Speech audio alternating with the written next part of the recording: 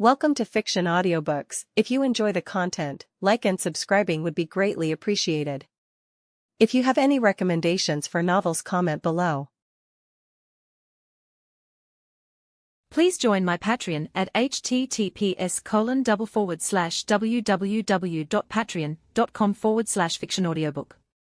Chapter 1, Jiang Cheng and Sato Kaede. In the Kanto region, in Pewter City, on the outskirts, a young man around 16 years old was sitting on a public bench diagonally opposite a small, rundown store that sold Pokemon supplies. The young man was wearing a set of ill-fitting clothes that had been washed to the point of fading, and although his face was rather handsome, it was gaunt and pale, with a few bruises. Based on his appearance, it was clear that he came from a poor family. The young man's name was Sato Kaede, a villager from the rural outskirts of Pewter City. He was currently working in the city to earn money. Unfortunately, the hard-earned cash he had made working at a convenience store had just been stolen by a gang of thugs. Sato initially resisted, but when he saw that each of the thugs was holding a pokeball, he quickly gave up. He knew that if he continued to resist, he would lose both his money and possibly his life. Despite having his money stolen, Sato wasn't too upset. Since leaving the countryside and moving to Pewter City, he had already encountered this situation several times. It seems that no matter which world it is, living like this means your future is always controlled by others. If you want to take control of your own fate, you must first gain great power. Being weak is the original sin. Sato Kaede leaned back on the bench, took out a crumpled cigarette, lit it with a lighter, and stared blankly at the sunset. His mind started to wander back to his past experiences. In reality, besides being a villager from the rural outskirts of Pewter City, Sato had another identity. He was originally from Earth, and his previous name was Jiang Cheng, a high-achieving graduate from a prestigious university who worked as a programmer. Jiang Cheng's background, much like Sato Kaede's current life in the Pokemon world, was simple. He was a child from a rural family, but thanks to his hard work, he managed to get into one of the top universities in the country. Jiang Cheng's parents were honest, hard-working farmers, and their simple lifestyle influenced him to be similarly hard-working and humble. He always dutifully did what was expected of him. After successfully graduating from university, Jiang Cheng quickly landed a job at a major global company thanks to his degree and solid programming skills, becoming a programmer. However, society is like a big melting pot. Even if you live quietly and do your job well, there will always be people who approach, exploit, or harm you for their own purposes. Jiang Cheng's diligence and intelligence soon caught the attention of his supervisors, and he was promoted to a position above many of his seniors. Naturally, some of these older colleagues were not pleased with having a junior surpass them. Unfortunately, Jiang Cheng remained the same honest person, and this made him vulnerable to manipulation. Eventually, in a collaborative project with his disgruntled seniors, Jiang Cheng was framed. A major error occurred in his work, causing significant losses for the company. Not only was Jiang Cheng fired, but he was also saddled with a debt he could never repay. Jiang Cheng's family was already poor, and although their situation had improved somewhat when he found work, this disaster struck like a hammer blow. His parents, unable to bear the emotional toll, soon passed away in grief. The death of his parents pushed Jiang Cheng, already on the edge, into deeper despair. After arranging their funerals, he contemplated ending his own life. However, during a visit to a bar, he overheard some former colleagues drunkenly revealing the truth about how he had been framed. Furious, Jiang Cheng wanted to take revenge but, as an educated individual, he resisted the urge to resort to violence. Instead, he chose to seek justice through legal means and reported the incident to the police. He also approached his former company to explain the truth, but too much time had passed, and most of the crucial evidence had been deliberately destroyed. There was no way to prove his innocence. An honest man rarely gets angry, but when he does, it can be terrifying. When Jiang Cheng found that the law could not save him, and he faced the taunting faces of those who had wronged him, he was consumed with rage. In the end, Jiang Cheng chose a path of no return. If the law couldn't give him justice, he would take matters into his own hands. Jiang Cheng was a highly intelligent person, having risen from poverty to attend one of the top universities in the country. Though not a genius, his IQ was well above average. Angering a high IQ individual and driving them to thoughts of murder is a disaster for anyone involved. During his university years, Jiang Cheng had majored in computer science, but he had also been very interested in chemistry. He had even taken additional chemistry courses and earned a certification, so, with a little more research and effort, it was no challenge for him to create explosive devices like detonators. Using his hacking skills, Jiang Cheng tracked the daily routines of his former colleagues. Soon, packages containing explosives were delivered to their homes, and Jiang Cheng's revenge was complete. However, he had become a notorious fugitive. In the face of the country's law enforcement machinery, Jiang Cheng could not escape for long. He was quickly identified as a suspect and placed on the national wanted list. After nearly 2 years on the run, Jiang Cheng grew tired of living as a fugitive. he returned to his hometown and ended his life. When the police found him, he had already passed away in front of his parents' graves, leaving behind a note requesting to be buried with them. Jiang Cheng's life was, without a doubt, a tragedy. His wish had been simple, to live well and give his parents a happy life. But in the end, he realized that even a simple wish like that, without enough power to protect it, could be easily shattered like a bubble. Sometimes, being too honest is a mistake. Unfortunately, by the time Jiang Cheng understood this, it was too late. Perhaps feeling pity for Jiang Cheng's tragic life, the heavens gave him a second chance, and Jiang Cheng was reincarnated into the Pokemon world. In this life, Jiang Cheng had a poor yet warm family. Having lost his parents in his past life, he cherished this gift dearly and treated the two elderly guardians with the utmost respect. In the village, he was known as a filial son. In reality, Sato Kaede was an abandoned infant adopted by the elderly couple who had found him by the roadside. They also had a biological son. Sadly, in contrast to Jiang Cheng's filial nature, their biological son was an ungrateful child who indulged in laziness, drinking, and gambling. Before Jiang Cheng arrived, their biological son had fled the village to escape a debt, and his whereabouts were unknown. The elderly couple, struggling with poverty, frequently faced debt collectors at their door. When he was at the age of 15, the elderly couple passed away peacefully under Jiang Cheng's care. Soon after, the ungrateful son returned, not to pay respects but to claim his inheritance. Although the elderly couple had left a will granting their house and land to Jiang Cheng, now that the elderly couple had passed, he didn't want to stay in this backward village anymore and end up living the life of an ordinary farmer. He willingly relinquished all rights to the estate, but made the son swear not to disturb the couple's graves. After securing the promise with witnesses from the village, Jiang Cheng left with nothing. Jiang Cheng was neither completely unfamiliar with the Pokemon world nor entirely knowledgeable about it. In fact, Jiang Cheng was also a Pokemon enthusiast when he was young.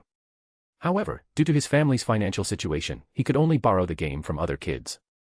After entering university, he took advantage of the free time and resources to fulfill his childhood dream of playing both the game and watching the animation.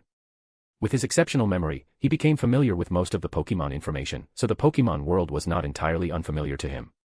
However, the game is just a game, and the animation is just an animation. When compared to the real Pokemon world, many differences immediately become apparent. For example, in the animation, Ash would get hit by Pikachu's Thunderbolt and only end up charred. But in this world, while humans are physically much stronger than those on Earth, without some special means of protection, getting hit by a Thunderbolt could be life-threatening. Only Pokemon, with their incredible endurance, could survive such an attack. Yes, in this Pokemon world, the status of humans is quite awkward. Even a tiny Rattata has the strength to easily chew through solid rock, and it could effortlessly kill a regular human. Only Pokemon can deal with Pokemon. This was the phrase Jiang Cheng had heard the most since arriving in this world, and he fully believed it. Due to the invention of Pokeballs and similar items, humans finally gained the power to contend with Pokemon. A profession known as Pokemon Trainer emerged, which became the key force in humanity's gradual dominance of this world. A Pokemon Trainer is someone who tames and trains Pokemon, essentially, a kind of beast tamer. For an ordinary person to stand a chance against wild Pokemon, the best way is to become a trainer. When Jiang Cheng first realized he had crossed into the Pokemon world, he was thrilled. He eagerly anticipated becoming a trainer and embarking on a journey like Ash's, as seen in the anime. Unfortunately, being a trainer, a profession that involves frequent interactions with Pokemon, is inherently dangerous. Every year, tens of thousands aspire to become trainers, but only a handful truly succeed. It makes sense when you think about it. Even with Pokemon, a trainer is still human. If they don't know how to properly use their captured Pokemon to protect themselves, they could easily end up buried in the ground.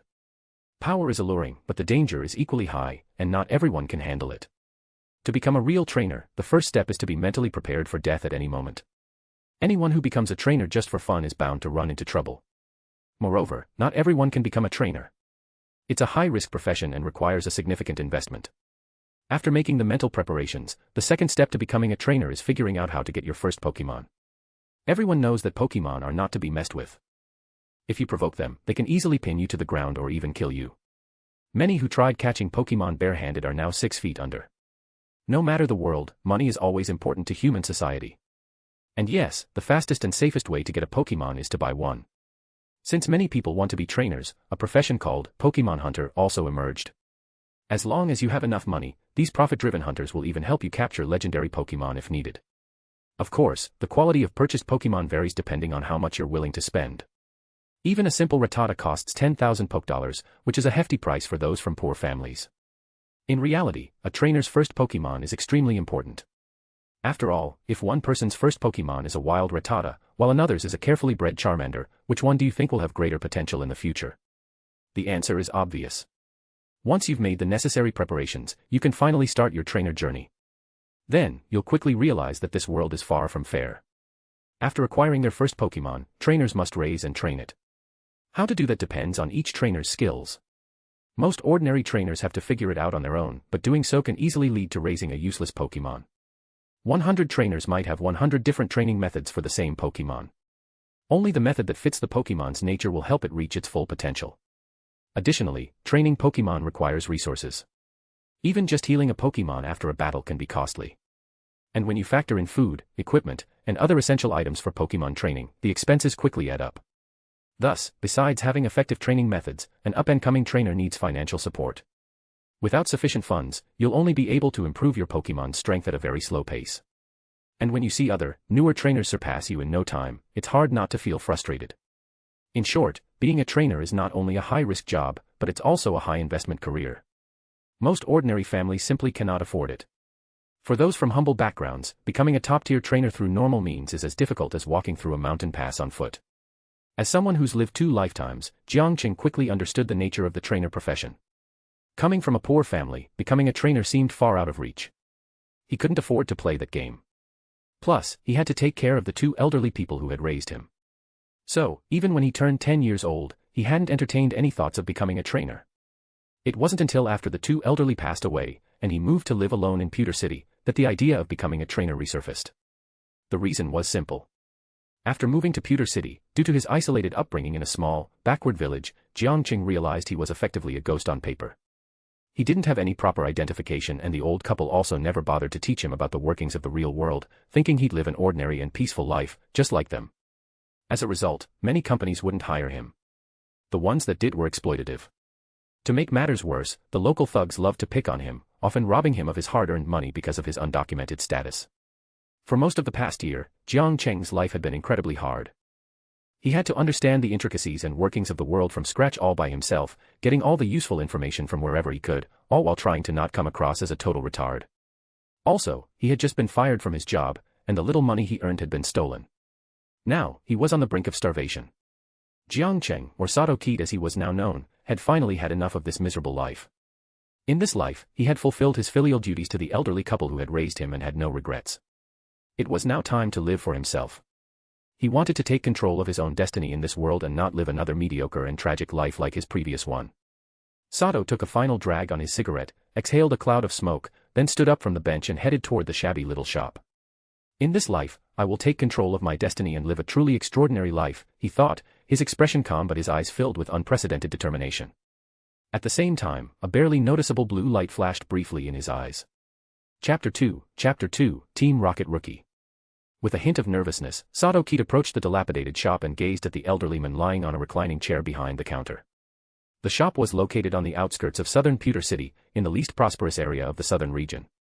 Nearby, there were only a few scattered shops still open. However, apart from the shop in front of Sato, the rest had large posters on their doors that read, "Prime Space for Rent." Sato's apartment was rented nearby. After living in the area for nearly a year, he had noticed the shop's situation due to his keen observation skills. In fact, since the day Sato arrived almost a year ago, this area had looked the same. Given that this was the least economically developed part of the city, it wasn't surprising that no one had taken over the closed-down shops. But Sato had noticed that on certain days, a group of people would come to the area and specifically visit this rundown shop. Judging by their clothing, it was clear that most of them, like him, were impoverished. Eventually, through deliberate contact, Sato uncovered the truth about the shop. It was a contact point for Team Rocket, the dark organization in Kanto. The people visiting were there to take part in Team Rocket's recruitment tests. And today was one of those specific days. Have you thought it through? Once you're in, it's hard to get out. Noticing Sato's presence, the elderly man slightly opened his cloudy eyes and spoke in a hoarse voice. "Please give me the address, sir." "I've lost everything and have nothing left to fear," Sato calmly replied. Sato fully understood his situation. Due to his status as an undocumented individual, he couldn't even legally become a Pokemon trainer. The League would never accept someone without any papers as a trainer. Worse, they might arrest and imprison him on finding out. It was not like he didn't understand why that was the case. Thinking from the perspective of normal people of this world, anyone without a single legit document would definitely be a suspicious individual, to say the least. So, if he wanted to become a trainer and obtain the resources needed to further his journey, he had to align with a powerful underground organization. And currently, Team Rocket in Kanto was clearly the best choice. Based on his memories from the manga, games, and anime, Team Rocket was undoubtedly the most powerful dark organization across regions, especially in Kanto, where its strength and vast resources far surpassed those of other regions' criminal organizations. For someone as impoverished as Sato, joining Team Rocket was undoubtedly a smart choice if he wanted to become a strong trainer. In his memory, Giovanni was an exceptionally capable leader, with charisma and a broad-minded tolerance for people, traits that far surpassed those of other criminal leaders. He was also dedicated to nurturing talent. Upon hearing Sato's words, the elderly man opened his half-closed eyes and retrieved a device resembling a tablet from a hidden corner. After a few taps and a scan of Sato, a file appeared on the screen, and in the top left corner was Sato Kaede's portrait. Ha ha ha, it seems you truly have nowhere else to go. Take this. Time's running out, you'd better hurry. See the mark on that tree over there? Follow the marks, and you'll reach your destination.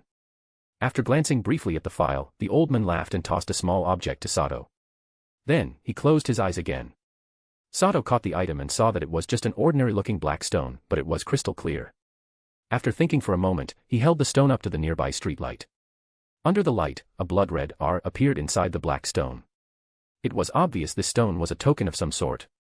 Without it, even if he found the destination, nothing would happen. Sato then followed the direction indicated by the old man and found the tree he had pointed to.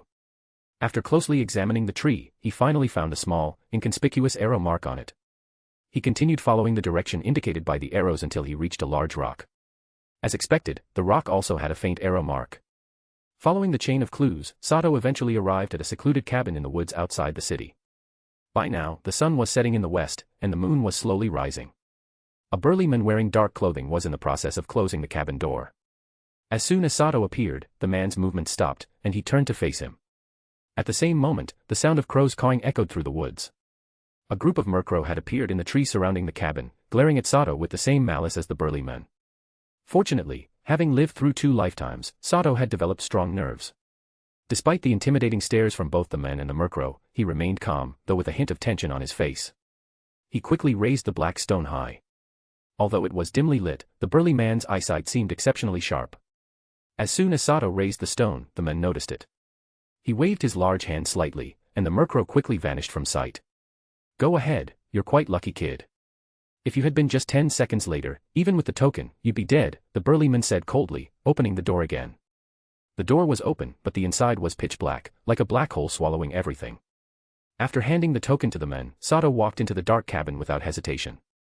The moment he stepped inside, the door was shut behind him. In the next second, Sato Kaede realized that the wooden floor beneath him had mysteriously disappeared, and he was plunging into a deep darkness. During his fall, a terrifying sound soon caused Sato to lose consciousness. When he opened his eyes again, he found himself lying in a bright, open square. Surrounding him were several people, some standing and others sitting. These people briefly glanced at him as he woke up, then quickly lost interest and refocused their attention on the platform in the middle of the square. So this is where Team Rocket recruits newcomers. They sure leave no trace. Now, I don't even know how to get back. I'll just have to accept whatever they throw at me from now on, Sato thought, his expression darkening as he recalled the events that transpired after entering the forest cabin. Time passed quietly, and during this period, Sato counted the number of people in the square, exactly 50. However, the square was so large that the individuals appeared sparsely spread out. Sato tried to initiate contact with others, but he found that everyone was highly guarded, ignoring his attempts to approach. After several fruitless efforts, he gave up and leaned against a wall, observing and waiting in silence. About an hour later, Team Rocket members finally arrived. Suddenly, doors appeared along the previously sealed walls of the square, save for a single ventilation duct. A group of Team Rocket members, dressed in their uniforms, swiftly entered through the doors. They rudely pushed those on the edges of the square inward, then positioned themselves methodically around the perimeter, forming a tight encirclement around the newcomers. At the same time, they released their Pokémon from their Pokeballs, adding them to the encircling formation. Once the perimeter was established, a man wearing an elite Team Rocket uniform appeared on the platform, sitting leisurely in a chair. This was a well-built middle-aged man, with several menacing scars across his face. His sharp, hawk-like eyes radiated a cold, oppressive aura, and his powerful presence made it clear that he was someone not to be trifled with. As his gaze swept over the crowd, both the Team Rocket Grunts and the newcomers, including Sato, couldn't help but shiver. The atmosphere in the square immediately became tense and silent, with no one daring to make a sound. "Good, I welcome you all," the man said loudly, his voice full of authority. "My name is Caesar, and I am your instructor. Now, listen carefully. I won't repeat myself. Bring them out." After he finished speaking, Caesar clapped his hands, and several Team Rocket members hurriedly wheeled out large racks, placing them in the open space in front of the platform. The racks were neatly filled with red and white pokeballs. I won't waste time with small talk. You see these? These are the initial benefits we give to newcomers. Go ahead, choose one. But remember, you are not allowed to release the Pokemon inside, and once you make your choice, you cannot change it. Caesar said, continuing to watch the group with a cold expression. Under Caesar's gaze, and that of the surrounding Team Rocket members, the newcomers hesitated briefly, though their faces were filled with excitement. When the first few at the front stepped forward and successfully retrieved their Pokeballs without incident, the rest of the group quickly descended into chaos, rushing forward to claim their own, hoping to get the best starter Pokemon. Standing at the back of the group, Sato was tempted, but seeing the crowd at the front growing dense and even causing some trampling incidents, he wisely chose to stay put and patiently wait for the others to finish selecting. When the racks filled with Pokeballs had first been brought out, Sato had noticed that each rack held at least 100 Pokeballs, and there were a total of 10 racks placed in front of the platform. Since each person could only select one Pokeball and could not release the Pokemon inside, there was no reason to rush. After a few minutes, most of the newcomers had chosen their Pokemon, and only then did Sato, along with a few other patient individuals, slowly step forward to make their selections. Upon approaching, Sato couldn't help but smile bitterly. In fact, Team Rocket was only offering 6 types of Pokemon for the newcomers, and 4 of them were extremely common in the areas around Pewter City. The 6 Pokemon available were Rattata, Spearow, Geodude, Zubat, Koffing, and Ekans. In terms of battle strength, Ekans was undoubtedly the strongest of the 6, followed by Koffing and Spearow. Judging by the number of missing Pokeballs, most people had chosen Ekans or Koffing, followed by Spearow and Geodude. Very few people opted for Rattata or Zubat. Chapter 3, Initial Pokemon. To be honest, when Sato first saw the 6 available Pokemon, his initial thought was to choose the strongest one, Ekans. However, after calming down and thinking it over, he shifted his focus to the rack filled with Pokeballs containing Zubat. As a Pokemon enthusiast, Sato was naturally very familiar with these 6 common Pokemon from the Kanto region. Ekans and Koffing, in particular, were standard for Team Rocket. Both were Poison-type Pokemon, and among all the basic Poison types, they were considered quite powerful.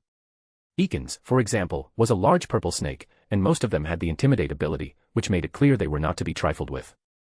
In the wild, Ekans, being a Poison type, had a dominant presence in its habitat and was high on the food chain. Most wild Pokemon would turn and flee at the sight of it. Koffing, on the other hand, was even more notorious, known as Team Rocket's go-to-escape tool. Whether it was releasing black smoke to confuse enemies or performing a self-destruct attack at critical moments, Koffing was an extremely useful Pokemon for Team Rocket.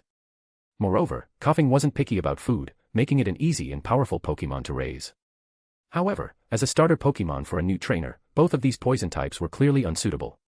You have to understand, when a trainer chooses a Pokemon, the Pokemon is also choosing its trainer.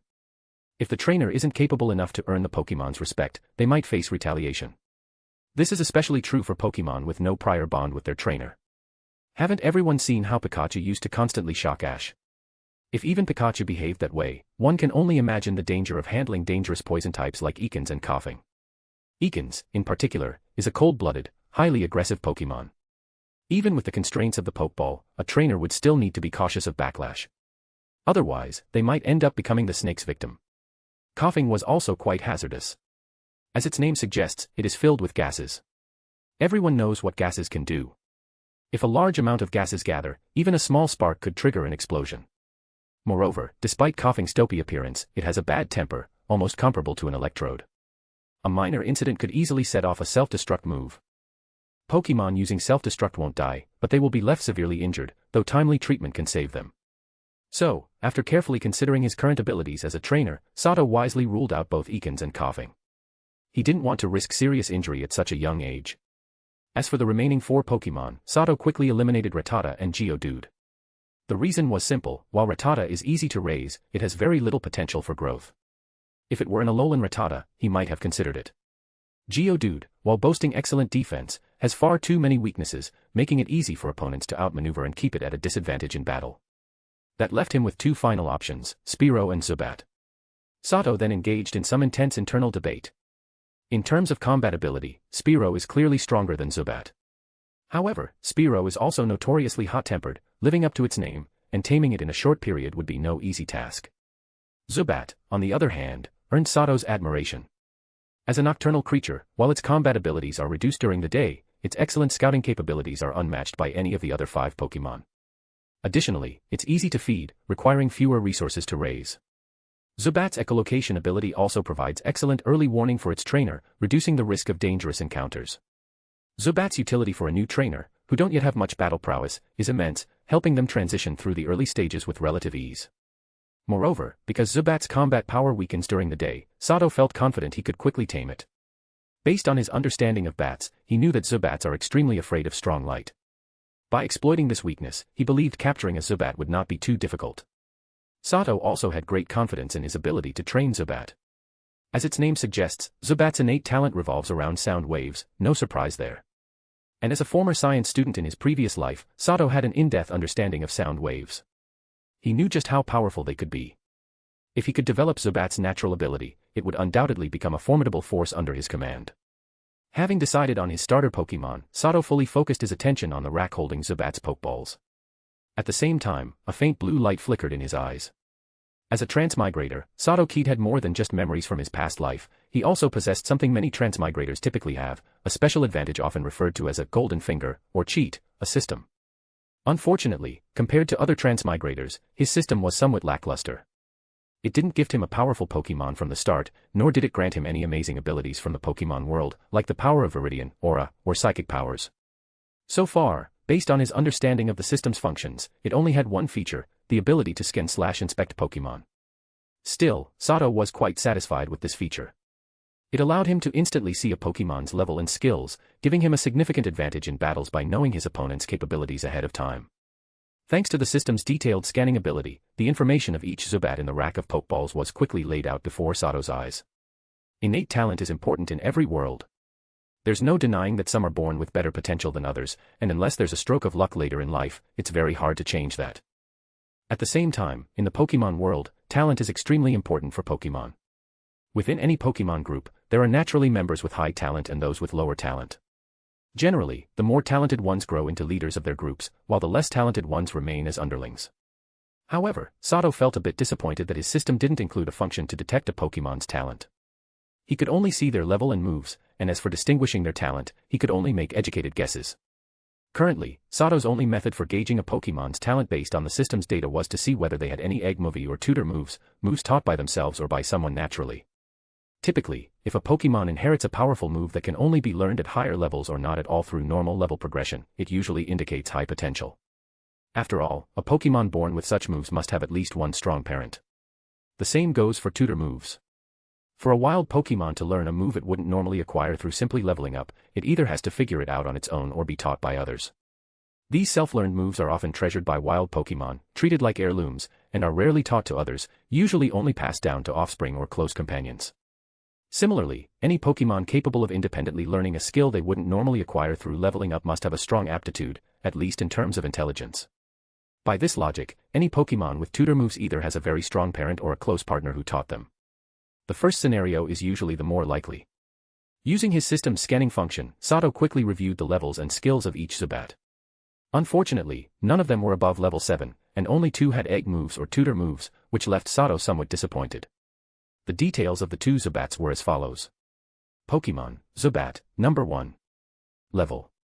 Type, Poison/Flying. Ability, Inner Focus. Gender, Female.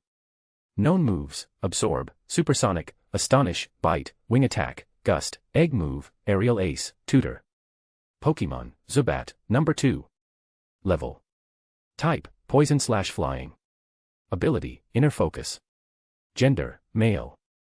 Known moves, Absorb, Supersonic, Astonish, Bite, Wing Attack, Hypnosis, Egg Move, Shadow Ball, Tutor.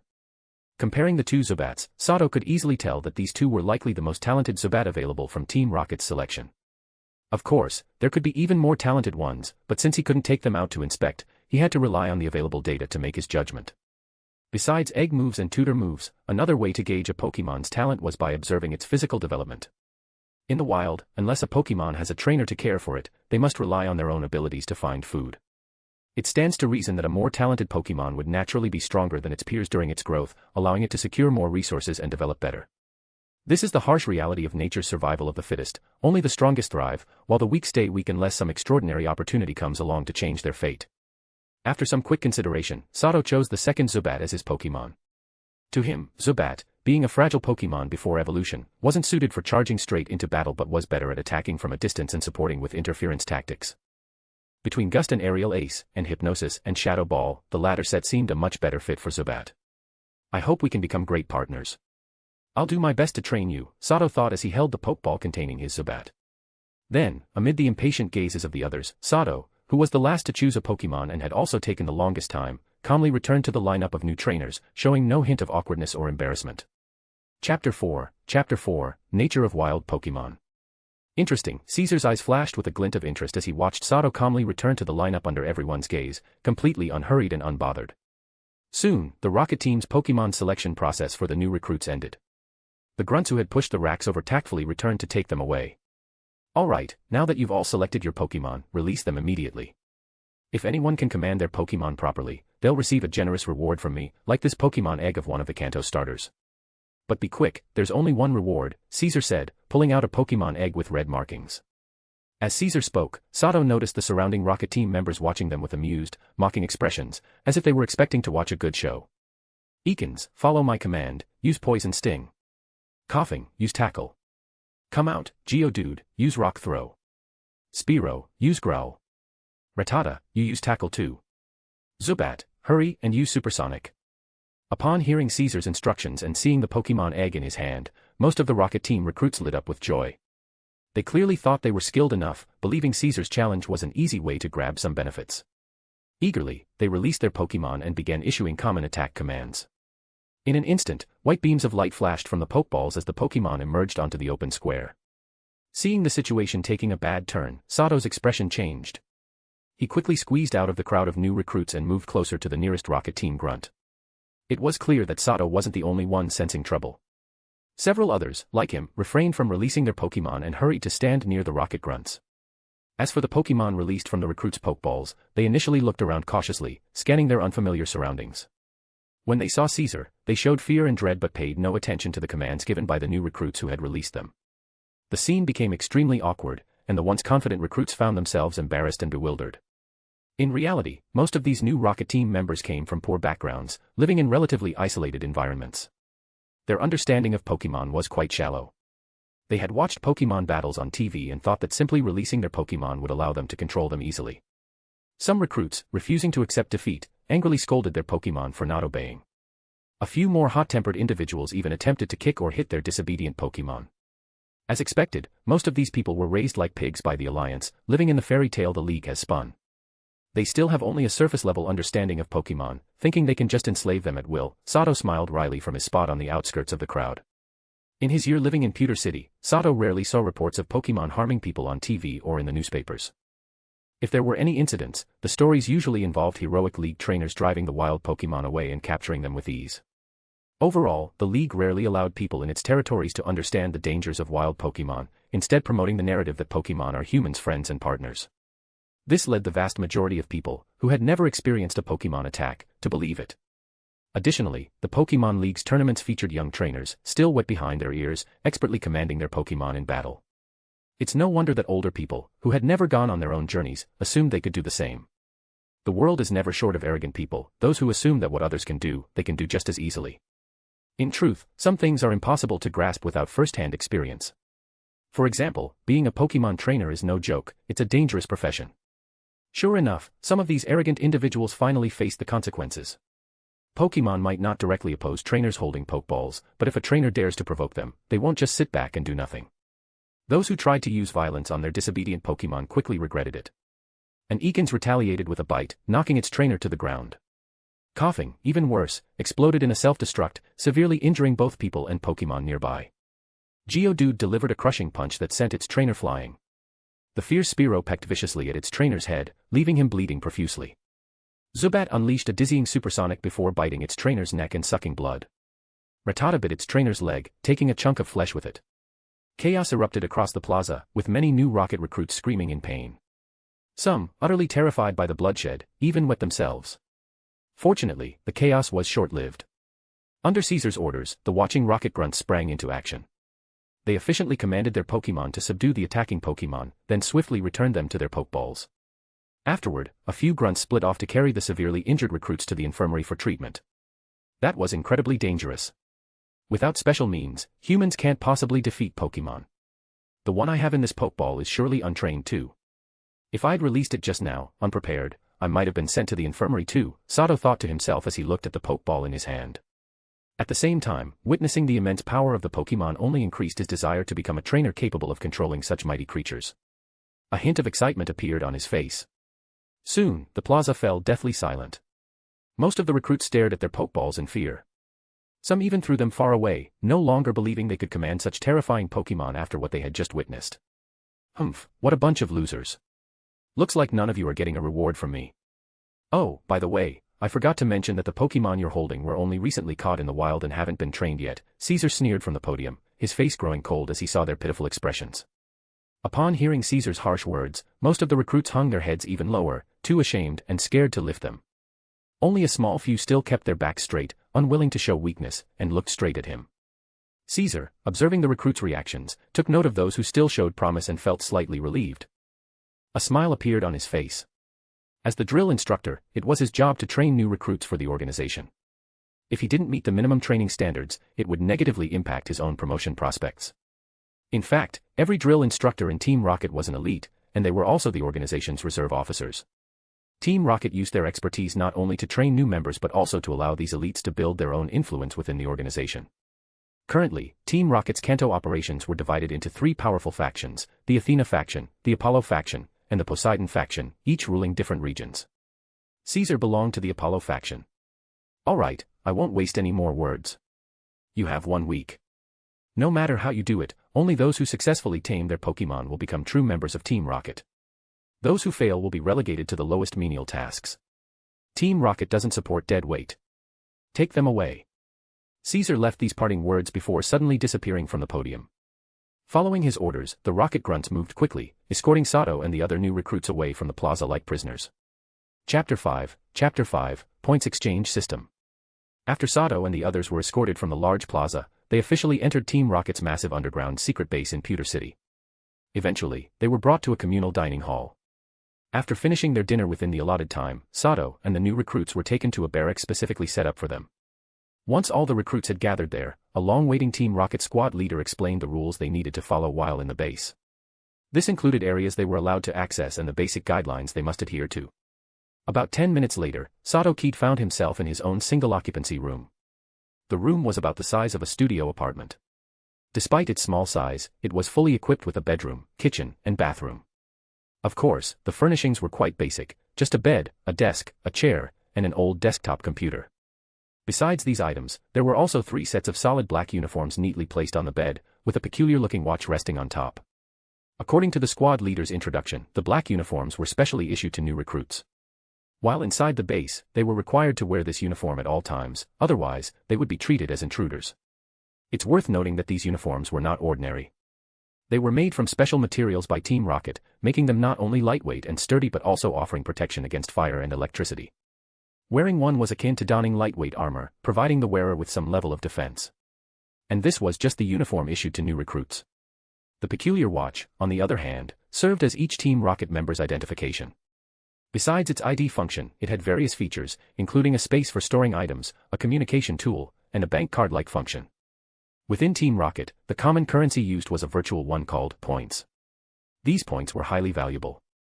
As long as a recruit had enough points and the right permissions, they could use the Team Rocket Points exchange system to acquire a variety of items. Being a large, shadowy organization with influence across both Kanto and Johto, Team Rocket had an abundance of resources. The points exchange system contained a wide range of items acquired through the group's operations. Whether it was rare Pokemon items, valuable TMs, or even the famous pseudo-legendary Pokemon from different regions, the points exchange system had it all. As part of their new recruit benefits, Sato Kaede and the others had already been credited with points in their accounts as starter funds for nurturing their Pokemon. All in all, Team Rocket put a considerable amount of effort into training their recruits. From providing them with starter Pokemon to giving them protective gear and points, it was clear how much emphasis they placed on developing new talent. Only 1 week to tame it, and the only resource I have right now is points. I need to think carefully about how to make the best use of this limited resource, Sato thought to himself as he lay in bed, forcing himself to stay awake and plan his next steps. He then got up from the bed and sat at the desk, powering on the desktop computer. Soon, the screen lit up and displayed the desktop. There were only two icons, one labeled, My Computer, and the other, Points Exchange System. Seeing the second icon, Sato eagerly clicked on it with the mouse, only to discover that it required identity verification to access. The squad leader had not mentioned this part. Fortunately, Sato Kaede was a programmer in his previous life, and the computers in this world were not much different from those back then. Seeing the situation, he didn't panic. After thinking for a bit, he carefully inspected the entire computer. Eventually, he found a slot on top of the computer case near the wall, which resembled the shape of his Team Rocket issued watch. With a "let's give it a try" mindset, Sato Kaede placed his Team Rocket watch into the slot. A second later, the desktop interface switched, and he successfully passed the identity verification, entering the points exchange system. Overall, the items available in the points exchange system were divided into 4 categories. The first was various Pokemon items, the second was TMs, the third was Pokemon, and the fourth was training manuals. The Pokemon item category contained things like sprays, evolutionary stones, and held items. In addition to these, there were common miscellaneous items and even some gadgets invented by Team Rocket. The TM category, as expected, consisted of various move discs. Upon a quick glance, Sato realized that nearly every type of TM was available, except for moves exclusive to legendary Pokemon. Unfortunately, due to his current status as a new recruit, Sato could only exchange for relatively common TMs. The Pokemon category naturally allowed recruits to exchange for various Pokemon.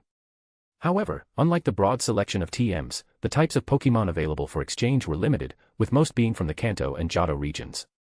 Lastly, the training manual category contained various guides on quickly and effectively raising certain Pokemon. However, most of the manuals were incomplete or had severely truncated methods.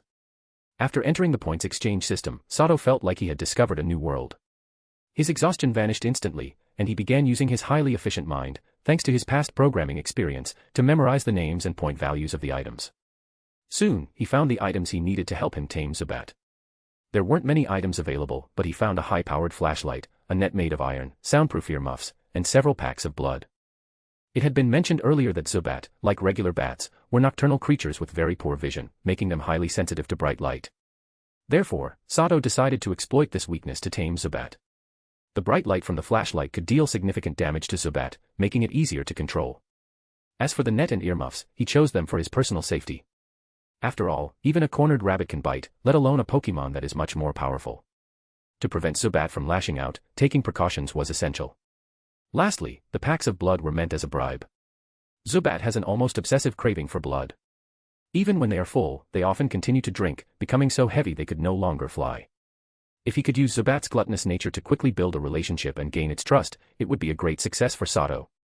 He knew that Zubat's final evolution into Crobat required a high level of friendship. As for why Crobat appeared in the wild, that was a mystery for another time. The items Sato chose were all relatively low-cost miscellaneous goods. The high-powered flashlight required points, the small iron net needed points, the soundproof earmuffs and each small pack of blood would also cost a few points. Based on Sato calculations, the total points required for all these items was well within his current budget. However, Sato didn't rush to exchange for the items immediately. Instead, he spent nearly 2 hours memorizing the names and prices of various items in the points exchange system. Afterward, he shut down the computer, lay down on his bed, and fell into a deep sleep. Chapter 6, Resources Rationalization. It wasn't until 7 o'clock the next morning that Sato slowly woke up from his bed. The first thing he did, still half asleep, was to glance at the red and white Pokeball resting on the table. Realizing this wasn't a dream, Sato checked the time on his Team Rocket issued watch. He closed his eyes for a moment, and after about a minute, he opened them again, now fully awake. After a quick wash, Sato put on his Team Rocket recruit uniform and attached the Pokeball containing Zubat to his belt, then left his room. As the saying goes, food is the first necessity of the people. Feeling quite hungry after waking up, his first stop was the communal dining hall. Team Rocket's welfare system was quite decent for its members, anyone contributing to the organization could get enough food to eat, and it was unlimited. Even though Sato and other new recruits hadn't contributed to Team Rocket yet, they were still entitled to certain benefits, including 3 free meals a day with no limits on portions. Of course, with free meals, you couldn't expect high quality. The food was basic, there was plenty of rice, but only limited amounts of side dishes. If you wanted something better, you'd have to spend points to buy it. It was already past 7 a.m., so those with assigned tasks had long since left the dining hall. The only ones left were new recruits like Sato Kaede. Most of them had already finished eating and were gathered in small groups, frowning as they discussed how to tame the Pokemon inside their Pokeballs. These recruits weren't stupid, they knew that 3 heads are better than 1, so they hoped to work together as a team to tame their Pokemon. While a single person might not be able to handle a Pokemon, 10 or more well-prepared individuals could likely stand a chance. If they could help one person tame their Pokemon, the rest would be easier. Once the first Pokemon was tamed, that person could help the others do the same. Sato's arrival didn't draw much attention. By now, the new recruits had naturally formed small teams, and no one was interested in Sato, who had arrived late and was quite thin. So, Sato quietly picked up his free breakfast from the cafeteria staff and found a secluded corner to eat in peace. He wasn't concerned with how others planned to tame their Pokemon. He already had a method in mind to tame Zubat, what he needed now were the tools to do so. The easiest and most straightforward way to get those tools was to exchange points through Team Rocket's internal points exchange system.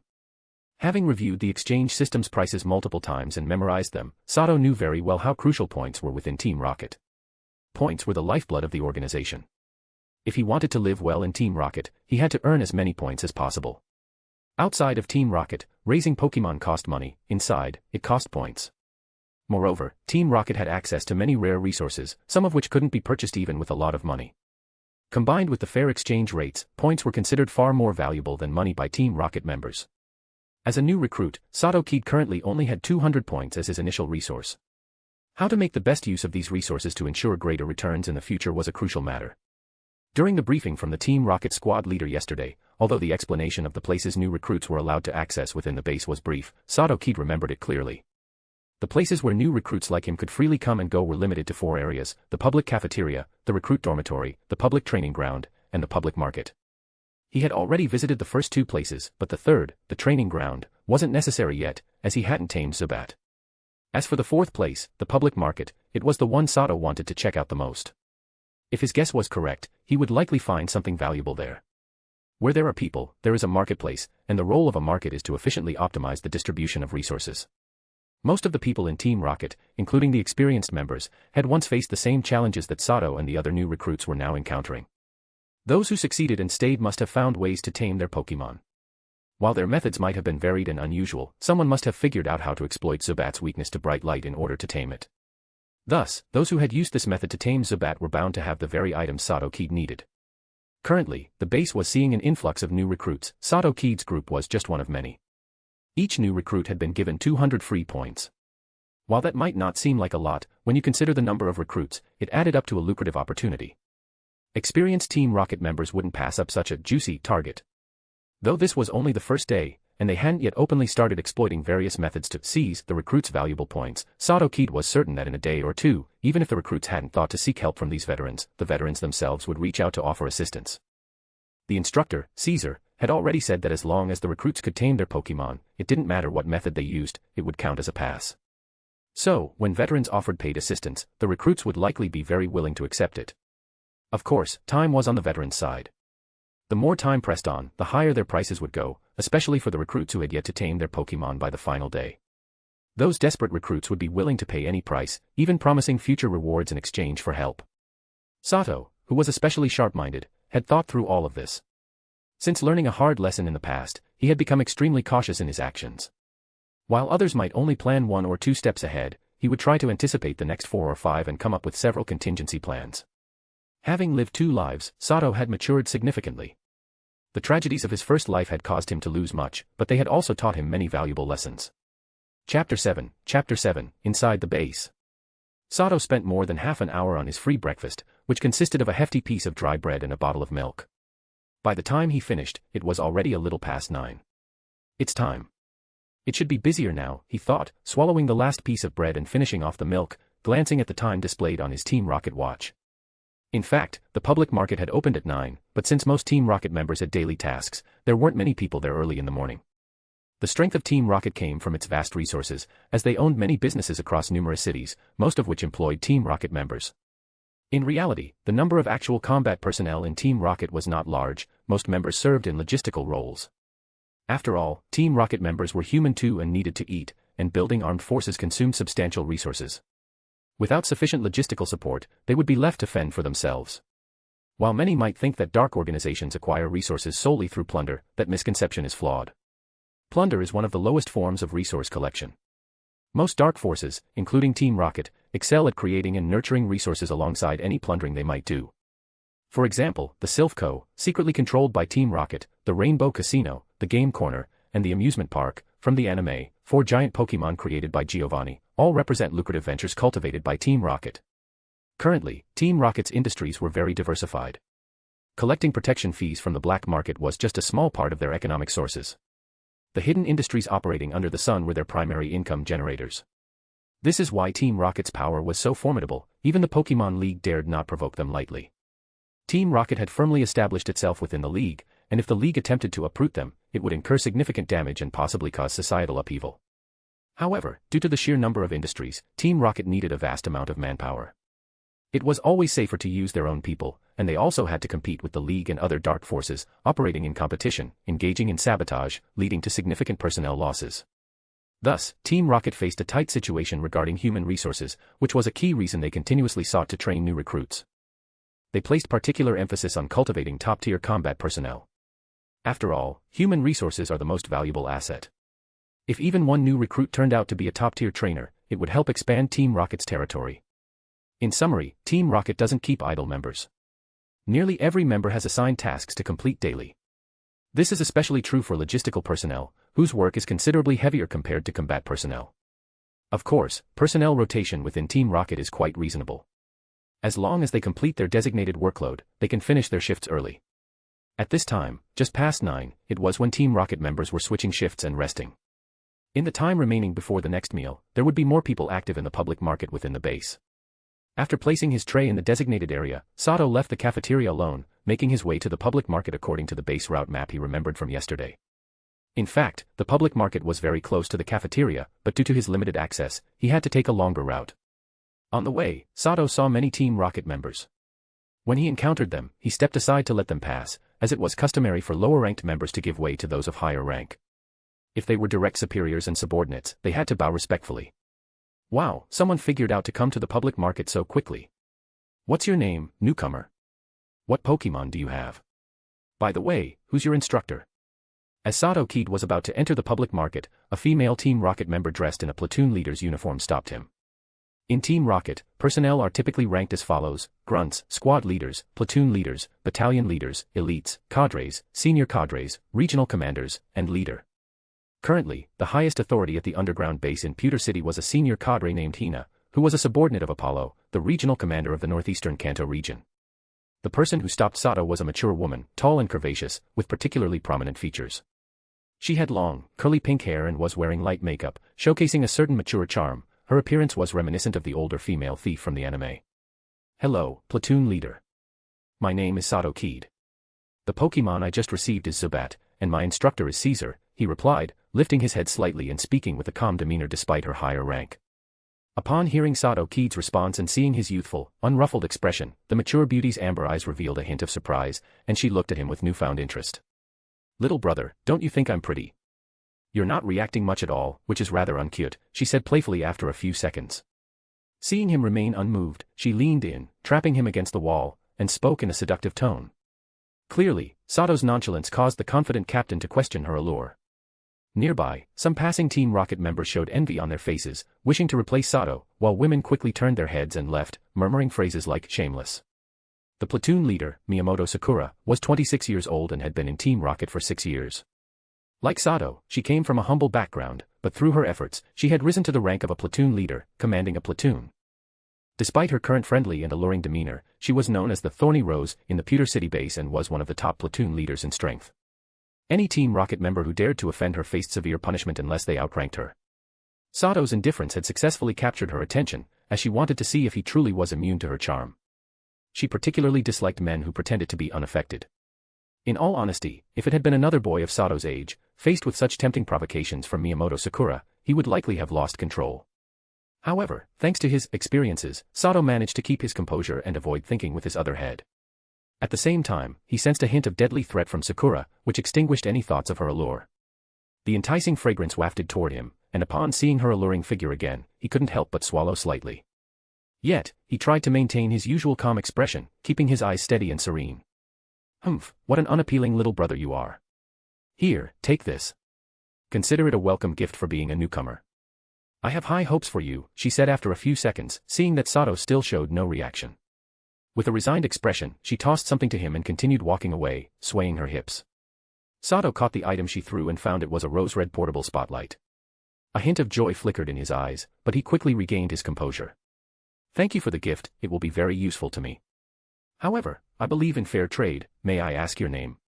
I'd like to purchase this spotlight at the price listed in the points exchange system, he called out to Sakura, who had already walked a short distance away. Unfortunately, she ignored him and continued swaying her way forward, glancing back at him with a flirtatious smile before disappearing from his sight. Chapter 8, An Unusual Public Market. I've noted down this small favor, I'll definitely repay you when the opportunity arises. Seeing that Miyamoto Sakura ignored him and left, Sato silently thought as he put away the bright red portable flashlight into the storage space of his Team Rocket watch.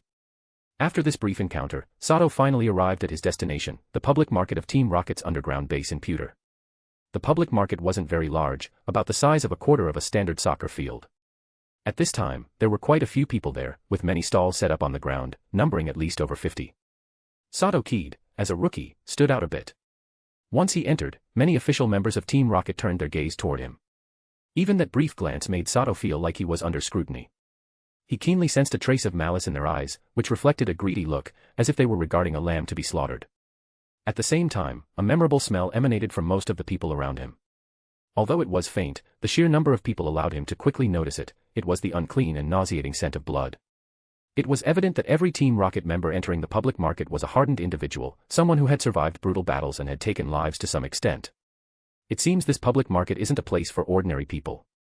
The tension here indicates that these individuals are perhaps the real operatives of Team Rocket, completely different from the foot soldiers I saw before. I've only felt this kind of atmosphere from that instructor named Caesar, Sato thought as he observed the members moving around him. Since entering the public market, the air felt thicker, the tense atmosphere making it somewhat uncomfortable for him to breathe. The Team Rocket members were likely engaging in subtle competitions or warnings against each other, trying to secure better deals for themselves, or looking for easy targets. Although Sato had also taken lives in his previous life, it clearly didn't compare to the Team Rocket members around him who had engaged in real battles. After all, he had only manufactured bombs to kill, delivering them to his enemies' homes via courier, without getting his hands dirty. Fortunately, Sato's courage and willpower far surpassed that of ordinary people. He gradually adapted, and with his rising confidence, he shifted back to his usual I don't give a fuck attitude. Showing any weakness would only invite those looking to oppress and exploit. The Team Rocket members near him also sensed the change and the feeling of being scrutinized lessened significantly. Sensing that he wasn't easy to bully or intimidate, the members nearby stopped paying attention to him and he was no longer met with hostility. At this point, he could finally search for what he needed. Most stalls had a clean cloth laid out with various items displayed on them. The majority of the goods were Pokemon items and various other supplies. As Sato walked around, he saw all sorts of Pokemon items, the most common of which were various spray potions and berries with different effects. These common Pokemon items were reasonably priced. For example, a low-level healing spray potion cost about 10 points in the Team Rocket points exchange system, while the standard price here was 8 points. Overall, most items in the public market were cheaper than their equivalents in the points exchange system. It made sense since if the prices were equal or higher, one might as well redeem them directly from the system, especially since those were new items. Moreover, everyone trading here knew that the items being sold were likely black market goods, and since they were second-hand, lower prices were to be expected. Generally, the only items that exceeded the points exchange prices were Pokemon. The price for redeeming Pokemon through the Team Rocket points system was a standard rate, meaning, in the market, it could be lower or higher, depending on the specifics. Ultimately, those familiar with Pokemon typically wouldn't redeem them from the point system, they preferred to catch them themselves or trade with others. To put it simply, redeeming Pokemon through the point system was like shopping online, while those in the public market were akin to buying in a physical store. In a physical store, it was up to the buyer's discernment, and the sellers weren't naive. Experienced trainers could easily assess the quality of the Pokemon. Currently, Sato noticed a stall selling a particularly rare Pokemon, a well-developed Bulbasaur, at least twice the size of an average Bulbasaur, with vibrant colors. This Bulbasaur, trapped in a glass case, was clearly not one of those docile, captive ones from the Alliance but a wild one, showing a strong instinct. It would lash out with its vines at anyone who tried to get close, though its attacks were all blocked by the specially designed glass case. It was evident that this wild Bulbasaur had exceptional potential. The seller had set the price 5 times higher than the points exchange system, 10,000 points. Even with such a high price, many Team Rocket members approached to bargain, including several squad leaders and team leaders. While the seller remained composed, Sato used his system to skin the Bulbasaur and confirmed that its potential was indeed outstanding. Although its level was low, it had several egg moves and TM moves. Pokemon details. Pokemon, Bulbasaur. Level. Type, Grass/Poison. Ability, Overgrow. Gender, Male. Known moves, Tackle, Growl, Leech Seed, Vine Whip, Poison Powder, Sleep Powder, Takedown, Leaf Blade, Leech Seed, Giga Drain, TM, Grass Whistle, Egg Move, Nature Power, Egg Move, Toxic, TM, Energy Ball, TM. Seeing the details of the Bulbasaur made Sato's heart race. If he could start with such an outstanding starter Pokemon, his future path as a trainer would undoubtedly be much smoother. However, despite his envy, he quickly shifted his gaze away and continued searching for what he wanted at other stalls. So far, he had unexpectedly obtained the portable flashlight, but he still needed a sturdy iron net. As for blood packs and noise-canceling earplugs, those could only be purchased with points in the exchange system. After all, who would sell blood for no reason? And it was better to buy new earplugs for hygiene. Chapter 9, Unexpected Benefit. After a careful search, Sato finally found the iron net he needed at a stall tucked away at the edge. Upon seeing the other items at the stall, he felt as if he had discovered a new world, and his eyes lit up. Compared to other stalls selling a variety of Pokemon items and gear, this one looked rather shabby, featuring various discarded second-hand training tools. These included weights of different sizes for training a Pokemon's limbs, frisbees for improving coordination, and weighted vests for building physical strength. From the condition of these second-hand training tools, it was clear they had been used for a considerable time, with many scratches on the surface and faded paint. However, overall, they were still in relatively good shape, showing no cracks. With a little care, they could still be used for a few months without issue. "Excuse me, sir, how much for that iron net and these training tools?" Sato politely inquired as he approached the stall, pleased to find items that suited him well. The vendor was a burly man with a square face, thick eyebrows, and squinty eyes, giving him a rather honest appearance. Currently at the lowest rank of a soldier, the man sat cross-legged on the ground. When he saw the newcomer approach, a hint of joy spread across his face. Well, it's rare to see a rookie like you daring to come here alone on your first day. You've got a good eye. These are excellent training tools for Pokemon. Although they look a bit worn, they should last at least a year and a half. I won't charge you much, just 150 points for the iron net and that particular set of training tools. The man smiled broadly as he spoke. However, upon hearing the price of 150 points for the iron net and training tools, Sato's expression shifted slightly to one of extreme displeasure. He recognized the set of simple training tools from the point exchange system, where they were listed for just 200 points for a new complete set. Given the level of wear and tear on the items, their value should be much lower. The iron net, similarly, had an exchange price of 20 points in the exchange system. So the vendor's claim of not overcharging was clearly nonsense. In Sato's view, the iron and training tools together were worth 86 points at most in second-hand condition, and considering their current condition, there would at least be a further 40% discount, bringing their current price to about 50 points. Come on, sir, you must be joking and must have forgotten to give me a discount. How about I make you an offer instead? Considering their current condition, I'll pay 50 points for the iron net and the training tools. Sato replied with a plain face. At this moment, after hearing Sato's offer, the man's friendly smile vanished instantly. His face turned into a frown and he scrutinized Sato from head to toe, as if trying to memorize every detail about him. As the man stood up and narrowed his eyes, a terrifying aura emanated from him, immediately pressing down on Sato Kaede, clearly trying to intimidate him. In that instant, Sato felt as if he were facing not a man but a fierce beast driving him into a corner. However, even in the face of such ball-ant intimidation, Sato tried to remain calm and he maintained his usual composed attitude.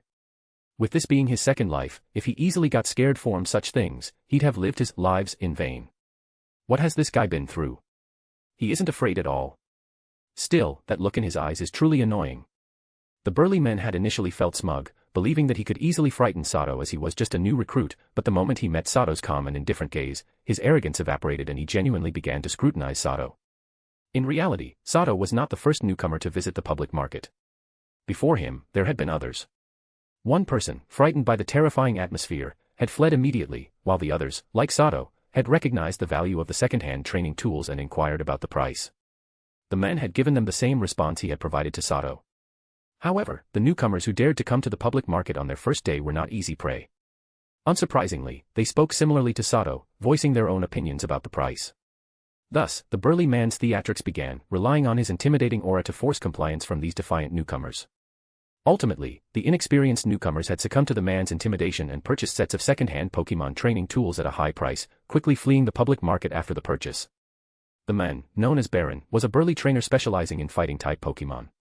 He had been with Team Rocket for a while and had participated in numerous missions and battles, at least 90, if not 100. In fact, Baron had the strength to be promoted to squad leader or even platoon leader, but he preferred not to take on leadership roles, often rejecting promotions. His carefree nature and formidable strength made him somewhat arrogant and antisocial, leading to him frequently offending others, which is why he remained just a soldier. Recently, Baron had fallen into financial trouble due to gambling losses, and remembering that this was the time when new recruits joined, he took the opportunity to make some easy money, using the worn-out training tools at his stall as bait to attract what he perceived as naive newcomers. His method had proven effective. After deducting the cost of the second-hand training tools, which he had acquired at a bargain price, he had already earned significant points by exploiting the new recruits and selling them at much higher prices. However, as the saying goes, standing by the river, one cannot avoid getting wet. It was only after encountering someone like Sato, who showed no fear, that his tactics began to falter. According to Team Rocket's rules, mutual attacks were strictly prohibited unless a member had betrayed the organization. While Baron's intimidation tactics did not technically count as violations, with Sato standing his ground, there was nothing he could do. Most importantly, Sato's indifferent gaze triggered a sense of caution in Baron. Despite his usual arrogance and carefree lifestyle, he knew how to gauge who he could offend and who he shouldn't. He held no regard for the weaklings he intimidated into submission but recognized that Sato was different. It was easy to see that he was not someone who would easily be taken down. Given a little time, he would likely become a formidable trainer. After some self-reflection, Baron concluded that it was unwise to offend Sato over some points and decided to make amends. Not bad, kid. What's your name? I'm Baron. Let's be friends. Consider this iron net and training set as a welcome gift. Baron immediately softened his demeanor, displaying a friendly expression toward Sato and decided to do him a favor instead. Once Baron relaxed his menacing demeanor, Sato exhaled in relief inwardly. He was surprised to see such a drastic change in the man's attitude. However, being astute, Sato quickly deduced the man's thoughts, and his surprise faded away. Thank you so much. These items will be really useful for me. My name is Sato Kaede, and it's a pleasure to meet you, Baron. I hope to learn from you in the future, he responded graciously, aligning himself with Baron's intentions. In the end, after a pleasant conversation with Baron, Sato acquired the iron and second-hand training tools without spending a single point, and he also obtained some very important information which he needed. Chapter 10, First Pokemon. Unexpectedly, Sato had obtained a portable flashlight from Miyamoto Sakura and received an iron net and a training tool from Baron. Now, the only items he needed to capture the Zubat were a blood bag and noise-canceling earplugs. Not wasting much time, Sato exchanged communication details with Baron and bid farewell before quickly leaving the public market. He retraced his steps back to his room from memory. Upon entering his room, Sato immediately turned on his computer, then used his Team Rocket watch to access the points exchange system. He quickly spent 45 points to purchase 5 packets of blood, a pair of noise-canceling earplugs, and a Pokemon food dish. About 10 minutes later, someone knocked on Sato's door. He opened it to find a middle-aged man in a janitorial uniform holding a package. As mentioned earlier, in Team Rocket, those with lower status than recruits are the janitorial staff. These individuals failed the recruit trials and are at the bottom of Team Rocket. Their role is akin to doing menial tasks. They handle all sorts of dirty and labor-intensive jobs. Of course, these janitorial workers have not completely lost their opportunity for advancement, but their path to promotion is much harder than when they were recruits. After all, those who are exploited the most have no source of points. The heavy janitorial work can only guarantee their meals and housing, completely losing the free time and additional help from points that recruits receive. Once the recruit period is over, unless they promote to a soldier, all free points are reset to 0. Under such circumstances, the difficulty for janitorial workers to tame Pokemon is naturally heightened. In fact, out of every 100 janitorial staff, only 1 or 2 succeed in promotion. Without any exchange, Sato took the package from the seemingly numb-eyed janitorial worker and closed the door again. There's nothing to complain about, the path chosen is one's own, and after all, Team Rocket is a dark organization, not a charity. Those who cannot pass the recruit trials are doomed to severe exploitation. Now that he had the blood bag and noise-canceling earplugs, all the preparations for capturing were complete.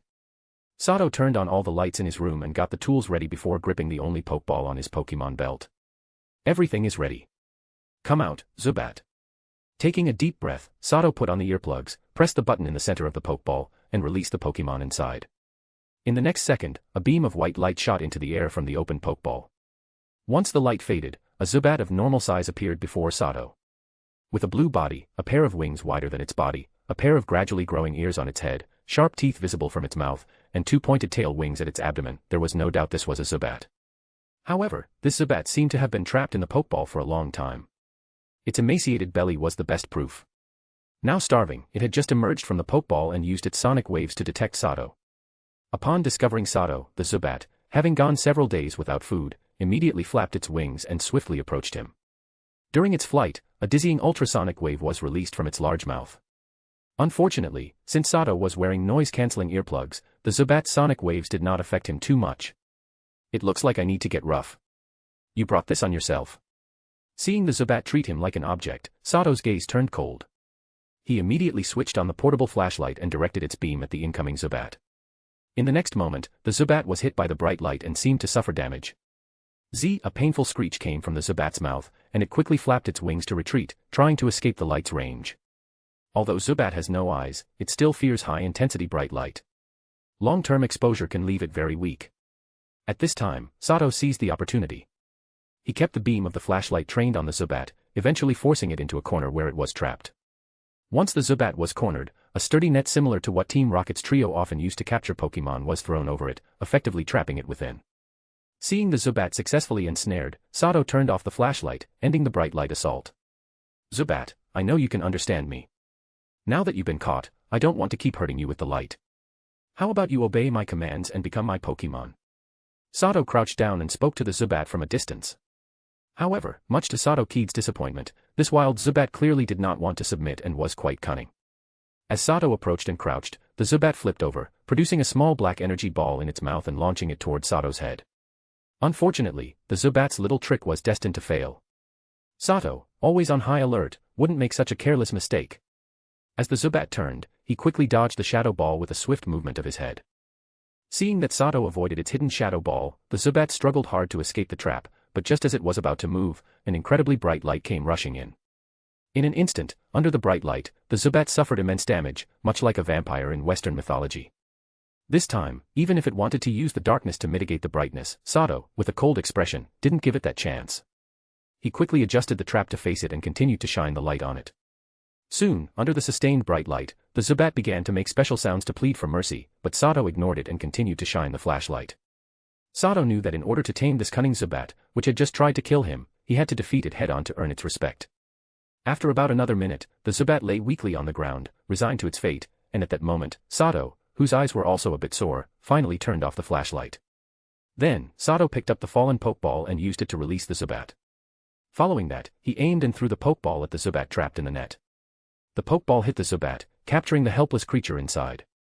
After the button in the center of the Pokeball flickered red a few times, a thud sounded, and the red light extinguished. The Zubat was officially captured by Sato. Sato picked up the Pokeball from the ground. After a short while, he released the Zubat again. As the effects of the bright light faded, the Zubat regained some strength and was able to fly in the air. However, as soon as it sensed Sato and the flashlight in his hand, it immediately retreated in fear. Don't worry, Zubat, you're my Pokémon now. I won't hurt you again. Here, eat this, it's your food. Seeing the Zubat's fearful expression, Sato smiled slightly. With that, he tore open the blood bag on the table and poured the fresh blood into a blood-red Pokémon food dish. As soon as he tore open the blood bag, a strong metallic smell filled the air, and the Zubat, extremely sensitive to the smell of blood, immediately noticed it. Starving, it drooled at the sight but only watched the blood in the dish from a distance, still fearful of Sato's flashlight. After several gentle persuading attempts by Sato, the Zubat could no longer resist its hunger. With Sato still holding the flashlight, it cautiously approached the food dish. Soon, the Zubat was perched on the dish, happily savoring the blood within. At that moment, Sato set the flashlight down on the table and squatted on the floor, his face excited as he watched the Zubat. Become my partner, Zubat. Sato extended a hand toward the now well-fed Zubat. Facing Sato, who no longer had the flashlight, the Zubat hesitated for a moment but eventually landed gently on the outstretched arm, quietly gazing at Sato, letting him pet it as an apology for the flashlight. From that moment on, the bond between the trainer and the Zubat was formed, marking the official start of Sato's journey as a Pokémon trainer. Chapter 11, Ideas on Improving Strength. Seeing the Zubat obediently landing on his outstretched arm and letting him pet it, Sato couldn't help but show a look of surprise. The Zubat's behavior clearly indicated that it had begun to recognize him, which meant he had gained a bit of self-protection in this world. I'm very happy to gain your recognition, Zubat. Let me introduce myself, my name is Sato Kaede. I look forward to being your trainer and going on new adventures in the future. Sato placed the Zubat in front of him, speaking with genuine sincerity. Perhaps feeling Sato's inner excitement and sincerity, any lingering wariness from the Zubat vanished. It gave a soft call to Sato and nodded, then flew up to perch on his right shoulder. In reality, most Pokemon are quite simple-minded. They are living beings with emotions, and as long as you treat them well, they will be friendly and good to you. For a while afterward, Sato made an effort to communicate with Zubat. Having someone to talk to freely, he shared all the thoughts that had been bottled up inside him. Of course, he only spoke of trivial matters and didn't mention anything from his past life. During this conversation, Sato also shared his dream of becoming stronger with Zubat. In return, under Sato's various guesses, Zubat revealed its own dream. It wanted to become a powerful Pokemon like its father, a Golbat. Perhaps because they shared their dreams, and there were many similarities between them, the relationship between Sato and Zubat grew much closer. By the time it was nearly 1 in the afternoon, Sato's stomach began to protest. He had no choice but to stop talking, put the slightly yawning Zubat away, and head to the dining hall for a meal. At this time, the dining hall was about to close, with only a few people left eating. Sato managed to catch the last bit of mealtime. This lunch, perhaps because he had a partner and had released many thoughts he had kept inside, was more enjoyable than usual. What was originally a simple meal became delightful, and Sato wore a smile that made those who didn't know him think he was enjoying a feast. Half an hour later, Sato finally finished all the food on his plate, savoring every bite. Under the slightly annoyed gazes of the dining hall staff waiting to finish their shifts, he placed his tray in the designated area and left without a hint of embarrassment. During this half hour of eating, Sato managed to calm down his excitement from capturing his first Pokemon and began to think about his next steps. As a trainer, what should he do after capturing a Pokemon? Naturally, it was about how to improve Zubat's strength, which essentially meant figuring out how to train it. To be honest, Sato's understanding of how to train Pokemon was still in the conceptual stage, which were mainly from the games and anime. But in reality, the game mechanics were clearly not applicable. A Pokemon's strength couldn't just be increased by battling other Pokemon, regular training was also crucial. In Sato's view, there were 3 main factors in improving a Pokemon's strength. The first was the Pokemon's physical fitness, the second was the mastery of its skills, and the third was its battle experience. Everyone knows that each Pokemon's physical fitness is far superior to that of ordinary humans, but there are still differences. Each Pokemon's physical fitness varies. According to Sato's understanding from his previous life, a Pokemon's physical fitness can be broken down into 6 factors: health points, physical attack power, physical defense power, special attack power, special defense power, and speed. Indeed, a Pokemon's physical fitness corresponds to the various power values of Pokemon in the game, and there are 2 ways to improve these values. The first is by leveling up the Pokemon, and the second is by earning effort values, which enhance the power data. Of course, this theory applies well in the real world, where Pokemon also have levels. Effort values are quite easy to understand in reality. They represent the different types of training a trainer provides to the Pokemon, improving its various power data through practice. According to Sato's current rough ideas, a Pokemon's health points can be improved through its physical development and robustness. The physical and special defense values can be increased by enhancing the Pokemon's ability to take hits, essentially through being hit, while the speed value can be improved by boosting the Pokemon's cardiovascular capacity, as this capacity affects the organism's explosive power. However, how to enhance the physical and special attack values was something Sato pondered for a long time without being able to decipher using his knowledge of physics. The physical attack value was somewhat understandable, but the special attack value was quite abstract. In this regard, Sato could only temporarily set aside the 2 methods for enhancing these power values, hoping to find answers in the future as he gained a deeper understanding of Pokemon. The second factor in enhancing a Pokemon's strength is the mastery of skills, which can be divided into the number of skills a Pokemon has learned and the proficiency with which it can use these skills.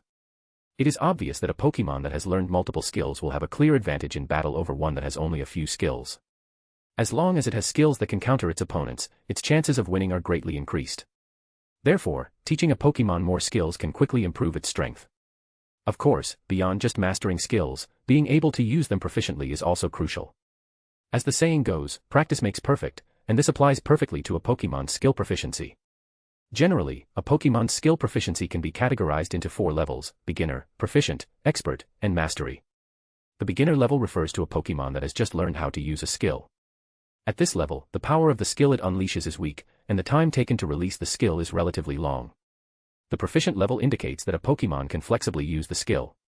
At this level, the Pokemon is able to unleash the skill's power effectively, and the time taken to release it is reduced.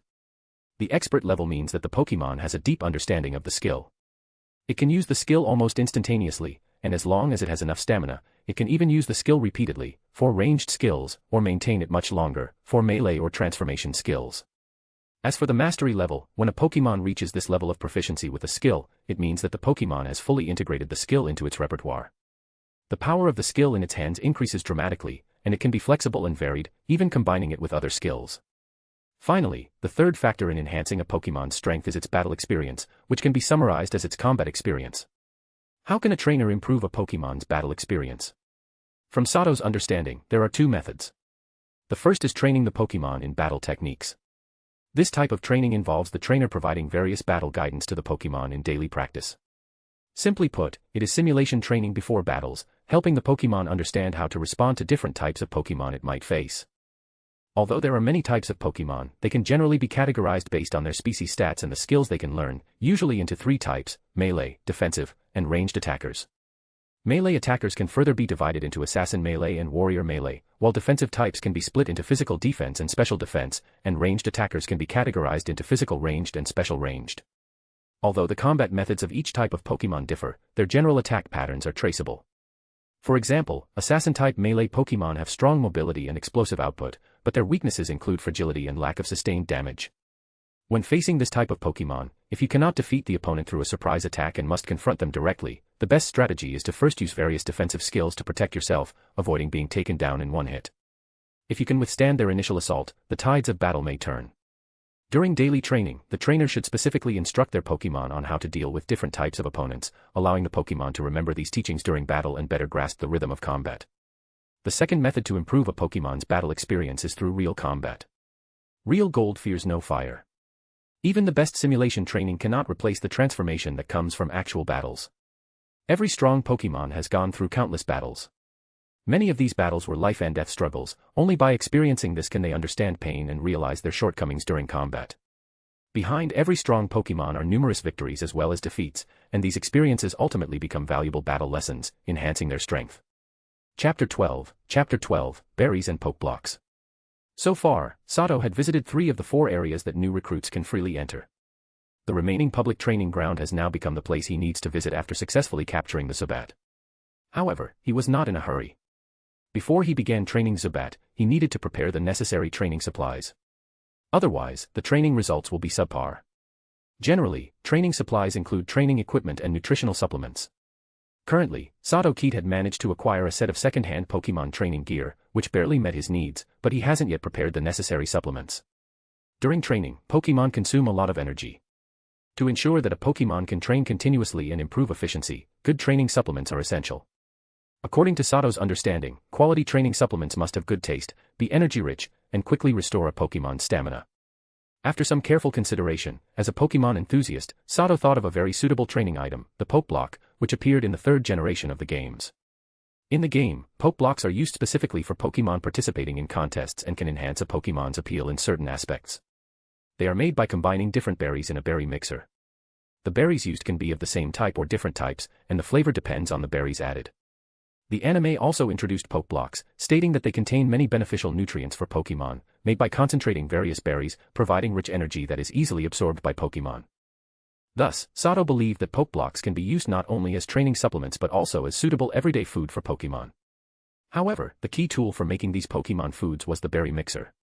Without it, even if Sato had plenty of berries, he could only lament his situation. What troubled Sato was that there are indeed such Pokémon items available for exchange in the Team Rocket internal point system, but the prices are far beyond what he can afford. A berry mixer costs a staggering 10,000 points to exchange. So, although Sato initially thought of the wonderful Pokeblock last night, he had to temporarily give up on this good idea due to his limited resources. Fortunately, opportunities often favored those who were prepared. Today, Sato encountered a good person. This good person was Baron, a senior member of Team Rocket whom he just met not long ago. It must be said that having a mentor can indeed save newcomers a lot of trouble and provide significant benefits. In conversations with Baron, Sato learned several important pieces of information, one of which was about the berry mixers. According to Baron, there are several Pokémon block sets in the Team Rocket underground base in Pewter City, specifically for the use of lower-ranking members. Of course, using the berry mixer is not free, a single use costs 10 points. Everyone knows about Pokeblocks, and even with the berry mixer, which was a crucial tool, the process still required manual operation and usually needed several people to operate it. Overall, the operational difficulty was quite high. The operation in the game seems pretty challenging too. If not operated properly, the quality of the poke blocks produced by the berry mixer would be poor, and naturally, one cannot expect much from low-quality poke blocks. Generally, for trainers to produce high-quality poke blocks, they must practice a lot. Those with good talent may get it right in a few dozen tries, while those with poorer talent may need thousands of attempts. Clearly, most people in Kanto know little about poke blocks, which originated from the Hoenn region, let alone how to operate the Pokemon block sets to make them. Therefore, although many people in Team Rocket in Pewter City are aware of the existence of poke blocks and understand their great effects, very few choose to make them. After all, points are very important within Team Rocket. Who among the lower-ranking members would be willing to spend hundreds or even thousands of points just to practice?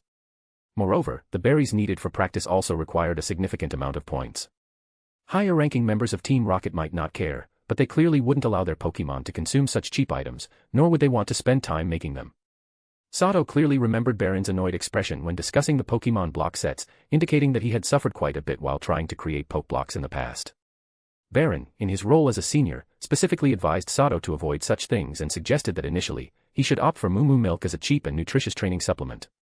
It's worth mentioning that Moo Moo Milk has appeared in Pokemon games, anime, and manga as a Pokemon drink.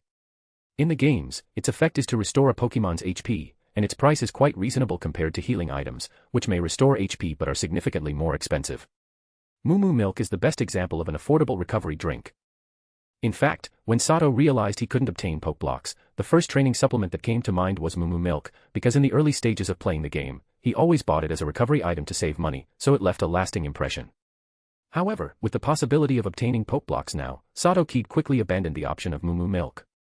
Although Moo Moo Milk is cheaper than other supplies, it still cost 5 points per bottle, and for a long training session, he would need at least 2 to 3 bottles, even considering the fact that he currently only had Zubat. Poke blocks, on the other hand, are different. Being a super concentrated product, about 2 good quality poke blocks can completely outshine a whole bottle of Moo Moo Milk. Typically, the materials for making poke blocks required only a handful of berries. Berries were the most common Pokemon item and were very cheap, with some berries only costing 1 point each. The cost of producing one batch of berries were about 5 points, and a single batch could produce up to 20 poke blocks. Following the ratio that 2 good quality poke blocks are more than comparable to 1 bottle of Moo Moo Milk, 20 poke blocks produced with 5 points could be compared to 10 bottles of Moo Moo Milk that were worth at least 50 points. If the produced poke blocks were of high quality, the value and effectiveness of the poke blocks would be much more than that of Moo Moo Milk. In comparison, the benefits are clear. Sato's choice of poke blocks over Moo Moo Milk was not solely based on their affordability. The most important reason was his confidence in making poke blocks himself. The reason is simple: Sato discovered from a young age that his dynamic vision is excellent, so much so that he can clearly see the trajectories of fast-moving objects when he concentrates. With outstanding dynamic vision, combined with his rich experience from his past life, Sato believed that creating high-quality poke blocks will not be difficult at all. Perhaps there's also a business opportunity here. I must give it a good try, Sato thought to himself as he casually walked towards the new recruit's dormitory. In the next moment, Sato slightly focused his mind, and his pupils suddenly contracted. For a brief time, in his view, all the moving objects nearby appeared to move slowly. Chapter 13, Promotion. Just as Sato Kaede was about to reach the entrance of the new recruit's dormitory, a loud boom echoed from a dormitory in front of him, and he could clearly see the flash of the explosion. Amen. After witnessing the explosion, Sato Kaede immediately stopped in his tracks, looking up in a daze at the floor that was billowing thick smoke. When he realized that the dormitory where the explosion occurred was right near his own, he couldn't help but offer a silent prayer. Without needing to think too much, Sato knew exactly what had happened. It was definitely a failed attempt by his neighbor to capture a Pokemon, and the likelihood that it was a coughing was 80%. Luckily, he hadn't been in the dormitory earlier, or he might have been caught in the chaos. Thick smoke began pouring out of the new recruit's dormitory where the explosion had occurred, and flames quickly spread to the surrounding dormitories, putting Sato's own dormitory in imminent danger.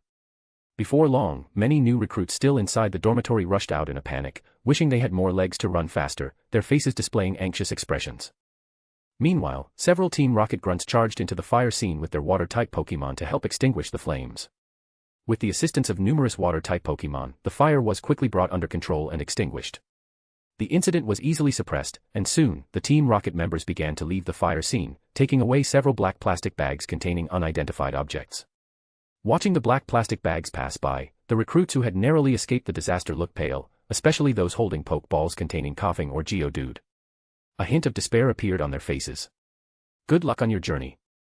I hope you can be born into a wealthy family in your next life, Sato thought sadly as he observed the bags being carelessly tossed onto a garbage truck. Amidst this sadness and sympathy, Sato's desire for power grew stronger.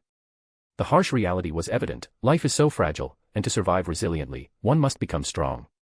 Listen up, you new recruits. I advise you to avoid trying to capture Pokemon here.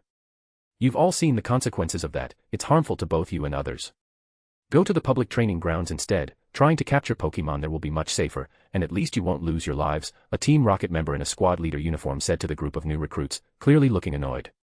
Hearing the squad leader's disdainful advice, many recruits suddenly had their eyes opened, showing thoughtful expressions. Sato, among the crowd of new recruits, nodded slightly and made a mental note of the kind warning from the squad leader. After the fire was perfectly dealt with, Sato followed the group of recruits back into the dormitory and entered his room. Fortunately, the only damage to his dormitory from the fire was a slightly charred door. It hadn't been affected much at all. As soon as Sato opened his door, he realized he had hit the jackpot. There were 3 sets of Team Rocket Grunt's uniforms quietly laid out on his bed. In addition to the 3 sets of uniforms, on the desk in his room, there was a stylish Team Rocket watch, a black card printed with a red R, and 6 Pokeballs. Sato wasn't surprised that others knew he had captured Zubat, despite not having told anyone. If he wasn't mistaken, everything the new recruits did was under Team Rocket's surveillance.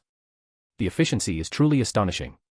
It seems I'm one of the first 10 recruits to complete the trials, Sato thought with a radiant smile as he looked at the additional items in his room. Aside from the Pokeblock situation, the most valuable information he gained from Baron was about the Outstanding Rookie Award and the Rookie Battle Competition. As the name implies, the Outstanding Rookie Award is given to some excellent new recruits, typically awarded to the first 10 who successfully capture their Pokemon each year. The rewards for the Outstanding Rookie Award are as follows. First place, 2,000 points and a starter Pokemon egg.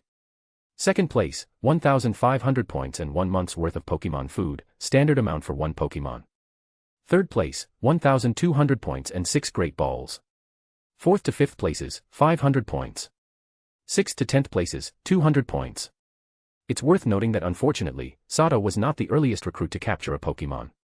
Among the 302 recruits this year, he was the 3rd to capture a Pokemon on the first day.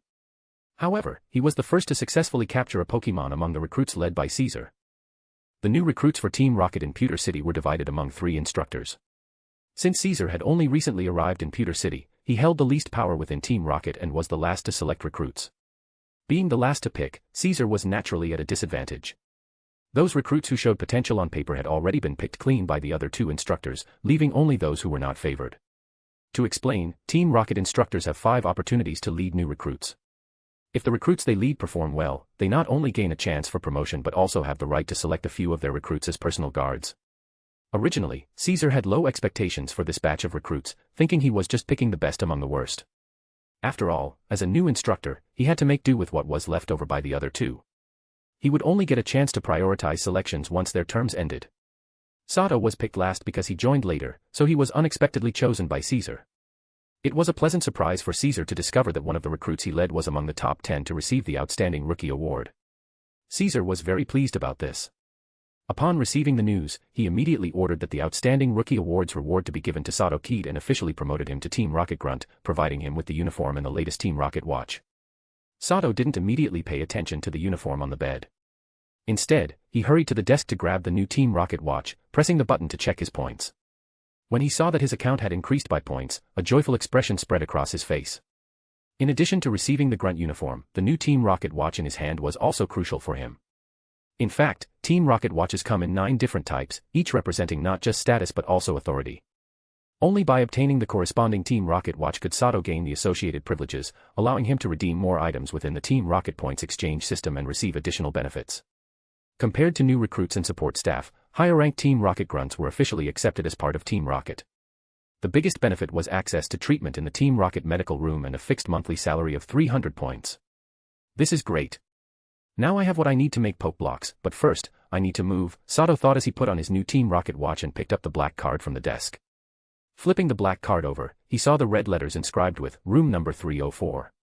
Clearly, this black card was his room key for the new quarters. Chapter 14, Crushed Hopes and Unspoken Rules.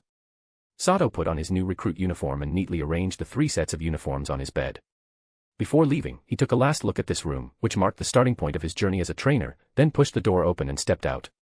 As soon as Sato exited his room, his striking Rocket Team recruit uniform immediately caught the attention of other recruits walking in the hallway. They all wore expressions of shock and envy. You've already captured a Pokemon. What's your starter Pokemon? A male Rocket Team recruit approached, looking dazed as he asked Sato, his eyes filled with disbelief. After the male recruit asked his question, the other Rocket Team recruits in the hallway looked at Sato with eager expressions, hoping for a satisfactory answer. Yes, as you can see, I've officially advanced to a Rocket Team Grunt. As for my starter Pokemon, it's a Zubat, Sato answered candidly, without hiding anything in response to their simple questions. A Zubat, huh? Bro, my chosen Pokemon is also a Zubat. Can you tell me how you captured it? Please. My starter Pokemon is also a Zubat. Please tell me how you captured yours. Upon hearing that Sato's starter Pokemon was a Zubat, two nearby Rocket Team recruits showed expressions of delight and immediately approached him, looking at Sato with flattering faces.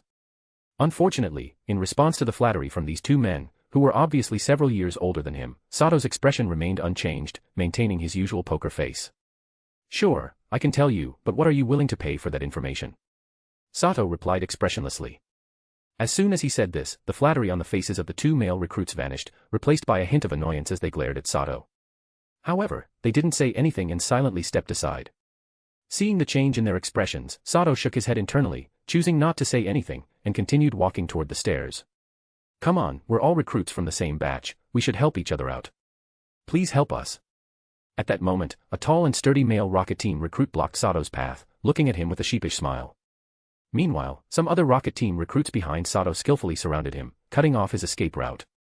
Among them, the two male recruits who had asked Sato for help with capturing Zubat wore sly smiles.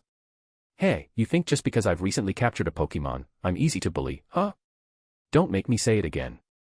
Step aside. I'm your superior now, and if you dare offend me, I have the right to deal with you, Sato said, a faint cold smile appearing on his face as he observed their actions.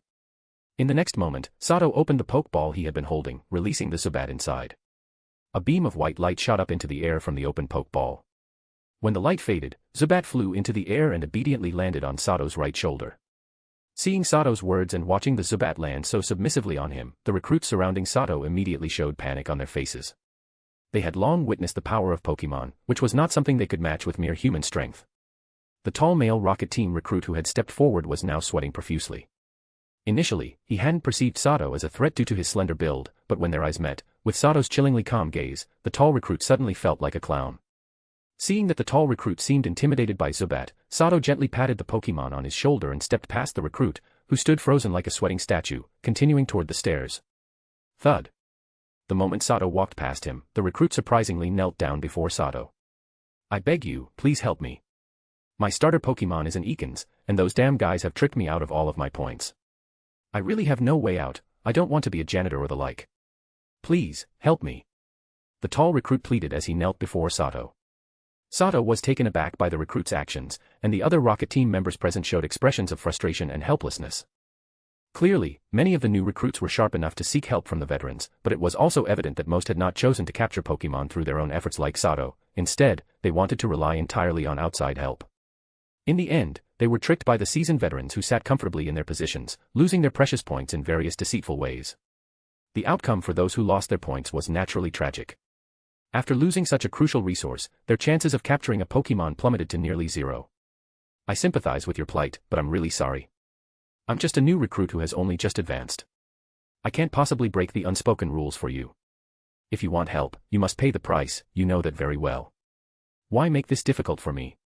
Sato shot a deep glance at the tall male recruit, said this, and turned to walk down the stairs. Rules are essential, and this new recruit test clearly had its own regulations.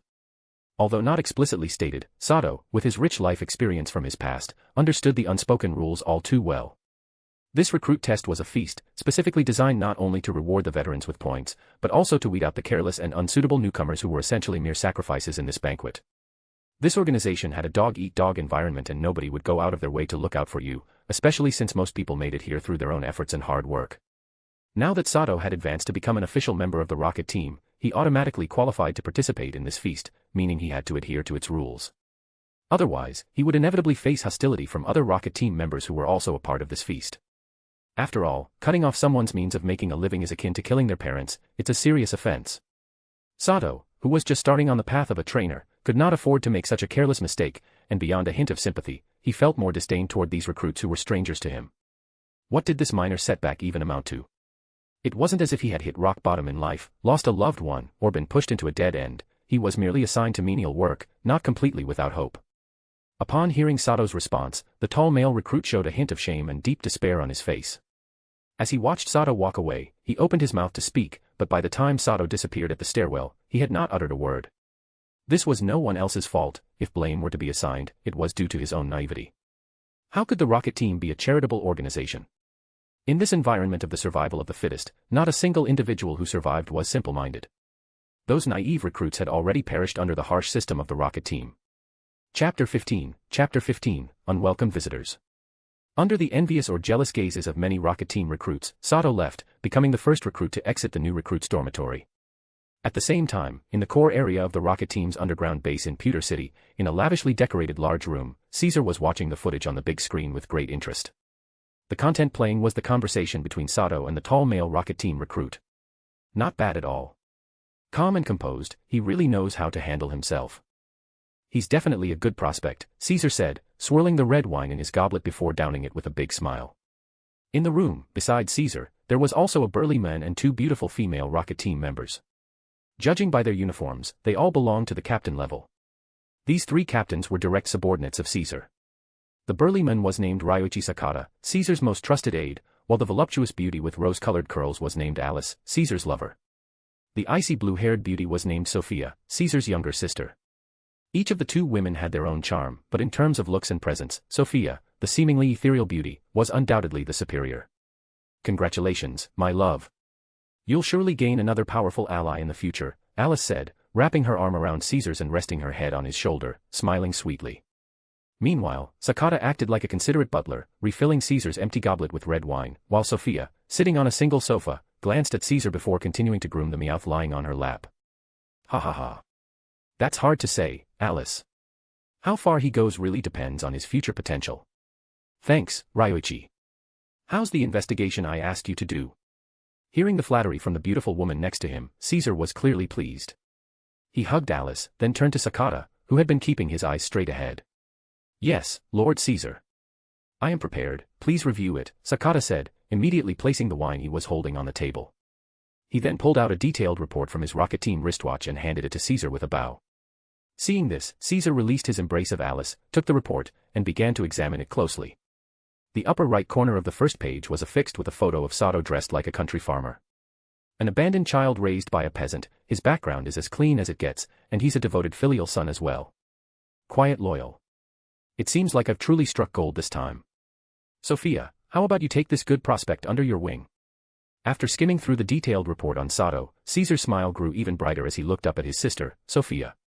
I don't want to be a babysitter. Brother, let Alice do it. She's always idle and could use something to do, Sophia immediately rejected without hesitation. Who's idle? I help Lord Caesar take care of his Pokemon every day. If anyone's slacking off, it's definitely not me. You're the one who just goes out wasting time and never seems to complete any tasks, Alice shot back, clearly not one to take insults lightly. The relationship between the two women wasn't great, and as soon as Sophia accused Alice of being idle, they immediately clashed. In the next moment, the two women's piercing gazes clashed in the air, creating invisible sparks. The atmosphere in the room suddenly became tense. At this moment, Ryuichi Sakata wisely stepped aside, not wanting to disturb the complicated relationship among the three, completely ignoring Caesar, who was giving him a somewhat pleading look, which he pretended to not notice. Ahem, enough of that. Let's settle this. Sophia, you'll help your brother train him. Otherwise, I'll lose all face in the upcoming rookie battle. And by the way, I've already taken care of that thing you asked me about last time, Caesar said, feigning a cough to break up the tension between the two women. He then assumed a stern demeanor before turning to his sister with a friendly expression. Hearing that her brother had already taken care of her previous request, Sophia's eyes lit up, and a slight smile appeared on her face as she nodded in agreement. The icy beauty smile was a breathtaking sight, illuminating the room as if it radiated its own light. Sakata was momentarily entranced, a hint of admiration appearing in his eyes. Meanwhile, while Caesar and the others were discussing Sato, the man himself had just finished moving into his new place and stepped outside. He then noticed two male and one female Team Rocket recruit waiting outside his door. Upon seeing Sato emerge, the two male recruits positioned themselves on either side of him, while the female recruit stood with her arms crossed, looking arrogantly at him. The two male recruits presented a stark contrast, one tall and muscular, the other short and skinny, while the female recruit was quite beautiful and tall, fitting the description of a lovely young girl. Each of them had a Pokemon with them. The tall male had a Geodude the size of 2 basketballs beside him, the short one had a cold-eyed Ekans coiling at his feet, and the female recruit had a sleek and strong Spearow perched on her shoulder. Without saying a word, the 3 recruits blocked Sato's path, clearly coming with ill intent. The familiar-looking short male recruit, along with his purple snake, made Sato feel particularly uneasy. However, Sato remained calm. After all, the Team Rocket had a rule that members could not attack each other indiscriminately. If one party initiated an unreasonable attack, they would be deemed a traitor and face execution. Do you 3 need something? If not, please step aside, Sato said, his expression calm as he addressed them. He then released his Zubat, just in case anything unexpected happened. A flash of white light shot from the open Pokeball and landed on his right shoulder. Upon noticing the strong opponents on all sides, Zubat fixed its sharp gaze on the 3 Pokemon.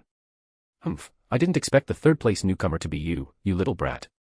Listen carefully, return the third-place reward that rightfully belongs to me, or I'll make sure you regret it in the upcoming rookie battle. And your Zubat will be nothing but food for my Ekans, the short male recruit sneered darkly. Chapter 16, Don't Mess With Me. The short male Team Rocket recruit was named Rondo. He was a new recruit under the first rookie instructor, Kondo, at the underground base of the Rocket Team in Pewter City, and he was the 4th recruit to successfully capture a Pokemon, following Sato. In fact, the tall male recruit and the female recruit were also under Kondo's command, named Kenjiro and Tanya respectively. They were the 2nd and 1st to successfully capture Pokemon. Notably, Tanya was the only one who successfully captured a Pokemon during the rookie meeting. Since all 3 belonged to the same rookie group and were the most outstanding members, they naturally banded together, with the exceptional Tanya taking the lead. In reality, the time gap between Kenjiro, Sato, and Rondo capturing their Pokemon was minimal. Moreover, in a sense, Rondo, being the 4th to capture a Pokemon, was more outstanding than Kenjiro and Sato because he had to capture an Ekans, which was significantly more difficult than Kenjiro's Geodude or Sato's Zubat. Because of this, Rondo had to spend a lot of time capturing the Ekans. He had initially thought he would be the 3rd to complete the rookie trials and would happily claim the 3rd-place reward, but he did not expect to be outmaneuvered by Sato. Rondo was originally a small-time gang leader in Pewter City. Being a local bully, he was very familiar with the Team Rocket in Pewter and often cooperated with them in various illegal activities. Therefore, he had some understanding of the rookie trials within Team Rocket. Rondo was also an ambitious person, deeply dissatisfied with his identity as a small-time gang leader. After careful consideration, he decided to join Team Rocket, which he saw as the most promising dark organization for his future, bringing along 3 followers willing to follow him. As a gang leader, Rondo was not lacking in intelligence. Pooling the strengths of his 3 followers, he quickly managed to capture the most difficult starter Pokemon assigned by the Rockets, an Ekans. All new recruits must enter without any Pokemon, or they will be confiscated, saying goodbye to their past. However, he found it hard to accept the fact that he was the 4th recruit to successfully capture a Pokemon.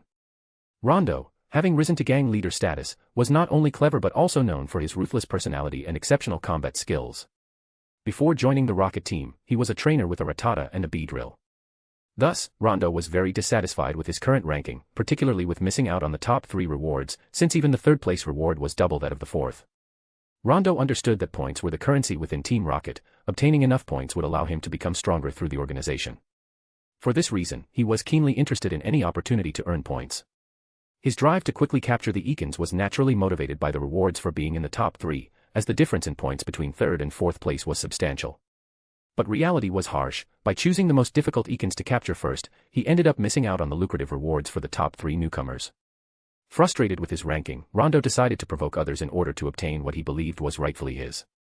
Of course, Rondo wasn't foolish. He was very much in awe of Tanya, the 1st-place recruit, who was exceptionally talented and favored by instructor Kondo.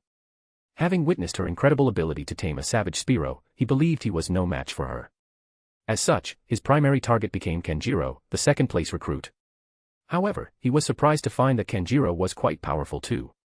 In response to Rondo's provocation, Kenjiro directly suggested a Pokemon battle to determine the outcome. The result was that Kenjiro, using his recently captured Geodude, defeated Rondo's Ekans, leaving Rondo with nothing to say but to accept his loss. Ultimately, Rondo had no choice but to focus his efforts on the 3rd-place recruit, Sato. After some investigation, he learned that the 3rd recruit had come from the weakest group of newcomers, which made Rondo very dissatisfied. After some persuasion and recruiting, Rondo successfully brought Tanya and Kenjiro along to confront Sato, the newcomer who had claimed the 3rd-place reward. Their purpose in meeting Sato was not only to witness the newcomer who had risen from the weakest group but also to threaten him to divide the lucrative reward he held. Now, seeing Sato and his weak initial Pokemon, Zubat, especially realizing that Sato was a weakling he had robbed of money not long ago, Rondo felt even more dissatisfied about Sato stealing the third-place reward from him.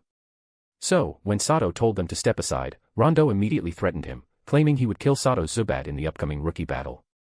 At that moment, Sato also recognized Rondo as one of the 4 thugs who had robbed him not long ago. However, Rondo had seemed more like a lookout than a direct participant in the theft, keeping his distance while being short and ordinary-looking, making Sato's impression of him quite vague. He only felt that Rondo looked somewhat familiar. Shortly after Rondo and his companions surrounded Sato, a crowd of Team Rocket members began to gather in the vicinity to watch the scene unfold. Most of these onlookers were veterans who, seeing the 4 in action, watched with great interest, eagerly anticipating who would be the first to strike. Just you. Who the fuck do you think you are? Do you really think this is a place a little trash thug like you can easily dominate? And as for your threat to kill my Zubat in the rookie battle, let me give you a warning, don't mess with me. If you piss me off, I might just end your pathetic life, Sato said, his expression turning cold as he leaned closer to Rondo, speaking with the assurance of his threat. In the next moment, a chilling aura flashed from Sato, causing Rondo, who was already furious but trying to hold himself back, along with Kanjiro and Tanya to visibly tense up as their pupils contracted. The veterans nearby also grew a bit more serious, with many of them nodding slightly at Sato. Now empowered by his Pokemon, Sato was no longer the weakling everyone could bully. He had become a trainer. While he might still maintain his usual calm demeanor, the fighting spirit that had long been dormant within him had fully awakened. Sato was no longer willing to endure insults or make compromises, he would repay any provocation with equal force. Facing these capable new recruits, Sato felt no fear. He was confident that, given some time to develop, he would soon surpass everyone in front of him with the experience of a traverser and the help of his system. Team Rocket was merely a stepping stone for him, his stage was destined to be much larger. On the other side, Rondo's previously arrogant demeanor had faltered. Although he was indeed a gang leader and ruthless, he was still young and had not taken a life. Facing Sato's deadly warning and his eerily calm eyes, Rondo felt a hint of fear creeping into his heart. Rondo turned his head away, abandoning the attempt to maintain eye contact with Sato, and looked towards Tanya and Kanjiro for help. Unfortunately, Tanya and Kanjiro ignored Rondo's silent plea, their serious expressions focused solely on Sato. And you too, don't provoke me. I don't care who you are, if you mess with me, I'll make you regret it, Sato said, turning his attention to Kanjiro and Tanya after dealing with Rondo. With that, Sato coldly pushed past Rondo and, under the watchful eyes of the 3, swaggered down the stairs. Why aren't you two saying anything? Didn't we agree to scheme together to divide his points? You took my points. Rondo said, his face twisted with rage as he addressed Kanjiro and Tanya after Sato left. However, Tanya and Kanjiro clearly showed no fear of Rondo. Tanya shot him a disdainful glance before silently walking away with her Spearow. I'll return your points. And you better be careful, that guy just now felt a lot more dangerous than you cowardly snake, Kanjiro said expressionlessly to Rondo before leaving. The surrounding veterans, witnessing this exchange, began to disperse amidst sneers of contempt. Sato, we'll see about this. And Tanya and Kanjiro, you two dared to play me, I won't let you off either. Rondo snarled, his eyes filled with malice as he stared at the now empty staircase, his face twisted in anger. Next to him, his Ekin seemed to sense the intense malice radiating from Rondo. Its cold, serpent-like eyes narrowed, and it began to coil around Rondo's thigh. Chapter 17, Berry Shopping. After striding confidently away from Rondo and the others, Sato quickly exited the new dormitory building and headed toward the public market. Now that Sato had ranked 3rd and become a rookie, he not only received a generous reward but also gained access to most areas of the underground base of the Rocket Team in Pewter City. This meant he had all the necessary conditions to start producing Pokeblocks. The reason Sato was going to the public market was to purchase the raw materials needed for making Pokeblocks, berries. Berries are familiar items in the Pokemon world, having appeared since the 2nd generation of Pokemon games.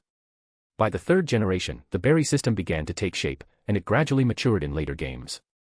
There are many types of berries, but the ones most commonly known include Oran berries, which restore HP, Sherry berries, which cure paralysis, Chesto berries, which wake Pokemon from sleep, Pecha berries, which cure poison, Rost berries, which cure burns, Aspire berries, which cure freezing, and Persim berries, which cure confusion. In addition to these well-known berries with significant effects, there are numerous other types used in various fields by the people living in the Pokemon world. One of the most widespread uses of berries is in Pokemon food. In the current real Pokemon world, berries are extremely important items. In fact, all kinds of Pokemon food are made from various berries, making them one of the crucial pillars supporting the trainer profession. In a way, poke blocks are also a type of Pokemon food.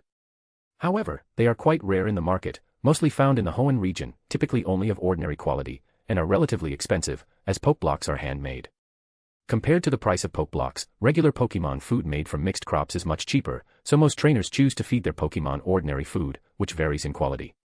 Wearing his rocket uniform, Sato's journey to the public market was now much faster, as he no longer had to frequently stop and navigate around obstacles. What used to take him over 10 minutes now only took a few minutes. After his last visit, Sato entered the public market this time with a different mindset. He blended in seamlessly, like a drop of water in the ocean, attracting little attention as he successfully adapted to the environment filled with a different kind of atmosphere. This new rookie reward was like a timely rain for Sato. Although the 6 Great Balls from Team Rocket weren't very useful at the moment, the 1,200 points he received as a basic reward were incredibly generous, quickly filling his previously empty wallet. Currently, Sato had a substantial amount of points, which provided him the capital to pursue many plans he had previously imagined but could not realize due to financial constraints. Of course, his primary goal now was to quickly produce a large quantity of high-quality poke blocks to lay a solid foundation for his Zubat's upcoming training. The stalls selling berries in the public market were easy to find and plentiful, so Sato didn't rush to make a purchase. Instead, he began comparing prices at several stalls. Although he had a decent amount of points, he still wanted to save his initial funds whenever possible. After a few minutes of price comparison, Sato arrived at a berry stall he considered to have the most reasonable prices. The stall owner was a female Team Rocket member.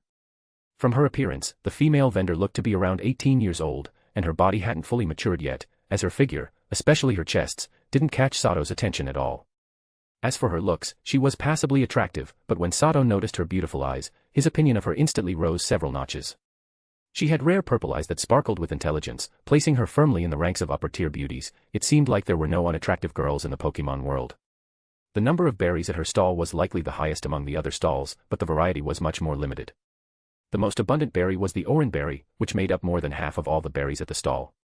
The remaining types were the Pecha berry, which cures poison, the Chesto berry, which wakes Pokemon from sleep, and the Sherry berry, which cures paralysis. In Sato's memory, the point exchange rates for berries in the Rocket Team system were quite low, with the Oran berry being the cheapest at just 1 point each. The other 6 berries that could cure different status conditions were also similarly priced at just 1.5 point each. If he exchanged points, he could essentially get a whole basket of berries for just 100 points. Besides, the prices at the female vendor's stall were almost half of what they were in the exchange system. The Oran berries were 0.5 points each and the other 3 berries were priced at 1 point each. Moreover, there were discounts for bulk purchases, a 10% discount for buying 100 berries, and 20% discount for 300 berries, and up to a 40% discount for larger quantities. This stall with seemingly rock-bottom prices naturally attracted many bargain-hunting customers. The business was thriving, drawing at least half the customer traffic compared to all the other berry stalls combined. Sato was genuinely pleased with the female vendor's incredibly reasonable prices. In his mind, Oran berries were undoubtedly excellent Pokemon food, capable of restoring a Pokemon's health and stamina to a certain extent without any processing. In Sato's plan, the main ingredient for the poke blocks he would create would be Oran berries. By highly concentrating the Oran berries, the resulting poke blocks would inherit their restorative effects, and due to the high concentration and quality, the restorative effect of the Oran berry poke blocks would certainly be enhanced. Without much hesitation, Sato decided to buy 210 Oran berries, 30 Pecha berries, 30 Chesto berries, and 30 Sherry berries. Because he was buying in bulk and purchased 300 berries, Sato also enjoyed a 20% discount, ultimately spending just 156 points for this entire batch of berries. After Sato completed the transaction with the female vendor, she quickly handed him her contact information on a business card, mentioning that she also offered delivery services as he was now her new customer. Chapter 18, Mission Hall. After purchasing a large quantity of raw berries, Sato took the business card and left the female vendor's stall, heading toward another berry stall. It was well known that Oran berries don't taste that great in the world of Pokemon, mainly because they have a mix of various flavors. Due to this, while Pokemon would eat these berries, they generally won't do so often. They prefer to seek out berries that suited their taste. If Sato used only Oran berries as the main ingredient for making poke blocks, the result would likely carry the same mixed bitter flavors, which could cause Zubat to dislike eating them. As players of the game know, Zubat's final evolution into Crobat required a high level of friendship with its trainer. With this in mind, Sato had to ensure that Zubat liked the poke blocks he was going to make, and it would be best if the blocks could even increase their bond. To achieve this, Sato planned to flavor the poke blocks to appeal to Zubat's tastes. Typically, there are 5 berries used to adjust the flavor of poke blocks: the spicy Tamato berry, the dry Bluck berry, the sweet Nanab berry, the bitter Wapir berry, and the sour Pinap berry. Sweet, spicy, bitter, sour, There's always a flavor that a Pokemon will enjoy. The stall Sato was heading toward was the only one in the entire public market that sold all 5 of these flavor-adjusting berries. These berries were slightly more expensive compared to the regular berries. Sato found it unfortunate that the prices at this berry stall weren't as good as the previous one, with the vendor selling them at 2 points each, just 1 point less than the price in the point exchange system. When Sato arrived at the stall, he immediately picked out one of each of the 5 flavoring berries and set them beside him. The male vendor at the stall gave Sato a casual glance but didn't seem to mind his strange behavior. "Come on out, Zubat. Take a look at these 5 berries and see which one you like," Sato said, releasing Zubat and letting it choose its preferred berry flavor.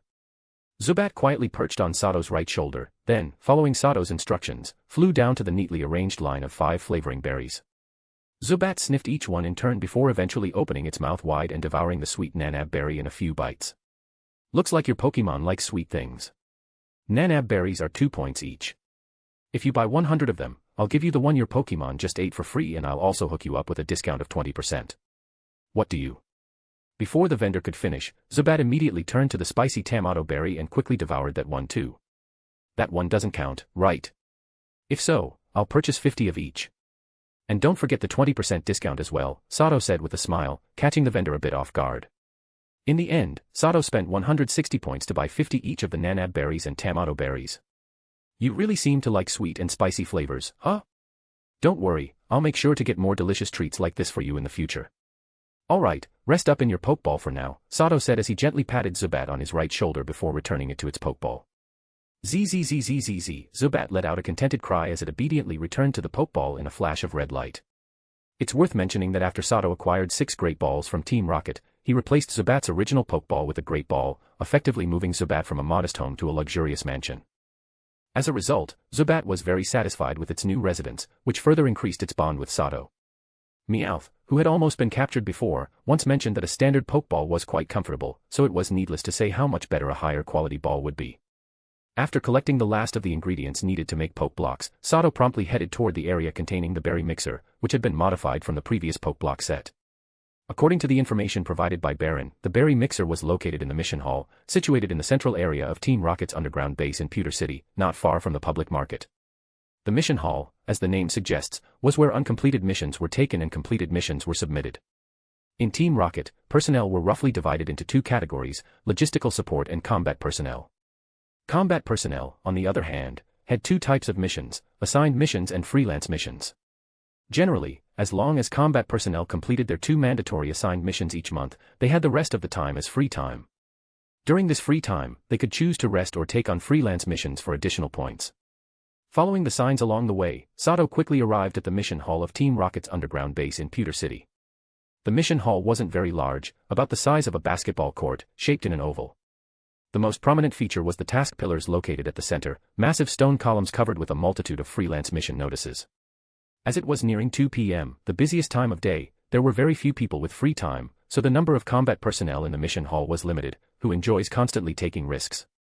It's better to use their time to enhance their strength with the points they've earned. Most of them were gathered together in various task groups. These task groups moved in and out of the mission hall in an orderly fashion, some were there to submit tasks, others to take on new ones, and some had completed one while picking up another. Their commonality was the back and forth between the task pillars and the submission counters. In addition to these groups, there were a few solitary figures who exuded a strong aura of danger, often accompanied by a small Pokemon that remained highly alert to their surroundings. Many in the task groups instinctively kept their distance from these individuals.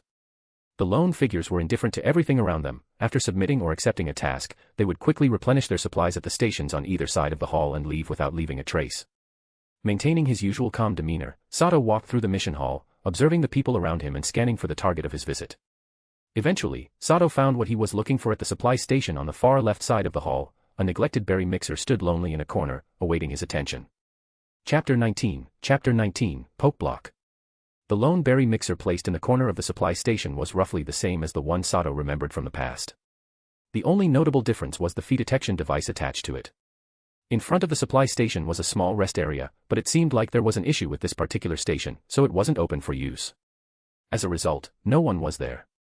The number of people in the mission hall was already small, and those present were all gathered in the rest area near the other supply station, which was operating normally on the right side of the hall. With no one to disturb him, Sato felt relieved. He slowly approached the berry mixer in the corner and carefully examined it. Sato's only thought at the moment was, I hope this berry mixer operates similarly to the one in the game. To explain briefly, the berry mixer was square-shaped, with a large circular glass bowl in the center. Inside the glass bowl, there was a cross-shaped needle. At the top of the needle was a crusher. Each of the 4 corners of the berry mixer had a red button, and there were small doors on each of the 4 sides where the poke blocks would come out. One side also had a dial to adjust the crusher's rotation speed. The operation of the berry mixer was simple. Since there were 4 buttons, up to 4 people could operate it simultaneously. The process was also straightforward, similar to the game. As the cross-shaped needle turned along with the crusher, the operator had to follow the needle's movement with their eyes. Each time the needle pointed to a red button, the operator had to press the button immediately. Typically, the needle rotated at 3 different speeds, low, medium, and high. Most ordinary people, due to average dynamic vision, could only keep up with the needle's slow speed. Based on the principle that the faster the needle spun, the better the poke blocks produced, the slow, medium, and fast speeds corresponded to low, medium, and high-quality poke blocks. However, this was mostly theoretical.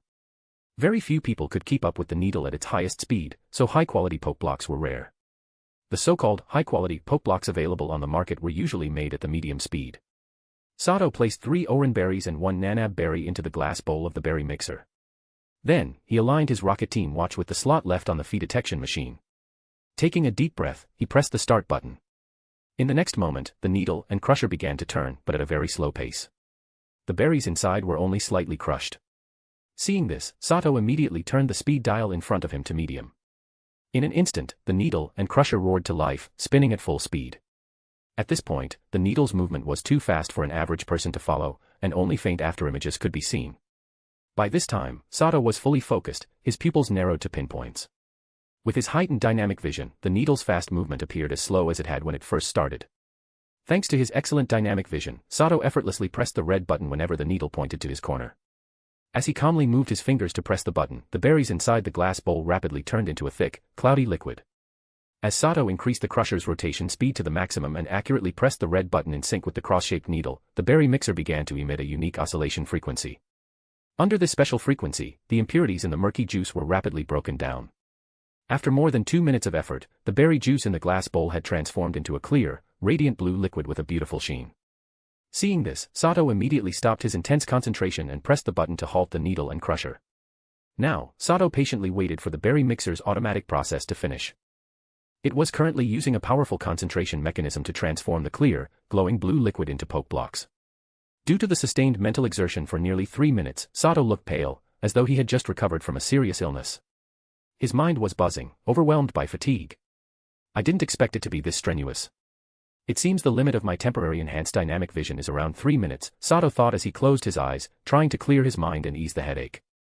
He had named his ability to temporarily enhance his dynamic vision, bullet time.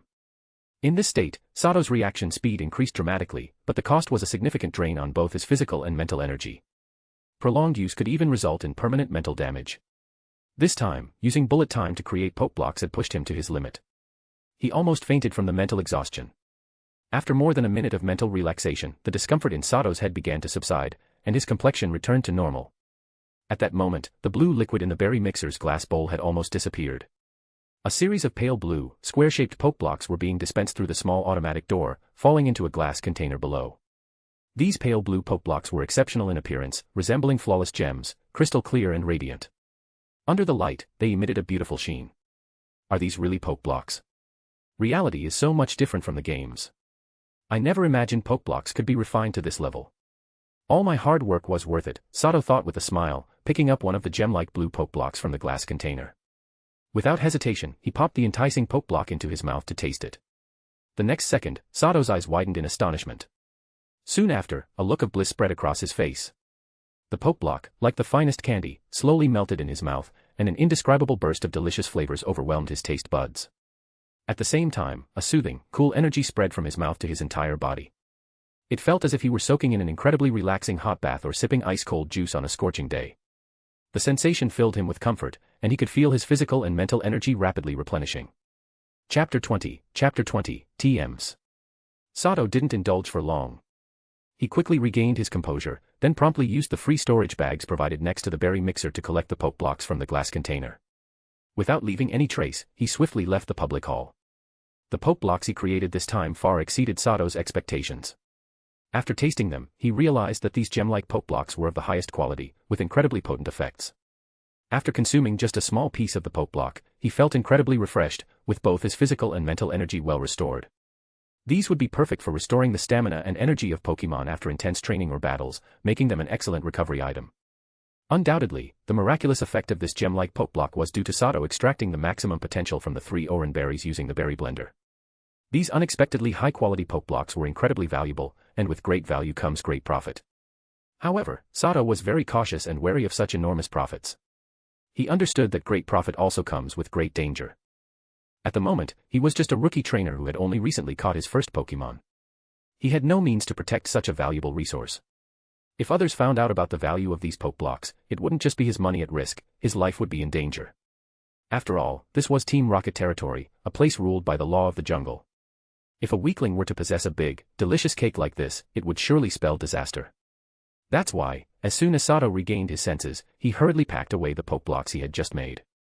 Fortunately, it seemed that no one was around, and no one had noticed him messing with the unremarkable berry mixer in the corner. His secret was still safe, and he remained unharmed. Until I'm sure there are no prying eyes and I have some means of self-defense, I absolutely can't make another poke block like that one. Otherwise, I'll be signing my own death warrant, Sato sternly reminded himself. Afterward, thanks to the energy restored from the gem-like poke block, Sato's stamina and mental energy returned to a good state. After looking around for a bit and ensuring that there was no one around, he quietly returned to the unassuming berry mixer and proceeded to make more poke blocks with a formula of 3 Oran berries and 1 flavored berry. This time, however, Sato held back. Although he still set the speed to the maximum, his accuracy in hitting the red button in sync with the cross-shaped needle dropped significantly, reducing the quality. As expected, the second batch of poke blocks wasn't as good as the first. They weren't as clear and gem-like, but they were more in line with what Sato had originally envisioned for poke blocks. Still, even without producing gem-quality poke blocks, the second batch was of high quality. The surface was smooth and glossy, clearly indicating their superior craftsmanship. Since he didn't push himself to the limit with his bullet time ability, Sato didn't experience the near-fainting exhaustion of the first attempt. He didn't need any recovery items either. After a brief rest of 1 or 2 minutes, he was ready to make more high-quality poke blocks. After nearly an hour of effort, Sato completed 30 rounds of poke block production, using 90 Oran berries, 15 Tamato berries, 15 Nanab berries and paid 300 points for using the berry mixer. Now, after deducting the cost of purchasing the berries and using the berry blender, Sato only had 739 points left. Nevertheless, his hard work paid off handsomely. Based on his average output of about 20 poke blocks per round, Sato now had 19 gem-quality poke blocks, 400 medium-quality poke blocks, and 200 high-quality poke blocks in his possession. These poke blocks are enough to sustain Zubat's daily diet and training for an entire month. If the results are good, I might even try selling a small batch of high-quality poke blocks to make some much-needed money, Sato thought to himself as he placed the last bag of poke blocks into his Team Rocket-issued watch. Now, everything was ready for Zubat's training. However, after roughly calculating the number of points he had left, Sato decided to head back to the public market to see if he could find something useful for survival with the remaining points. Sato discreetly left the now somewhat empty task hall and quickly retraced his steps back to the public market. This time, Sato was looking to buy a Pokemon item from the market, a technical machine, TM, a disc containing the move Protect. To give a brief introduction, in case someone doesn't know, Protect is a move that, except for a few Pokemon, can be learned by almost all Pokemon. Its function is simple, it creates a shield, akin to an absolute defense, that protects the user from most attacks. Moreover, this shield can be activated instantly. The downside, however, is that it can't be used continuously. If used consecutively, its success rate gradually decreases. When Sato was browsing the items available in Team Rocket's internal credit exchange system, he specifically searched for this life-saving move disc. To his delight, it was available for purchase. What surprised Sato even more was the price. He couldn't believe his eyes, either he was mistaken, or Team Rocket had set the price wrong. The TM was incredibly cheap, requiring just 600 points to purchase it. Currently, Sato had enough credits left to afford it. Of course, he didn't want to spend all his credits, and if possible, he hoped to get this life-saving skill at a lower cost. While walking through the public market earlier to buy berries, Sato had noticed a stall selling TMs. He had deliberately stopped at the stall for a few minutes. During that brief stop, Sato discovered several valuable items, including the Protect TM. The price at the stall was just 500 points, discounted by January 6th of the price in Team Rocket's internal system. In addition to this, Sato also spotted another TM that would be very useful for Zubat at this stage, Gust. Gust is a flying-type special attack with a base power of 40, which Zubat can learn at level 25. According to the Pokemon Encyclopedia, Zubat can inherit this move through breeding with other flying-type Pokemon. Of course, since Zubat can learn this move naturally, it can also be learned via TMs or other skill-teaching methods. Note, I believe that as long as a Pokemon can learn a move naturally, the method of learning it doesn't matter. Since Gust is a common move, its price in Team Rocket's internal system was also low, just 300 points. However, at the market stall, the price was only 200 points. Hopefully, it hasn't been sold yet. Without it, relying solely on Shadow Ball, a move that isn't even a stab, same type attack bonus, move for Zubat, is definitely not enough.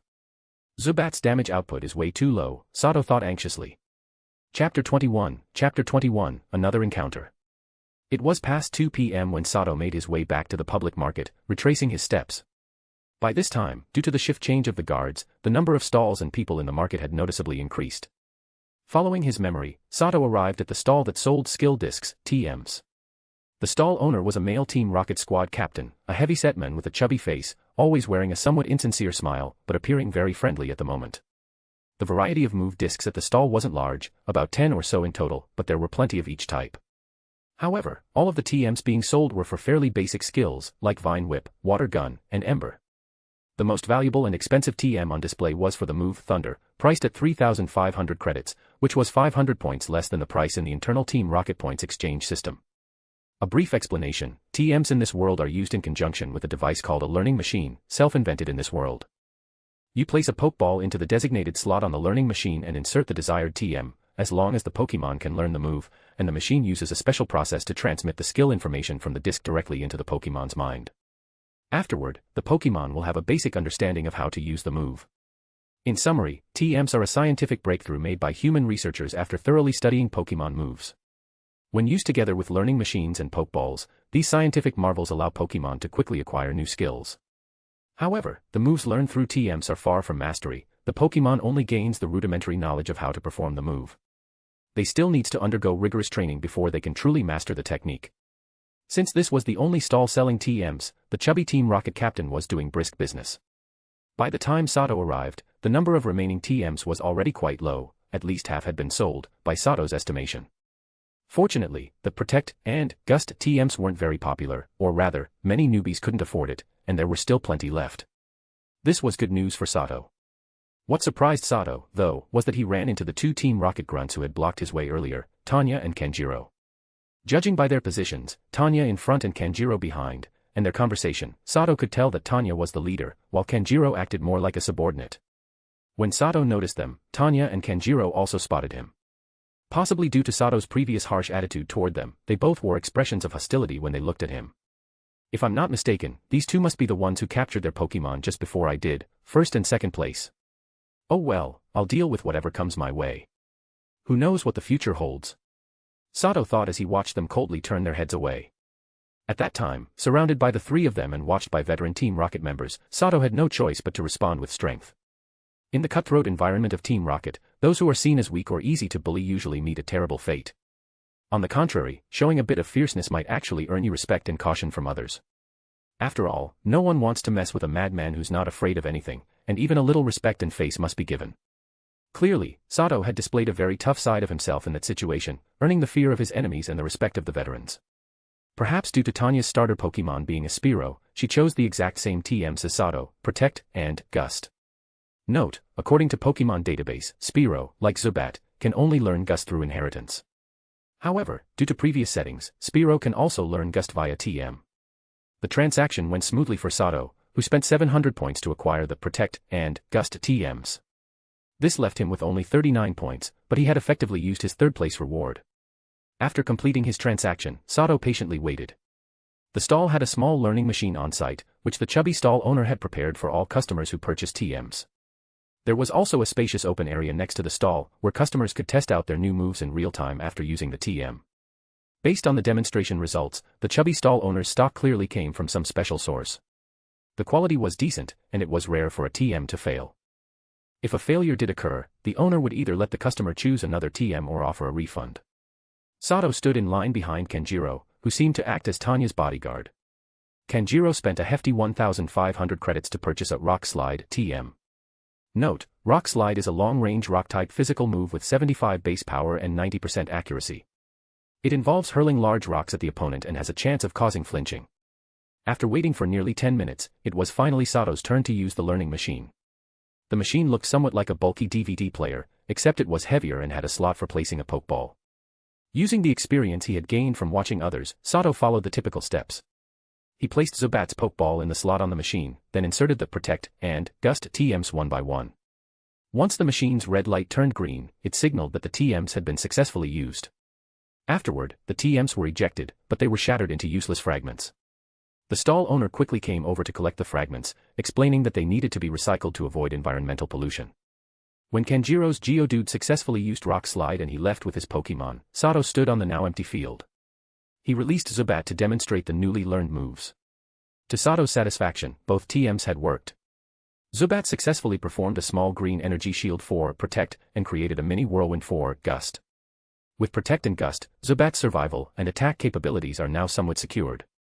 The next step is to undergo strict training and turn him into a key member of my team, Sato thought as he returned Zubat to its Pokeball. Chapter 22, Training begins. The public training field at Team Rocket's underground base in Pewter City was massive, about the size of a standard soccer field. The wide area was almost entirely flat and open, without any training equipment or obstacles. However, there were a few low-value amenities like long public benches for resting and water dispensers that were provided for free. All the Team Rocket members who trained their Pokémon here naturally kept a safe distance from each other. They brought their own training gear to work on improving their Pokémon's skills. Since the training grounds were free to use, the area was always busy, with a large number of members present at any time. In Team Rocket, it's a survival of the fittest environment. If a member's strength stagnates, they risk being replaced. Thus, every Team Rocket member, whether they want to or not, had to continually strive to grow stronger if they wished to maintain the rank and position they worked so hard to achieve. Sato arrived at the training grounds a little after 2 p.m., and as expected, the area was crowded with people training their Pokémon. Fortunately for him, there were still some spots available for him to start his own training. It seems that word had spread among the rookies after a certain Team Rocket squad leader mentioned that capturing Pokémon at the training grounds was relatively safer. As a result, Sato noticed a considerable number of new recruits trying to catch Pokémon, either through their own efforts or by paying veterans for assistance. In truth, the veterans' supervision did indeed make the process of capturing Pokémon much safer for the rookies. They at least didn't need to worry about their lives. But of course, this protection didn't come for free. Sato had no interest in how the rookies were getting ripped off by the veterans. Ignoring that headache, he made his way to an open spot in a remote corner of the training grounds, ready to begin his first ever Pokémon training session as a trainer. Come out, Zubat. Sato pressed the button on his Pokeball, releasing Zubat. The Pokémon obediently flew to perch on his right shoulder. Zubat, you've told me your dream is to become as strong as your father, the Golbat. From now on, follow my instructions in training. I'll do everything I can to help you get stronger. Can you do that? Sato asked seriously, patting Zubat gently. Zubat immediately flew in front of him, nodding and chirping in agreement. Good. Put this on. It'll help you grow even stronger. Sato smiled slightly as he took out a small weighted vest from his Team Rocket watch and strapped it onto Zubat. The vest weighed about 5 kilograms. As soon as Zubat put it on, he felt the added pressure. The increased body weight forced him to flap his wings harder and more frequently to maintain the same flying altitude. Excellent. Now, try flying around. I want you to fly one full lap around this training field at full speed and return to me.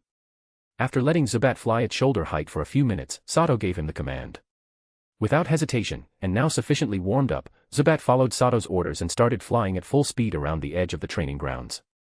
At that moment, Sato activated the stopwatch function on his Team Rocket watch, timing how long it would take Zubat to complete one full lap of the field. According to the international standards for a football field, which measures about 100 meters in length and 64 meters width, the distance for one lap around the field is 328 meters. In the end, Zubat completed the lap while carrying the weight vest in 2 minutes and 23 seconds. This means that with the 5 kilograms weight, Zubat was able to fly approximately 2.3 meters per second, equating to about 8.2 kilometers per hour. This flying speed is considered quite low in the Pokémon world. 2.3 meters per second, or 8.2 kilometers per hour. Good, our next goal is to gradually surpass these figures, Sato said. Great job, Zubat. Come down and have some water. When he saw Zubat return, drenched in sweat, Sato encouraged him to land and provided a simple massage to Zubat's wings. Zubat clearly enjoyed the massage, emitting pleased sounds while drinking water, despite being unable to reach his own wings. As Sato massaged Zubat's wings, he noticed that when fully spread, they only measured about half a meter, and the main muscle groups weren't particularly developed. Zubat's abilities mostly rely on these wings. I need to find a way to help them develop better. Maybe I could feed him some calcium tablets like Nurse Joy does in the Orange Islands to aid his physical growth, Sato thought, stroking Zubat's soft wings. From Sato's perspective as a programmer, there were no shortcuts to training Pokemon. The only way forward was to understand the current data on the Pokemon and gradually improve their stats through appropriate exercises. This would lead to corresponding increases in their strength. For Zubat's training, Sato aimed to improve his stamina, and flying laps was one of the most basic stamina exercises. Unfortunately, Sato lacked proper training equipment and an ideal training environment, otherwise, he would want to implement some more challenging flying techniques, like wind resistance training, floating hoop training, dodging exercises, etc. While Zubat flew, Sato prepared for his rest period, pouring clean water into Zubat's food dish and adding a high-quality poke block. At the same time, he took out an old notebook to record the data from Zubat's recent flight test. After Zubat drank the water mixed with the dissolved poke block, he instantly perked up, finishing the small amount of water in the bowl with delight.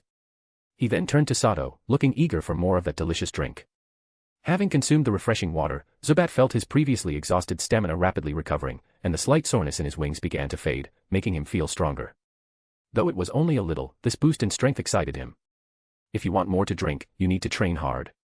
Trust me, sweat doesn't lie. If you're willing to work out, your strength will definitely improve. Let's rest for a few more minutes, then you need to fly another lap around the training field. This time, you must maintain at least the same speed as before. Look, I recorded your flight speed data in this notebook. If you don't exceed that number, it means you're slacking off, and lazy Pokemon go hungry, Sato said with a slight smile, showing Zubat the recorded data, squinting his eyes. Seeing Sato's somewhat dangerous smile, Zubat felt a chill run down his spine and quickly nodded in agreement. Chapter 23, Tanya's Desire. After nearly an hour of intense training with the weight vest, Zubat finally completed Sato's grueling requirement of flying laps around the training field. If it hadn't been for the intermittent encouragement and poke blocks provided by Sato, Zubat would have collapsed long ago. Now, Zubat lay motionless on Sato's shoulder. After flying over 10,000 meters with the 5 kilograms vest, he felt as if his wings were no longer his own, with intense muscle soreness.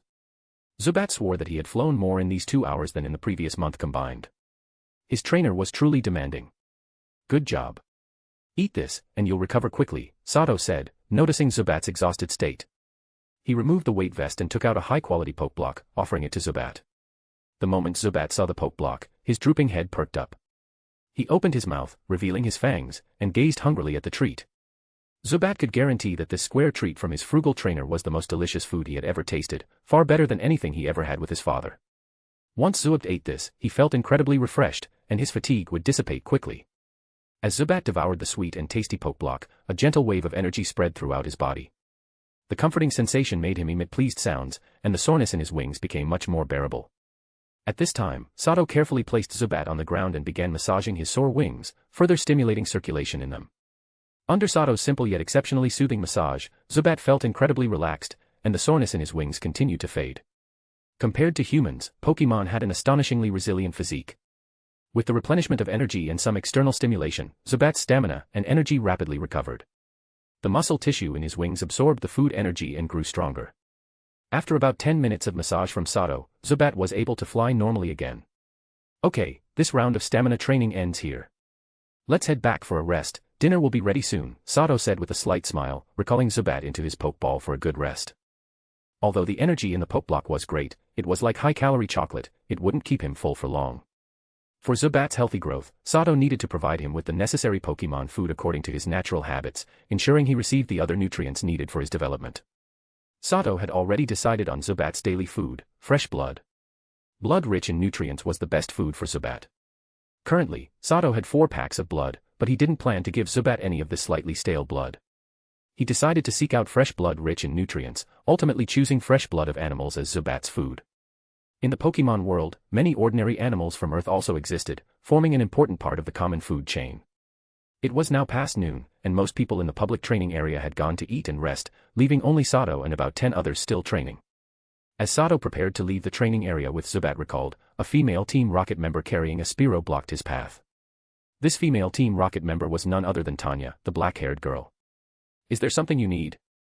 I don't like having my way blocked, Sato said, his expression stern as he faced the proud-looking girl. That poke block you just fed to your Zubat, it's a high-quality one, right? Sell me some, Tanya replied bluntly, seemingly ignoring Sato's cold demeanor. Tanya's background was unclear. She was a new recruit brought back by the rookie instructor, Maki, from Team Rocket's underground base in Pewter City. She seemed to have an unmatched affinity for flying-type Pokemon, effortlessly capturing her starter Pokemon, Spearow, during the rookie orientation. As a result, she gained the favor of Maki and was said to have been taken under her wing for special training.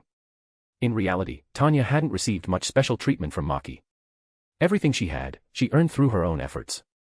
Since there was no need to spend extra points on a private training area, she arrived at the public training ground shortly after Sato, starting her training with her new partner, Spearow. During her training, she quickly noticed Sato and observed the entire process of his Zubat's training. She also saw how Sato provided Zubat with Pokeblocks whenever it looked exhausted. Tanya brought her own training supplies as well, specifically some Moo Moo milk for Spearow. However, she noticed that within almost the same training time, Sato's Zubat was exerting itself 3 to 4 times more efficiently than her Spearow. After patiently observing, she finally figured out why. Zubat's recovery time was much shorter than Spearow's, allowing it to complete significantly more exercises in a comparable time frame. Tanya knew that Pokemon physiology was far superior to that of humans. As long as the food energy was sufficient, their stamina recovery speed was something humans could only envy, meaning she didn't have to worry about overtraining them too much. Of course, how easily Pokemon could absorb energy from food was also crucial. The easier the energy was to absorb, the faster the recovery. Zubat's ability to perform several times the amount of exercise as Spearow in nearly the same time clearly indicated an efficient training supplement. This meant that, under normal circumstances, Zubat's strength would increase much more than Spearow's. Thinking about this potential, Tanya felt anxious as the top rookie seed, and she started searching for the reason behind it. Why could Sato's Zubat achieve such impressive results in the same time frame? Just a moment ago, when Sato had revealed the Pokeblock to Zubat, Tanya finally found her answer. She had some understanding of Pokeblocks. Initially, she considered them as training supplies for her Pokemon. However, when she realized she couldn't make good ones herself and that the Pokeblocks available for points weren't as cost-effective as Moo Moo milk, she quickly abandoned that option. Seeing Sato take out the Pokeblocks and recognizing their high quality from their brightness ignited a desire within her.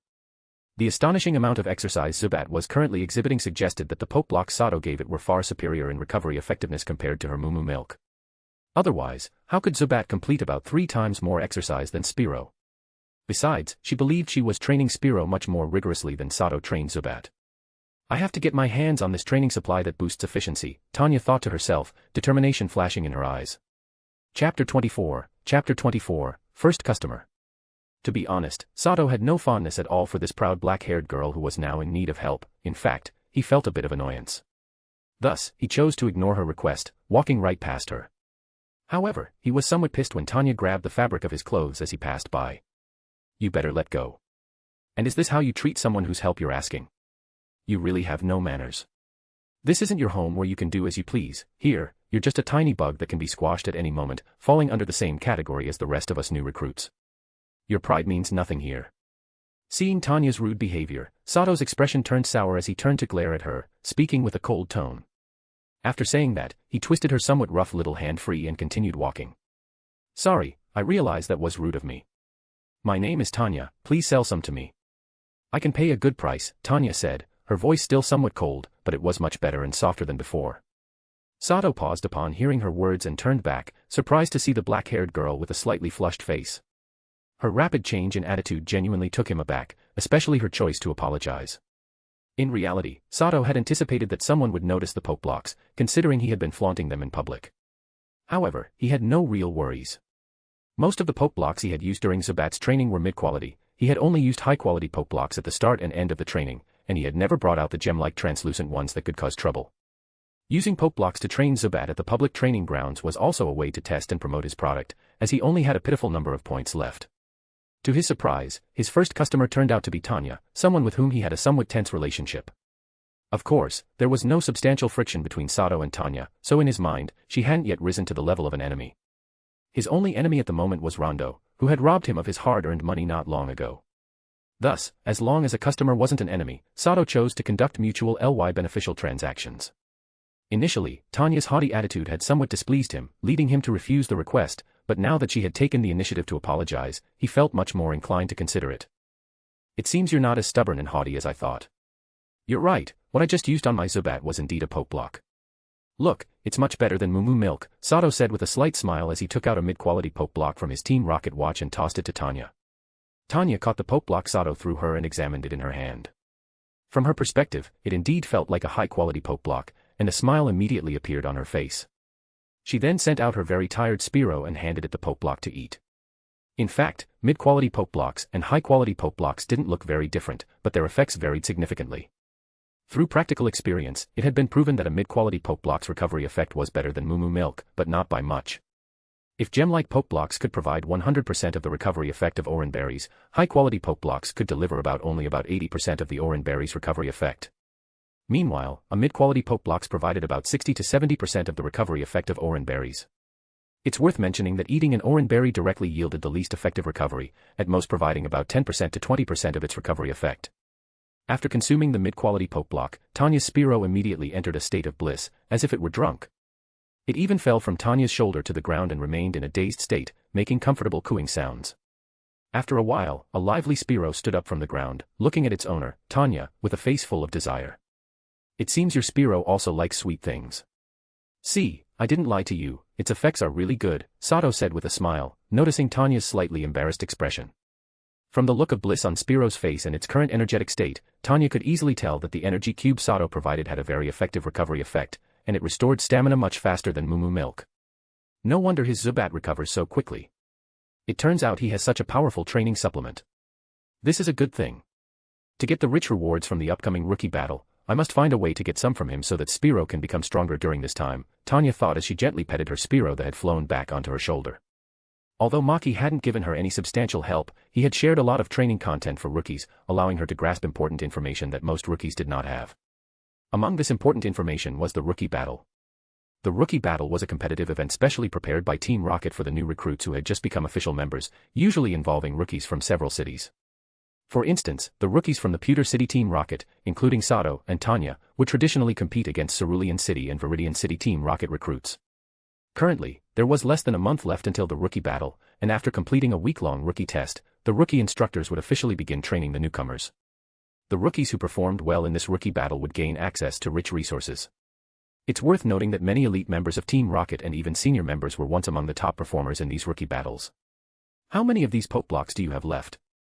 I want to buy 200 of them, Tanya said after deciding on her thoughts. I won't hide it from you, making these poke blocks isn't easy. I failed many times before successfully creating 300 of them.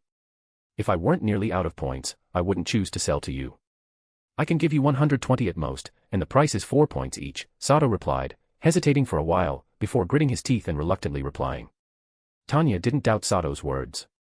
She had personally tried to make poke blocks and knew that the manufacturing difficulty was indeed high, with costs being relatively significant. The price of 4 points for each block was acceptable to her, especially since even Moo milk with a slightly worse recovery effect costs 5 points. Without any haggling, Tanya asked for Sato's point account number and swiftly transferred 480 points to him.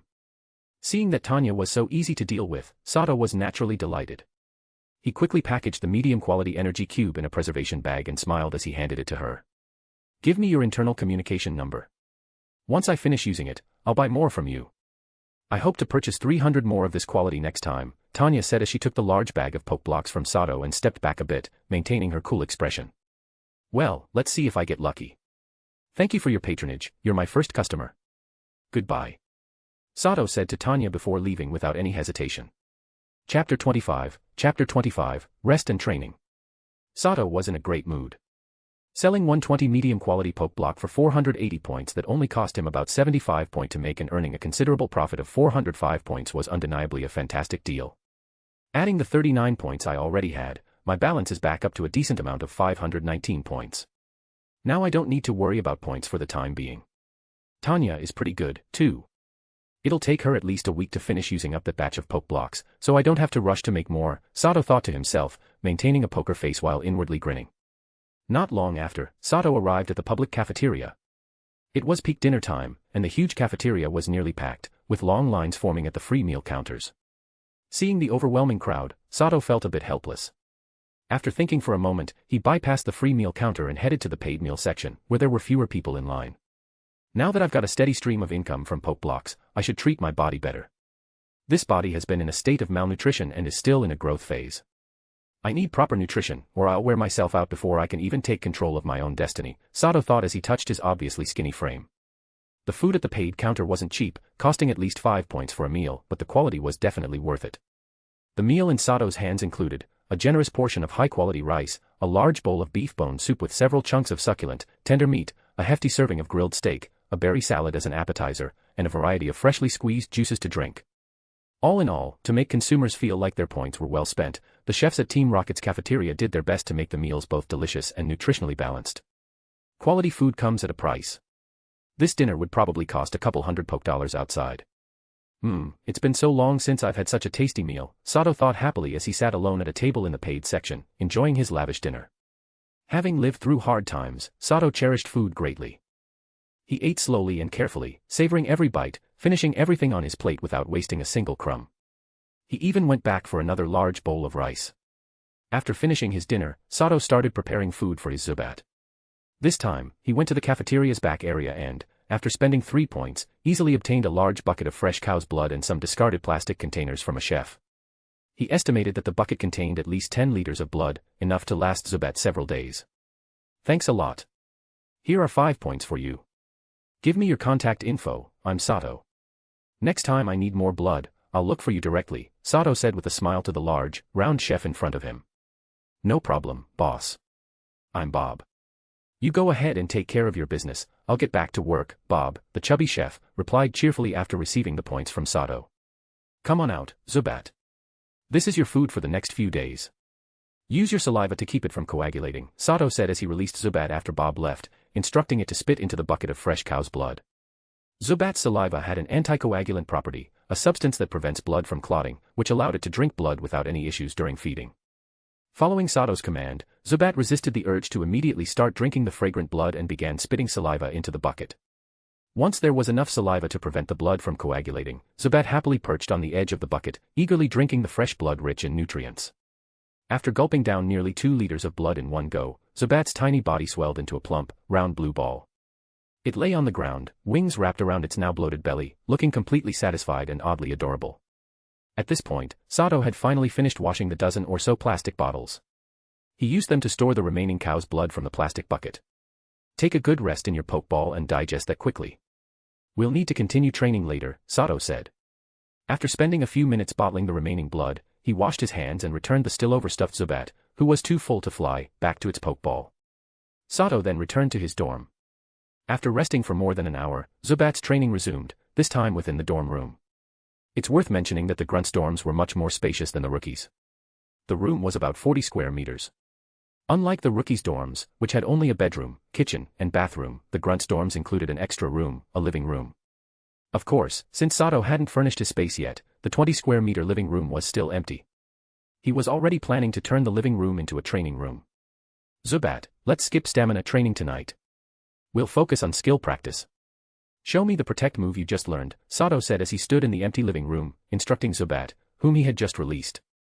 Zubat nodded and flew in front of Sato. He began to concentrate, using his energy and stamina to create a bright green protective shield that enveloped his entire body. At that moment, Sato pressed the timer on his wristwatch. After 3 seconds, the green shield around Zubat disappeared. The duration is 3 seconds, and the coverage area is about 0.5 meters in diameter. Shield strength is unknown, Sato observed as he stopped the timer and quickly jotted down the data in his notebook. Good, now use it again, Sato said after noting the data, instructing Zubat to perform protect once more. However, Zubat failed to execute the move again. The downside of protect immediately became apparent, it took Zubat a full 3 minutes to successfully use the move again. After this second attempt, Zubat looked visibly tired, having clearly expended a lot of energy. After using protect once, there is currently a 3-minute move cooldown, Sato thought with a frown as he looked at the timer's display. From the collected data, it was clear to Sato that Zubat's protect could only be used at critical moments and that its protective range was very limited. It would be hard to use it for full protection. Moreover, the side effect of protect was more severe than in the games. Instead of just having a reduced success rate after consecutive uses, Zubat couldn't use it again for a certain amount of time, and it required a good amount of energy to activate. The drawbacks are considerable. It takes time to charge up, and it consumes a lot of Zubat's energy, Sato thought as he reviewed the data on his watch and considered Zubat's current state of exhaustion. Chapter 26, Skill Training. What is the principle behind Pokemon using different moves? This question had long puzzled Sato. After serious thought and careful observation of Pokemon, he attempted to explain it by focusing on two aspects, elemental energy and the Pokemon's stamina/energy. As we all know, there are currently 18 different types of Pokemon, so Sato naturally hypothesized that there are 18 distinct types of elemental energy existing in the world. He proposed that Pokemon moves are simply flexible applications of these elemental energies, akin to magic spells in a fantasy world. These moves didn't exist on their own but were created by the Pokemon manipulating specific types of energy. The reason Pokemon can use moves of various types is because they can sense these different energies in the world around them. By expending their energy, they can perform these moves. A simple analogy is that Pokemon are like wizards, and their stamina/energy is akin to magical power. They use their energy, magical power, to manipulate the elemental energies in the world and create a variety of moves. Now, how can the proficiency of a Pokemon's moves be improved? This question became Sato's new challenge to solve. From his observations so far, Sato discovered there are no shortcuts for improving a Pokemon's proficiency with moves.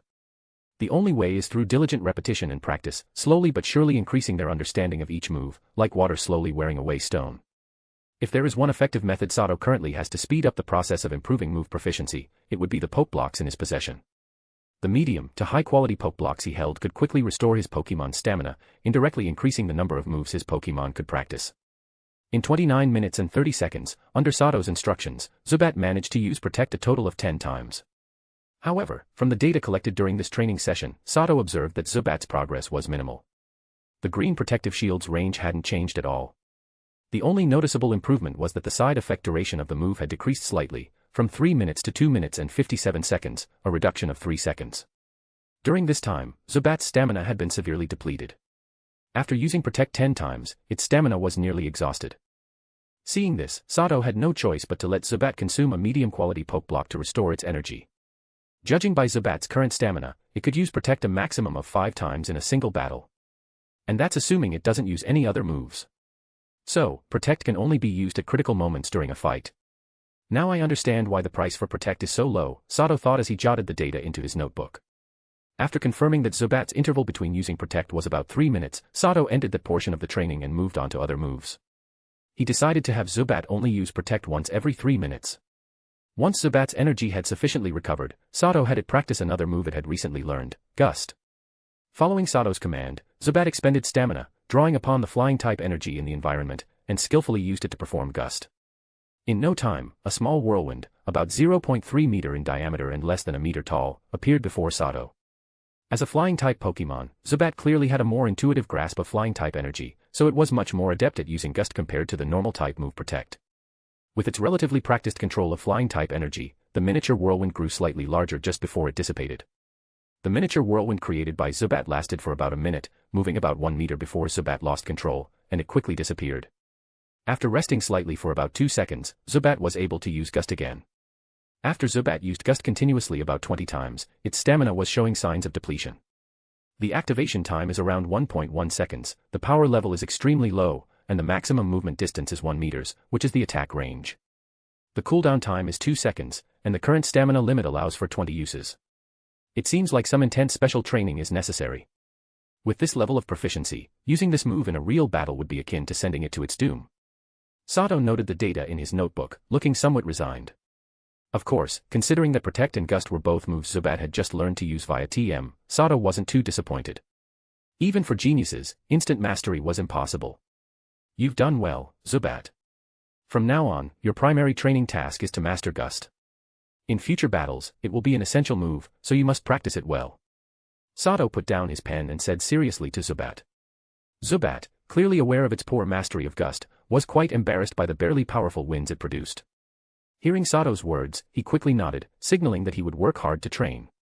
For the next part of Zubat's Protect and Gust training, Sato could only quietly observe, providing training supplements and encouragement when necessary. After watching for a while, Sato noticed a few unnecessary movements Zubat made while using these two moves. Zubat liked to violently shake his two tail wings and tilt his head backward when performing the moves. These unnecessary movements caused slight instability in Zubat's body, forcing it to flap its wings more frequently to maintain balance. As a result, the moves lacked consistency, and their duration was shortened. After identifying these problems, Sato had Zubat pause and pointed out the issues. Zubat began consciously correcting its body movements following Sato's suggestions. With persistence and careful correction, and with the help of Sato's energy-replenishing poke blocks and solid advice, Zubat gradually increased its mastery of both moves through repeated practice. At the same time, the data in Sato's notebook steadily grew. Each time Sato noticed an improvement in Zubat's performance, he praised it, which in turn motivated Zubat even more. This mechanical style of training was undoubtedly tedious, but both Sato and Zubat possessed the determination to endure such monotony for the sake of strength, and they found enjoyment in the process. As they focused on their training, time quietly passed by. Before long, it was nearly 9 p.m., and Sato decided to end Zubat's 6-hour-long training session. During this training session, according to Sato's data, Zubat had used Protect 43 times and Gust 289 times. This session also cost Sato 12 medium-quality poke blocks.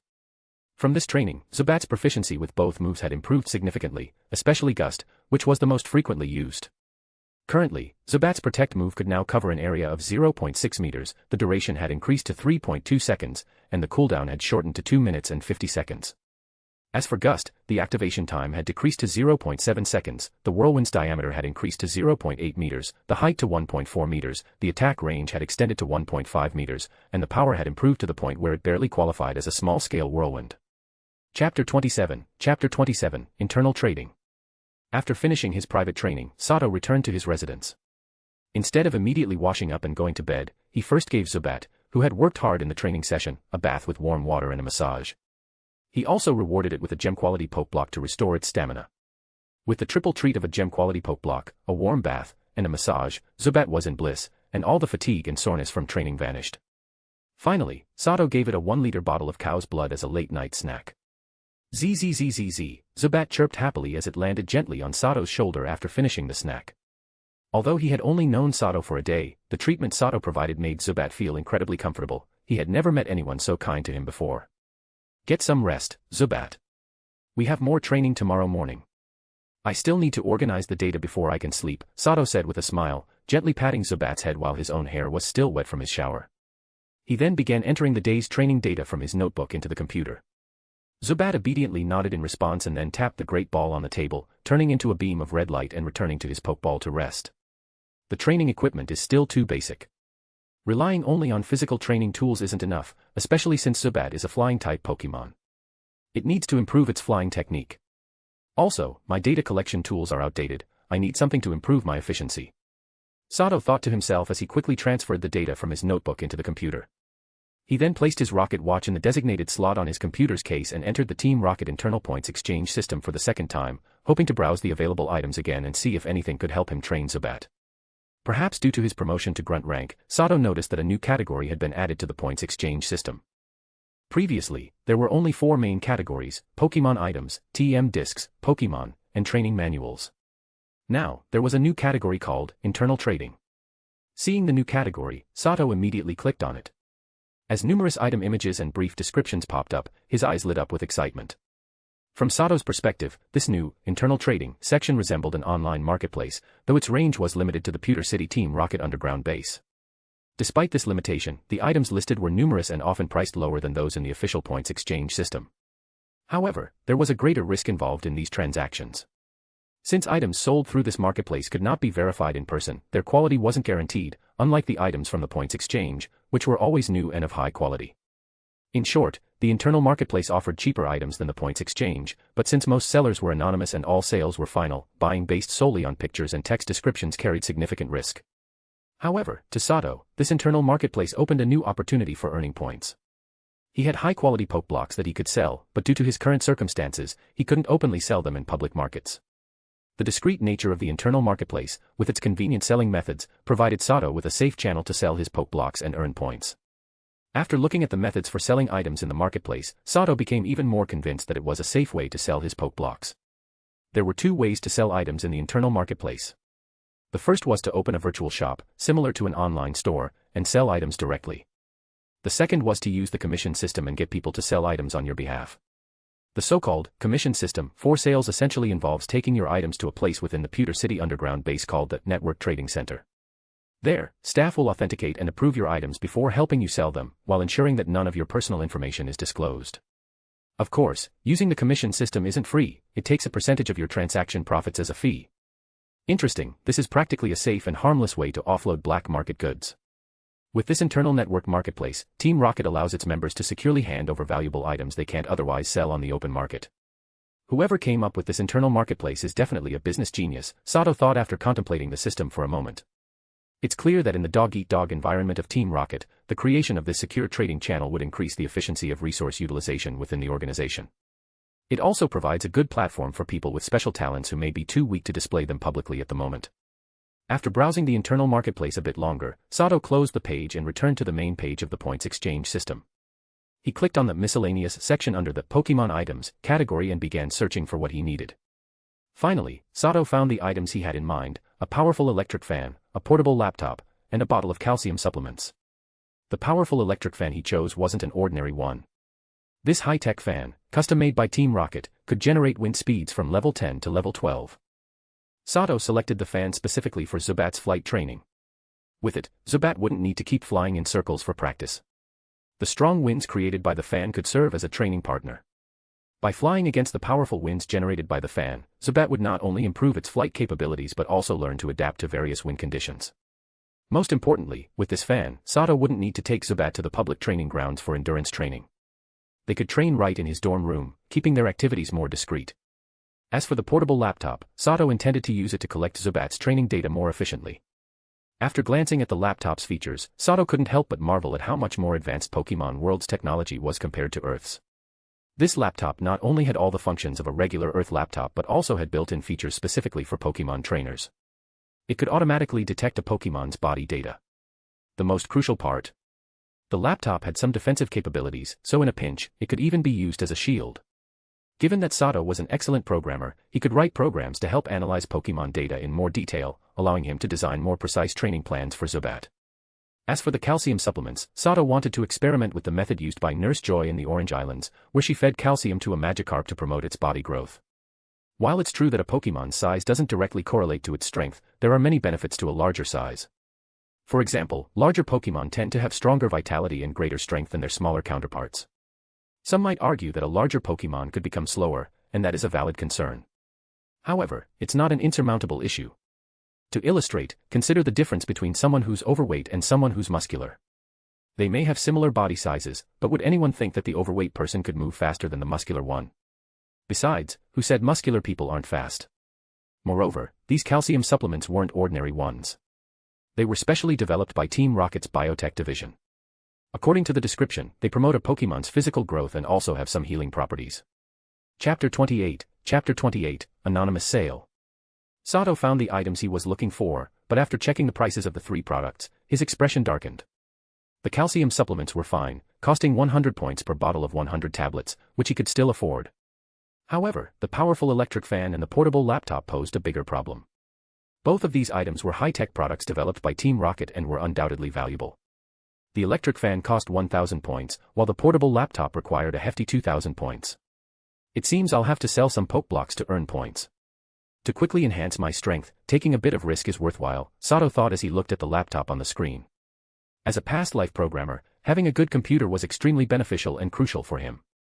With a personal, high-quality laptop, he could better showcase his skills. A computer would be an excellent tool for collecting and analyzing data. After considering his plans for the following day, Sato closed the computer, set the alarm on his Team Rocket watch, and lay down on his bed. He quickly cleared his mind and soon drifted off to sleep. The next day at 7 a.m., the alarm on his Team Rocket watch went off right on time. Sato quickly opened his bleary eyes, turned off the alarm, and after a moment of contemplation, he opened his eyes again, feeling more alert. His first action was to release Zubat, giving it 2 bottles of blood and a high-quality poke block for breakfast. After a quick wash-up, Zubat finished its breakfast as well. Then, Sato recalled Zubat into its pokeball and left the dorm, heading straight for the cafeteria. To get his body in optimal condition as soon as possible, Sato didn't skimp on his meal. He spent 5 points on a hearty breakfast, which included a large bottle of whole milk, the most valuable item, a big bowl of nutritious wheat porridge, with free refills, and several fresh fruits. Note: after deducting the 5 points spent on dinner and the 5 points spent on cow blood, Sato had 504 points remaining. Sticking to his usual eating habits, Sato took his time with the meal. While savoring each bite and thinking about the day's events, it took him nearly 30 minutes to finish the generous breakfast. Afterward, he quickly left the cafeteria and made his way to the mission hall. Typically, not many people frequented the mission hall, and early in the morning, it was even emptier. When Sato arrived, he saw just 3 lone rangers selecting their desired freelance missions in front of the stone pillars. His arrival only elicited a brief glance from the trio, who radiated an air of, "Do not approach."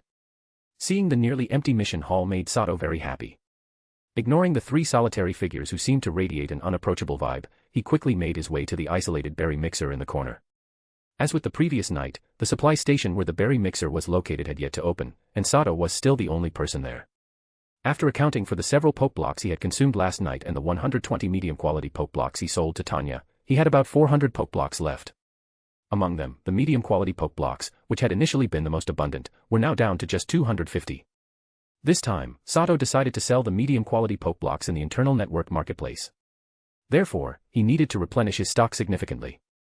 Thanks to his experience, and since he was only making medium-quality poke blocks, this time Sato worked quickly. In under 20 minutes, he used the remaining 120 oran berries, 20 nanab berries, and 20 tamato berries, along with spending 400 points, to create 832 medium-quality poke blocks. After completing the replenishment of his poke blocks, Sato quickly left the now-empty mission hall and headed towards the internal trade center located in the southernmost area of Team Rocket's underground base in Pewter City. The internal trade center had the appearance of a rectangular black box. It had only one entrance, while exits were small doors on either side. In contrast to the cold and quiet mission hall, the trade center was bustling with activity. When Sato arrived, a considerable number of Team Rocket members had gathered there, all wearing various Pokemon masks and queuing in an orderly manner. At that moment, Sato was also wearing a Pikachu mask, which had been given to him by a Team Rocket member stationed at the entrance. The member informed him that new arrivals were required to wear masks when entering the center. After about 10 minutes of waiting in line, it was finally Sato's turn.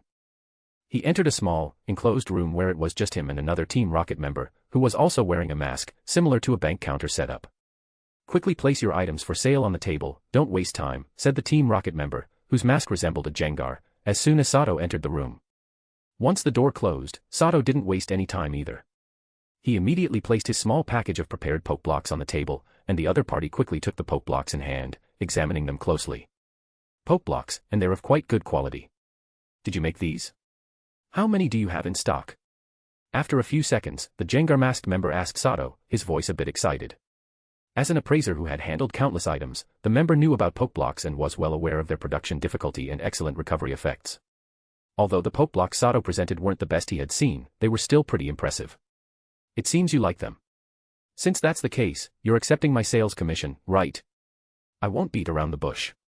I have more than 800 poke blocks of this quality, and I want to sell them at a price of 5 points each," Sato replied, his tone calm, without directly answering the first question. Sato wasn't surprised that the poke blocks were accepted, however, he was taken aback by the appraiser's enthusiasm. It was clear that the appraiser was very interested in the poke blocks Sato had made, which made him internally raise his guard. "My apologies for asking inappropriate questions." "Yes, sir, no problem. We accept your sales commission. Personally, I suggest you sell them at 8 points each. Poke blocks of this quality are quite rare and are excellent supplies for training Pokemon. I believe many people would be willing to pay a premium for them, and your quantity seems a bit low," the astute appraiser said, quickly calming down and speaking in a normal tone after hearing Sato's response. "No, I'd prefer to sell them at my set price. As for the quantity, I will come back to replenish them regularly," Sato nodded and replied in a flat tone.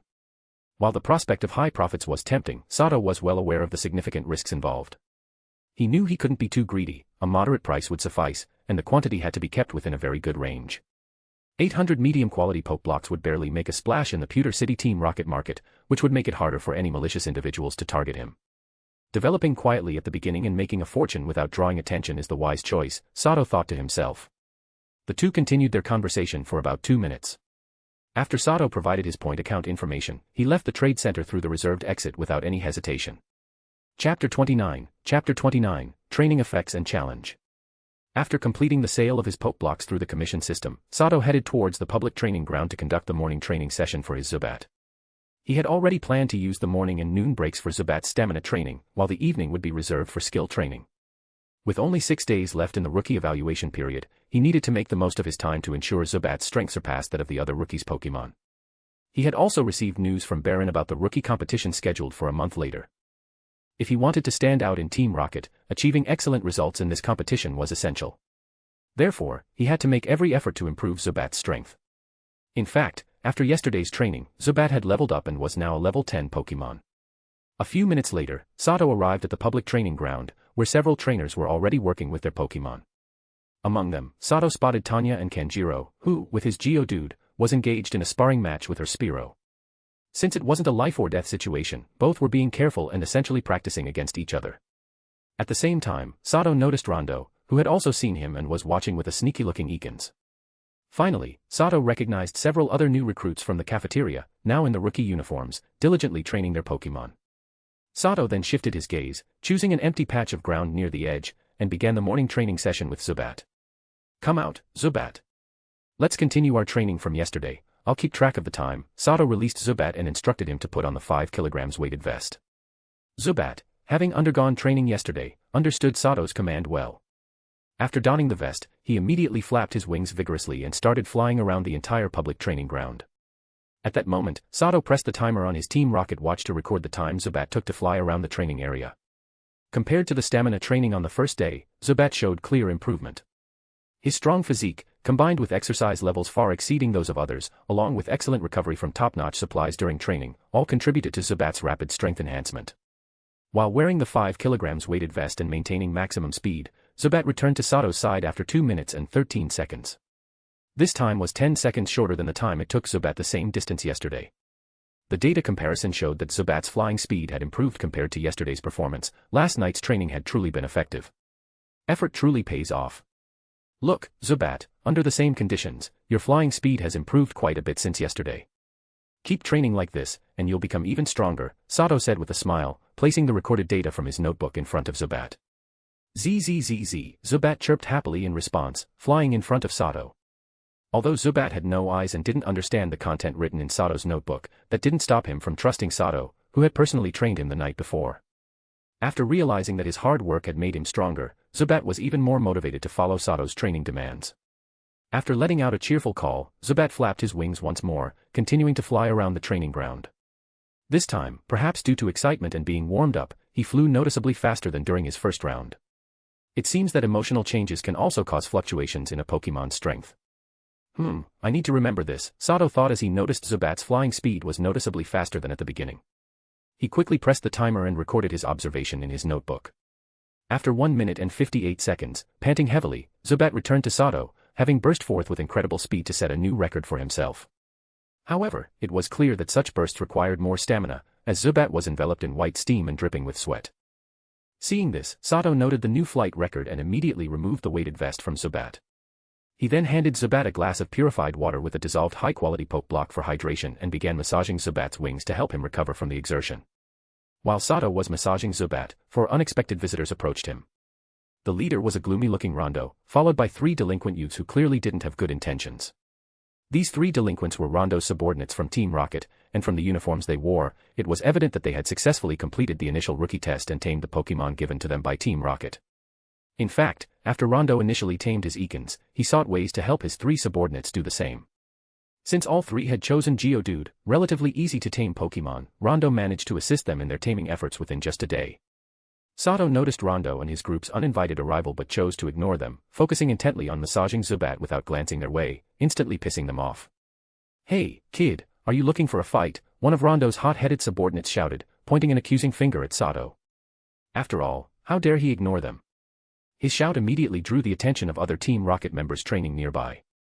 Seeing someone trying to provoke a confrontation, most of them displayed expressions of amusement. However, Sato only caught a glimpse of the Banshee subordinate out of the corner of his eye before continuing with the massage as if nothing had happened. Zubat, unlike Sato, wasn't as calm. He slightly lifted his head to scowl at the direction of person daring to shout at his trainer. In the next second, Zubat quickly slipped from Sato's hands and landed on his right shoulder, scowling fiercely at Rondo's volatile subordinate. Zubat opened his mouth, revealing sharp fangs, and began to release a wave of ultrasonic sound. "Easy now, don't pay attention to a mad dog's barking. If he wants to bark, let him bark to his heart's content. If he dares to make a move, we'll break his legs. But until then, let's not be like him and make a scene, it's quite embarrassing," Sato said, gently stroking Zubat to stop his aggressive behavior while intentionally raising his voice. There was a strict rule against any direct conflict among members, any violation was treated as treason. This taboo was firmly ingrained in Sato's mind, so no matter how much he was provoked, he wouldn't initiate a confrontation in public. At the same time, he had nothing to fear. In this Team Rocket base, Rondo and his 3 subordinates were just a bunch of clowns. Unless they were looking to get themselves killed or were incredibly stupid, they wouldn't dare to make a move. As Sato spoke, the nearby spectators burst into laughter, and the Rondo subordinate who had shouted at Sato turned bright red with anger upon hearing their reactions. Alright, Sato, we're not here to pick a fight. How about a Pokemon duel? Just as the hot-headed subordinate was about to explode with rage at the laughter surrounding him, Rondo stepped in to prevent his group from acting foolishly, then arrogantly stated his purpose to Sato. Chapter 30, Acceptance and Betting. I challenge you. Rondo publicly issued a challenge to Sato, causing Sato's pupils to narrow as a serious expression crossed his face. What is the most popular activity among humans in the Pokemon world? Undoubtedly, it's the intense and thrilling Pokemon battles. For every trainer, battling is something that cannot be avoided. No matter where you are or who you are, if someone challenges you to a Pokemon battle, it's right and proper to respond. This is simply a truth known by everyone in the Pokemon world, from a 100-year-old elder to a 3-year-old child. In this world, this was a common sense. A Pokemon battle? Interesting. What format will it be? Sato said, staring at Rondo's ugly face with a blank expression. To be honest, Sato felt uneasy the moment Rondo challenged him. This was essentially an unavoidable trap. Why is it an unavoidable trap? Well, there are two primary reasons. First, in the predatory environment of Team Rocket, how do you think the members, like wolves, would view someone who chooses to decline a challenge? Unless the power gap between the two parties is too great, with the stronger side finding the challenge boring and refusing, those who choose to decline will undoubtedly be looked down upon by other Team Rocket members. In Team Rocket, those who are despised by others often face dire consequences. Second, Sato knew that Rondo was originally a trainer, and his ability to lead a group of delinquents implied that he must possess solid training skills. Sato, on the other hand, was just a rookie trainer starting out. Although Sato had rich experience playing games in his past life, he couldn't guarantee that he could outperform Rondo, who had undoubtedly experienced countless Pokemon battles. A formal Pokemon battle, no conditions attached. Do you choose to accept my challenge, Sato? As soon as Sato finished speaking, Rondo wore a triumphant smile and answered loudly. Rondo's intentional loudness made the nearby Team Rocket members, who were watching, realize that a Pokemon battle was about to unfold, and they all displayed expressions of interest. At the same time, Rondo's Ekans glared coldly at Sato and Zubat on his shoulder, making them both feel very uncomfortable. Sato had noticed the large purple snake beside Rondo long ago and used the system's scanning ability to analyze its data. Pokemon data. Pokemon, Ekans. Level. Type, Poison. Ability, Intimidate. Gender, Male. Moves, Leer, Glare, Poison Sting, Bite, Wrap, Poison Tail, Egg Move, Rock Tomb, TM. After reviewing Rondo's Ekans data, especially seeing Rock Tomb, a rock-type move that was particularly effective against Zubat, Sato felt a slight heaviness in his heart. For clarification, Rock Tomb is a rock-type physical attack move with the effect of creating rocks to attack the enemy and restrict their movement, thereby reducing their speed. However, Sato was already in a difficult position. If he refused this battle, his future in Team Rocket would be far from pleasant, and trouble would continuously find its way to him. No problem, I accept your challenge, but my Zubat just finished an intense flying training session, so I need a minute to prepare, Sato replied flatly after giving Rondo a deep look. Good, straightforward. Let's meet on the battlefield later, Rondo said, a cruel smile spreading across his face as he responded. He then left with his 3 subordinates, their arrogance on full display. As Sato had just thought, Rondo was trying to bully him while he was still a rookie trainer, using external pressure to force Sato into accepting the Pokemon battle. Hey, thinking I'm just a rookie trainer and easy to bully? You couldn't be more wrong. I'll make you regret this, Sato thought with a cold smile as he watched Rondo and the others swagger away. After some contemplation, Sato felt that his chances of winning this Pokemon battle were relatively high, for 3 reasons. First, Zubat is a flying-type Pokemon, giving it an advantage over the grounded Ekans. Additionally, it possessed the long-range moves Shadow Ball and Gust, making its kite-fighting capabilities strong. Second, there was no doubt that Ekans was a Pokemon Rondo had recently obtained. No matter how skilled he was, he wouldn't be able to fully master such a cold-blooded snake in just one day. Third, while Rondo had more experience in real Pokemon battles, Sato wasn't lacking either. With his past life experience and the help of the system, he had a significant edge in this upcoming battle. Since they were going to battle, a battlefield was necessary. The public training ground had plenty of open spaces, and it wasn't uncommon for challenges to occur there, so several standard battlefields were available. A minute later, Sato and Rondo stood at opposite corners of one of the battlefields, surrounded by a considerable number of spectators. Most of them were low-ranking members of Team Rocket, with only 1 or 2 squad leaders present. One squad leader among the onlookers even initiated a betting pool, with the stakes being the outcome of the battle between Sato and Rondo. Based on the amount bet, the current odds were 10-1 in favor of Rondo against Sato. It was clear from the odds that most people were not optimistic about Sato. In fact, while starting the betting, this squad leader briefly explained the strengths of both sides. When the gamblers heard that Sato was merely a rookie trainer and that Rondo was the leader of a gang, controlling a street in Pewter City, nearly everyone placed their bets on Rondo, with only a few daring enough to bet on Sato due to the low odds. Notably, Sato decided to place all his remaining 104 points on himself. As the two sides prepared to face off and the betting was about to close, Tanya walked up to the squad leader managing the bets and placed all her remaining 500 points on Sato. Kenjiro, who was like a bodyguard to her, thought for a moment and also placed all his remaining 200 points on Sato. Do you really have that much faith in this kid? These are our last points. If we lose, our plans will be ruined, Kenjiro said with an ugly expression on his face after the betting closed. I'm not forcing you to bet. All I can say is, that guy is not to be underestimated. If you underestimate him, you'll suffer a big loss. This is too good of an opportunity to pass up, Tanya replied coldly, shooting a glare at Kenjiro. As soon as she finished speaking, the battle was announced to begin. In the next second, Sato and Rondo simultaneously threw their pokeballs into the air. The two pokeballs opened in midair, and two beams of white light shot out, landing on the ground and in the air. As the white light dissipated, Zubat in the air and Ekans on the ground immediately locked eyes, both glaring intensely at each other. The tension in the battlefield thickened instantly. Chapter 31, First Battle, Part 1. The two Pokémon appeared simultaneously, and Ekans' Intimidate ability activated immediately. However, Zubat was only slightly affected by Ekans' Intimidation. Because of this minor impact, Zubat's attack power was inevitably lowered, and its momentum fell short compared to the cold, glaring Ekans, which was now sticking out its forked tongue. On the other side, as the battle commenced, Sato's heart raced with nervousness, but after taking a deep breath, he managed to calm himself down. It's begun. The battle has started. This is essentially a life and death struggle. At that moment, Sato's eyes sharpened. For him, what seemed like a simple Pokémon duel was actually a fight for survival. Since it was a life and death battle, he had to adopt a desperate attitude, and absolute calmness was essential. Sato's change was most evident to Zubat. It felt as if its trainer had completely transformed. Normally, Sato seemed like a gentle person, but now he felt like a calm yet fierce individual suppressing channeling inner rage. During his 2 years on the run in his past life, Sato had been forced to get involved with the underworld to evade the police.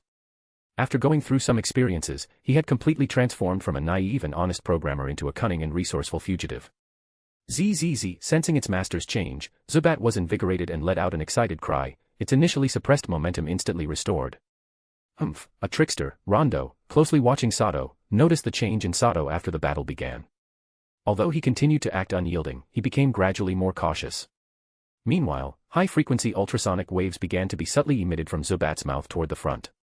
Before the battle began, Sato had already discussed with Zubat the strategy of making good use of its innate ability to release high-frequency ultrasonic waves freely during combat. Just imagine, if Zubat could continuously emit confusion-inducing ultrasonic waves throughout the battle, the outcome would clearly be in Zubat's favor.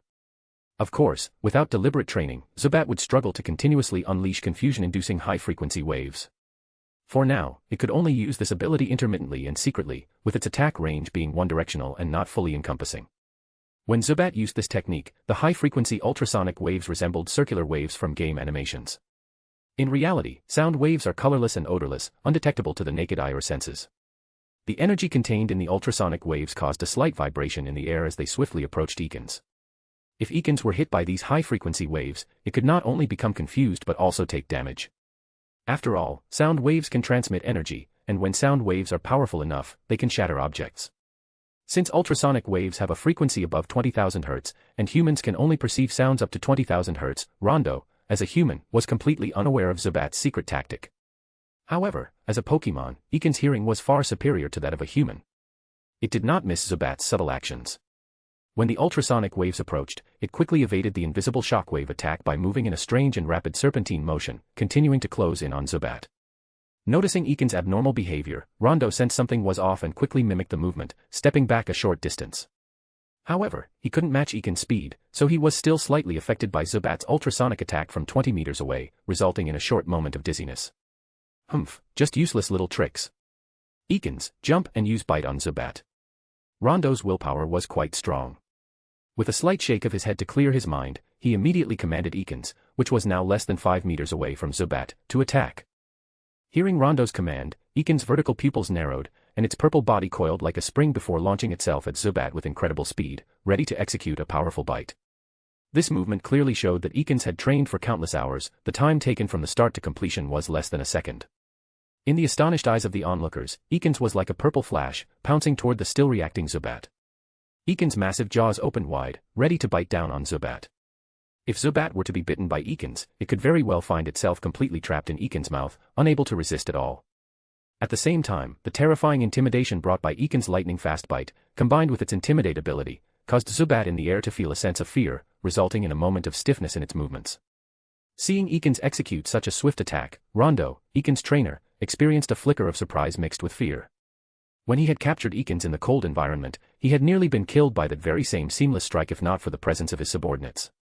If Rondo wasn't mistaken, his extremely fierce Ekans had once had a favorite food, flying creatures. This attack was clearly honed specifically for hunting flying prey. Hold your ground. Use Protect. Sato, noticing Zubat was momentarily stunned by Ekans' swift pounce, immediately issued a command. The speed of Sato's voice was just a bit quicker than Ekans' actual attacking speed.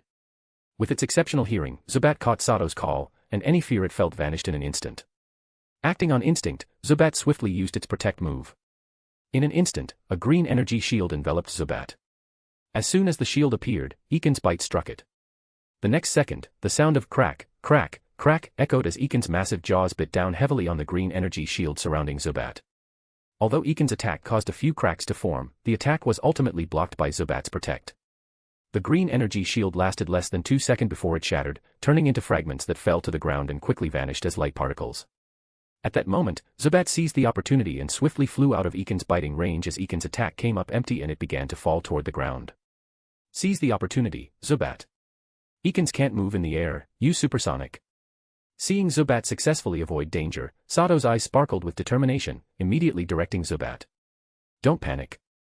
Use Poison Tail on Zubat. At the same time, Rondo quickly issued a command to his airborne Ekans. Under Rondo's command, Ekans' tail glimmered with a purple sheen. Utilizing the strength of its body, it twisted and prepared to unleash a Poison Tail on the nearby Zubat. Fortunately, Zubat was also quick. Just as Ekans' Poison Tail was about to strike, Zubat relied on its instinctive ability and successfully unleashed a wave of high-frequency ultrasonic sound. Due to the close range, the rapidly moving sound waves struck Ekans first. Subsequently, Ekans' Poison Tail followed through due to inertia, successfully hitting Zubat and sending it flying. Meanwhile, Ekans was also hit and crashed into the ground. When Ekans crashed into the ground, Zubat had just stabilized itself in the air using its strong wings, only panting slightly. After executing Protect and taking Ekans' Poison Tail hit while hitting it with a supersonic, Zubat's stamina had noticeably decreased. However, being a poison type, the Poison Tail from Ekans didn't manage to do much damage to Zubat. Meanwhile, the onlookers standing at the edge of the battlefield had shifted from an initial relaxed demeanor to one of seriousness, even looking quite grim. It was evident from the earlier battle that Rondo's commanding Ekans hadn't gained much advantage against Sato's Zubat, rather, it seemed to have suffered a slight loss. No, it was a significant loss.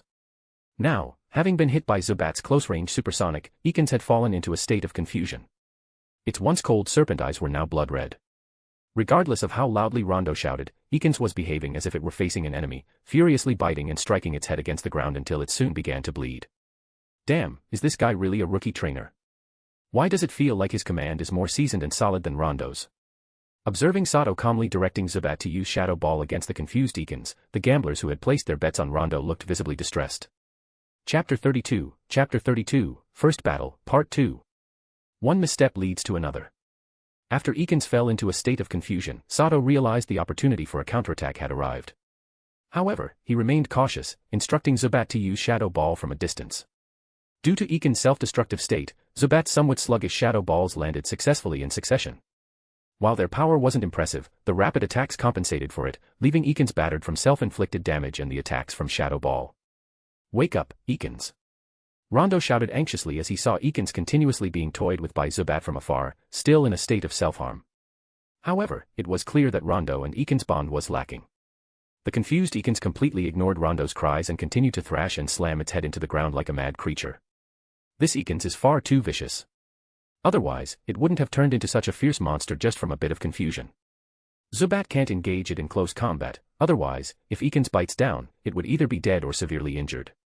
Rondo has ulterior motives, he wants to cripple my Zubat in this battle, Sato thought to himself, his gaze turning cold as he watched Ikens with its bloodshot eyes exuding a murderous aura.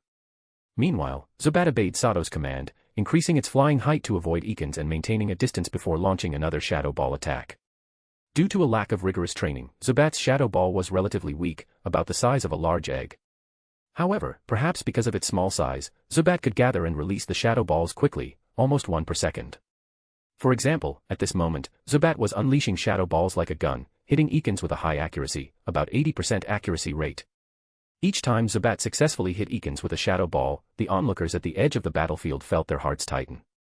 Due to the rules of the battle, which forbade interference, they could only pray for Ikens to regain its senses quickly, otherwise, their bets would be in vain. After 12 continuous and painful seconds, Ikens finally emerged from its confusion. However, it was now covered in wounds, its skin marred by numerous injuries, and blood pooling around it.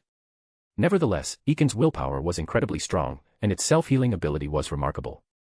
After regaining consciousness, the bleeding wounds quickly stopped and began to scab over at a visibly rapid pace, somewhat restoring Ikens to its original state. Of course, this astonishing regenerative ability came at a cost. After healing, Ikens' aura weakened significantly, resembling a patient recovering from a severe sickness. From the current situation, anyone could see that Ikens was on the brink of collapse. As long as Sato continued to direct Zubat to maintain a safe distance and play keep away, Ikens was destined to lose. Damn it. This guy even taught Zubat to use Protect. If I remember correctly, this guy is just some country bumpkin who knows nothing about Pokemon and is even an undocumented person. Where did he learn about so much about Pokemon? Rondo thought darkly, seeing Ikens reduced to such a state by Zubat under Sato's command. Rondo had never expected Sato to teach Zubat a defensive skill like Protect. Because of the information disparity and his own underestimation, Rondo hadn't considered this possibility. He thought defeating Sato's Zubat would be a piece of cake, which was why he recklessly commanded Ikens to use its vicious and signature move to take Zubat out. Yes, Rondo intended to kill Sato's Zubat in this battle. After all, in a fight, unexpected events are inevitable, right? As long as Sato lost his Pokemon, he would be powerless, and Rondo could manipulate him at will. But all his malicious plans were thwarted by Sato's hidden Protect move. Following that, Zubat's Supersonic left Ikens in a confused state, making the battle increasingly unfavorable for Rondo. Ikens, charge in and use Rock Tomb. Rondo had not yet accepted defeat. Originally, he had hoped to save this trick for dealing with Tanya's Spearow in the future, but given the current situation, he could only reveal hidden last trump card. Hearing Rondo's command, Ikens turned its cold serpent eyes toward him for a moment before twisting its body to dodge Zubat's Shadow Ball and rapidly slithered closer to Zubat. As it approached, Ikens' cold eyes glowed with a brownish light. In an instant, several small rocky fragments formed around it, composed of rock-type energy, as it closed in on Zubat. When Ikens was within 5 meters of Zubat, these small, sharp rock fragments almost transformed into arrows, shooting toward the airborne Zubat. Due to their conical shape, the rocks significantly reduced air resistance, moving almost as fast as regular arrows. Generally speaking, Rock Tomb is a move where Pokemon expend stamina, or energy, to create large rocks for attack, but in Ikens' case, this technique had taken on a slight variation. In order to strike at the fast-flying flying-type Pokemon, Ikens skillfully transformed the rocks formed from rock-type energy into smaller but numerous rocks, letting it take their current shape. While its power was still considerably weaker than the rock-type move known as Rock Slide, it could almost be considered a weakened second-hand version of it. Note, Rock Slide is a physical long-range rock-type attack with the power, accuracy, and effect of piercing enemies with sharp rocks, making it easy to hit vital points. Whoosh, whoosh, whoosh, a series of whistling sounds filled the air as the sharp rocks clearly had a range of over 10 meters. Several sharp stones shot straight at Zubat, completely covering a 2-meter radius around it. Quick, dodge, Zubat. Sato's expression changed as he witnessed a real version of Rock Tomb and immediately shouted at Zubat. Ultimately, his experience in the game affected his judgment. He miscalculated the attack range of Ikens' Rock Tomb, and since Zubat still had over a minute left on the cooldown for using Protect, he could only think of ordering Zubat to evade. Unfortunately, facing Ikens' somewhat unorthodox Rock Tomb, Zubat managed to dodge the first few rocks but was hit by the subsequent ones. Bang, bang, bang, the sharp rocks composed of rock-type energy hit Zubat and exploded like small bombs, quickly causing the wounds on Zubat's body to accumulate. Seeing Ikens' Rock Tomb in effect, Rondo immediately ordered Ikens to continue attacking Zubat with another Rock Tomb, causing expressions of surprise and anticipation to appear on the faces of most onlookers at the edge of the battlefield. Zubat, use Gust for defense. Although Zubat tried hard to evade the rocks, it was evidently difficult to avoid the numerous fast-flying rock projectiles completely. In a moment of panic and desperation, Sato had a flash of inspiration and immediately issued a command to Zubat. Upon hearing Sato's order, Zubat, which had been suffering from the attacks, instinctively unleashed Gust without a second thought. Perhaps feeling cornered or sensing Sato's anxiety and concern, Zubat's power and potential erupted, using up its remaining energy in an instant. Zzz, Zubat emitted a sharp cry, and suddenly, under its full power, a big white gust of whirlwind with a diameter of over 2 meters and a height of about 5 meters appeared before it, rotating counterclockwise toward the center. The tiny, sharp rocks that Ekans had manipulated again were swept up by the attack's powerful winds. Good job, Zubat. Now direct the wind to attack Ekans. Seeing Zubat's desperate outburst, Sato commanded timely. Zubat didn't disappoint Sato's expectations. It flapped its wings vigorously, directing the powerful gust filled with sharp rocks toward Ekans on the ground. Fuck. Ekans, dig a hole and avoid it. Rondo's expression changed dramatically as he saw Zubat's desperation, immediately instructing Ekans to burrow underground to evade the attack. However, to Rondo's despair, the ground was covered with reinforced concrete, making it impossible for Ekans to burrow its head in. After failing to dig down, Ekans attempted to avoid the attack by moving its body, only to find itself caught in the strong winds of the nearby white whirlwind, drastically slowing its movement. Ultimately, it could only watch helplessly as the white whirlwind controlled by Zubat completely enveloped it. Once Ekans was sucked into the whirlwind, the invisible blades of wind within continuously sliced at it, while the numerous sharp rocks also struck it repeatedly, causing explosions. Due to Zubat's full power gust, the duration of the white whirlwind lasted about 7 or 8 seconds. When it finally dissipated, Ekans fell heavily to the ground, its body covered in wounds. At that moment, Ekans' eyes were swirling, clearly indicating it had lost the ability to fight. The battle is over. Ekans has lost its ability to battle, and the victor of this match is Sato and his Zubat. The referee announced the battle's outcome the next second. Chapter 33, Evaluation. Victory. After a fierce showdown, Zubat ultimately triumphed and claimed victory in this Pokemon battle. However, Sato felt no joy in winning this match. Although he performed well for a newcomer in his first Pokemon battle, he was still feeling frustrated because of his miscalculation of Ekans' Rock Tomb attack range, which had put Zubat in danger. As soon as the battle ended, Sato hurriedly offered an Pokeblock to Zubat, praised it a few times, and then recalled it into its Pokeball. Ignoring the gazes of others, he maintained a calm face and quickly headed toward the medical room. This isn't a turn-based battle from a game, and Pokemon aren't just data. My commands were terrible. No, my understanding of Pokemon moves are too shallow. I must deepen my knowledge in this area, Sato thought to himself as he walked, his fists involuntarily clenching slightly. Moreover, he realized that Zubat had significantly lacking in various abilities, such as dodging, reaction time, insufficient move power, and underdeveloped innate capabilities. On the other side, Rondo was paying the price for his carelessness. After losing the match, his face turned pale as he felt the malicious glares from those around him. Now that he had lost, not to mention causing a lot of members to lose their points, he was seen as an easy target among the other Team Rocket members. His original plan to take advantage of Sato had backfired and instead fell upon himself. After Sato left without even glancing at him, Rondo gritted his teeth and recalled Ekans into its Pokeball before escaping the public training ground with 3 of his underlings through another exit. Some Team Rocket members, frustrated by their gambling losses, watched Rondo and his group leave with cold eyes, and a few even followed behind them. "See, didn't I tell you he'd win? This guy is stronger than you think. I have a feeling he'll be a formidable opponent in the upcoming newcomer tournament," Tanya said to Kenjiro, looking delighted as she watched Sato's departing figure, already counting the points she gained from this. As soon as she finished speaking, Tanya left with a slight smile. Thanks to her bet on Sato's victory, her 500 points had directly increased to 5,000, leaving her in a very good mood. Indeed, is this guy really a newcomer trainer? If so, he's surprisingly calm. Kenjiro nodded thoughtfully in response to her words and followed Tanya out of the public training ground. Meanwhile, in Caesar's room, Caesar and his sister Sophia sat on the sofa watching the screen in front of them, which displayed the battle between Sato and Rondo. "Sophie, what do you think of that kid named Sato?" Caesar asked his younger sister with a smile as the scene of Sato commanding Zubat to defeat Ekans appeared on the screen. "Nothing much. It's obvious that he's inexperienced in actual combat, and his Pokemon training is lacking. His opponent is clearly much more seasoned. If it weren't for his carelessness in the beginning, not letting Ekans use Rock Tomb to attack Zubat, and Zubat's sudden outburst at the end, he wouldn't have stood much of a chance in this duel," Sophia said expressionlessly, rolling her eyes at her brother after he called her by her nickname. For Sophia, a battle-hardened Team Rocket captain, the fight between Rondo and Sato was nothing more than a pair of amateurs squabbling, with no entertainment value whatsoever. Even the weakest Pokemon in her possession could defeat both Rondo's and Sato's Pokemon in just a few seconds. That's not a fair assessment from an elite trainer toward a newcomer. I think his command in this battle was quite good. Didn't you notice? He made 0 mistakes and remained completely calm throughout the fight.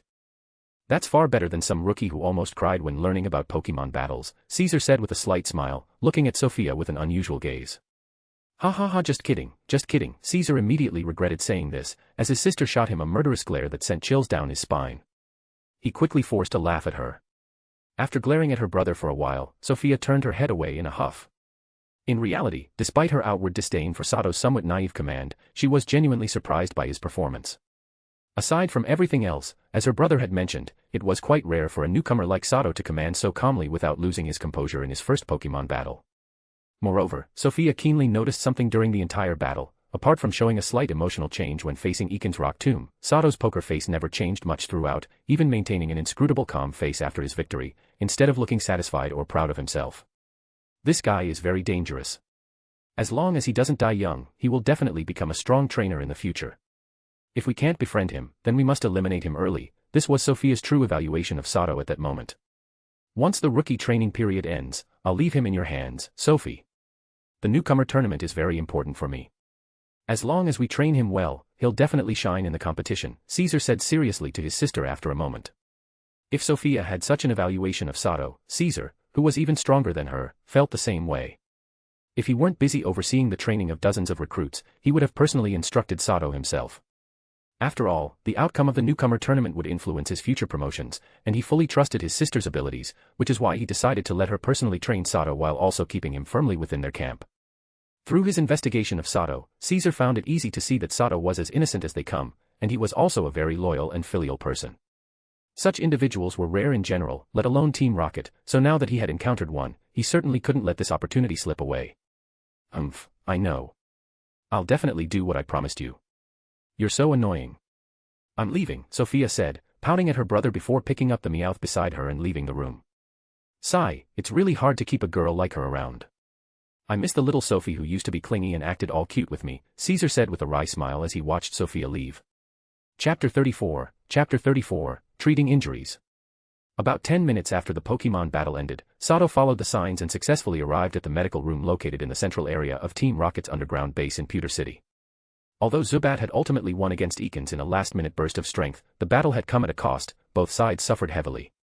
Zubat was covered in wounds, especially its wings, which had several small holes in the membranes. One wing even showed signs of possible fractures. Sato couldn't help but feel a pang of anguish upon seeing Zubat in such a state. Fortunately, most of these injuries were superficial and not life-threatening. Additionally, the Pokeball had some effect in restraining the worsening of injuries. Higher-grade balls have a stronger effect, which was why he used a Great Ball, so overall, Zubat was not in any immediate danger. I'm sorry for my shallow understanding of Pokemon moves. This battle was my misjudgment. Please forgive me, I promise this is the first and last time. I will help you become a strong Pokemon, Sato thought seriously while sitting on a public bench, looking at the Great Ball tightly clutched in his hand. Even though they hadn't spent much time together, Sato had already come to see Zubat as his most important companion. In this world, he had no family left, so the Pokemon accompanying him were like family to him. He couldn't accept the fact that his naive mistake had led to his companion getting hurt. The medical room was crowded with people waiting for Pokemon treatment, so Sato, a low-ranking Team Rocket member, had no choice but to obediently take a number and wait in line, much like at a hospital, patiently awaiting his turn to be called. After waiting for about 20 minutes, the number on the screen finally matched the one Sato was holding. He then followed a female nurse into a room filled with the strong smell of disinfectant. Inside the room was a mature woman in a doctor's uniform and a well-developed clefable. From her appearance, it was clear that the female doctor was from the western regions. She had fair skin, shiny long blonde hair styled in the current trend of loose curls, deep-set blue eyes, and a tall, curvaceous figure that even her somewhat oversized doctor's uniform couldn't conceal. She exuded an air of beauty, intelligence, and maturity. Beside her stood the Clefable, which was at least 2 meters tall, towering over Sato like a pink giant. Clefable wore a nurse's hat marked with an R and a specially designed nurse outfit. At that moment, Clefable seemed to be in a bad mood, frowning at Sato as soon as he entered the room. Noticing the seemingly biased attitude of the Clefable, Sato quickly accessed its data using the system's scanning feature, and he couldn't help but feel shocked. Looking back at the beautiful doctor, his eyes reflected a mix of calmness and seriousness. Clefable's data was as follows. Pokemon, Clefable. Level. Type, Fairy. Ability, Magic Guard. Gender, Female. Moves, Copycat, Disarming Voice, Pound, Charm, Encore, Sing, Double Slap, Sweet Kiss, Metronome, Healing Wish, Minimize, Gravity, Cosmic Power, Moonblast, Lucky Chant, Body Slam, Heal Pulse, Egg Move, Misty Terrain, Egg Move, Wish, TM, Heal Bell, TM, Ice Beam, TM, Flamethrower, TM, Thunderbolt, TM, Dazzling Gleam, TM, Psyshock, TM. From the treatment of Clefable, Sato could tell that this well-developed Pokemon was quite powerful, which meant that the beautiful female doctor in front of him could also be a formidable trainer. At the same time, seeing that Clefable could use Heal Pulse, Wish, and Heal Bell, restorative moves, Sato felt a sense of relief. The strength of this Clefable, along with its presence in the medical room, clearly indicated a significant proficiency in using Heal Pulse, making it an excellent choice to treat Zubat. "Hello, doctor. My Zubat was seriously injured in battle. Please take care of him," Sato said immediately, addressing the beautiful doctor with respect. After saying this, Sato opened the Pokeball and placed Zubat on a hospital bed in the room. The female doctor, named Fiali, was in her mid-20s, about 25. Though she appeared to be Western, she was actually a native of the Kanto region. Her parents had moved to Kanto from the region of Unova. "I understand. Clefable, hurry up and get to work. First, apply some ointment for external injuries, then use Heal Pulse," Fiali said, satisfied with Sato's politeness. After examining Zubat's wounds, she instructed the somewhat displeased Clefable nearby. Having graduated from the Team Rocket Medical Academy 5 years ago, Fiali immediately recognized that Zubat's injuries were superficial and did not require intensive care. Hearing the command, Clefable shot Fiali a glare, then stuck out its tongue at Sato before walking over to the bed to assist its trainer in treating the injured Zubat. "Sorry for the trouble, this one has been a bit temperamental these days. But don't worry, she takes her job as a healer very seriously," Fiali said with a sweet smile, noticing the worry on Sato's face. "It's fine. I'm just grateful that she can treat Zubat," Sato replied calmly, nodding, while his gaze remained worriedly on Zubat lying on the bed. However, Sato's concern quickly faded. As Fiali had said, Clefable was indeed a competent doctor. While treating Zubat, Clefable's impatience and dissatisfaction vanished, replaced by a serious expression. It first used Sing, lulling the suffering Zubat into a peaceful sleep with its sweet melody. Next, after Fiali applied some unknown ointment to Zubat's wounds, Clefable began using Heal Pulse on it. Note: Heal Pulse is a Psychic-type status move that restores the Pokemon's HP. The boy in front of Fiali gave her a good impression, especially with his calm and somewhat weathered gaze, devoid of any ill intent. This surprised her, as her beauty often attracted the unwanted attention of some brash male Team Rocket members, whose gazes were often as predatory and lecherous as that of a lustful wolf, which she found quite bothersome. Just before Sato arrived, Fiali had been harassed by a persistent Team Rocket captain feigning illness, and Clefable had been insulted for interfering, which made her particularly unwelcoming to male Team Rocket members at that moment. Outwardly, he looks like just a 15 or 16-year-old boy, yet he possesses such depth in his gaze. What kind of experiences has he been through? I suddenly want to know, Fiali thought, intrigued as she watched Sato intently observing Clefable's treatment of Zubat. Having worked in Team Rocket's medical field for many years, Fiali had seen various types of people. She had encountered several individuals with eyes like Sato's, but those people were all, without exception, ruthless and devoid of much humanity. It was her first time meeting someone so young yet carrying such a sense of weariness. Clefable's Heal Pulse was incredibly effective. After 2 uses, Zubat's wounds were completely healed, and Zubat flew back onto Sato's right shoulder, lively and full of energy once more. Chapter 35, Calcium Tablets and Ideas. Thank you so much for your help. Seeing that Zubat's injuries had fully healed, Sato felt a huge weight lift off his shoulders. He immediately bowed in gratitude to Fiali and Clefable. "There's no need to thank us, we just did our job." "All right, you can leave now and let the next patient come in," Fiali replied with a slight smile, accepting Sato's gratitude while preparing to usher him out. CLE. Clefable. Clefable nodded in agreement and waved at Sato and Zubat, signaling them to hurry along. Understanding the hint from the 2 doctors, Sato was quite perceptive. After all, he knew there were many more patients waiting for treatment outside, and the doctors had heavy workloads every day. He nodded and turned to leave with Zubat. "By the way, do you have any calcium tablets here? You know, the kind that costs 1 point each in the exchange system. I'd like to buy 2 bottles. Just as Sato was about to push the door open, he suddenly remembered the calcium tablets and casually asked Fiali, who had resumed her work. Since this was a hospital, calcium tablets were surely available. There was no need to exchange points in the system, he could just buy them directly. While waiting in line for treatment, Sato had received 10 40 points from the earlier wager, plus additional 225 points from selling 50 medium-quality poke blocks. Now, with 1265 points in hand, he had enough points to buy the 2 bottles of calcium tablets without any issue. Calcium tablets. Yes, we have those. Clefable, go get 2 bottles for him, Fiali said, slightly surprised at Sato's request. She raised her perfectly groomed eyebrows and instructed Clefable. CLE. Hearing her order, Clefable looked confused, glancing back at Fiali. Don't you remember? I'll go get them myself, Fiali said, noticing Clefable's bewildered expression, and then headed into the pharmacy to retrieve the tablets. A few seconds later, Fiali emerged from the pharmacy with 2 bottles of calcium tablets. After Sato transferred the points to her designated account, she handed the tablets to him and continued to urge him to leave. When Sato confirmed that the 2 bottles looked exactly like the pictures he had seen in the points exchange system, he had no reason to doubt Fiali. After transferring the points, he took Zubat and exited the examination room. Clefable. After Sato closed the door behind him, Clefable pouted at Fiali, clearly displeased. What's the big deal? Those calcium tablets don't really do much for you anyway. They're just a little extra money for me. Alright, I know. You can have the points, I'll use them to buy you your favorite spicy poffins, okay? Fiali said to her partner, trying to appease Clefable's displeasure. Upon hearing that her trainer would use the points to buy her delicious spicy poffins, Clefable finally broke into a smile and nodded in agreement. In reality, the calcium tablets Fiali had given to Sato were new-style calcium tablets developed by Team Rocket a year ago.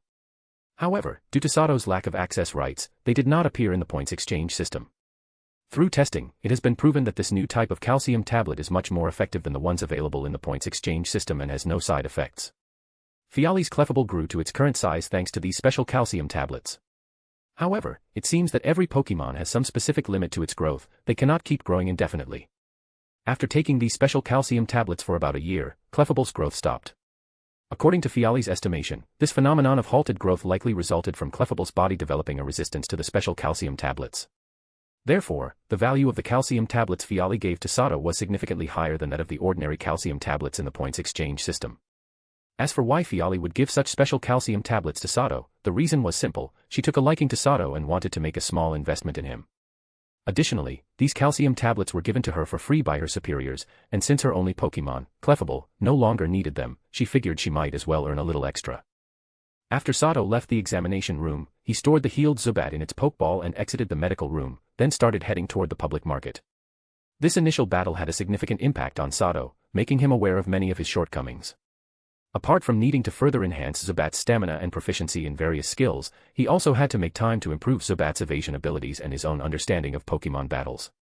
Currently, the most effective way to improve Zubat's stamina was through weight training. Sato didn't need to change his training method for stamina just yet. Regarding skill training, he decided to temporarily halt the slow progress in mastering Protect and instead focus on improving Zubat's training with Shadow Ball. From the previous Pokemon battle, Sato realized that Shadow Ball had a long-range attack distance in real combat, with a range of at least 20 meters. If Zubat had a better grasp of this skill, it could have defeated the Ekans much earlier with its successive attacks.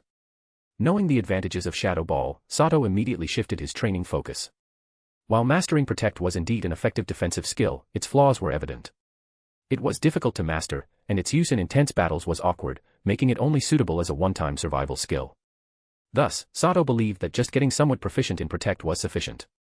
To quickly enhance Zubat's combat abilities in a short time, it would be better to train other more practical offensive skills, and Shadow Ball was a great option. As for training Zubat's evasion abilities, Sato had ideas about having Zubat practice avoiding various attacks. However, he currently lacked a Pokemon that could meet these requirements, so he planned to use machines as substitutes for the time being. Now, Sato had some ideas about the type of machines he would need.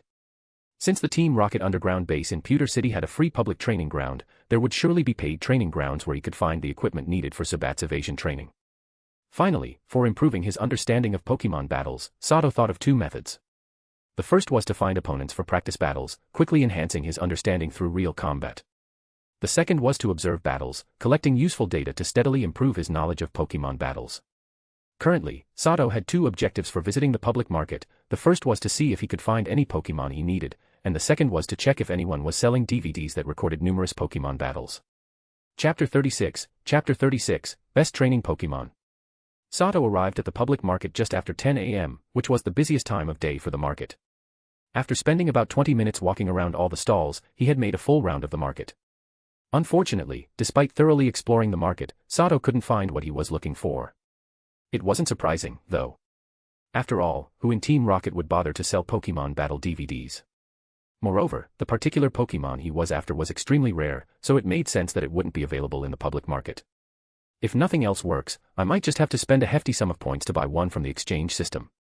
It's a shame I can't check its potential, otherwise, spending extra points would be worth it, Sato thought with a hint of disappointment after browsing the last stall that sold Pokemon. In his training plan, Sato aimed to train Zubat to dodge attacks. Actually, this would apply to all of his Pokemon's evasion training in the future. He wanted his Pokemon to practice evasion by facing real attacks, believing this would help them understand various Pokemon moves. That way, in battle, they wouldn't be caught off guard by unfamiliar moves. From Sato's perspective, the one Pokemon that could use a wide range of moves was Mew. He remembered that Mew possessed the genes of all Pokemon, enabling it to use virtually any move. However, the problem was that Sato, as a rookie trainer, aiming to catch Mew was as unrealistic as a toad wanting to eat a swan. Even if he became more powerful in the future, capturing Mew would still be extremely difficult. Team Rocket had already expended vast resources and manpower without success. Therefore, Sato set his sights on another Pokemon, Smeargle. Thanks to its sketch move, in theory, Smeargle could learn any Pokemon's moves. But Sato wasn't entirely sure how Smeargle worked in the real world. In the games, Smeargle could only learn new moves every 10 levels, and only then could it copy another Pokemon's move through sketch. If Smeargle in the real world functioned similarly, then, based on actual theory, Smeargle could only master a maximum of 10 moves, which was far from what Sato wanted.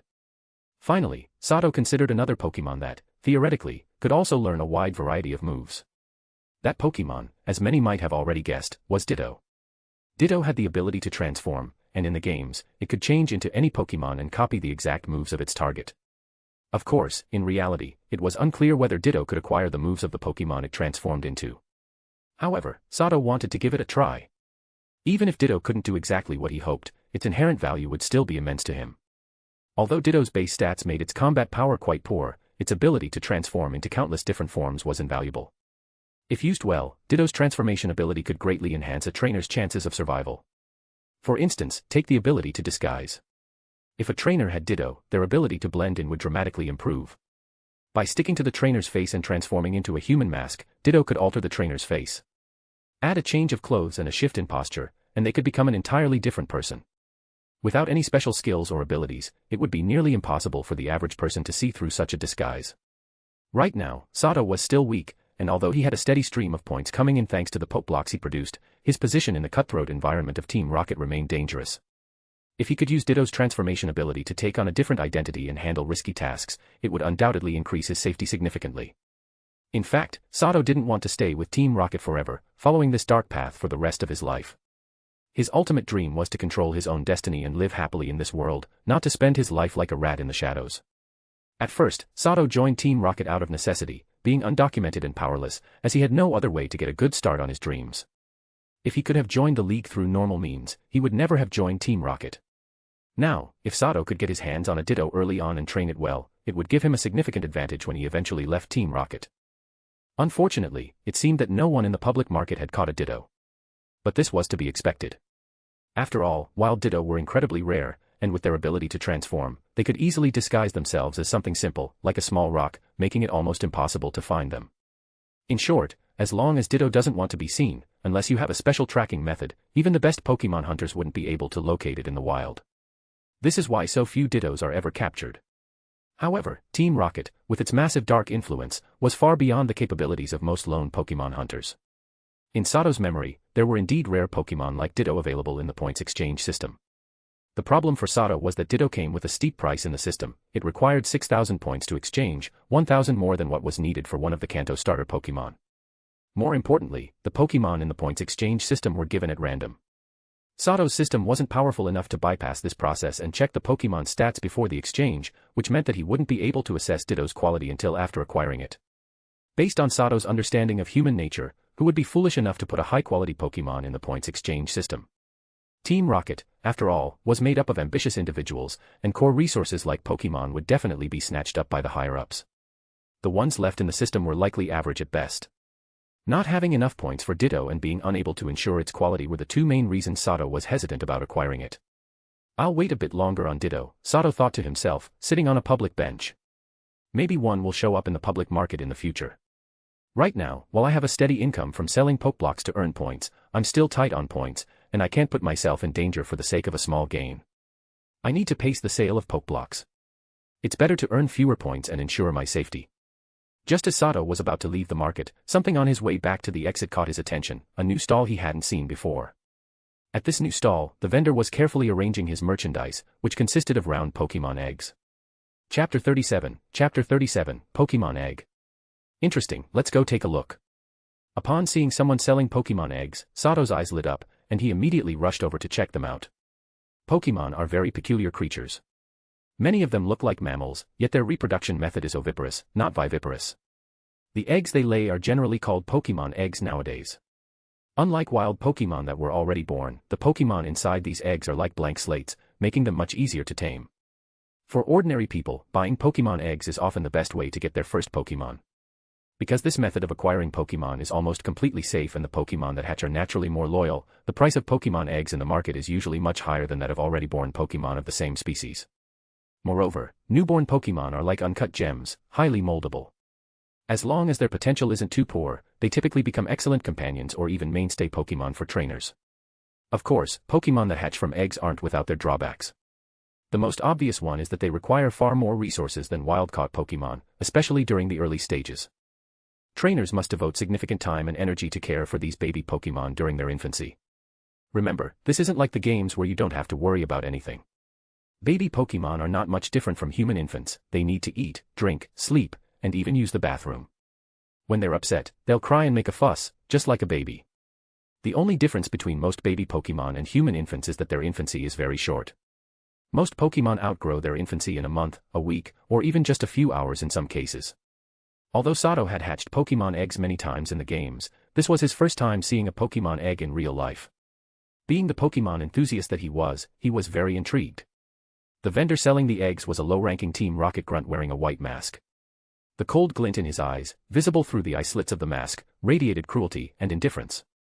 His entire body emanated a heavy, metallic scent of blood, so much so that Sato could smell it even before he fully approached the stall. There was no doubt that this vendor was a ruthless killer whose hands were stained with blood. These Pokemon eggs were likely stolen from others. As Sato got closer to the stall, he noticed dried bloodstains and shallow cracks on some of the eggs. A lone wolf, huh? Sato thought as he observed the vendor, who gave off a hostile aura that clearly told others to stay away. Sato had encountered similar Team Rocket members in the mission hall before, powerful lone operatives who worked alone and operated without much oversight. Because of the vendor's intimidating demeanor, many Team Rocket members who were initially interested in the Pokemon eggs chose to back off. Only a few brave ones approached to ask about the species and prices of the eggs. However, this vendor clearly wasn't a good businessman. Instead of answering questions, he simply wrote down the species and prices of the eggs on a piece of paper. The note read, Nido family Pokemon eggs, 500 points each. His account number for point transfers was also listed. Based on the content of the note, it was easy to tell that these Pokemon eggs had been stolen from the Nido family. The bloodstains and cracks on the eggs indicated that they had gone through a fierce battle. After reading the note, most of the crowd around the stall dispersed. Many of those leaving cast looks of contempt or disgust at the vendor, viewing him as a greedy swindler. Just Nidoran and Nidorina eggs, and he's charging so much for them. This guy's really heartless, Sato thought with a sneer as he saw the prices on the note. From what he knew of the points exchange system, Nidoran and Nidorina could be exchanged for 300 points. Even their eggs should be worth no more than 400 points. Besides, these species were abundant in the nearby MT Moon, making them quite common. This naturally caused their market price to drop significantly. Although the final evolutions of these two Pokemon, Nidoking and Nidoqueen, were quite powerful, they had one massive flaw: they required the extremely rare Moonstone to evolve. In Team Rocket's internal points exchange system, the Moonstone cost a whopping 10,000 points. On the outside market, its price started at 1 million Poke Dollars, and even then, it was almost impossible to find one for sale. Note, in the real Pokemon world, evolution stones are extremely rare. Although there are specific locations where they are found, these areas are usually occupied by certain Pokemon species, making them difficult to obtain. For example, MT Moon, where Moonstones are produced, is inhabited by several large Nido family groups since the Moonstone is crucial for their final evolution, and they control the production sites. Due to all these factors, the Team Rocket members in the Pewter City underground base generally aren't interested in Nidoran and Nidorina. This is evident from the fact that none of the 6 starter Pokemon offered to new recruits at the Pewter City base include Nidoran or Nidorina. In short, it's because raising these Pokemon requires far more resources than the other 6, making them unsuitable for beginners. The vendor didn't care at all when most of the crowd around his stall disappeared. He remained seated on his small stool with his eyes closed, completely ignoring anyone who tried to haggle with him. If he got annoyed, he would give them a cold, icy stare that quickly drove them away. As a result, there were soon even fewer people around his stall, and in a short while, Sato was the only one left standing there. Is this guy really trying to do business? This is the first time I've seen a seller chase customers away. Sato shook his head internally at the vendor's rude behavior. Clearly, he wasn't popular with the ladies at all, which was probably why he was so pissed all the time. However, he didn't leave immediately. Instead, he decided to try using his internal system to scan the Pokemon eggs in front of him, to see if it could detect anything about the Pokemon inside. A faint blue glow flashed in Sato's eyes, and a moment later, a hint of joy appeared on his face. It worked. His system was indeed able to scan the Pokemon inside the eggs, displaying information exactly like it did for already hatched Pokemon. Moreover, during this scan, Sato unexpectedly discovered something exciting. Among the dozen or so Nido eggs in front of him, one of the Nidoran had a hidden ability. Based on the inherited moves displayed in the system, this Nidoran had quite impressive potential. Its parents seemed extraordinary. The details for this Nidoran were as follows. Pokemon, Nidoran. Level. Type, Poison. Ability, Hustle, Hidden ability. Gender, Male. Known moves, Leer, Peck, Amnesia, Egg Move, Confusion, Egg Move, Disable, Egg Move. Not only does it have a hidden ability, but it's inherited 3 egg moves as well. Bloody hell, is today my lucky day? Sato's heart raced as he looked at the Nidoran egg sitting on the far left of the stall. Note, the Hustle ability boosts physical attack power by 1.5 times but lowers the accuracy of physical moves by 20%. Special and status moves are unaffected. The attack power boost refers specifically to physical attack. After confirming several times that he hadn't made a mistake, Sato wasted no time. He immediately transferred 500 points to the vendor. After the vendor nodded to confirm the points had been received, Sato picked up the Nidoran egg with the hidden ability and took it with him. Chapter 38, Hidden Abilities. Pokemon abilities are generally classified into 2 types, standard abilities and hidden abilities. For the most part, the vast majority of Pokemon have standard abilities, while only a few possess hidden abilities. Of course, hidden abilities aren't always superior to standard ones. The advantage of Pokemon with hidden abilities is that they can easily mislead opponents.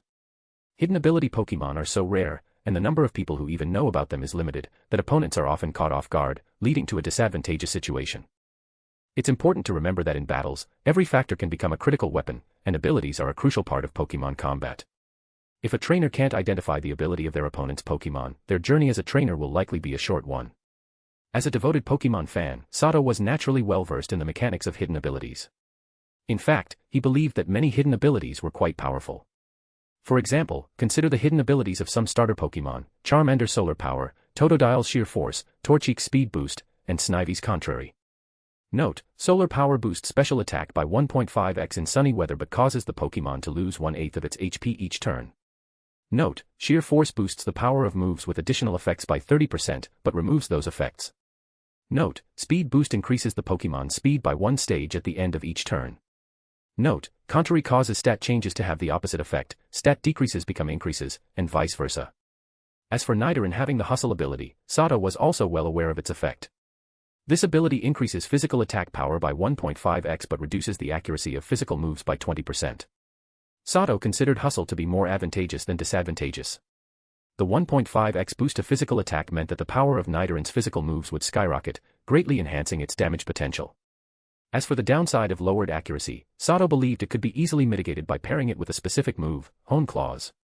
Conveniently, Nidoran can learn this move via a technical machine, TM. Note, Nidoran could learn Hone Claws in Generations 4, V, and 6, but the move was removed in Generation 7. However, I believe that moves shouldn't be restricted by generations in a novel where the world is real.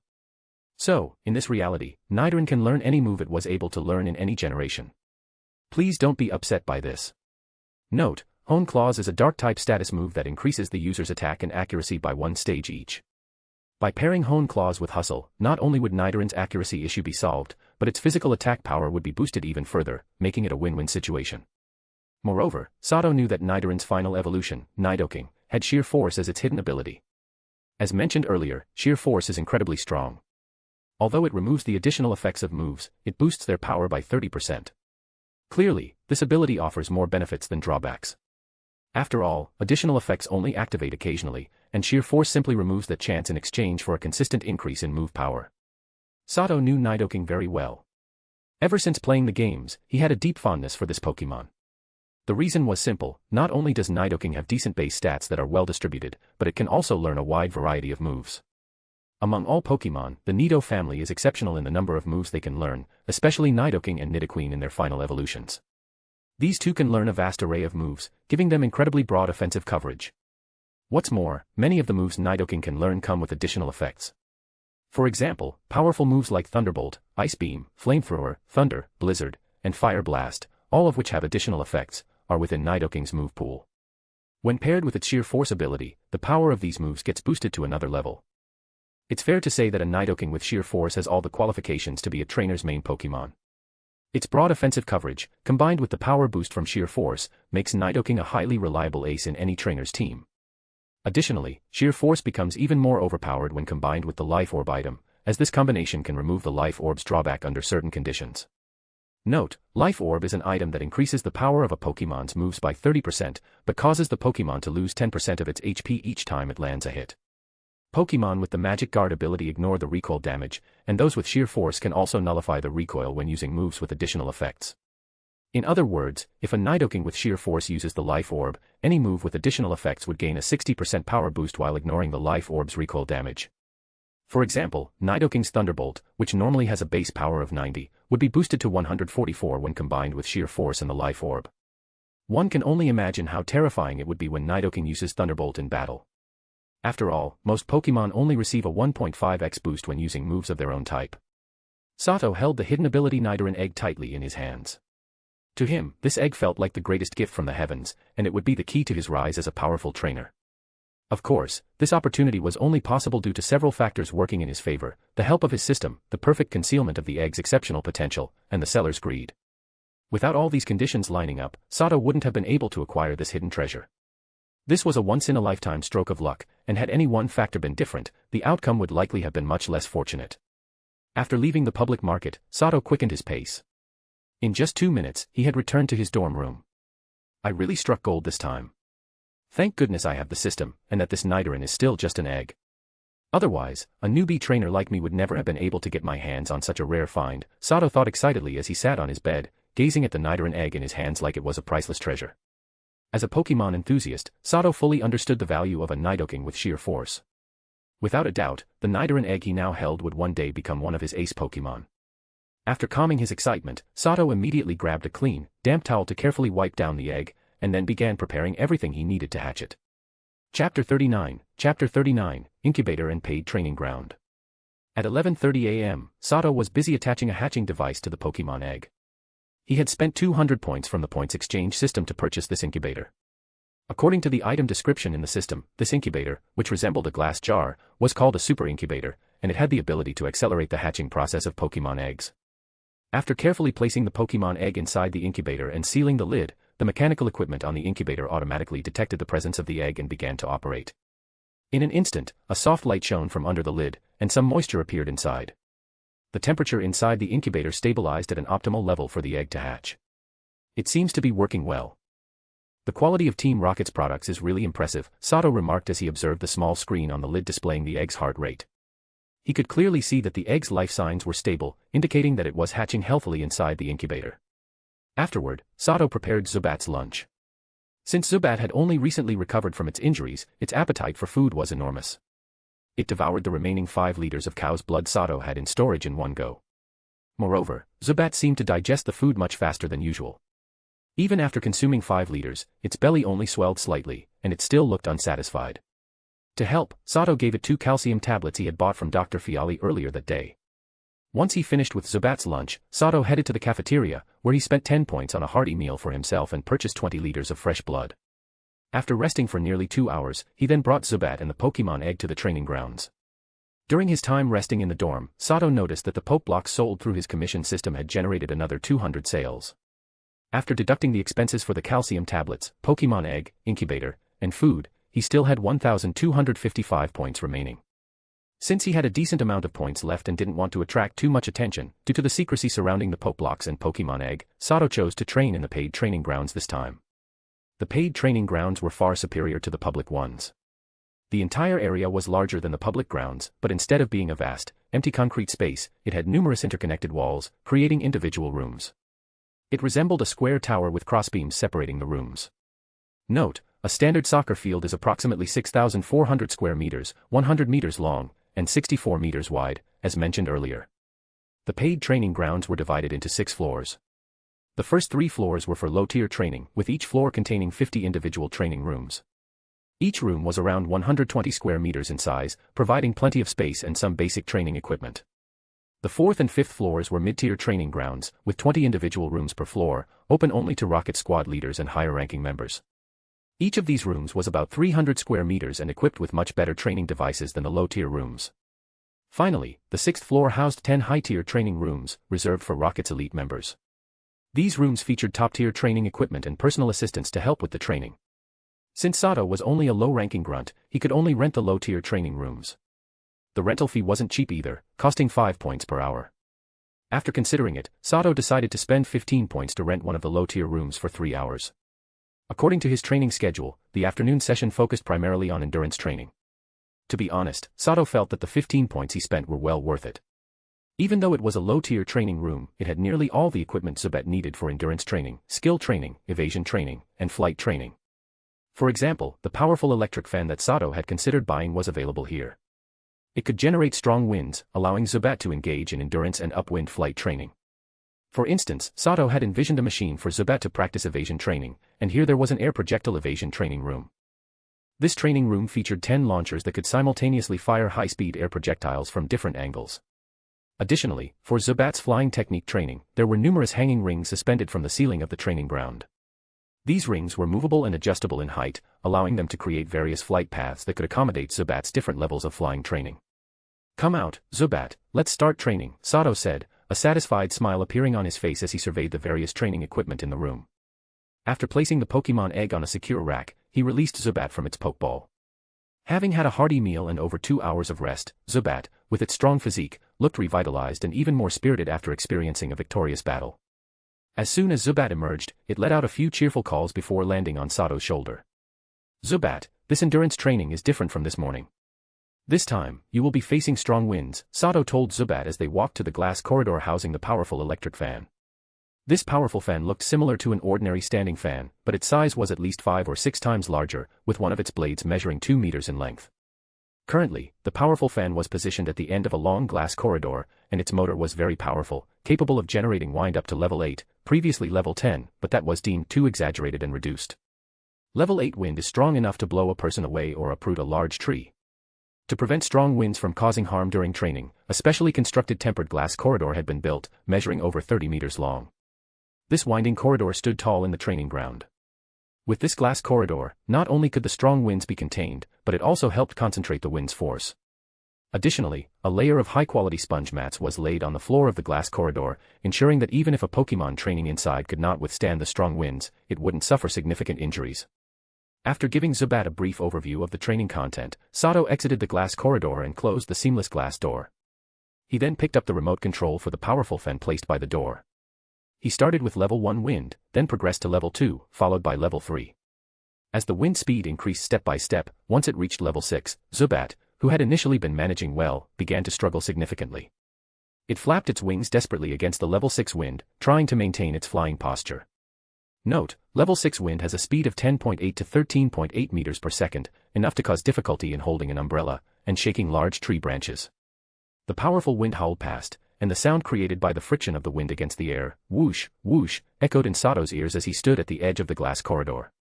At the same time, he used the timer on his Team Rocket watch to time Zubat's flight duration in the strong winds. Although Zubat was doing its utmost to flap its wings frequently to maintain its flying posture, as time passed and its stamina gradually waned, it was ultimately blown backward by the persistent level 6 winds, unable to move even a step forward. After 5 minutes and 21 seconds, Zubat could no longer hold out against the level 6 winds and was blown all the way to the sponge pile at the end of the corridor. Chapter 40, Strong Wind Physical Training. Level 6 wind, held for 5 minutes and 21 seconds, Sato noted the time displayed on the timer in his notebook before immediately turning off the powerful electric fan. He then quickly rushed into the glass corridor to scoop up Zubat, which was lying on the fluffy sponge mat like a salted fish, steaming all over. Next, Sato placed a high-quality poke block in Zubat's mouth. He then filled one basin with clean cold water from the water dispenser on the training ground and another basin with steaming hot water. The cold water was for Zubat to drink, while the hot water was intended for giving Zubat a massage later. After consuming the poke block, enjoying a delightful hot water massage, and drinking half a liter of fresh blood, Zubat quickly regained its energy and revived completely. It's hard to believe, but small Pokemon like Zubat have incredibly strong physical resilience and recovery abilities. After just a day and a half of training, the Zubat in front of Sato displayed a completely different spirit. Its biological aura had expanded and was significantly stronger than when they first met. Its wings, having undergone high-intensity training and flapped countless times, began to develop more solid muscles, which had previously been a bit slack. In summary, Sato genuinely felt Zubat's strength was increasing. Zubat, the one experiencing this change, was fully aware of its growing power. It wholeheartedly agreed with Sato's training methods and worked diligently without any sign of laziness. Once adequately rested, Zubat immediately returned to the glass corridor and continued its battle against the wind. During the 3 hours of endurance training, Zubat took a total of 18 intermittent breaks.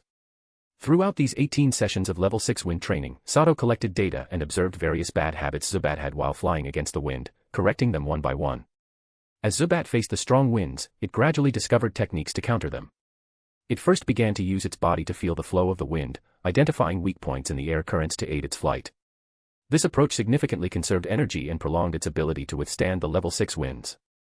As a flying-type Pokemon, Zubat's sensitivity to the flying energy in the environment was unmatched by other types. The entire glass corridor was filled with strong winds, thus abundant with flying-type energy. In its battle against the strong winds, Zubat fully experienced the rich flying-type energy around it. Consequently, to further counter the strong winds, it began to try manipulating the surrounding flying-type energy, forming counteracting air currents to weaken the oncoming level 6 wind. When Zubat thought about using counteracting air currents to contend with the strong wind, it inadvertently employed the gust technique it had used over 200 times on the first day, realizing its potential during a critical moment today. However, using this technique while flying proved imprudent. Zubat wasn't yet capable of multitasking effectively. Initially, Zubat attempted to do so, but ultimately ended up unable to concentrate fully, causing the technique's duration to be short and disrupting its flying rhythm, resulting in significant energy waste. Learning from this experience, Zubat opted to ensure it could focus on maintaining its flying rhythm while only dedicating a small portion of its attention to manipulating the flying energy. Since Zubat could only spare a little focus for controlling the flying energy, the gust technique it used was much weaker than when it first employed it. A 5 cm sized white whirlwind appeared in front of it, but this small whirlwind dissipated after just 2 seconds. However, despite its small size and short duration, the tiny gust did succeed in slightly weakening the oncoming strong wind, providing Zubat with a brief respite. Flying in the strong wind earlier was like a 100-meter sprinter constantly charging ahead without being able to catch a breath. The discomfort was unbearable. Now, thanks to the assistance of the small gust, Zubat could finally take a breath, giving it the strength to continue pushing forward. Sato had been carefully observing Zubat's actions of manipulating the winds to resist the strong winds during the training session. Rather than stopping it, he was greatly impressed by Zubat's initiative. While Sato couldn't sense the elemental energies in the environment like the Pokemon could, he understood the general distribution of these energies. For instance, an active volcano would be filled with fire energy, a water body with water energy, and barren land with ground energy. Therefore, it was clear that the strong wind was rich in flying-type energy. Sato aimed for Zubat to engage in stamina training in the strong winds for several reasons. First, to enhance Zubat's endurance. Second, to help Zubat adapt to flying in windy conditions. And third, to improve Zubat's sensitivity to flying-type energy and its ability to manipulate it during training in the wind. Zubat's behavior of using flying-type energy to create counteracting air currents to reduce the incoming wind was undoubtedly a way of sensing and manipulating the abundant flying-type energy in the strong winds. After 3 hours of stamina training in the strong winds, the data Sato collected revealed that Zubat managed to endure in level 6 winds for a maximum of 7 minutes and 41 seconds, an improvement of 2 minutes and 20 seconds over its worst initial attempt. This progress was significant. The substantial improvement was largely attributed to Zubat's ability to manipulate flying-type energy to create counteracting air currents. As the saying goes, practice makes perfect. Through continuous attempts, Zubat had started to grasp the basics of multitasking. According to the data Sato collected, even with only a slight division of focus to control the flying-type energy, Zubat's small gust whirlwind, while unchanged in size and power, had increased its duration from 2 seconds to an impressive 13 seconds. Clearly, Zubat had made progress in sensing and manipulating flying-type energy during this round of stamina training. Sato made sure to encourage Zubat about every little improvement during their breaks, gradually increasing its commitment to training.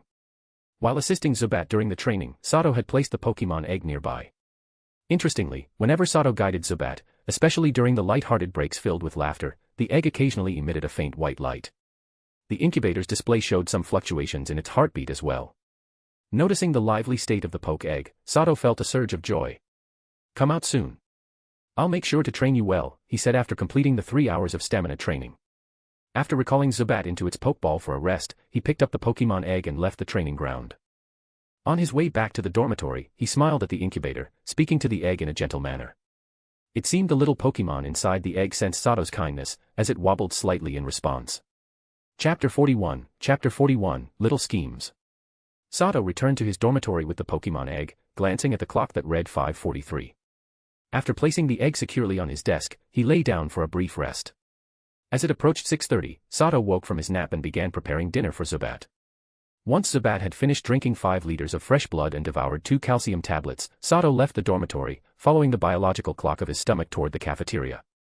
He entered the cafeteria smoothly and treated himself to a dinner for 5 points to nourish his underfed body. After enjoying a hearty meal, he decided to return to his dormitory along the same route. However, on his way back, Sato ran into some trouble. As he passed by the new recruit's dormitory and turned a quiet corner, 5 individuals in rookie uniforms emerged from the entrance, blocking his path, wielding iron rods. Is there a problem? I don't like being blocked, Sato said, his expression cold and voice flat upon seeing the 5 recruits with weapons in his way. In the next moment, Sato pressed the button on his waist to release Zubat from its Pokeball. The instant Zubat appeared, it flapped its wings powerfully, enveloped in a green light. Harnessing the flying-type energy in the environment, it created a strong gust comparable to level 6 winds that rushed forward. Facing the sudden gust created by Zubat, the 5 recruits, who were less than 5 meters away from Sato, were immediately blown off balance, unable to open their eyes. Their previously coordinated formation fell apart in an instant. Sato and Zubat were completely different from themselves 2 days ago, especially after the battle with Rondo's Pokemon that morning. Both had quickly shed their previous naivety, and the victory boosted their confidence even further. The shadow of the recruits had long since faded away. After intimidating the weaklings blocking his path, Zubat obediently landed on Sato's outstretched arm, turning its head to look at the recruits who dared not advance. Sato didn't mind Zubat teaching the recruits a lesson, instead, he patted its head in praise. After all, he was now a member of Team Rocket, and these recruits daring to block his path was an act of defiance. Teaching them a lesson was mild. If they dared to attack, Sato had the right to eliminate them. Don't get the wrong idea, Master Sato. We're not here to cause trouble, we need your help. Please, don't let your Pokemon attack us. One brave recruit raised his hands in surrender after the wind died down. Help. Your way of asking for help is quite special. Tell me the truth, or I'll ensure you all fail this rookie assessment and end up doing menial tasks, Sato replied, his expression unchanged but his eyes growing colder. Requesting help in such a shady manner, blocking someone in a secluded area that happened to be a blind spot for surveillance, was indeed an unusual way to ask for assistance. Sensing Sato's displeasure, Zubat took off from his arm and darted toward the bravest recruit, its mouth open wide, clearly ready to inflict some serious damage. It's true. Rondo is forcing us. Please spare me. The recruit, seeing Zubat charge toward him, panicked and immediately dropped to his knees, begging Sato for mercy. However, Sato did not order Zubat to stop. Instead, he allowed Zubat's teeth to sink into the recruit's neck, coldly listening to the terrified screams that echoed, sounding like a pig being slaughtered. Team Rocket was a place governed by the law of the jungle, where showing appropriate force could deter scoundrels. Upon hearing Rondo's name, Sato had a pretty good idea of what was happening. Clearly, these recruits were being used as pawns by Rondo, though he couldn't quite grasp why they were willing to be used in that way. Soon, after about 7 or 8 seconds, the unfortunate recruit lost consciousness. Zubat removed its teeth from the recruit's neck, disdainfully spat out a small mouthful of blood, and then flew back to perch on Sato's right shoulder. In truth, Zubat hadn't even drawn any blood, as the recruit was scrawny, and the blood's vitality was nowhere near the fresh blood Zubat usually drank. Overall, it was just hard to swallow. Now, spill the beans about what's going on, or you'll share his fate. Don't even think about escaping if you believe you can outrun him, Sato said to the surrounding group of frightened Team Rocket recruits. Time was running short, and he needed to resolve the situation before the patrolling guards arrived. Under Sato's pressure, the terrified recruits quickly began to relay the events that had transpired. After hearing their account, Sato realized the severity of the situation. It turned out that after Rondo had been defeated, he faced threats from numerous gamblers who had lost their bets. He and his 3 subordinates had lost all their points, and to avoid further threats and regain points, Rondo had directed his focus toward the larger, weaker group of new recruits. As the current weak demographic, it was only natural for the newcomers to band together for support. Rondo, a seasoned thug with considerable leadership skills, began recruiting among the new recruits and collecting protection fees. Rondo's method of recruiting was quite effective. He targeted those new recruits who had lost their points and saw no hope of advancing to the next rank. By offering to help them capture Pokemon, he successfully drew these recruits into his group. In just one afternoon, he had gathered 10 new recruits as his subordinates. Such cliques were entirely normal in an organization as corrupt as Team Rocket, but the emergence of new factions would inevitably attract the wrath of the established powers. Rondo's open recruitment clearly encroached on the interests of the old veterans. In fact, Rondo was well versed in the intricacies of the gray area in Pewter City, having been a thug for years. After gathering his 10 new subordinates, he stopped expanding his ranks and even had the savvy to hand over some of the points he had taken from other newcomers without asking for anything in return. The individuals who participated in the attack against Sato were those who had been swindled out of their points by the veterans and found themselves at a dead end. They saw a glimmer of hope for advancing to the rank of soldier by aligning with Rondo and the others, which prompted them to seek assistance. Rondo exploited these recruits' desperation by offering to help them capture Pokemon in exchange for them causing trouble for Sato. He even taught them how to ambush Sato in the blind spots he frequently passed. In reality, Rondo had spun tales to convince these recruits to trouble Sato, never revealing Sato's true background. He simply told them that Sato was a country bumpkin with no connections and merely a frail 15-year-old boy. The fact that these desperate newcomers had fallen for Rondo's lies showed how easily they could be manipulated. Under Rondo's coercion and temptation, they were quickly swayed. However, Rondo was disappointed when the recruits, clearly the type to bully the weak and fear the strong, immediately faltered upon seeing Sato in his soldier uniform. When they witnessed Sato's command over Zubat, all that remained in their hearts was fear. And then, this scene unfolded. Chapter 42, Who is the hunter and who is the prey? After receiving the exact results, Sato didn't find it necessary to make things difficult for these recruits who had been driven to a dead end. Less than 4 minutes after the incident began, 2 patrolling officers arrived swiftly on the scene. At that moment, the recruits were wildly fighting among themselves, displaying a berserk attitude that caught the 2 patrolling officers off guard. In the end, it was only thanks to their Pokemon that they managed to subdue the berserkers. While the patrol officers were restraining the berserkers, several sneaky Team Rocket recruits were watching from behind. One recruit, sporting yellow hair, quickly left upon seeing the chaotic newcomers being subdued. This guy is a disaster, he needs to be eliminated sooner rather than later. Otherwise, similar incidents will keep happening. Should I also recruit some people to help? After returning to his dormitory, Sato lay on his bed with a sullen expression. It was clear that Rondo's faction posed a significant disadvantage for Sato, who was still on his own. Sato understood that, in the face of a cohesive team, it would be incredibly difficult to overcome, no matter how strong an individual's power was. This was especially true for him as a relatively weak new trainer. If Rondo were to establish his own power within Team Rocket in Pewter City, Sato's life would become increasingly difficult. The current situation would seem trivial compared to what lay ahead. The thought of being sabotaged during missions made Sato's expression grow darker. The rivalry between Sato and Rondo had escalated, and after today's Pokemon battle, any chance of reconciliation was gone. Since Sato had no intention of making peace with his enemy, the best course of action was to eliminate him. I have too many secrets, it's not suitable for me to work with others. Forget it, I'll take it step by step. From the looks of it, Rondo isn't that daring to make a move against me himself right now. The most important thing is to quickly improve my own strength. If it's about settling scores, the upcoming new trainer competition is indeed a good opportunity. I must find a way to take him out during that competition, Sato thought to himself as he got off the bed. Rondo was undoubtedly a menace, but the current issue was that Sato didn't have enough strength to take him down. Moreover, since he was in the underground base of Team Rocket in Pewter City, even if he had the ability to eliminate Rondo, he wouldn't be able to go against the internal rules of Team Rocket. Thus, the only thing Sato could do was find ways to rapidly enhance his strength and then look for a chance to eliminate Rondo during the new trainer competition in a month. Of course, during this time, Rondo wouldn't be idle. He already had a background as a trainer, and given a little time to capture some easy Pokemon, he would quickly regain some strength. Sato was also well aware that Rondo lost the previous Pokemon battle primarily due to carelessness. If Rondo had gone all out from the beginning, Sato, as a new trainer, wouldn't have stood a chance. Now, Rondo was like a sword of Damocles hanging over Sato's head, making him feel a very real and intense threat. Alright, if it's death that you seek, then I'll ease your way towards it. I, Sato, will accompany you to the end. After sorting everything out in his mind, Sato released Zubat. It was time to start the evening skill training session. Of course, Sato had nothing to fear. As a transmigrator with foresight, a wealth of Pokemon knowledge, and a combat supporting system, he now possessed an extraordinarily talented Nidoran. A month from now, who would be the prey and who would be the hunter was still uncertain.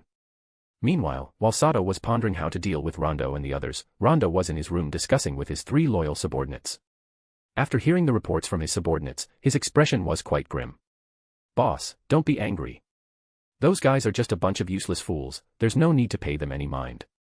That kid, Sato, won't be arrogant for too long. We'll just take him out directly in the upcoming rookie competition," one rocket recruit with a pompadour hairstyle said to Rondo, displaying a dismissive attitude. The rocket recruit with a pompadour was named Ichiro Oda, one of Rondo's 3 loyal underlings who had joined Team Rocket with him. The hot-tempered subordinate was named Crow, and the 3rd loyal henchman was Kino, who sported yellow hair and a nose ring. "Right. Once we catch him, I'll chop him and that annoying Zubat up with a knife," Crow, a tall and burly guy, said menacingly. "Boss, should we keep targeting Sato? I think that guy is not so simple and quite dangerous. It's best to get rid of him sooner rather than later. Otherwise, it'll be hard to deal with him in the future. Plus, he's ruthless. If he weren't worried about the consequences of killing someone in the base, those newbies might already be dead," Kino said, looking at his 2 unconcerned brothers, then turned serious as he addressed Rondo. In reality, Kino had been watching the recruit's interception and everything that followed from the shadows. He clearly saw how Sato commanded Zubat to use supersonic, throwing the group of newbies into chaos and causing them to turn on each other. Therefore, Kino understood that Sato was definitely not someone to be underestimated. He acted rationally and knew how to maintain his composure. The fact that Sato had previously been bullied without ever retaliating suggested he was aware of his own limitations. However, things had changed. Now that he had a Pokémon, he was no longer afraid of them. "I know. That guy is much more dangerous than you think, Kino. Just think about the Pokémon battle with me. Although I lost because of carelessness, his performance in that battle was nothing like a new trainer. Compare that to how you both performed during your first battles, and you'll truly see just how dangerous he really is," Rondo said darkly upon hearing Kino's words. As soon as Rondo spoke, Ichiro Oda and Crow, who had been indifferent, suddenly stiffened, their expressions darkening like Rondo's and Kino's after a few moments of silence. Indeed, Ichiro and Crow were quite aware of their own abilities. Reflecting on the scene where Sato commanded Zubat during the battle, they realized that Sato had remained calm under pressure and displayed high-level tactics at the last moment. Ichiro and Crow vividly remembered their first attempts at commanding their Pokémon, which had been nothing short of disastrous. Since they had never attended a Pokémon Academy, they didn't even understand the moves their Pokémon had at first. Compared to Sato's first Pokémon battle, they felt like a pile of mud in a muddy field, while Sato was a fluffy cloud in the sky. Make sure to use the points you have to train your Pokémon well, or in a month's time, during the rookie competition, you won't know who's the one that's hunting and who is the one being hunted. Also, stop fooling those idiots and quit trying to pull anything on that guy. This is Team Rocket, not our own turf. I've received stern warning, that guy has protection now. Here in the base, we don't have any chance to make a move, Rondo said to his 3 loyal underlings, his expression unusually serious and grim. Power is relative. While Sato considered Rondo his greatest threat, Rondo also saw Sato as a significant threat. Rondo was beginning to regret provoking Sato because he realized he didn't have the upper hand against him. Initially, he thought he had the advantage in numbers, but upon realizing Sato had backing, an indescribable sense of panic crept into his mind. He was just a small-time thug with a bit of cleverness, his status was a joke in an organization as massive as Team Rocket. Any random lone rocket recruit could easily dismantle the faction he took pride in. Another thing that troubled him was that since losing the morning's Pokémon battle, the way his Ekans looked at him had become increasingly unsettling. It was a look that could only be described as one reserved for food. Chapter 43, Whirlwind Shield. That evening, Sato accessed Team Rocket's internal points exchange system via his desktop computer and discovered that all the Poke Blocks he had listed for sale had been sold out. Additionally, over 30 requests for additional stock were left on his personal sales page. While Sato was pleased with the popularity of his Poke Blocks, he was also concerned. After careful consideration, he decided to ignore the requests on the sales page and refrain from selling any more Poke Blocks for the time being. After selling the remaining 550 Poke Blocks, Sato's points reached 3,725. With his surplus points, he purchased a portable laptop worth 2,000 points. Having witnessed the power of a high-powered electric fan earlier, Sato abandoned the idea of purchasing such a dangerous item, opting instead to focus on training Zubat's endurance at the paid training grounds. Not even 5 minutes after placing the order for the laptop, a staff member delivered the brand new device to his room. This laptop, developed by Team Rocket and worth 2,000 points, looked almost identical to the laptop Sato had used in his previous life.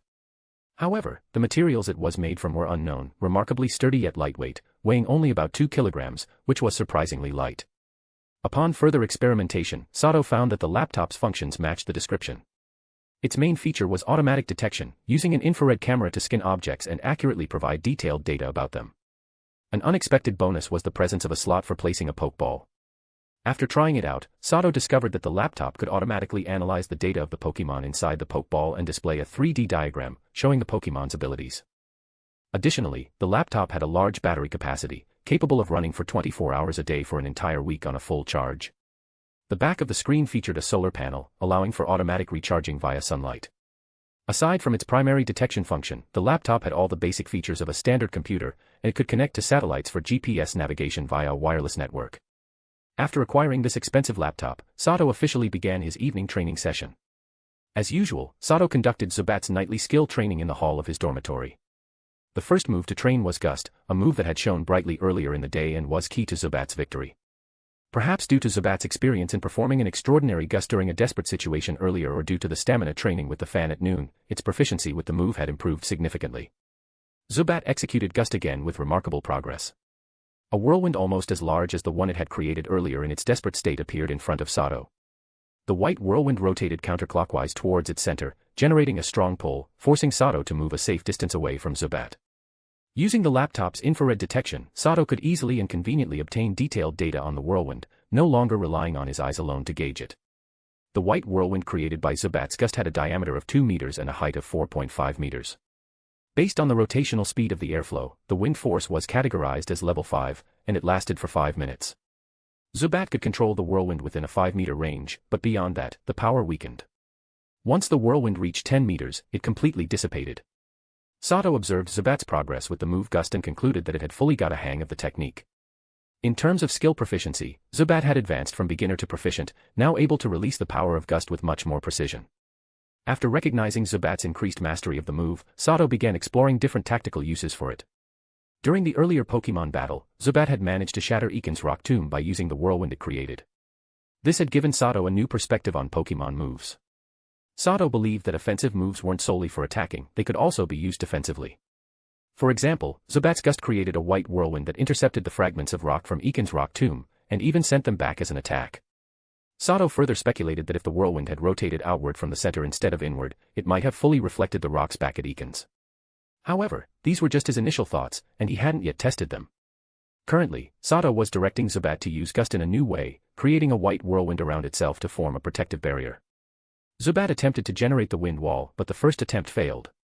Fortunately, it was unharmed, as the whirlwind it had created wasn't powerful enough to hurt itself. After 11 failed attempts, Zubat finally located the Eye of the Storm, the area of lowest pressure within the whirlwind, and successfully created the Gust centered around itself. The resulting white whirlwind completely enveloped Zubat, and the strong outward flow of air formed a circular wind wall. Well done, Zubat. Exactly like that. Try to remember how this feels, it could become your regular defensive technique, Sato said with a pleased smile as Zubat successfully executed the move as he had envisioned. Zzz, Zubat chirped happily, pleased with Sato's praise as it continued to skillfully manipulate the white whirlwind. Though it was still in its early stages, Sato believed that as Zubat's strength grew, the defensive power of this variation of Gust would improve significantly. Eventually, it might even become a reliable method for Sato to protect himself. Sato gave this defensive variation of Gust a fitting new name, he called it the Whirlwind Shield, though it was still fundamentally the Gust move. With the success of the Whirlwind Shield, Sato instructed Zubat to continue refining the technique while the momentum was still strong, aiming to perfect its use. After spending 15 poke blocks and nearly 2 hours of continuous training, Zubat performed the Whirlwind Shield 158 times, with only 23 failures. It had begun to form muscle memory and was becoming familiar with the technique. Additionally, the white whirlwind created by Gust had increased in size, its diameter grew to 2.3 meters, height to 4.7 meters, and its range extended to 10.3 meters, while the wind force remained at level 5. Chapter 44, Shadow Ball. After finishing the Gust training, Sato moved on to practice Zubat's second long-range attack, Shadow Ball. This move had been crucial in the Pokemon battle earlier that morning. Note, Shadow Ball is a Ghost-type special attack move with a power of 80 and a 20% chance of lowering the target's special defense by 1 stage. From this description, it's clear that a significant reason Zubat's final Gust was able to decisively defeat Iken's was that Zubat had landed enough Shadow Balls to accumulate damage, and possibly reduced Iken's special defense by several stages. Gust is a flying-type special attack. Overall, Shadow Ball is a mid to high power move with an added effect that's very useful. Its long range makes it a great move for hit-and-run tactics, even in Zubat's current beginner stage, where it can shoot the Shadow Ball about 10 meters. Following Sato's command, Zubat began gathering Ghost-type energy in front of its large mouth. However, since Zubat didn't possess the Ghost-type, its ability to sense Ghost energy in the environment was weak. Additionally, its control over this type of energy was limited, so the largest shadow ball it could form was only about the size of a large egg. Even though Zubat had echolocation to aid its aim, its control over ghost energy was still shaky, leading to poor accuracy. Of the 10 shadow balls fired, none hit the red target Sato had drawn on the wall with paint. Due to the lack of power, Zubat's shadow ball only left an insignificant mark on the steel-reinforced concrete wall. Despite the small size and low accuracy of the shadow balls, they did have one advantage: very short charging time. Zubat could fire one roughly every second. Of course, there was a limit to how many could be fired consecutively. After launching about 7 or 8 egg-sized shadow balls, Zubat needed a brief pause to catch its breath, taking a 2-second break before being able to fire another round. Average diameter, 0.35 meters. Power, weak. Accuracy, 83%. Maximum range, 12 meters. Average speed, 10 meters per second. Average charge time, 1.12 seconds. Maximum consecutive shots, 9. After gathering data on 100 shadow balls using his laptop, Sato came to this conclusion. By the time Zubat had fired 103 shadow balls, its energy was completely spent, and it had to rest. Analyzing the data from Zubat's shadow balls, Sato began considering ways to improve their power. The data made it clear that the primary weakness of Zubat's shadow ball was its low power, while its strengths lay in its fast charge time and ability to fire in quick succession. Sato also realized that these strengths were a result of the weakness itself.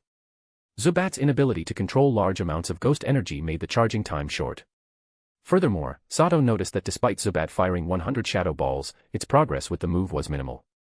The largest shadow ball it produced was only 0.38 meters in diameter, and that was also the most powerful one.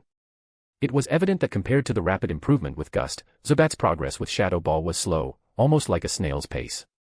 However, Sato wasn't too disappointed, as he understood this was just the nature of things. It's similar to how mages in fantasy novels might excel in one elemental magic but struggle with others. Just because a mage is proficient in wind magic doesn't mean they can't use fire magic, they're just not as adept at it. This often comes down to a mage's elemental affinity. As a flying type as well as a poison type Pokemon, Zubat naturally had strong sensitivity to flying equals type and poison type energies, and these energies responded positively to it. When Zubat controlled these energies, they were obedient. This was why Zubat had progressed so quickly in mastering the flying type move Gust. However, Shadow Ball, a ghost type move, was a different story.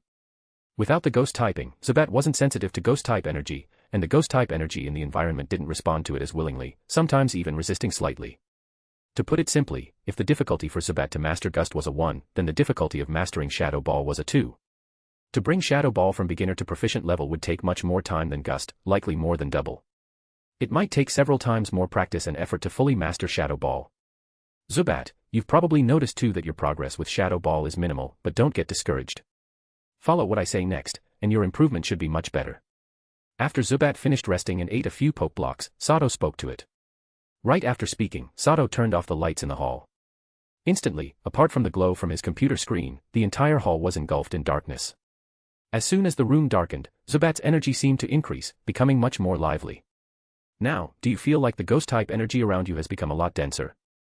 Sato asked Zubat, who had become more active due to the dark environment. Zzz, Zubat chirped happily in response, nodding to confirm.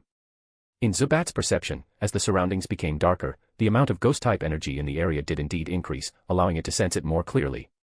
Good. For the next Shadow Ball training, follow my instructions. First, gather the Shadow Ball as you normally do, but this time, focus on extending the gathering time as much as you can. Make it grow bigger, and only release it when you can't control it any longer. Sato, pleased with Zubat's response, continued to explain his training method. Just like how strong winds can cause flying-type energy to become more concentrated, Sato reasoned that in a dark environment, ghost-type energy would similarly become more active and dense. With Zubat's confirmation, his hypothesis was proven correct. In Sato's understanding, there are 3 key factors that contribute to a Pokemon improving its skill proficiency. The first factor is naturally the Pokemon's own typing. Clearly, when a Pokemon trains moves that match its own type, the difficulty is significantly lower. That's because they can easily sense the type of energy in the environment and can readily manipulate it to help them practice their moves. This makes it much easier for them to train and improve their proficiency with that type of move. In simpler terms, when a Pokemon is training moves that match its own typing, it benefits from an experience boost. The second factor is the concentration of different types of energy in the environment. This is easy to understand as well. For example, in places where water-type energy is abundant, like on rainy days, a Pokemon will naturally find it easier to sense water-type energy, which in turn helps them train water-type moves more effectively. The third factor is the Pokemon's ability to control a specific type of energy, manipulation ability or technique. If a Pokemon doesn't have a natural advantage, the first factor, it must rely on training and effort to develop this skill, which is something that tests both the Pokemon's innate understanding and hard work. This is a skill that can only be acquired through time and practice, there's no shortcut. To put it simply, energy of the same type feels like family to a Pokemon, so they can easily command it to assist them. On the other hand, energy of different types feels like strangers to a Pokemon. If a Pokemon wants these strangers to listen and follow their commands, they need to befriend them. This process of building a friendship with foreign types of energy is how a Pokemon improves its control over different energy types. In less polite terms, as a Pokemon uses a particular type of energy, it gradually accumulates experience, figures out the methods and rules for controlling that energy, and eventually learns how to direct it at will. Right now, Zubat doesn't have the advantage of the first factor, and it hasn't yet developed the third factor. The only factor that can be improved is the second one. Training in an environment where ghost-type energy is active and dense, such as in the darkness, will certainly help Zubat's Shadow Ball training. Chapter 45, Focus Training. Following Sato's command, Zubat began to gather a Shadow Ball in front of its wide mouth. Unlike before, in the dark environment, it could sense the ghost-type energy in the surroundings more clearly, allowing it to form the Shadow Ball faster. In less than a second, an egg-sized Shadow Ball appeared in front of Zubat's mouth. However, Zubat didn't immediately release the fully formed ball. Instead, it continued channeling ghost-type energy into it. Very good, take your time. Don't rush. If it gets too hard to maintain, release it, Sato said, observing the process closely on his laptop's infrared scan, which allowed him to monitor Zubat's progress in real time. As Zubat continued to infuse the ball with ghost-type energy, the once stable Shadow Ball began to tremble violently. Several irregular bumps started appearing on its surface. Zubat, focusing intently on controlling the energy, began to sweat, with beads of perspiration forming on its forehead. Clearly, it was struggling. After about 10 seconds, the egg-sized Shadow Ball expanded to the size of a soccer ball. By then, the surface was covered with numerous irregular protrusions, and it looked as though it could explode at any moment. 2 seconds later, Zubat lost control and immediately launched the Shadow Ball. However, without its control, the ball only flew about a meter or two before bursting in midair with a pop, scattering dark-colored ghost-type energy that quickly dissipated. Good job, take a break, Sato said with a sigh of relief, seeing that the unstable Shadow Ball had exploded without causing any harm. He then directed the panting Zubat to rest and drink some water. Zubat, following Sato's words, used its echolocation ability to find the water basin on the ground. Happily, it drank the delicious water that had been mixed with dissolved high-quality poke blocks. At that moment, Zubat was drenched in sweat, a clear indication that the effort and energy required to control ghost-type energy in those few seconds was just as demanding as continuously launching Shadow Balls. Zubat's current maximum Shadow Ball size is 0.45 meters, but it takes 13.2 seconds to form, and its stability is very low. The maximum range is 2.1 meters. Looks like there's a long way to go, Sato thought with a slightly helpless expression as he looked at the data analyzed by his laptop. Despite this, Sato still smiled at Zubat, praising its improvement. Zubat, trusting Sato's words completely, resumed its efforts after resting, ready to continue training Shadow Ball. The saying, 1 minute on stage takes 10 years of hard work behind the scenes, is absolutely true. Even a genius cannot master a skill in just one day. The same goes for Zubat's Shadow Ball training, it requires great effort to make real progress. Clearly, the Shadow Ball Zubat had been using earlier was far from battle-ready. While it might have been useful for finishing off an opponent, relying on it in the middle of a fight would be reckless and dangerous. Both Zubat and Sato knew this well, especially after their battle with Ekans. Zubat understood that if it had been able to increase the power of its Shadow Ball just a little, it would have defeated Ekans without nearly being beaten itself. The proud Zubat was frustrated by how close it had come to being defeated by Ekans. Getting stuck in such a tough fight wasn't what it wanted, it sought to defeat its enemies swiftly and decisively with overwhelming strength. Now that its trainer had provided such a good training environment, Zubat was determined not to waste it or disappoint Sato's expectations. As a result, Zubat pushed itself hard during Shadow Ball training. Over the next 2 hours of training, Zubat had several close calls where it was almost caught in the explosion of its own unstable Shadow Ball. This was due to its sheer determination to push its limits.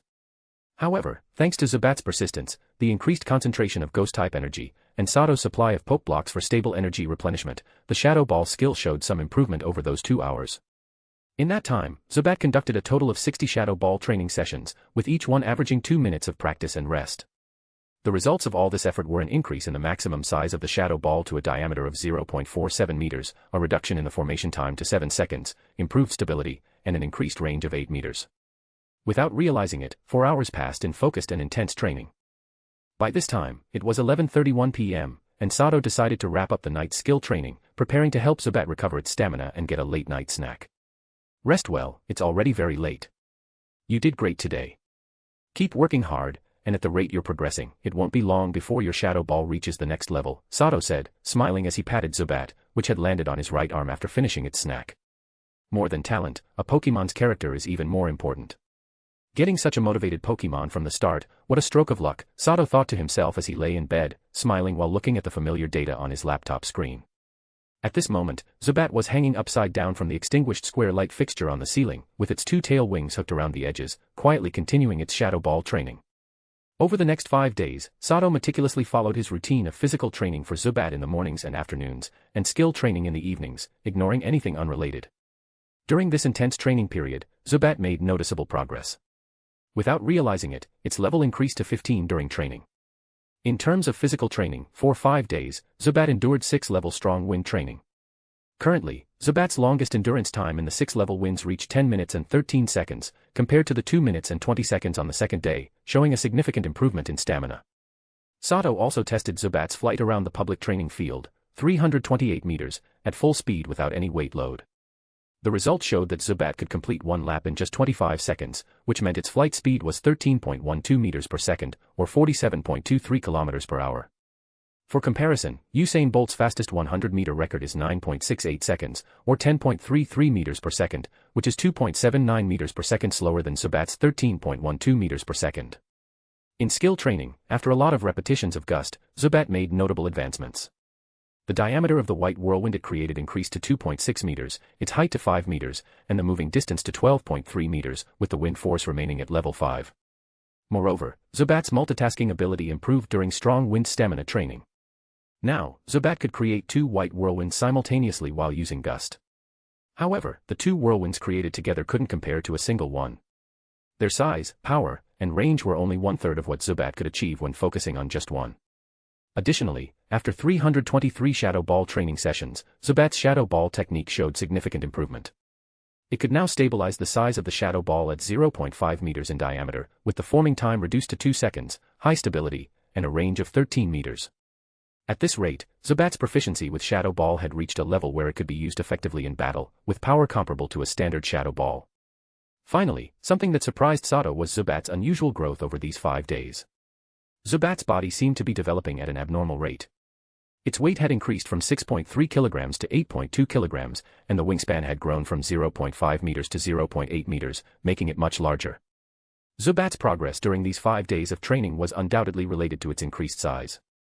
However, Sato was somewhat concerned about this abnormal growth.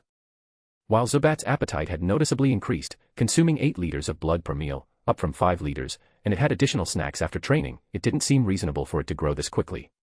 Initially, Sato thought the rapid growth might be due to the calcium tablets, but after looking it up online, he found that the clinical trials for those tablets didn't show such rapid results. Sato then reported Zubat's unusual growth to Dr. Fiali, the female doctor who had sold him the calcium tablets, and asked her to examine Zubat to see if there were any underlying health issues. The result came back that Zubat's body was completely normal. With no medical expertise himself, Sato decided to trust the professional doctor's judgment.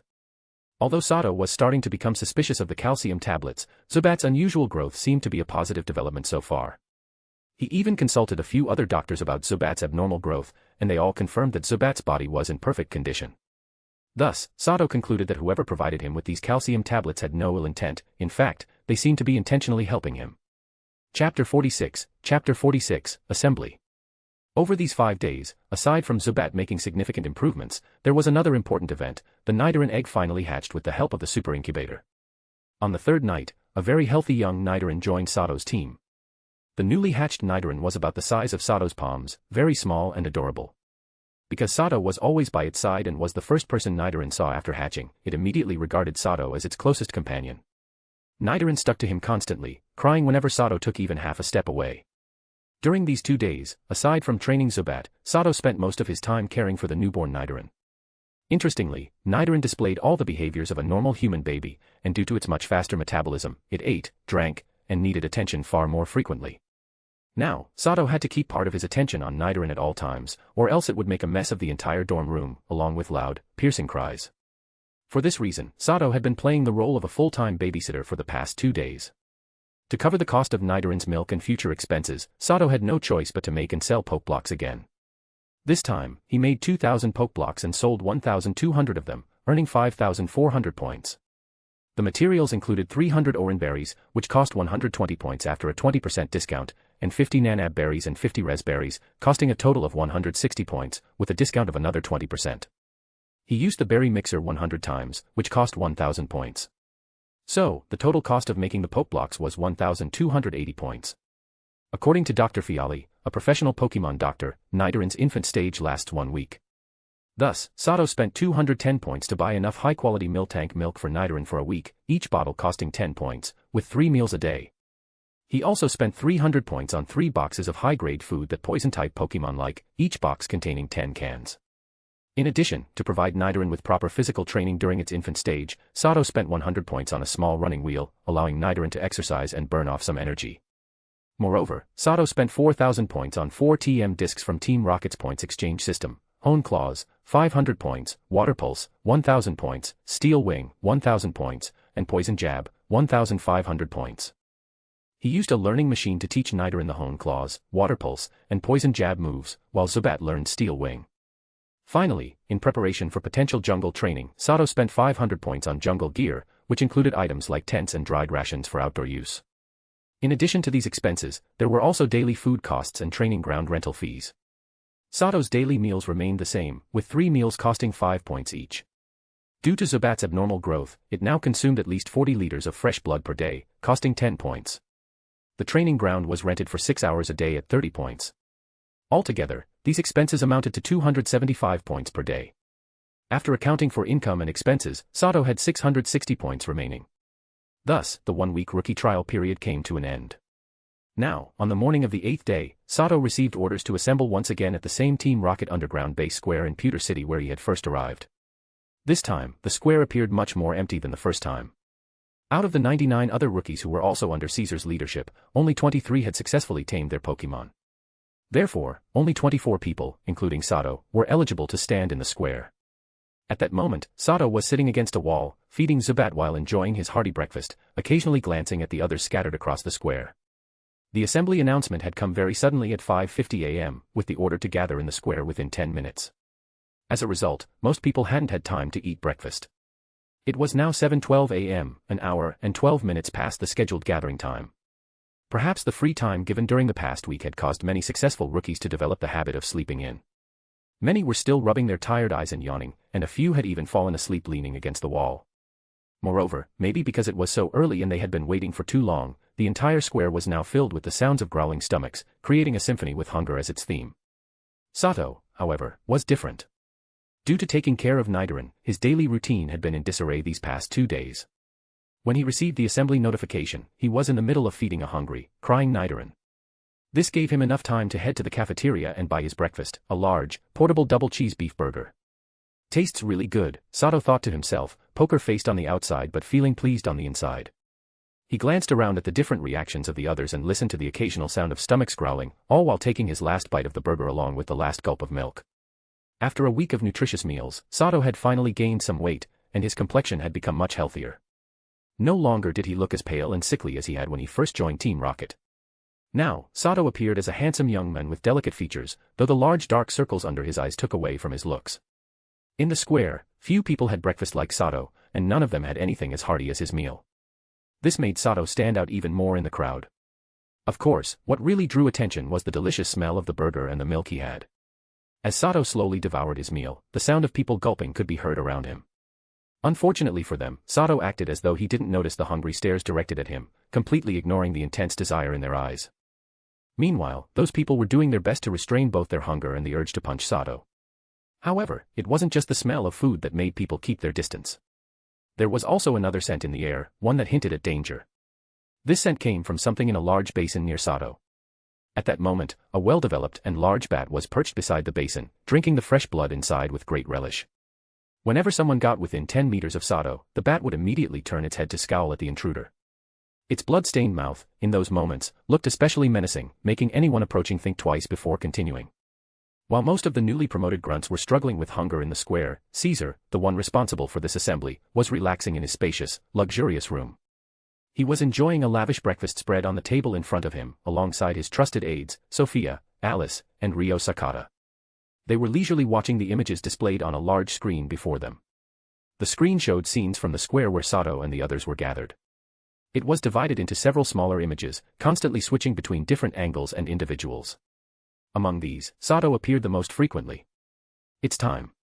Proceed according to the plan," Caesar said after checking the time on his Team Rocket watch. He spoke to Rio Sakata, who was standing at attention behind him. The next second, following the command, Sakata immediately pressed a red button on the remote hidden in his hand. Simultaneously, a colorless, odorless gas began to quietly seep into the square through the vents. Chapter 47, Evergreen Forest and Field Trial. If someone asks, what is the largest forest in the Kanto region?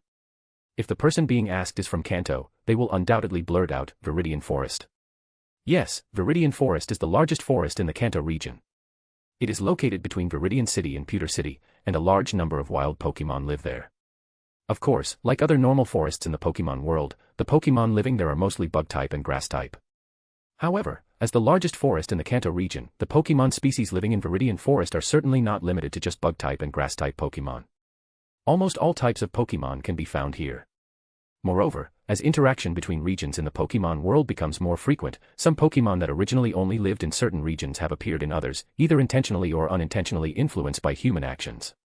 These Pokémon have adapted to the local environment and begun to thrive and reproduce in these new areas, due to accidents in the wild, Pokémon experiments, poachers transporting captured Pokémon encountering mishaps, or heartless trainers abandoning their Pokémon, etc. Of course, these invasive Pokémon species are generally rare in the local environment. There are many reasons for this, including difficulty adapting to the environment or being rejected by local wild Pokémon, leading to expulsion or even attacks. The rejection of invasive Pokémon by local wild Pokémon is the biggest reason. There are generally two causes for this rejection. First, invasive Pokémon haven't yet established themselves in the local environment, making it difficult for them to reproduce and making their numbers too weak to resist the powerful local wild Pokémon groups. Second, invasive Pokémon damage the interests of the local wild Pokémon. After all, there's only so much pie to go around, and when a new species suddenly shows up to take a share, the old forces naturally don't want to give up their territory. Note, I wrote so much about invasive Pokémon to help some readers understand that it's possible for Pokémon from other regions to appear in Viridian Forest. This also serves as a setup for the story. In fact, the League has worked hard in nurturing its elite members. Not only do they host the prestigious League tournament that countless trainers strive to enter, but they've also established safe wild Pokémon habitats in specific regions. These so-called safe wild Pokémon habitats are areas created by the League through force within wild Pokémon territories, where the Pokémon living there are of very low levels. Additionally, Pokémon that are particularly harmful to humans rarely appear in these safe zones. In these safe wild Pokémon habitats, rangers play an important role. These powerful trainers, directly affiliated with the League, are the backbone of maintaining safety in these zones. Indeed, the reason these safe wild Pokémon habitats are so safe is largely due to the efforts of rangers, who diligently drive out powerful Pokémon from the safe zones each day. Of course, these safe zones only occupy a small portion of the wild Pokémon habitats. After all, not all wild Pokémon are harmless. If pushed too far, some powerful Pokémon will fight back at any cost to ensure the survival of their species. As a result, rangers also belong to one of the League's departments with the highest mortality rates. At 10 a.m., outside the safe zone of Viridian Forest, a young man wearing a Team Rocket Grunt uniform was lying in a thick patch of grass. The weeds in this patch of grass were at least 1 meter high, growing vigorously. The young man lying unconscious in the dense grass was none other than Sato. At this moment, he was still in a state of unconsciousness. As a thick cloud overhead was blown away by the wind, the sun finally managed to shine down onto the grass. Sato, who had been exposed to the sunlight for a long time, began to feel discomfort, and his consciousness rapidly started to awaken. Sato slowly opened his eyes, but had to shield them from the glaring sunlight with his hand. Once his eyes adjusted to the light, his once drowsy gaze regained its usual sharpness and calmness. Where exactly is this place? I remember I should be at the plaza. Oh right, I was hit by a sleep-inducing gas. Looking at the unfamiliar surroundings, Sato held his still slightly aching head, trying hard to recall what had happened earlier. Finally, Sato's memory froze on the moment when he was forced into a sleep state by the gas. Just before he fell asleep, he vaguely saw a woman walking toward him. After that, he remembered nothing, and when he woke up, he found himself in this place. A minute later, Sato was staring gravely at a map in front of him. After a bit of recovery, he realized that nothing on his person had been stolen. His two most important Pokemon and his Team Rocket issued watch were still with him. The only new thing was a small backpack placed next to him. It was just an ordinary backpack, not a space-type item, and it contained only two things, a flare gun and an unopened envelope. After Sato opened the envelope and read its contents, he understood where he was and why he had ended up there. Inside the envelope was a map that had been folded several times. It was a hand-drawn map of Viridian Forest, and it was incredibly detailed, showing various terrains in great clarity. Unfortunately, there was no information about the locations of Pokemon habitats. From the information on the map, it was clear that this was only a partial map. His current location was marked with a red star, and nearby dangerous areas were indicated with skull symbols, both white and red. Lastly, there were several triangular markers, all of which were located in areas marked with red skulls. It's worth mentioning that the grassland Sato was currently in was marked with a white skull on the map. When he flipped the map over, it turned into a letter. Judging from the elegant handwriting, it appeared to be written by a woman. The letter's content was roughly this: Sato was now undergoing a 2-week wilderness survival trial. If he chose to give up, he could use the flare gun to call for help at any time. The consequence of failing the trial would be the confiscation of his Pokemon and being demoted to a menial role. At the same time, the letter clearly stated that the green triangular markers represented mission items. He had to collect all these items within the specified time, otherwise, even if he survived the 2 weeks, he would still fail the wilderness survival trial. This is really sudden. They knocked us out without a word and threw us into this place. Looks like this is the real deal, a proper wilderness survival training. After reading the letter, Sato thought with a serious expression. Then, based on the information from the map, Sato stood still, using his body as a substitute for a stick and relying on the shadow casting method to determine direction from the sun. He quickly set off toward the nearest supply cache. As soon as Sato began to move away from his original position, a Pidgeot that had been circling above him suddenly flashed with a glint of light in its eyes. With a flap of its wings, it sped off toward the north. Shortly after the Pidgeot flew away, the eerie silence in the grassland was broken, and the usual noise returned. A rustling sound began to emerge from various directions in the grass. Already awake, huh? Good. Let's see how capable you really are. If you can't even get through this, there's no way you'll be able to hold your own against the monsters in the rookie tournament. You'd just be a passing, insignificant background character at best. Seeing the Pidgeot return, Sophia, who was now standing on a lone peak, stroked the bird's head and muttered to herself, her expression somewhat gloomy. Chapter 48, Field Battle. In the dense grass over a meter high, Sato was crouching as he carefully moved through it. Even though he had a Zubat capable of battling, as an ordinary human, he still felt quite uneasy. The reason was simple: Zubat, being a wild Pokemon, wasn't well adapted to strong sunlight yet. Until it evolved into Golbat, which had better tolerance for bright light, its battle capabilities would be significantly reduced in such intense sunlight. Moreover, this clearly seemed to be the deeper part of Viridian Forest. All he could see were deserted wilderness areas with no sign of human activity, which meant that strong wild Pokemon could appear at any moment. Sato's Zubat was currently at level 15. It could use Supersonic, Gust, and Shadow Ball effectively, which would be more than enough against Pokemon in the safe zone.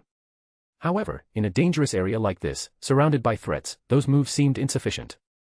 These factors were making Sato feel anxious. There was also the fact that this was his first time walking alone in such a perilous wilderness, making it hard not to feel some tension and unease.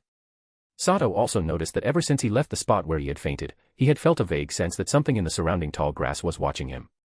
It was a prickling sensation on the back of his neck, and the occasional rustling from the grass only heightened his growing unease.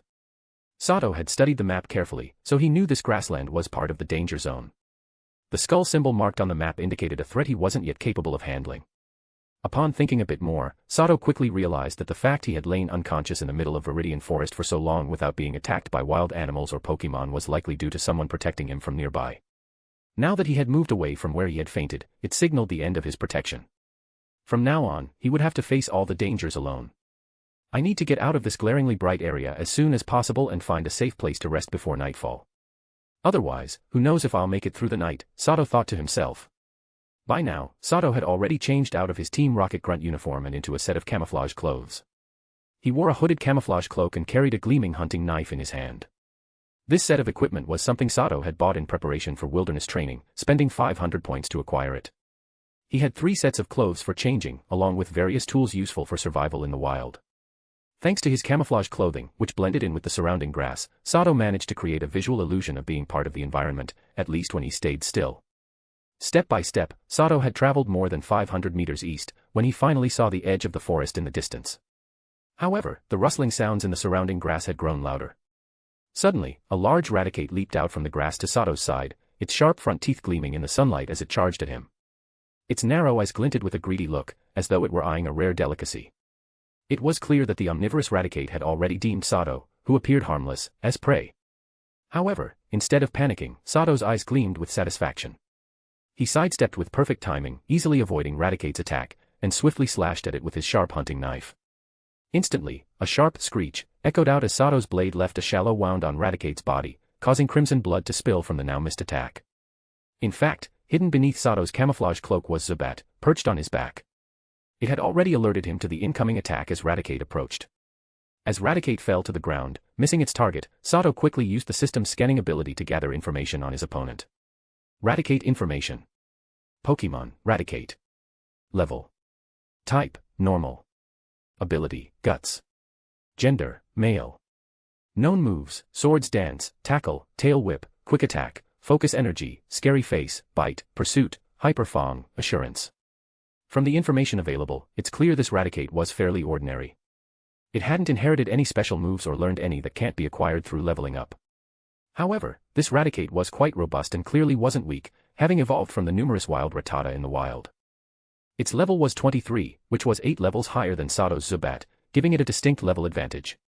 For Sato, this sturdy Raticate, about the size of a fully grown watchdog, posed a significant threat. Its huge incisors, capable of easily biting through steel and concrete, could undoubtedly end Sato's life with ease. This wild Raticate, having survived in the wilderness so far, was ferociously aggressive.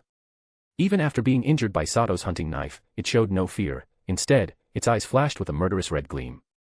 After its initial sneak attack failed, the Raticate steadied itself, jumped up from the ground, and was instantly surrounded by a white light. Its speed dramatically increased as it used Quick Attack to close the distance with Sato. As it neared, its large incisors gleamed white again, aiming straight for Sato with a lethal Hyper Fang. The Raticate moved like lightning, its speed too fast for Sato to track in his normal state. But as it attacked, Sato focused intensely, using his heightened reflexes to pinpoint the Raticate's movements. Zubat, use Gust head-on. Having determined the Raticate's attack direction, Sato immediately commanded the Zubat, which had already flown out from under his cloak, to engage. At Sato's command, Zubat skillfully channeled the flying-type energy around it, summoning a 2.6-meter wide white whirlwind. The airborne Raticate, unable to avoid it, charged straight into the swirling gust. Ultimately, the Raticate failed to break through Zubat's fully powered gust attack. Its entire body was swept up into the white whirlwind, caught in its spinning force, while being continuously buffeted by the flying-type energy within the wind. When Zubat's gust ended, the dizzy Raticate tumbled to the ground, staggering as it struggled to stay upright, now covered in shallow cuts from the wind blades. Although Zubat's gust had landed perfectly, the level difference meant it hadn't caused much damage to Raticate. Still, in battles like this, the weaker side is not without the chance of winning unless there is a huge power gap. Positions of strength and weakness can shift at any moment due to unforeseen factors, and once the tide of battle shifts, it's difficult to turn it back.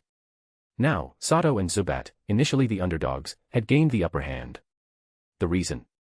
The Raticate, still dazed from being freed from the whirlwind, was clearly disoriented. Sato seized the opportunity, instructing Zubat to unleash another gust. And so, a loop began. The Raticate was repeatedly caught and lifted into the air by Zubat's gust, and due to its lack of long-range attacks, it could only watch helplessly as it was controlled until it finally lost the ability to fight. 2 minutes later, the Raticate, now drenched in its own blood, collapsed at the feet of Sato and his Zubat. However, before Sato or his now fatigued Zubat could catch their breath, having been in the sunlight for a while, the rustling of grass nearby started again. Suddenly, Zubat let out a sharp warning screech as a massive purple figure shot out from the grass to Sato's side, instantly devouring the fallen Raticate in one bite. In that moment, a deadly sense of threat surged through Sato's mind. Chapter 49, Arbok's Pursuit. At the top of a long and thick purple body was a massive, menacing head. Its wide, gaping mouth was filled with sharp, poisonous fangs. A colorful, eerie snake pattern on its chest glowed ominously, and its narrow pupils reflected only greed and cruelty. This was an Arbok, a top predator that ruled this patch of grassland. The battle between Zubat and Raticate had attracted the attention of this predator, and the scent of Raticate's blood further ignited its hunger. Now, after swallowing the tasty Raticate in one gulp, it had spotted a new, rare delicacy in front of it, and the killing intent radiating from its body was unmistakable.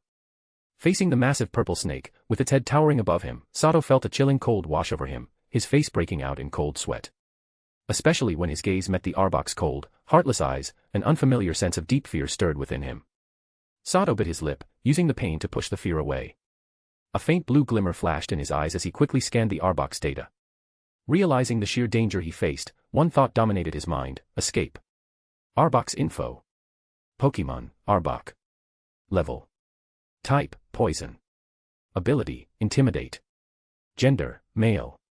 Moves known: crunch, ice fang, fire fang, thunder fang, bind, glare, poison sting, bite, leer, screech, acid, stockpile, swallow, spit up, acid spray, venoshock, tutor, double team, tutor. Compared to this Arbok, Zubat stood no chance. The level difference was a staggering 20 levels, completely overpowering Zubat in every way. There was no possibility of victory. Without hesitation, after analyzing the Arbok's data, Sato turned and sprinted toward the nearby forest with Zubat, pushing himself to run at full speed. Seeing its prey fleeing, Arbok's cold eyes gleamed with a cruel, almost human-like amusement. It preferred its meals fresh, especially those full of hot, pulsing blood. That was its favorite kind of prey. After Sato covered a short distance, the Arbok finally began its pursuit. This entire patch of grassland was its hunting ground, and it knew the terrain like the back of its hand. Its snake-like movements through the tall grass were swift and fluid, as if gliding effortlessly. In just a few seconds, the gap between Arbok and Sato, initially over 50 meters, shrank to just a few meters. Meanwhile, the forest ahead was still over 100 meters away. At this rate, Sato would be caught long before he reached the safety of the trees. Damn it. This snake is way too fast. I need to slow it down, or I'll be caught before I make it to the forest. Sato thought frantically as he saw Arbok's massive body closing in behind him. Zubat, use Gust to slow it down. Be careful, don't engage it directly. Just circle it from the air, and make sure it doesn't hit you. With no other choice, Sato gritted his teeth and commanded Zubat to confront Arbok. Zubat, following Sato's orders without hesitation, flew out from beneath his cloak and into the air. Having spent some time sheltered by Sato's cloak, its energy had partially recovered. Facing the strongest enemy it had ever encountered, Zubat immediately went all out, gathering flying-type energy to create a 3-meter-wide white whirlwind on Arbok's path as it gave chase. But Arbok, being a level 35 Pokemon, was far more powerful than the Raticate from before. Zubat's full-power gust only managed to hold Arbok back for 3 seconds before the mighty serpent broke through the white whirlwind. With a fierce burst of speed, Arbok then spat a toxic acid spray arrow toward the airborne Zubat. The foul-smelling, venomous projectile shot through the air with incredible speed. Before Zubat could fully react, the acidic arrow was already upon it. Sensing the imminent danger, Zubat instinctively used Protect to defend itself. In an instant, a green energy shield enveloped Zubat's entire body, just as Arbok's acid arrow hit it. The next second, a sizzling sound erupted as the acid made contact with the shield, showing signs of corrosion. Fortunately, Zubat's protective shield held, allowing it to narrowly escape Arbok's attack, flying higher into the air. Meanwhile, with Zubat buying him time, Sato was now within 20 meters of the forest's edge, sprinting at full speed. Seeing that its prey was about to escape its territory, Arbok shifted its attention away from the small, insignificant Zubat and refocused on Sato. Suddenly, the pattern on Arbok's chest began to shift, and its speed surged. In just a second, Arbok crossed over 30 meters, rapidly closing in on Sato. As it neared, it shot another acid arrow from its mouth, aimed straight at Sato. Rather than let its prey escape, Arbok would prefer to destroy it, even though prey tainted by its own acid wouldn't taste as good. It was a shame, really, it wouldn't be able to savor the most delicious, fresh meat. A sharp screech pierced the air. Seeing that Arbok was launching an acid arrow at Sato, and unable to intercept it in time, Zubat resorted to emitting a loud warning cry. At the same time, it launched a shadow ball attack towards Arbok. Thanks to Zubat's timely warning and the deadly threat he sensed behind him, Sato instinctively rolled to the side, narrowly dodging Arbok's acid arrow. As Sato dodged, Zubat, desperately chasing Arbok from the sky, unleashed a barrage of large, egg-sized shadow balls. Since mastering the technique, Zubat's attacks had improved significantly, and it could now shoot up to 15 in rapid succession, compared to its previous limit of 8. This time, Zubat's long-range attack was a 15-shot volley, each shadow ball well-aimed, with an impressive 90% accuracy. Though Zubat's egg-sized shadow balls weren't particularly powerful, even when they hit Arbok, they didn't deal much damage. However, they were annoying, like a mosquito, stinging and buzzing around constantly, drawing Arbok's attention. As the ruler of this patch of grassland, Arbok was naturally not the patient type. With Zubat continuously pestering it with shadow balls, Arbok's temper flared. It turned its attention towards Zubat and unleashed a flurry of acid arrows in retaliation. A barrage of acid arrows shot towards Zubat from various angles. Given that Arbok's acid was potent enough to melt through Protect, it was clear that if Zubat got hit, the outcome would be disastrous. However, thanks to Sato's recent training sessions with Zubat, they had prepared for this very situation. Anticipating Arbok's counterattack, Zubat remained calm and summoned a whirlwind shield, a white vortex spinning counterclockwise around it, deflecting all the incoming acid arrows. The strong winds not only deflected the acid but even sent some of it back towards Arbok, forcing it to dodge its own attack. Arbok, fully aware of how dangerous its acid was, couldn't risk letting any touch it, as the corrosive effect would override the poison-type immunity. While Arbok was preoccupied with fending off Zubat, Sato finally reached the edge of the grassland and disappeared into the dense forest. In the end, Zubat, taking advantage of its ability to fly, escaped into the dark dense forest as well, leaving Arbok behind, frustrated and unable to pursue. Chapter 50, Walking Through the Forest. Seeing that his easy meal had somehow flown away, and the annoying mosquito had also escaped his grasp, Arbok was furious. However, despite his anger, Arbok lingered for a while at the border between the grassland and the forest. Upon noticing deep claw marks on several tree trunks, he ultimately decided to abandon the chase after Sato and Zubat. Pokémon respect territorial boundaries. If Arbok were to recklessly invade another's territory, it would likely provoke an attack from the other powerful Pokémon residing there. For example, the forest bordering Arbok's territory was home to a powerful Ursaring, who ruled this patch of forest as its sovereign. The mere thought of Ursaring's terrifying strength and aggressive nature sent a wave of fear through Arbok. Reluctantly, he withdrew back to his own domain. Meanwhile, Sato and Zubat were hiding in the dense canopy of a nearby tree. Thanks to Zubat's echolocation abilities, Sato was aware that the immediate danger had passed. However, his tension remained high. After feeding Zubat a poke block to help it recover its strength, Sato took out his laptop from his Team Rocket issued watch. Using its infrared detection system in combination with Zubat's ultrasonic scans, he began surveying the area. The question of why Arbok hadn't continued the chase had lingered in Sato's mind ever since Arbok stopped at the forest's edge. After some thought and observation of the nearby claw-marked tree trunks, Sato quickly realized the answer. Clearly, Arbok hadn't spared him out of kindness.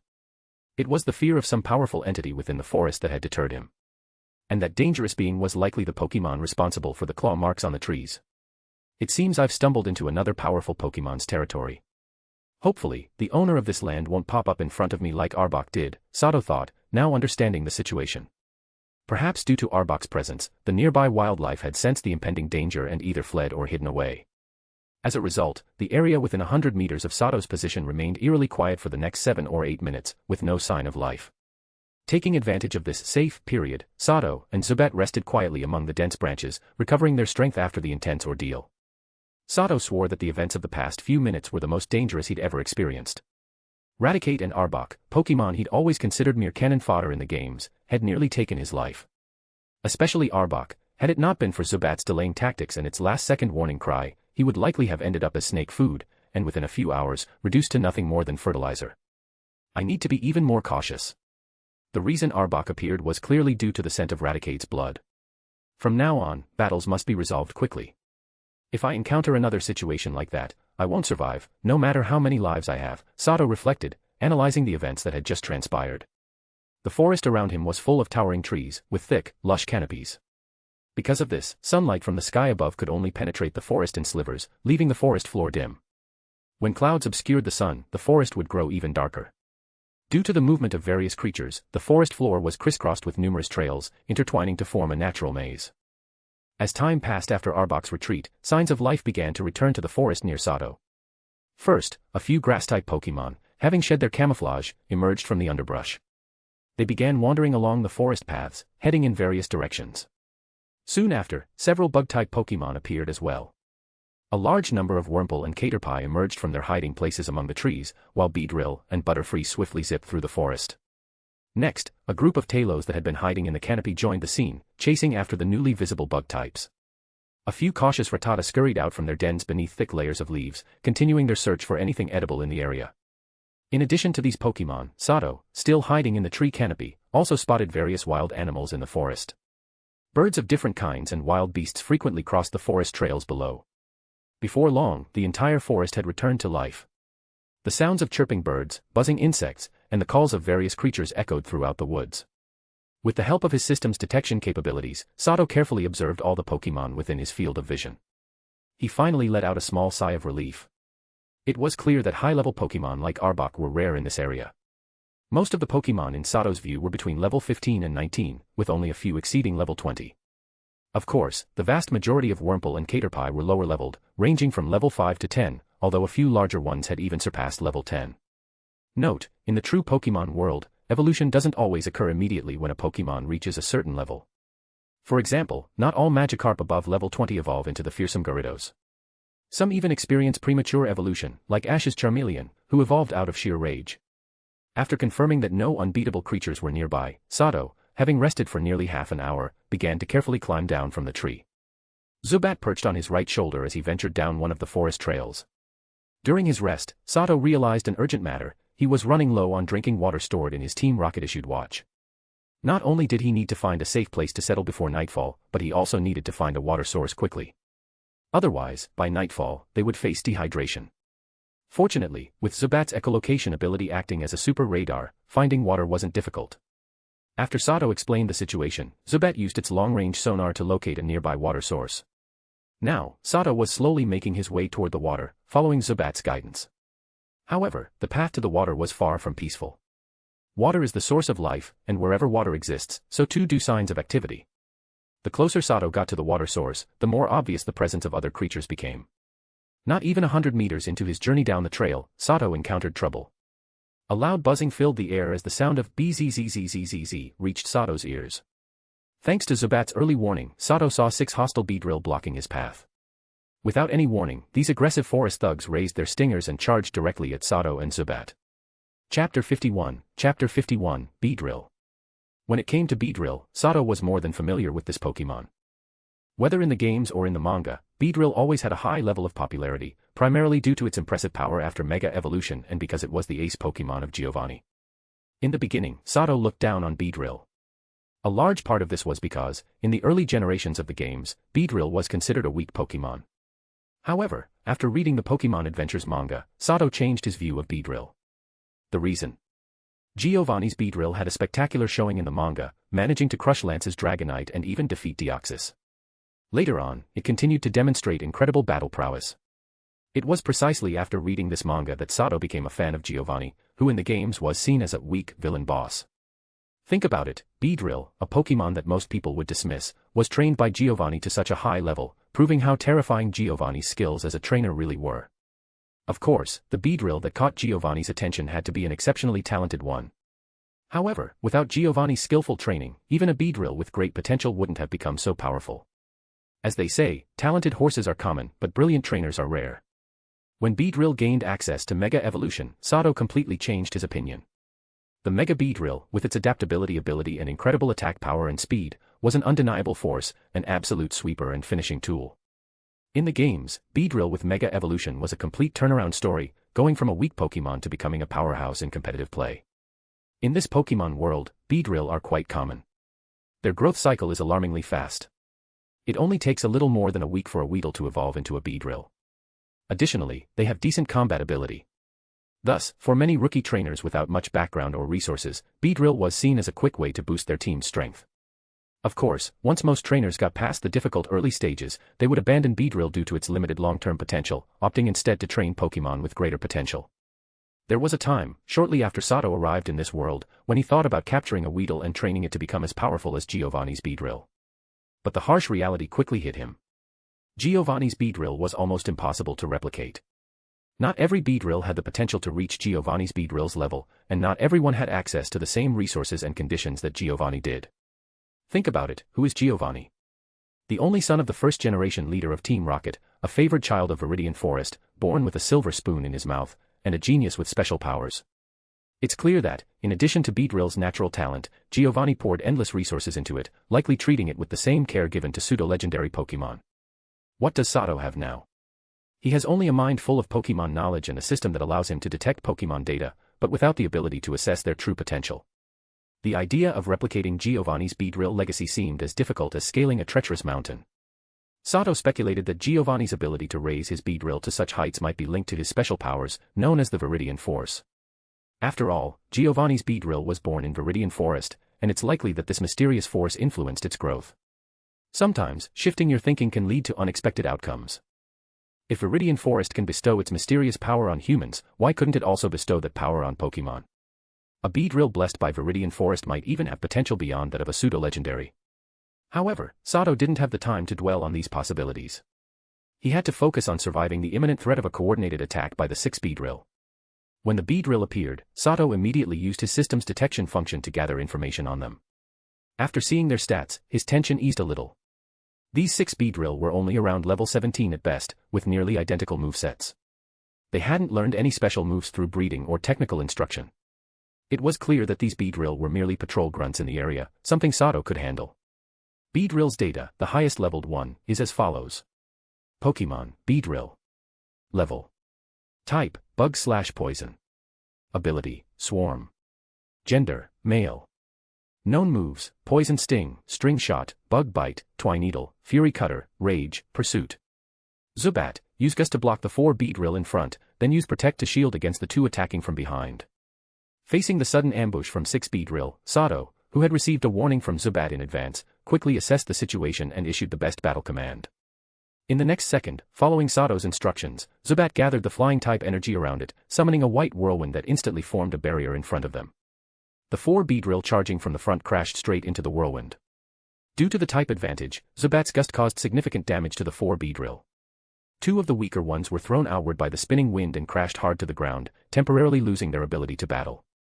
The other 2 were left heavily injured. Meanwhile, the 2 Beedrill from behind seized the opportunity. Ignoring Zubat, they aimed their long, poison-tipped stingers directly at Sato, using Twineedle to launch a left-right assault. With no time to waste, Sato dove forward to avoid the first Beedrill's attack. He then commanded Zubat to use Protect to block the second Beedrill's strike. A sharp clang rang out as the second Beedrill's stinger struck the green energy shield that Zubat had created with Protect. Lacking sufficient power, Beedrill's attack failed to even crack the barrier.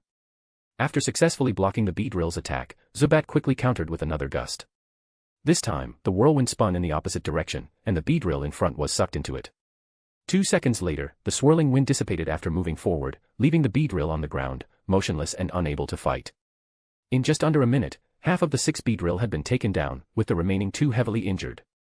However, Beedrill were notoriously aggressive and known for ganging up on their targets. Sure enough, just as Zubat finished defeating the 3 Grunt Beedrill, Sato saw another group of Beedrill flying toward them, at least 10 more reinforcements. These guys really are as numerous as in the anime. One group shows up, and then a whole swarm follows, Sato remarked helplessly, eyeing the approaching Beedrill reinforcements. Without hesitation, Sato had Zubat use Supersonic on the incoming Beedrill and then turned and sprinted in the opposite direction, Zubat following close behind. A smart warrior is a warrior who knows when to retreat. Chapter 52, A Helper in the Wild. 20 minutes later, Sato finally managed to retreat while fending off the swarm of Beedrill. He was now hiding in a dense patch of grass, using the scent of the greenery and his camouflage suit to stay concealed. Beedrill, in addition to their sharp eyesight due to their compound eyes, also have an exceptionally keen sense of smell. To mask his scent, Sato had rolled on the ground, covering himself in grass sap to blend in with the environment. This method proved to be quite effective. The Beedrill, unable to detect Sato or Zubat, eventually gave up the chase and retreated. It seems I'll have to find another route. The path I took earlier must be within the Beedrill's territory, Sato muttered to himself after all the Beedrill had left. Covered in grass and debris, he cautiously emerged from the thicket. He then carefully retraced his steps using the marks he had left on trees with his hunting knife, returning to a spot a little further from his previous location. This time, with his scent masked by the grass sap and avoiding walking openly on the forest trails, Sato managed to slip past the patrolling Beedrill without being detected. With Zubat's echolocation abilities, Sato chose to move through areas with fewer Beedrill patrols or where no patrols were present. Since he avoided the forest trails and walked through the tall grass, he encountered several wild Pokémon hidden among the vegetation. Most of the Pokémon he came across in the grass were grass types. These Pokémon could blend into their surroundings simply by hiding in the grass, making them incredibly difficult to spot with the naked eye. Fortunately, thanks to Zubat's supersonic ability, Sato could constantly detect these hidden wild Pokémon and react in time. In reality, most grass-type Pokémon are quite gentle by nature. As long as you don't step on them, they tend to ignore you or, if timid, flee in panic. Of course, this isn't always the case. Some grass types have a more aggressive temperament. For instance, when Sato passed through a particularly foul-smelling patch of grass, he encountered a gloom that suddenly appeared and attacked without warning. This gloom had originally been sleeping in a small hole it had dug beneath the grass. Sato's presence must have unintentionally disturbed its slumber as he passed by. Sensing the unfamiliar presence, the gloom immediately resorted to its usual defensive tactic, a foul stench emitted from its open flower. The sudden wave of noxious odor left Sato feeling nauseous, and he couldn't help but show a look of disgust. Unfortunately, this gloom seemed to be a very sensitive Pokemon. Upon noticing Sato's expression of revulsion, it became enraged, leaping out of the grass and attacking him. The attack began with a revolting, stinky liquid. Judging by the way it melted the surrounding grass on impact, it was clearly acid, a dangerous substance. The liquid flew toward Sato and Zubat, and it was obvious that getting hit by it would be far from pleasant. Faced with this surprise attack from Gloom, Sato had no choice but to defend himself. In truth, he didn't want to fight right now. Engaging in battle would attract the attention of the nearby patrolling Beedrill, and he'd once again find himself being chased by a swarm. A faint blue glow appeared in Sato's eyes as he activated his system's detection function, and Gloom's information immediately popped up before him. Pokemon, Gloom. Level. Type, Grass/Poison. Ability, Stench, Hidden Ability. Gender, Female. Moves known, Absorb, Growth, Sweet Scent, Acid, Poison Powder, Stun Spore, Sleep Powder, Mega Drain, Secret Power, Egg Move, Synthesis, Egg Move, Nature Power, Tutor. It's a Gloom with the Stench ability, and it inherited Secret Power. How lucky. After reviewing Gloom's information, a glimmer of excitement flashed in Sato's eyes, and he couldn't help but feel thrilled inside. Being a dedicated Pokemon fan, Sato was well aware of the effects of various Pokemon abilities. The Stench ability gives a 10% chance to make the opponent flinch when attacked at close range. Additionally, if a Pokemon with this ability is at the front of your team, it reduces the chance of encountering wild Pokemon by 50%. No wonder the area was filled with a foul odor. It also explained why the patrolling Beedrill and other wild Pokemon seemed to avoid this region. It was all due to the Stench ability Gloom living here. While all Gloom emit an unpleasant smell, the stench from a Gloom with the Stench ability is far worse than one with the Chlorophyll ability. As for Secret Power, its additional effects change based on the terrain. What's more, this move allows the user to create a hidden space in trees, grass, caves, and other landscapes, secret base. In the wild, a Pokemon with Secret Power is incredibly useful for a traveling trainer, as it can create a temporary shelter where they can rest. Although Gloom's sudden attack didn't harm Sato, Zubat, having detected the danger with its echolocation, immediately used Protect to shield Sato from the incoming acid.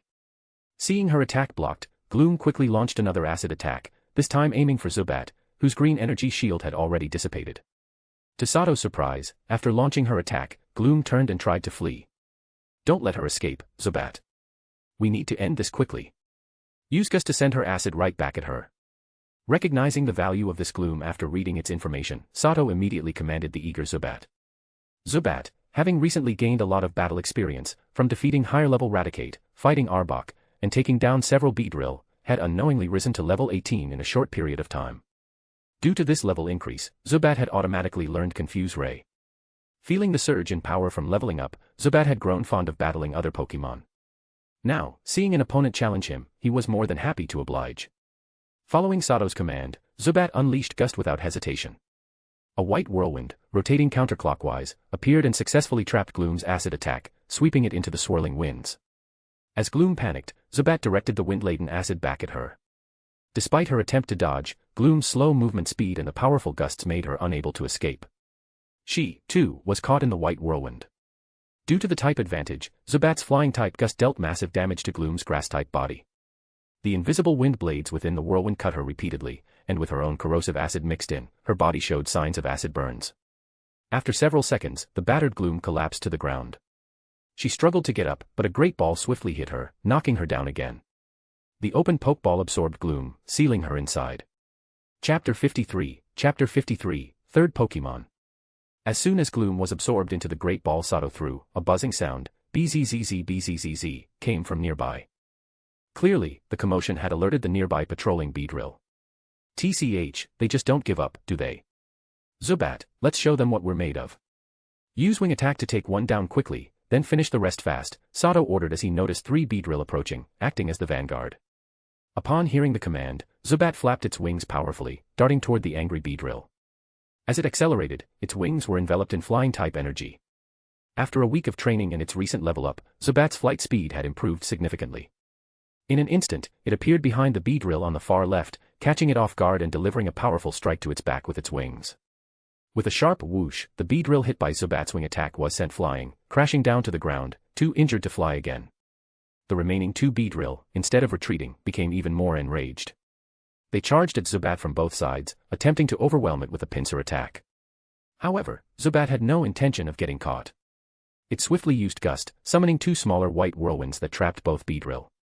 Using the brief moment the whirlwinds bought, Zubat fired two shadow balls at each of the trapped Beedrill with great force. 3 seconds later, the whirlwinds dissipated, and both Beedrill fell to the ground, defeated and unable to battle. Within just 10 seconds, Zubat had managed to defeat all 3 Beedrill. At the same time, the high-grade Pokeball on the ground stopped shaking as the red button at its center dimmed with a ding, signaling that Gloom had been successfully captured. Seeing Gloom captured, Sato immediately grabbed the Pokeball and quickly left the area with Zubat by his side. Shortly after Sato departed, a swarm of at least a dozen Beedrill arrived at the scene. Upon seeing their injured comrades on the ground, their compound eyes turned blood-red with fury. Under the command of a leading Beedrill, the enraged swarm scattered, searching the area for the culprit. Soon, the nearby bushes erupted into chaos as many weaker wild Pokémon fled in terror. The furious Beedrill, unable to find the one responsible, began attacking any living creature they encountered indiscriminately. Meanwhile, Sato, the one responsible for the disturbance, was hiding in the dense canopy of a nearby tree. Using the thick leaves as cover and the tree sap he had smeared on himself to mask his scent, he successfully avoided the Beedrill's search once again. Once you understand their behavior, it's easy to avoid them, Sato thought to himself, waiting for Zubat to signal that the Beedrill had left. When Zubat confirmed the coast was clear, Sato climbed down from the tree. Without wasting any time, Sato pressed the button on the great ball, releasing Gloom. As soon as the ball opened, a foul stench spread through the area. Instantly, a rustling sound came from the surrounding bushes as nearby wild Pokémon and creatures fled, unable to tolerate the overpowering odor. Gloom, freshly released from the Pokeball, watched the scene unfold with a mixture of anger and sadness. As the wild Pokémon and creatures left, Gloom lowered her head and buried it deep in the grass, looking dejected. Come on, Gloom. Zubat and I are still here, aren't we? This smell is nothing. You're one of my Pokémon now, a part of our team. From now on, let's work together, Sato said, smiling as he and Zubat approached the hiding Gloom. Zzz. Though Zubat wasn't entirely unaffected by the stench, hearing his trainer's words encouraged him to endure it. He flapped his wings and chirped at Gloom, welcoming her to the team. Hearing Sato and Zubat's words, Gloom, who had been sulking in the bushes, perked up. Slowly, she emerged, looking timidly at Sato and Zubat. Ever since she evolved from an Oddish into a Gloom, the nearby Pokémon and animals had begun avoiding her. The reason was simple: due to her stench ability, she was several times more pungent than other Glooms. Even her old friends couldn't tolerate the overwhelming smell she emitted, and they started to avoid her. Because of this, she quickly transformed from the once cheerful Oddish into a lonely and self-conscious Gloom. Sato and Zubat were the first creatures since her evolution to say they wanted to be her friends, and this touched her deeply. Don't worry, Gloom. We're partners now. I don't mind your smell at all. Here, take this as a gift, Sato said with a genuine smile, handing Gloom a Pokeblock. To be honest, Sato was initially struggling with the foul odor Gloom was emitting, but after seeing the sadness on her face, caused by being shunned by other Pokémon and creatures, he resolved to endure it. He realized this was a perfect opportunity to bond with the newly caught Gloom. Upon hearing Sato's reassuring words and seeing his sincere smile, Gloom finally believed that Sato truly wanted to be her friend. A smile spread across her face, and she eagerly accepted the sweet-smelling Pokeblock from his hand. Gloom gobbled up the Pokeblock in one bite, her eyes widening with delight. She let out a sound of pure enjoyment, clearly savoring the treat. After about 10 seconds, Gloom snapped out of her blissful state. She noticed that not only was her energy restored, but many of the injuries inflicted by Zubat earlier had healed significantly. It seems you like my gift. I look forward to working with you, Gloom, Sato said as Gloom recovered, extending his right hand toward her. Somehow, both Sato and Zubat had started to adapt to the strong smell. While it was still uncomfortable, it wasn't as unbearable as it had been initially. Gloom. Grateful, Gloom nodded and extended her two blue plant-like arms to grasp Sato's hand tightly. She wore a pure, innocent smile on her face. Perhaps in her excitement, Gloom's flower bud opened wider, and an even stronger stench burst forth. Sato, being the closest, was hit by the full force of the smell, causing Zubat to retreat to the safety of a nearby tree branch. All right, Gloom. Welcome to the team. Now, follow my orders and go over there into the sunlight to use synthesis. You need to heal those injuries quickly, Sato said, once again mustering his willpower to endure the smell. He patted Gloom's small blue plant hand before instructing her. Touched that Sato was willing to tolerate her awful smell and still accept her, Gloom's fondness for him grew instantly. She obediently walked over to a patch of sunlight that filtered through the leaves and began using synthesis to heal her wounds. As soon as Gloom moved away, the stench around Sato lessened significantly, making him feel much lighter. At the same time, he gained a bit of confidence about surviving the upcoming 2-week trial in the Viridian Forest. For someone as relatively weak as he was right now, Gloom's stench ability would greatly increase his chances of survival in the forest. Compared to his life, a little bad smell was nothing at all. Chapter 54, Arriving at the water source. As soon as the sunlight hit Gloom, she immediately began using synthesis. Her flower and leaves emitted a soft white glow, followed by a gentle green light that enveloped her entire body. Under the glow of this green light, Gloom's injuries began healing at a visible speed. Her synthesis lasted for about 30 seconds, and by the end, her wounds were fully healed, and her energy was restored to peak condition. Grass-type Pokemon really do have incredible recovery abilities. If Zubat had taken that kind of damage, it would have taken hours of healing items and rest to recover, Sato thought, somewhat in awe as he watched Gloom's quick recovery under the sunlight. By this time, Sato had put on a gas mask. It was part of his field gear, originally intended for protection against toxic gases in the forest, but it was now proving useful against Gloom's stench. Earlier, Sato hadn't used the mask because he wanted to build rapport with Gloom. Now that he had earned her trust, he didn't need to endure the stench any longer. With the gas mask filtering the air, he no longer felt the discomfort he had before. Of course, Sato didn't have any prejudice against Gloom. He treated all the Pokemon he captured equally. But under the influence of her overwhelming smell, it was difficult for him to maintain focus. To continue navigating the dangerous forest, he had to take precautions. Once her injuries were healed, Gloom returned to Sato's side. She noticed the mask on his face but didn't seem to understand what it was and didn't give it much thought. Knowing that Sato and Zubat were now her companions, she began to close up her flower, doing her best to contain the stench she emitted. Having lived a lonely life for so long, Gloom had developed a resilient and sensitive heart. She knew how rare it was to find companions who accepted her, so she was determined to treasure them. She wanted to do everything she could to not cause unnecessary trouble for them.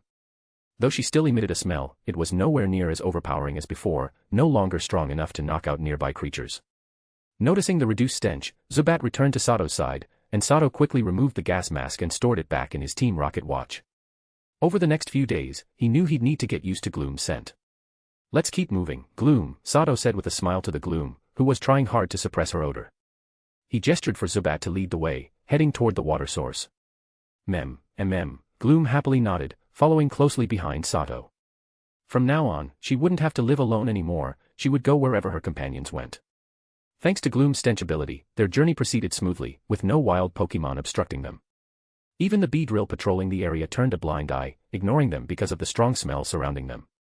After about half an hour of walking, Sato and his team finally reached the water source. They had crossed the forest and arrived at the banks of a fast-flowing river. The riverbank was covered in pebbles, and the sound of the rushing water echoed in their ears. A breeze carried the mist from the river toward them, and before long, Sato's clothes were damp as he collected water from the river.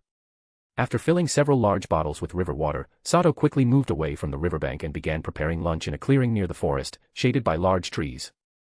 As they walked and paused along the way, the time had already passed noon. Both Sato and Zubat were extremely hungry by this point, and the young Nidoran inside the Pokeball was likely feeling the same. "Come on out, Nidoran," Sato said, releasing Nidoran from the Pokeball after Gloom had spread her foul-smelling liquid around the area to mark their territory, and Zubat had used echolocation to confirm their safety. After 2 days of careful care, the young Nidoran had grown quite a bit. What was once a tiny creature that could fit in the palm of Sato's hand had now grown to about 15 times that size. As soon as Nidoran emerged, he dashed straight into Sato's arms, his eyes welling up with tears, a clear sign that he was about to throw a tantrum. Sato, who had been taking care of Nidoran for the past 2 days, recognized the signs immediately. With a practiced hand, he produced an energy poke block and popped it into Nidoran's open mouth just in time. Satisfied with the delicious treat, Nidoran's mood changed instantly. He happily nuzzled his little head into Sato's chest, showing his affection. "Let me introduce you to a new companion," Sato said after a brief moment of cuddling. He lifted Nidoran from his arms and turned to Gloom. "This is Gloom, your new teammate. Be sure to get along well. And Gloom, this is Nidoran. He's still a child, so I hope you'll take care of him." Nidoran, still a young and innocent Pokemon, was thrilled to meet a new friend. He paid no mind to Gloom's lingering stench and eagerly approached her, greeting her with enthusiasm. Gloom, equally pleased to have another companion who accepted her, was overjoyed. She tried her best to suppress her odor and even offered some of the sweet nectar she had stored as a gift for Nidoran. Before long, the two Pokémon were getting along and playing happily. Gloom, with her gentle nature, played the role of a caring older sister, indulging Nidoran as they played together. Zubat, on the other hand, remained his usual calm and composed self. He didn't join in the play but stayed perched upside down on a tree branch, dutifully following Sato's orders and using his echolocation to keep a watchful eye on their surroundings. A few minutes later, Sato had finished preparing lunch for his Pokémon. Zubat's meal consisted of rich blood, Nidoran's was a bottle of Miltank milk and a premium poison-type Pokémon food, and Gloom's was a bowl of fresh water along with some nutrient-rich river mud. It's worth mentioning that to avoid attracting strong, carnivorous Pokémon due to the smell of blood, Sato had taken extra precautions with Zubat's meal. He had pierced a small hole in the lid of the bottle containing the blood and inserted a straw that fit perfectly into the hole. This way, Zubat could enjoy his meal without the scent of blood leaking into the air. As for Gloom's food, Sato had initially thought of giving her the same high-quality poison-type food that Nidoran loved, but Gloom seemed to prefer water, sunlight, and soil. So, Sato had no choice but to provide her with fresh water and rich riverbank mud. When Gloom ate, she behaved like a typical plant Pokémon. She buried her roots into the soil and absorbed the water and nutrients from the ground, while also using sunlight for photosynthesis to produce organic matter and fulfill her nutritional needs. Sato figured that, since Gloom was a grass-type Pokémon and her entire body was plant-based, her biological structure was surely different from that of other flesh-and-blood Pokémon. As he thought about how to care for her in the future, he realized that fertile soil and top-quality fertilizer would be essential for her growth. Chapter 55, Plan. While the three Pokémon were happily enjoying their meals, Sato gathered some dry branches and leaves from the nearby bushes. Using the smooth pebbles he had collected earlier, he set up a makeshift stove. Then, from his Team Rocket watch, he pulled out a large iron pot. He filled it with river water and, using his lighter, started a fire to boil the water. Sato was very conscious of food hygiene. While Gloom, being a grass-type Pokémon, could probably drink straight from the river, he, Zubat, and the young Nidoran could not. Getting sick from contaminated water in the middle of nowhere could be extremely dangerous, so boiling the water was essential before they could drink it. As the water boiled, Sato pulled out his own meal, a type of compressed biscuit made from whole grains. Though quite nutritious and filling, these biscuits weren't the tastiest. Additionally, they made you extremely thirsty, so after finishing one, Sato had to gulp down large amounts of the boiled water. Lunch didn't take Sato long. In just a few minutes, he finished his meal, and after a few swigs of water, he pulled out the trial map in his laptop. Sato began cross-referencing the map provided for the trial with his own memories and used basic drawing software to create a more detailed map. His custom map was more precise than the one provided, noting the Pokémon distributions along his path. So far, his map consisted of 3 parts. The first was the grassy area where they had started, inhabited by many Rattata and dominated by a powerful Arbok.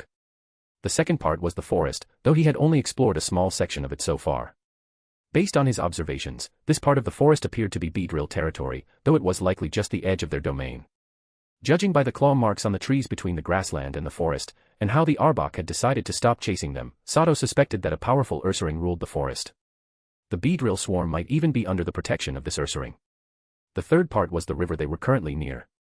According to the mission-provided map, this river was home to extremely dangerous Pokémon, indicated by the red skull marking it as a high-level threat. In this trial, Sato not only had to survive for 2 weeks but also find scattered mission items on the map. The nearest item to him was somewhere in this forest. What could this mission item look like? Finding it in this huge forest is going to be tough. Sato sighed, feeling a bit helpless as he studied the map, where 3 green triangle markers were placed in the forest. Sato was well aware of his current strength. Zubat was level 18, the newly caught Gloom was level 22, and the still young Nidoran was just level 1.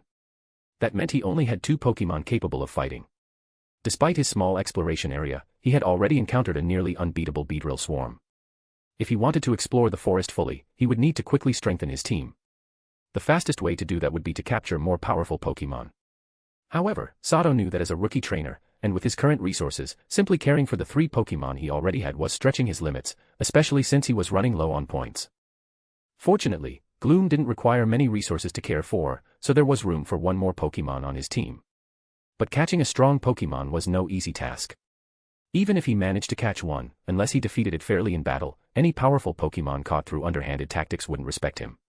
Gaining their trust and getting them to follow orders would be nearly impossible. Moreover, Sato had chosen to pursue the elite trainer path. He wasn't interested in Pokémon with mediocre potential, and he would never capture one that didn't meet his standards. In fact, if Gloom hadn't possessed the rare hidden ability Stench, which was proving to be incredibly useful, and the uncommon move secret power, Sato wouldn't have considered capturing her. Her physical development was too poor. Compared to other Glooms, she was undersized and had initially given Sato the impression that her potential was lacking. After understanding that Gloom's small size was likely due to her self-esteem issues caused by her stench ability, Sato felt much more sympathetic. Clearly, she had been isolating herself for a long time, which affected her growth, but it had nothing to do with her true potential. As a devoted Pokemon fan, Sato had his own set of principles and standards. He greatly admired Ash's sincere approach to his Pokemon, treating all of them equally with care and respect. On the other hand, he strongly disliked Paul's behavior, who would capture Pokemon only to release them if they didn't meet his standards. In Sato's view, a trainer must take full responsibility for their Pokemon. Pokemon are companions, and once captured, it's the trainer's duty to care for them and work hard to train them into strong partners. At the same time, since they are companions, trainers should respect their Pokemon's decisions. If a Pokemon chooses to leave, the trainer should give them a heartfelt farewell and let them go. The mission item can wait for now. The most important thing is to establish a foothold in Viridian Forest and focus on strengthening Zubat, Gloom, and Nidoran as much as possible, Sato thought to himself after careful consideration. He then closed his laptop and started pouring the now boiled water into a large steel thermos. Sato had devised an effective plan for leveling up his Pokemon. Nearby, there was a Beedrill swarm that had repeatedly attacked them without provocation, which Sato found rather annoying. He decided that over the next few days, he would use this Beedrill swarm as a sharpening stone to train his Pokemon while also exploring the forest thoroughly. After all, to find the mission item, he would eventually have to search the entire forest, which would inevitably lead to battles with some of the powerful Pokemon that controlled the area. Another key consideration was that Nidoran had less than 5 days left before reaching the end of his juvenile phase. Sato wanted to use this survival trial as an opportunity to train his future ace Pokemon properly. Nidoran's ability is Hustle, which he will retain when evolving into Nidorino, but it will change to Sheer Force once he becomes a Nidoking. For this reason, Sato needed to quickly raise Nidoran's strength so he could evolve as soon as possible. From his time in Viridian Forest, Sato had realized that Pokemon couldn't rely solely on training. True strength came from battling other Pokemon. Zubat was a great example of this. After a week of intensive training at the base, his level had only increased from 12 to 15. However, after a few real battles, Zubat's level had shot up to 18. Of course, this was partly because the Pokemon they encountered now were much stronger. Once Zubat's level caught up to the average level of the surrounding Pokemon, it would be harder to continue leveling up by simply battling weaker opponents. At that point, Sato would need to find similarly strong Pokemon to challenge. Additionally, any new moves learned through leveling up would require time to master. Zubat's most reliable moves at the moment were Supersonic, Gust, and Shadow Ball. Depending on just these moves to handle any future enemies they might encounter was unrealistic. While Zubat could still handle bug-type Pokemon like Beedrill, if they encountered a stronger opponent like Arbok, which had a natural level advantage, Zubat would struggle to secure a win. Therefore, both training and battles were equally important. The former was the foundation for the latter, and neglecting it could lead to serious consequences in battle, even risking the Pokemon's life due to a lack of solid fundamentals. Chapter 56, Fierce Fight in the Rain. Unpredictable things happen. Just as Sato had filled 2/3 of the pot with boiling water, the sky suddenly darkened. In the nearby sky, a dark cloud was rapidly expanding. At the same time, the nearby river showed signs of unusual activity, becoming much more turbulent. The waves crashing along the shore were nearly reaching the edge of the forest. Gloom, sensitive to weather changes, immediately rushed to Sato's side and pointed to the quickly gathering dark clouds in the sky, trying to tell him that rain was imminent. "I see. We need to find a place to shelter from the rain. Come back, Nidoran," Sato said, nodding to Gloom, who had come to warn him. He then used a Pokeball to recall the shivering Nidoran, who had been trembling in his arms. The sudden weather shift made Sato believe that a battle between powerful water-type Pokemon was taking place nearby. Only exceptionally strong water-type Pokemon could create such a large-scale downpour so quickly. Because Gloom knew the move Secret Power, which could create secret bases in trees, grass, and caves, Sato took advantage of this and quickly approached a nearby tree. The tree was so large it would take 5 or 6 people to encircle it. Its diameter was about 5 or 6 meters. Thanks to the mysterious protective force within Viridian Forest, it remained untouched by human destruction, and most of the forest remained in its original, untouched state. "Please, Gloom, use secret power on this tree," Sato requested, once he climbed onto a thick branch of the large tree. Following Sato's command, Gloom immediately placed her small blue hands on the tree trunk. A white light began to radiate from her body. The next second, a soft rustling sound echoed from within the tree. This sound continued for about 10 seconds before fading, and the white light on Gloom's hands also dimmed. Once the glow had completely faded, Gloom easily peeled away an oval-shaped piece of bark from the trunk. After removing the bark, a large amount of foam-like wood shavings poured out from the inside. After about 10 seconds of clearing, a hollow space of about 5 or 6 square meters appeared in front of Sato. Gloom had created the tree hollow with great care, leaving the outer bark intact and only clearing out the interior of the trunk. As a result, there was no need to worry about the tree losing structural support and toppling over. Amazing power. Well done, Gloom. You deserve a good rest. Return to your pokeball, Sato praised Gloom and then recalled her into the pokeball. He and Zubat then entered the tree hollow and replaced the oval-shaped bark piece back into place seamlessly. To keep the air flowing, Sato used a hunting knife to create several small ventilation holes in the still thick trunk, which he eventually shaped into a small window. With a door, the oval bark, a window, and space, a little treehouse was born. Since the tree was near the river, and Sato's treehouse was high enough, he could see the river and its banks through the small window. By this time, a strong wind had started to blow outside, and the rustling of the leaves was very loud.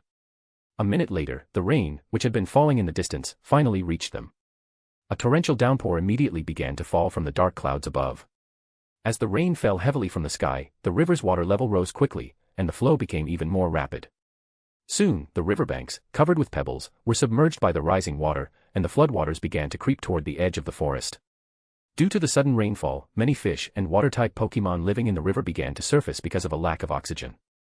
From inside the treehouse, Sato could clearly see the river situation using the infrared camera on his laptop, which displayed the image on the screen.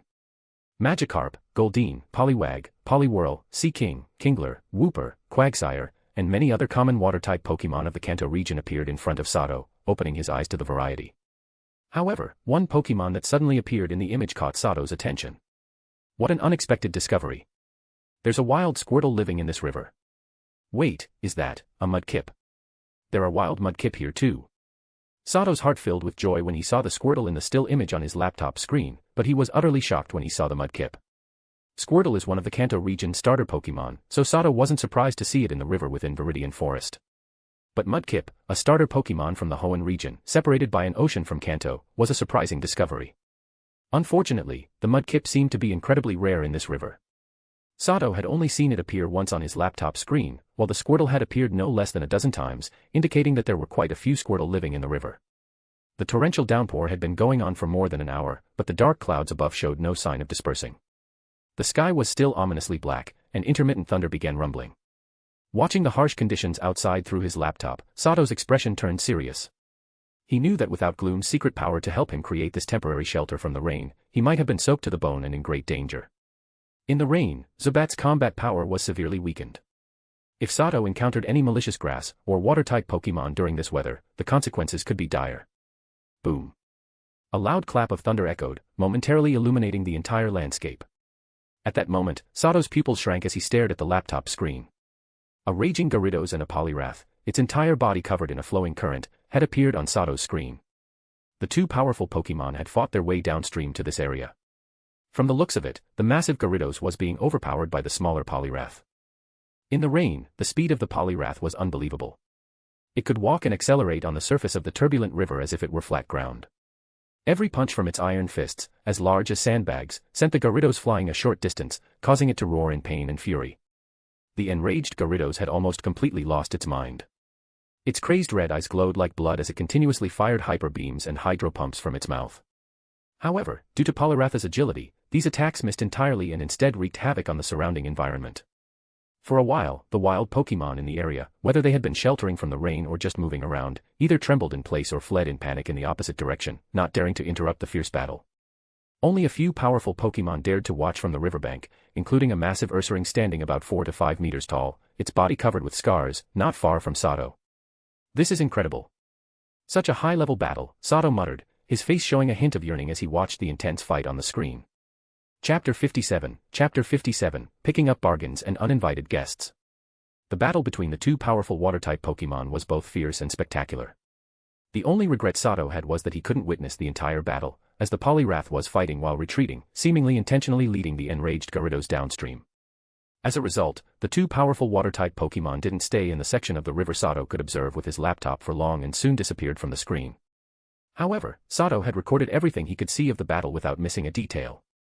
He believed that by analyzing and understanding this battle footage, he would learn a great deal. As the two powerful water-type Pokémon gradually moved away, the dark clouds overhead also began to dissipate.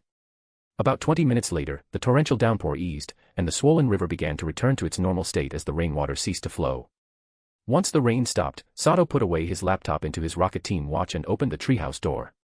With Zubat's assistance, he carefully climbed down the now somewhat slippery tree trunk to the ground. The rain had only just stopped, so the forest floor was still soaked. Whether it was the grass, wildflowers, or trees, everything was covered in countless droplets of water. With the sun now breaking through the clouds, the entire forest shimmered like a jeweled landscape. Sato walked quickly through the forest, his rapid footsteps creating a splashing da-da-da sound as he hurried toward the riverbank. At this moment, the many pebbles on the riverbank were still partially submerged under a thin layer of water. There was a reason Sato rushed to the riverbank right after the rain stopped. He wanted to try his luck and see if he could find a decent water-type Pokemon washed ashore in the aftermath. From the video displayed on his laptop screen, Sato had clearly seen many water-type Pokemon that were caught off guard and injured, getting thrown onto the riverbank. Of course, most of these unfortunate water-type Pokemon were victims of the enraged Gyarados, who had taken out its anger on them. These injured Pokemon were now easy pickings for Sato. Sure enough, as soon as Sato reached the riverbank, he saw a number of water-type Pokemon lying wounded on the pebbled shore. Too injured to return to the river, they were stranded. However, Sato was somewhat disappointed to find that these unfortunate water-type Pokemon were all common species from Kanto. Magikarp were by far the most numerous, making up half of them. Then there were Goldeen, Poliwag, and Kingler. As for the Squirtle and Mudkip Sato had hoped to find, there wasn't even a trace of them. "Come out, Gloom. You and Zubat stay by my side," Sato said, immediately releasing Gloom. With Gloom and Zubat by his side, he strode toward the riverbank. Seeing the injured situation along the riverbank, Sato was secretly thrilled. However, to be cautious, he released Gloom to stand guard, given her grass-type advantage. Using the system's detection function, Sato carefully scanned the water-type Pokemon on the riverbank. Unfortunately, none of them had impressive strength or potential. The best among them was a Goldeen with a rare egg move, but it was far too small. Sato needed a water-type Pokemon that could help him cross the river, and a Pokemon that small simply wouldn't cut it. However, Sato's disappointment didn't last long. He quickly let it go. After all, it was rare to find a Pokemon with excellent potential. He had already been lucky enough to obtain 2 Pokemon with hidden abilities. It seems that after finding Gloom as a pleasant surprise, my luck has run out for today, Sato joked to himself. Nonetheless, he carefully returned the injured water-type Pokemon that couldn't make it back to the river on their own. Even though he didn't find any valuable water-type Pokemon, Sato couldn't just leave them stranded. If he didn't return them to the river soon, once the thin layer of water on the riverbank receded and the scorching midday sun took over, they would die from dehydration. At first, the wild water-type Pokemon looked at Sato, the stranger, with wariness. However, after seeing him return a small Magikarp to the river, they realized Sato wasn't a threat. They patiently waited for him to help them back into the river without struggling. Many of the water-type Pokemon, once returned to the river, surfaced to show their gratitude to Sato before sinking back into the water. "I've unexpectedly played the role of a good guy for once. Well, I guess I'll just consider it as earning some good karma," Sato thought to himself, feeling quite pleased as some of the Pokemon expressed their thanks. However, Sato's good guy journey didn't last long, as he was quickly scared away by several incredibly strong muscle men. Just as Sato was about to release the remaining dozen or so water-type Pokemon back into the river, Zubat, who had been perched on his shoulder as a lookout, suddenly shrieked, giving him a warning. Moments after Zubat's alert, a normal-sized Ursaring swiftly emerged from the nearby forest, grabbing a Magikarp that Sato hadn't yet returned to the water. In just a few bites, the Ursaring devoured all the flesh, leaving behind only the bare fish bones. Next, to Sato's growing apprehension, 3 more Ursaring emerged from the woods. 2 of them were clearly mothers, each with an adorable bear cub. But it was the final Ursaring that truly turned Sato pale with fear. This one was enormous, towering over the others by at least twice their size. When standing on its hind legs, it was almost 5 meters tall, making Sato look like a dwarf in comparison. The terrifying aura of a top predator radiated from the giant Ursaring. Even a casual glance from it made Sato, Zubat, and Gloom feel a sudden chill. Their bodies instinctively trembled, and Sato's heart rate skyrocketed. The moment this massive bear appeared before him, Sato wasted no time using his system's detection function to gather information on it. What he saw confirmed his fears. The data on the Ursaring was as follows. Pokemon, Ursaring. Level. Type, normal. Ability, guts. Gender, male. Known moves, arm thrust, covet, scratch, leer, lick, fake tears, fury swipes, sucker punch, sweet scent, play nice, slash, scary face, roar, tutor, hyper beam, tutor, protect, tutor, brick break, tutor, stomp, tutor, fire punch, tutor, ice punch, tutor. Chapter 58, Differential Treatment. Its size was more than twice that of its peers, and with a level of 43, it was a number that struck fear into Sato's heart. Especially after seeing the vast array of moves the Ursaring had mastered, Sato felt no urge to battle whatsoever. Without any hesitation, Sato immediately turned and ran, taking the equally frightened Gloom and Zubat with him. In fact, besides the many water-type Pokémon stranded on the drying riverbank, there were also numerous ordinary fish. Sato had originally planned to return all the water Pokémon to the river and then gather the easy-to-obtain food. But with such a terrifying group of uninvited guests arriving, he had no choice but to retreat. Sato didn't need to think twice to know that these Ursaring had come for the easy feast before them. If he continued helping the remaining water Pokémon, it would be nothing short of provoking these formidable creatures, and at that point, he might become their next snack. The Ursaring, who were contentedly feasting on the riverbank, didn't bother to stop Sato from leaving. Their keen sense of smell told them that Sato was covered in a pungent odor. Compared to the sweet, fishy aroma of the easy-to-catch meals before them, Sato and his companions were like unpleasant distractions to their appetites. Seeing those unappetizing distractions choose to leave on their own, the Ursaring were more than happy to let them go, too lazy to chase after something that would spoil their meal. However, as the leader of the Ursaring pack, the massive Ursaring still did his duty. He kept a close watch on Sato and his Pokémon as they made their escape. Then, just as they were about to disappear into the forest, a chilling glint appeared in the eyes of the Ursaring leader. Without warning, a massive orange hyper beam shot from its gaping jaws. The orange hyper beam had almost no charging time. It was fired directly from the Ursaring's mouth, showing just how well practiced the creature was with the move. Its target was clearly Sato and his Pokémon. Sato, who had been keeping most of his attention on the Ursaring, reacted immediately when he saw the leader make a move. He dove into the bushes to his left, rolling across the ground just in time to avoid the devastating attack. The hyper beam unleashed by the Ursaring leader was incredibly powerful. The spot where Sato had been just moments before was blown apart in a massive explosion. Several nearby trees were destroyed, and a huge scar stretched forward for more than 10 meters, ending in a crater with a diameter of 7 or 8 meters. The force of the explosion generated a powerful shockwave that also hit Sato and his Pokémon, sending them flying a short distance before they crashed heavily into the trunk of a large tree. The Ursaring leader didn't seem to care that Sato had survived. After seeing that his hyper beam had obliterated the pest, he joined the rest of his pack in their feast, happily munching on the fish the mother bears had brought to him. While the Ursaring were enjoying their meal, Sato was hiding inside his treehouse, watching the situation unfold on the riverbank through the infrared camera on his laptop. That was close. I almost got killed. That Ursaring must be the ruler of this forest. To be level 43.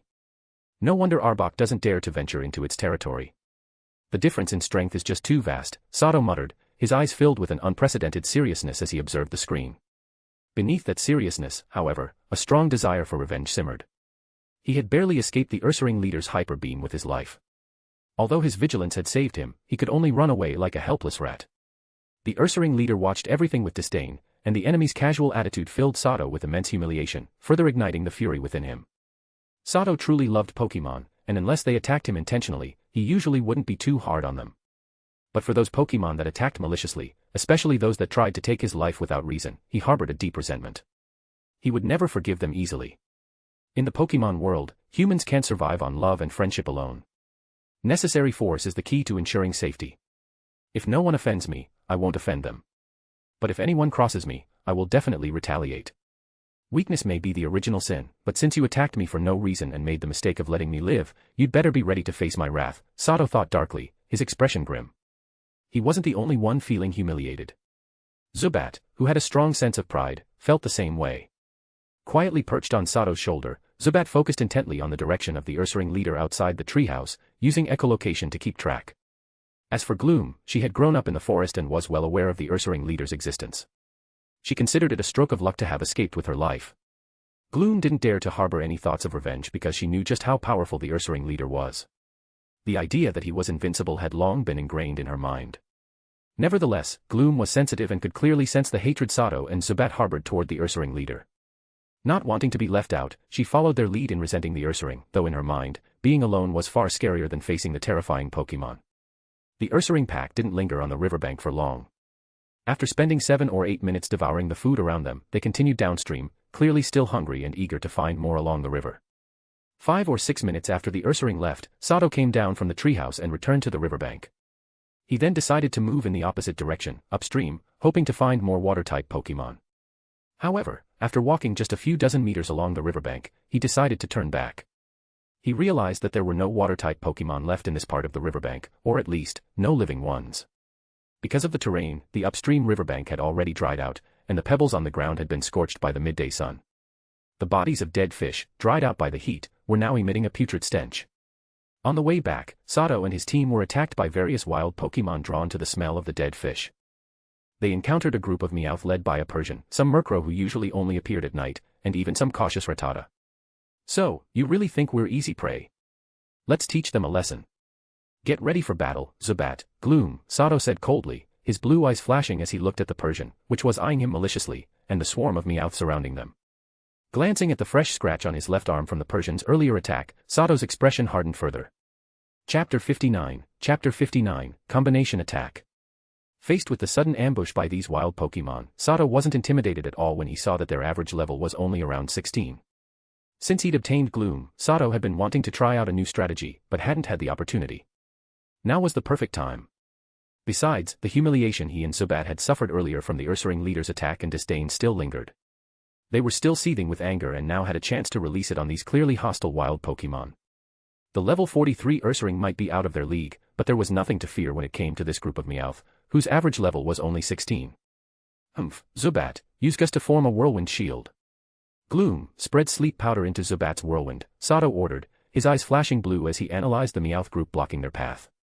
Upon hearing Sato's command, Zubat instantly created 2 small, white gusts of whirlwinds. At the same time, Gloom sprayed a large amount of green powder from her bud. The light powder was immediately sucked into the whirlwinds created by Zubat. In no time, the 2 white gusts of whirlwinds had turned green. Just as Sato issued his orders, the Meowth, under Persian's leadership, launched a swift, close-range attack. A swarm of sharp-clawed Meowth targeted Sato, thinking he would be the easiest prey to handle. Unfortunately for them, Zubat had deliberately controlled the 2 green whirlwinds to form a protective barrier around Sato, with Gloom at the center. As a result, most of the Meowth couldn't even get close before being intercepted by Zubat's whirlwinds, which were still infused with sleep powder. Soon, those who made contact with the green whirlwinds began to feel drowsy and fell asleep one by one. Seeing the impressive effects of Gloom's sleep powder combined with Zubat's whirlwind shield, Sato smiled. After driving back a Meowth with his hunting knife, he seized the opportunity to continue the offensive, ordering Zubat and Gloom to repeat the same strategy against the remaining Persian and Meowth. With most of their members now asleep, the Meowth's advantage in numbers quickly disappeared. Before long, the wounded Persian and the remaining battered Meowth fled into the forest in a panic, disappearing from Sato's view. Gloom's stench ability, combined with her 3 powders, made her a formidable partner alongside the flying-type Zubat. Their synergy was strong, and they had no fear of battling groups. Gloom's sleep powder, when paired with Zubat's gust, was an especially powerful combination. In battle, any wild Pokemon caught in the attack would inevitably fall into a forced sleep, allowing Zubat and Gloom to take them down one by one. Of course, when faced with flying types like Murkrow, the combo wasn't as effective. However, using their advantage of striking first, Zubat and Gloom's mix technique still worked wonders, successfully driving off the cowardly Murkrow flock. After displaying their formidable strength, the other wild Pokemon that arrived from the forest to scavenge food didn't dare attack Sato and his team. Seeing that they weren't interested in the dead fish on the riverbank, the wild Pokemon allowed them to leave unchallenged. As Sato and his group moved a good distance away, a brawl broke out among the wild Pokemon over the limited food. By this time, Sato was already nursing several injuries. He quickly took out disinfectant, medicine, and bandages to treat himself. Meanwhile, Zubat and Gloom used Leech Life and Synthesis, respectively, to heal most of their wounds. Now, as they nibbled on the poke blocks Sato gave them, they were rapidly recovering their energy. After a few tough group battles, Zubat's level finally rose to 19, and it learned the flying-type ranged special attack, Air Cutter. Meanwhile, Gloom, being a higher level, remained at level 22, but thanks to their repeated teamwork, the 2 Pokemon's synergy improved significantly. Note, Air Cutter is a flying-type ranged special attack with 60 power. It attacks the opponent with sharp winds and has a high critical hit ratio. It's also a multi-target move. It's worth mentioning that Zubat's level up and learning of Air Cutter, a move with stronger attack power and a wider range than Gust, made the subsequent battles much less difficult for Sato and his team. Air Cutter, combined with Gloom's 3 powder moves, not only inflicted area damage on enemies but also caused widespread status effects, making it an excellent combo with Gloom's powders. However, this combo had its weakness. When facing flying-type Pokemon, if Zubat's wind generated by its flying-type energy couldn't overpower the opponents, the move would backfire. In less than half a day, Zubat had already leveled up 4 times. It was so fast it felt like rocket-level speed, almost making Sato feel like this was a game. Of course, in a game, leveling up from 15 to 19 in half an hour is pretty normal. But then again, realizing this was real life where the Pokemon could get injured or even lose their lives in battles made Sato accept it. After all, the multiple injuries on his own body were no joke, they still hurt like hell. Not long ago, he had almost had his heart ripped out by Persian, whose speed was astonishing. If it hadn't been for Gloom's quick reaction and a well-timed stench attack that caused Persian to make a serious mistake, Sato would likely have been dead by now. After experiencing so many life-or-death battles, it would be unreasonable not to grow quickly. Due to his injuries, Sato decided to abandon his plan of continuing to explore the forest. He also started to seriously consider training his own body. During the previous battles, his physical limitations caused several near-fatal situations. Even though he had the bullet time ability, his body often couldn't keep up with his mind. This was clearly due to his poor physical fitness. After returning to the base of the tree where the treehouse was located, and noticing there was still some time before dusk, Sato decided to make the most of it and begin training the abilities of his Pokemon. Now that Zubat had reached level 19 and learned 2 new moves, Confuse Ray and Air Cutter, it was crucial to train them. Especially Air Cutter, since Zubat had only just learned it from leveling up, it clearly wasn't skilled in using it yet. In the previous battle, it had done little more than create strong gusts of wind, which proved it wasn't fully mastered. From what Sato remembered, Air Cutter was supposed to create sharp wind blades, like those of a scythe, to attack. But so far, Zubat could only produce sudden gusts of wind without any wind blades. Although even this incomplete version of Air Cutter worked well with Gloom's powders and produced good results, it wasn't the outcome Sato was hoping for. After all, if an attack move couldn't deal damage to the opponent, it would lose its purpose. Chapter 60, Astonishing Control. Zubat, use Air Cutter again on that big tree ahead, Sato instructed while pulling out his laptop. Hearing Sato's command, Zubat nodded and immediately unleashed the newly learned Air Cutter on the tree in front of it. In an instant, Zubat's wings, covered in flying-type energy, flapped forcefully, creating a gust of wind comparable to level 7 winds. In a flash, a small area of trees ahead was blown into disarray, with some dead branches and leaves being sent flying several meters away. The large tree, which was the primary target of Zubat's Air Cutter, now had several shallow scratch marks along its sturdy trunk. Did you see the power of your move? This level of attack can only push the opponent back a little, but defeating them is still a long way off. Don't be discouraged, this is just because you've only just learned it. Keep training, and as your move's power increases, you and Gloom will be able to defeat even stronger opponents, Sato said as he recorded some data on Zubat's Air Cutter. Upon hearing Sato's words, especially the part about being able to defeat stronger opponents, Zubat felt its fighting spirit ignite. Even now, the scornful gaze of Ursaring still fueled its anger. However, Zubat understood that its current strength was nowhere near enough to take on Ursaring, so it had to train seriously to gain the power needed to defeat it. Whoosh! The sound of the strong wind whipping around echoed continuously.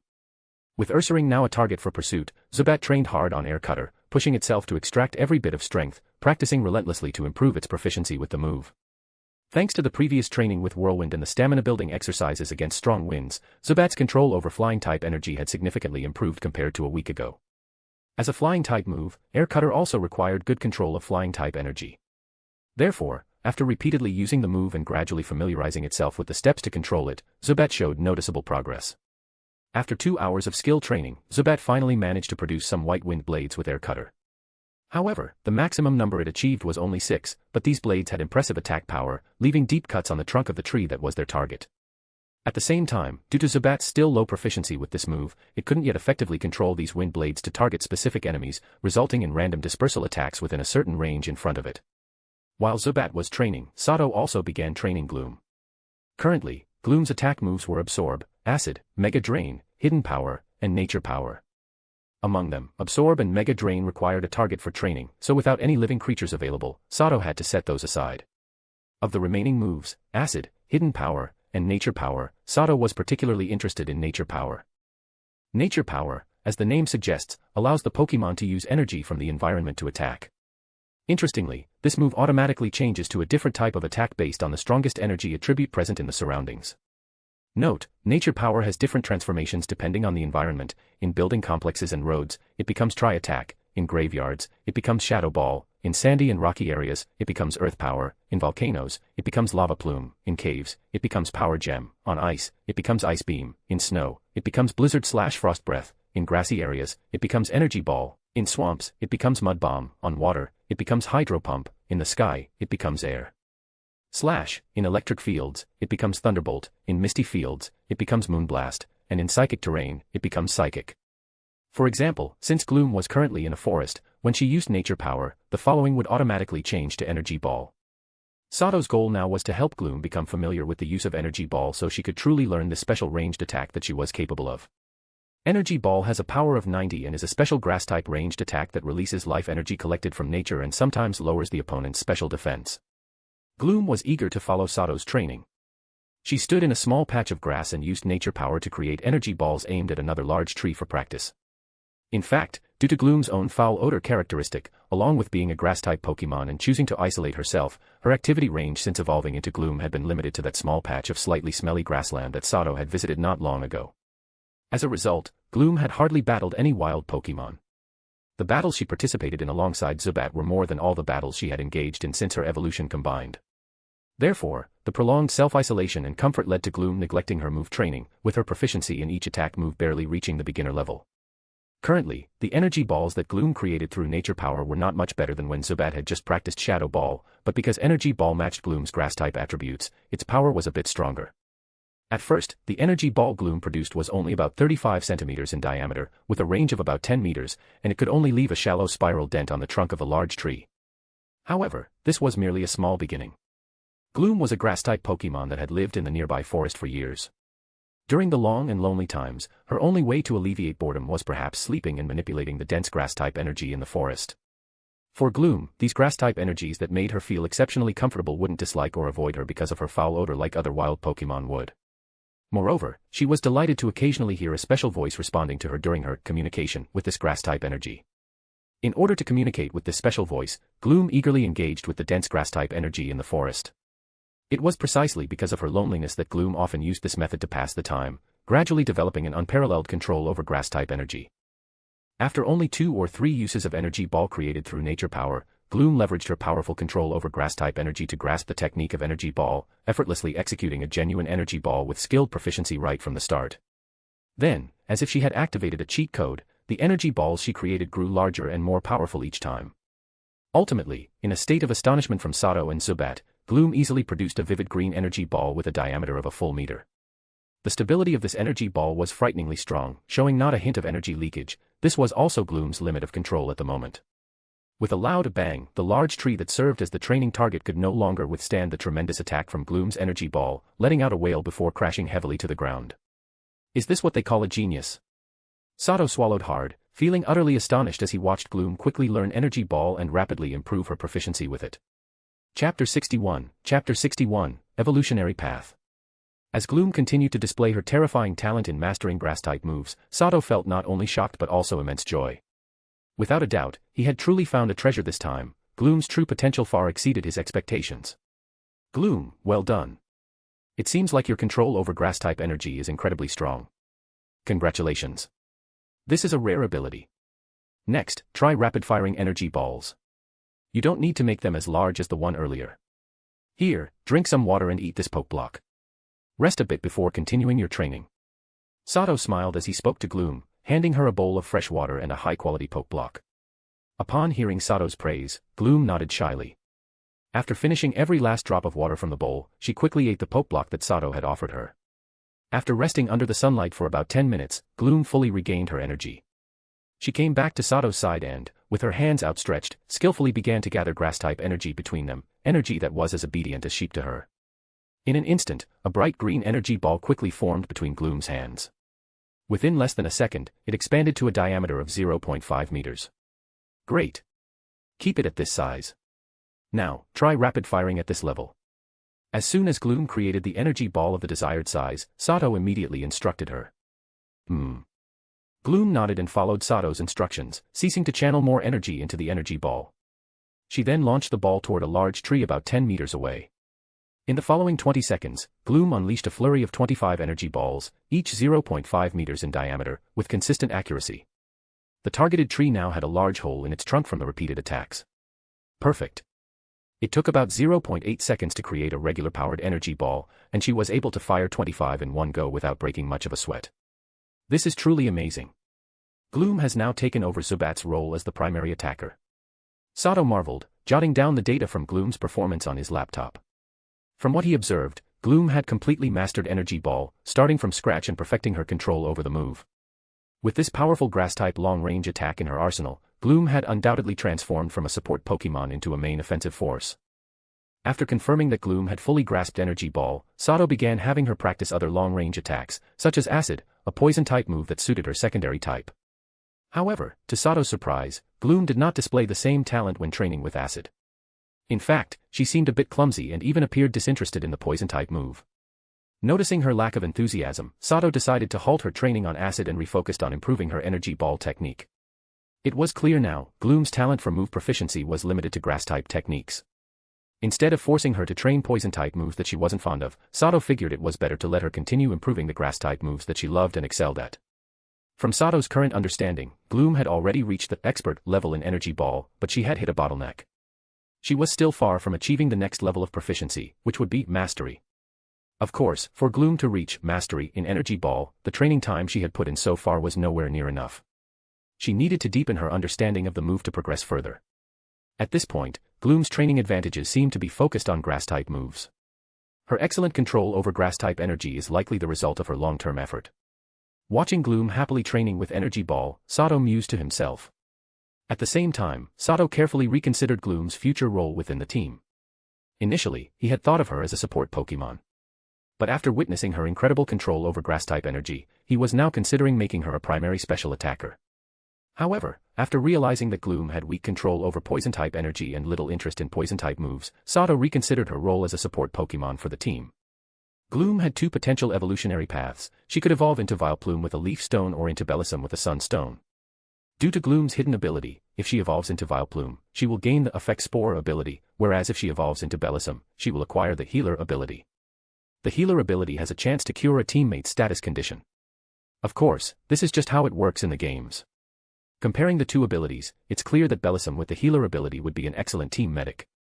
Moreover, Bellossom can learn more grass-type moves compared to Vileplume and also comes with the powerful stat-boosting move, Quiver Dance.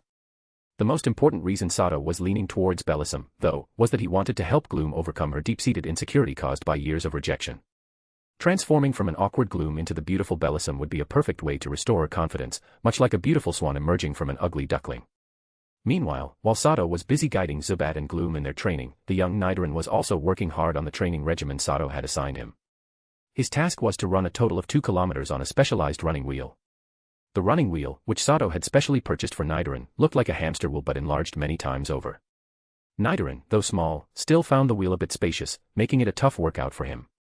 The wheel was equipped with an automatic distance tracker, and after about an hour of on and off running, Nidoran finally completed the task Sato had set for him. Originally, Nidoran had planned to crawl back into his Pokeball for a nap after finishing the training. However, seeing that Zubat and Gloom were still diligently working on their own training, he got motivated and trotted over to Sato, asking for his next task. "You lazy little guy, suddenly so eager to work, huh? Fine. Your next task is to lift this small stone with confusion 10 times.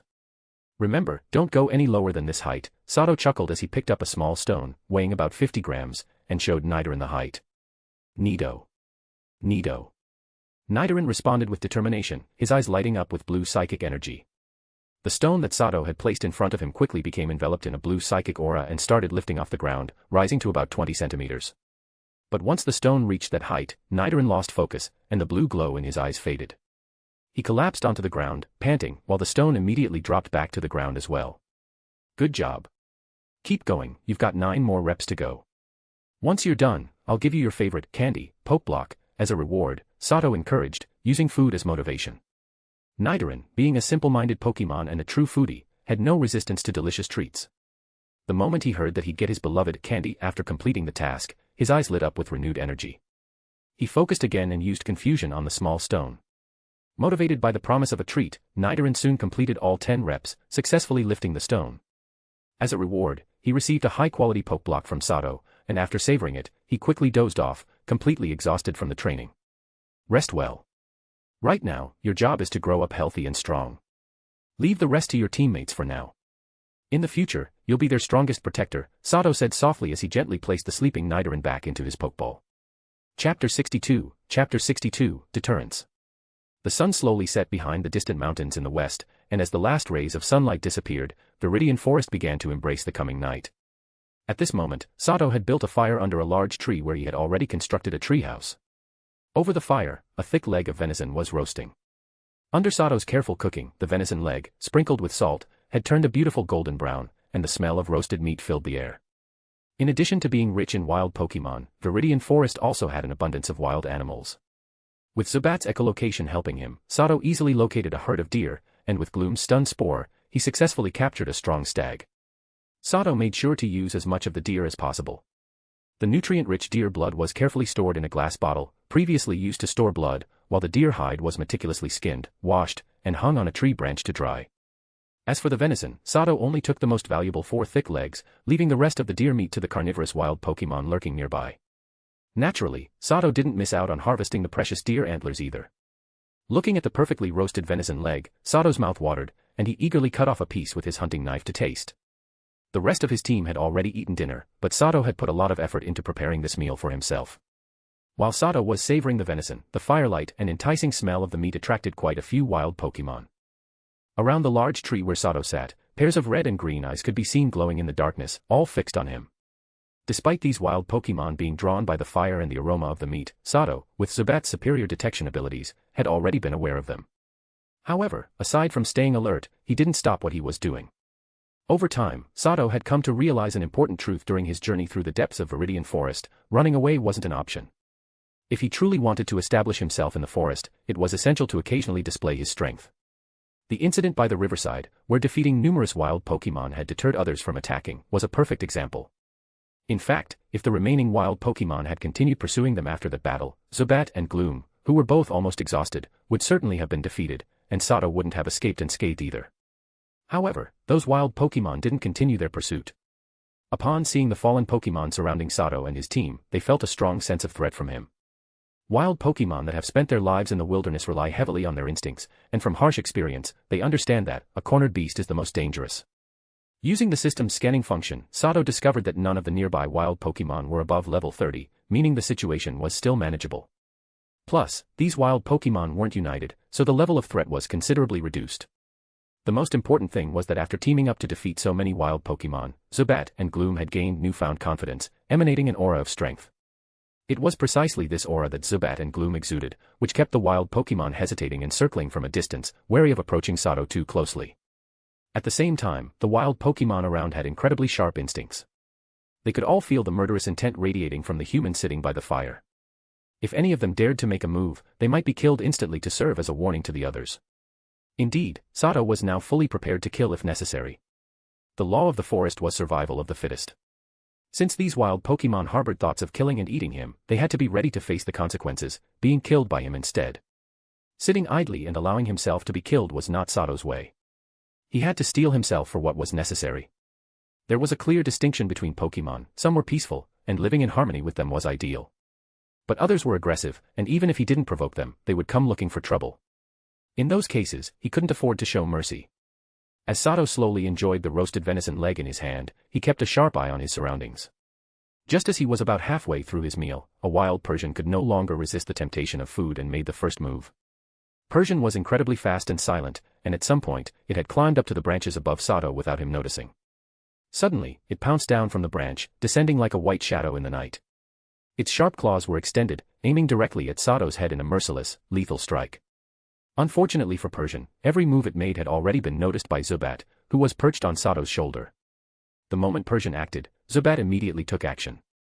He gathered flying-type energy from the air, and a centripetal gust of white whirlwind appeared above Sato's head, trapping Persian as if it had fallen right into a net. Now. At the same time, Gloom, who had been carefully watching the surroundings, launched its attack on the ambusher. Within the few seconds that Persian was trapped in the white whirlwind, 5 or 6 green energy balls shot out from Gloom's hands, hitting Persian precisely. As the energy orbs made contact with Persian, they exploded, causing a chain of blasts. With a thud, a severely wounded Persian collapsed onto the grass in front of Sato. Though Persian hadn't completely lost its ability to fight, it struggled to rise and escape. But before it could do so, it saw Sato approaching with his hunting knife. In its final moments, as Persian's consciousness faded into darkness, the last thing it saw was a pair of eyes filled with reluctant but unyielding determination. With one swift and clean strike, Sato ended the Persian's suffering. He then returned to his spot by the fire and resumed eating the remaining venison, bit by bit. Zubat and Gloom also returned to their original positions. By now, most of the eyes that had been watching from the nearby bushes had disappeared. The few that remained, upon seeing the now cold corpse lying in the grass, silently withdrew as well. Soon, the eerie silence that had enveloped the area was replaced by the soft sounds of night insects and the wind rustling the leaves. "I'm sorry, but I can't afford to die just yet, so you had to die in my place," Sato muttered to himself quietly, so softly that only he could hear, as he gazed at the now blood-dried corpse in front of him. Chapter 63, Survival of the Fittest. After using the Persian as an example to intimidate the others, the entire night passed without any wild Pokemon disturbing Sato and his team, allowing them to get a good rest in their treehouse. Of course, Zubat diligently kept watch throughout the night, using his ultrasonic detection abilities to monitor everything nearby. As a nocturnal creature, he was most alert at night and could maintain his vigil in a half-asleep state. Time flew by, and before Sato knew it, the sun began to rise again from the eastern horizon. Sato woke from his dreams at precisely 6:30 a.m., thanks to the alarm on his Team Rocket issued watch. The eastern sky was still dim, with only a faint glow, but much of the forest was already awake. As Sato pushed open the treehouse door and stepped outside, he startled a flock of unknown birds. Climbing down from the tree, Sato noticed that the now extinguished campfire bore signs of being trampled by some creature. The Persian's corpse, which had been lying in the grass, was also gone. Examining the chaotic footprints on the ground, Sato tried to discern what type of Pokemon or animal had taken the body, but after failing to identify the tracks, he decided to put the matter aside for now and headed toward the river. As Sato reached the river to wash up, the wild Pokemon and animals drinking by the water scattered at his arrival. The smaller, weaker creatures quickly fled and disappeared from sight. The stronger, solitary Pokemon, on the other hand, eyed Sato warily but, realizing he meant no harm, continued drinking before slowly walking away. After refreshing himself by washing his face and putting himself in an optimal state of mind, Sato began preparing breakfast for his 3 Pokemon. Zubat eagerly drank the deer blood collected the previous day. Nidoran enjoyed its usual meal of Miltank milk and high-quality poison-type food, while Gloom savored the morning sunlight, rich river mud, and clear water. Once the Pokemon finished their breakfast, Sato gave Zubat and Nidoran each a calcium supplement to promote their physical development. As for Sato's own breakfast, he ate the leftover roasted venison from the previous night along with a sweet pecha berry. After breakfast, Sato didn't immediately set out to explore the forest. Instead, he stayed by the riverbank and had his 3 Pokemon undergo their morning training.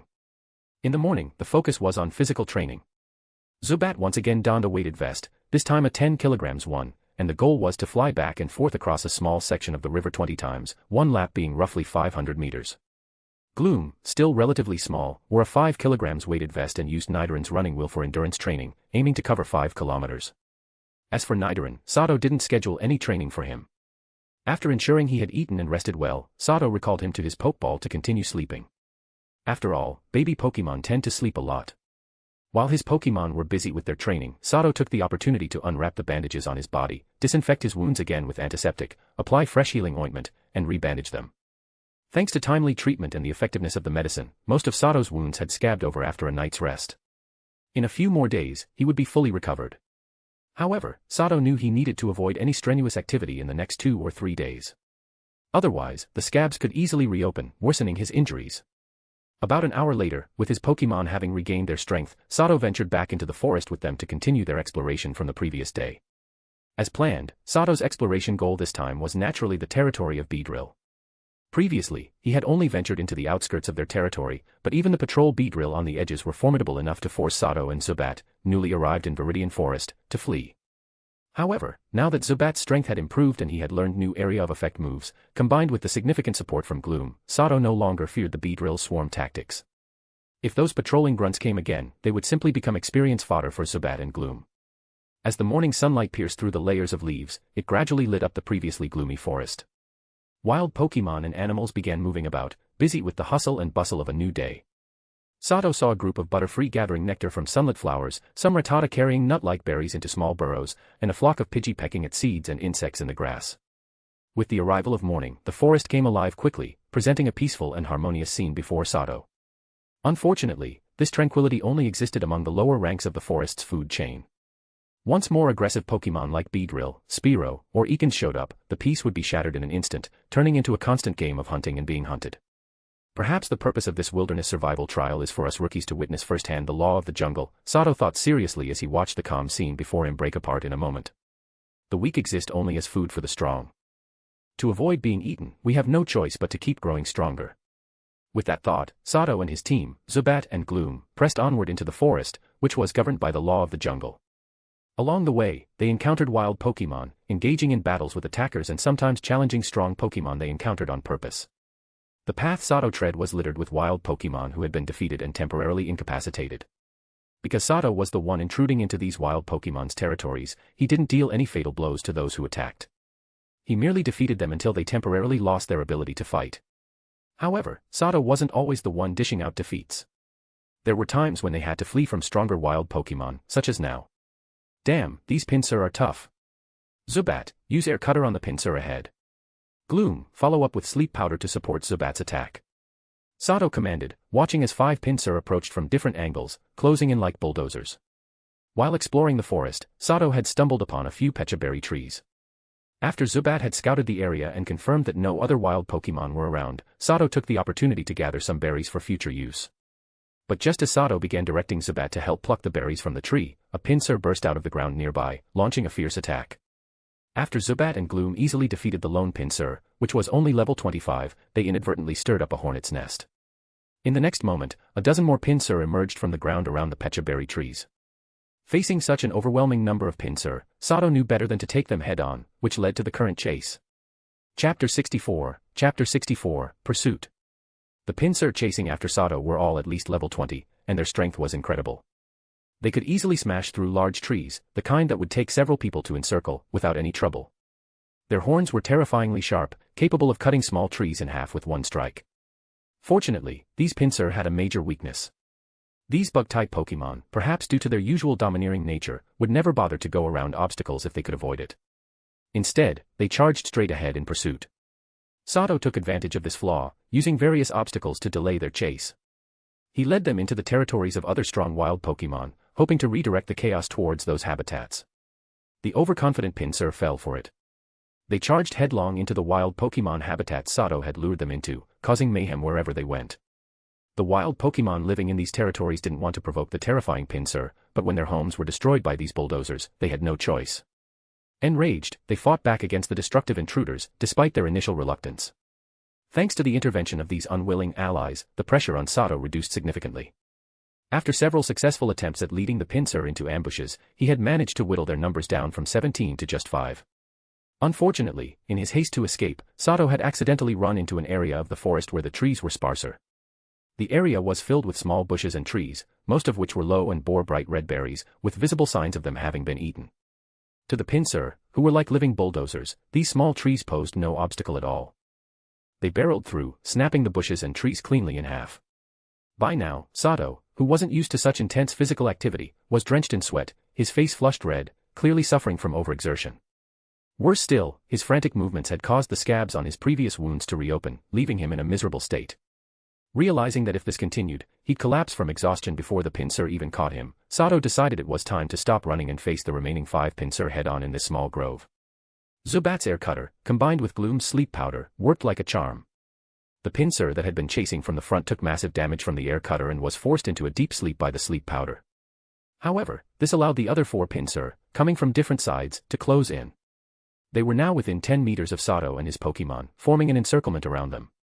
Among the 4 remaining Pinsir, one was noticeably larger. This larger Pinsir was the leader of the group, and it turned out that the Pinsir Sato had first defeated was the leader's offspring. This explained why the group had been so relentless in their pursuit. With the help of his system's detection ability, Sato quickly analyzed the information of the strongest Pinsir. Pinsir Leader Information. Pokemon, Pinsir. Level. Type, Bug. Ability, Moxie. Gender, Male. Moves known, Vice Grip, Focus Energy, Bind Seismic Toss, Harden, Revenge, Vital Throw, Double Hit, Brick Break, X-Scissor, Close Combat, Egg Move, Knock Off, Tutor, Bulldoze, Tutor, Dig, Tutor. Seeing this data confirmed Sato's suspicions about the leader's strength. Now, a final battle in the small forest clearing seemed inevitable. The Pinsir leader's strength was clearly formidable, with a level of 32, far surpassing Zubat, who had only reached level 20 after the previous battles. The level difference alone gave the Pinsir a significant advantage, effectively neutralizing any type advantages Zubat had. Additionally, the remaining 3 Pinsir were among the elite of their group, each being at least level 25. Sato's team, consisting of his level 20 Zubat and level 22 Gloom, was significantly outmatched. Breakthrough. Zubat, use Air Cutter on the Pinsir at the top left. Gloom, use Stun Spore on the Pinsir at the bottom right. Sato commanded as the four pincer began to close in, unwilling to sit back and be surrounded. Both Zubat and Gloom understood the gravity of the situation. Upon receiving the orders, they acted swiftly. A gust of wind picked up, as Zubat unleashed a flurry of air blades toward the pincer, while Gloom scattered a cloud of green powder from her flower, sending it drifting toward the pincer leader. The pincer on the top left, which Sato had targeted as the weakest link, charged straight into the air cutter. Like the others, it didn't bother to dodge but instead pressed forward, taking the full brunt of the attack as it barreled towards Sato and his Pokémon. Meanwhile, the experienced pincer leader quickly recognized the stun spore attack from Gloom. Without hesitation, it dove underground using its dig move, easily avoiding the powder and burrowing rapidly towards Sato. Damn it! Charge forward! Zubat, use Gust! Gloom hit the pincer in the front with an energy ball. Sato shouted, realizing that their attacks hadn't gone as planned. Without missing a beat, Sato rushed forward, gripping his hunting knife as Zubat conjured up a gust of white whirlwind, clearing a path. Gloom followed closely behind, sending multiple green energy balls hurtling toward the pincer ahead. The pincer that had stubbornly endured Zubat's air cutter was now heavily injured. When it was hit by Zubat's gust and the 5 successive energy balls from Gloom, it couldn't withstand the assault any longer. It collapsed, losing its ability to fight. Sato and his Pokémon seized this opportunity to break free from the encirclement and dash toward an area with more obstacles. Furious at seeing another of their own fall, the remaining 3 pincer, especially the leader, roared in anger. The leader launched itself forward in a burst of speed, charging toward Sato like an arrow. In the blink of an eye, it had closed the gap to within 3 meters. As it charged, the pincer leader's powerful horns clashed together with a loud metallic clang, clang, clang, clearly intending to cut Sato and his Pokémon in half. Its path was littered with debris, reduced to nothing by its vicious horns, as it carved through every obstacle in its way.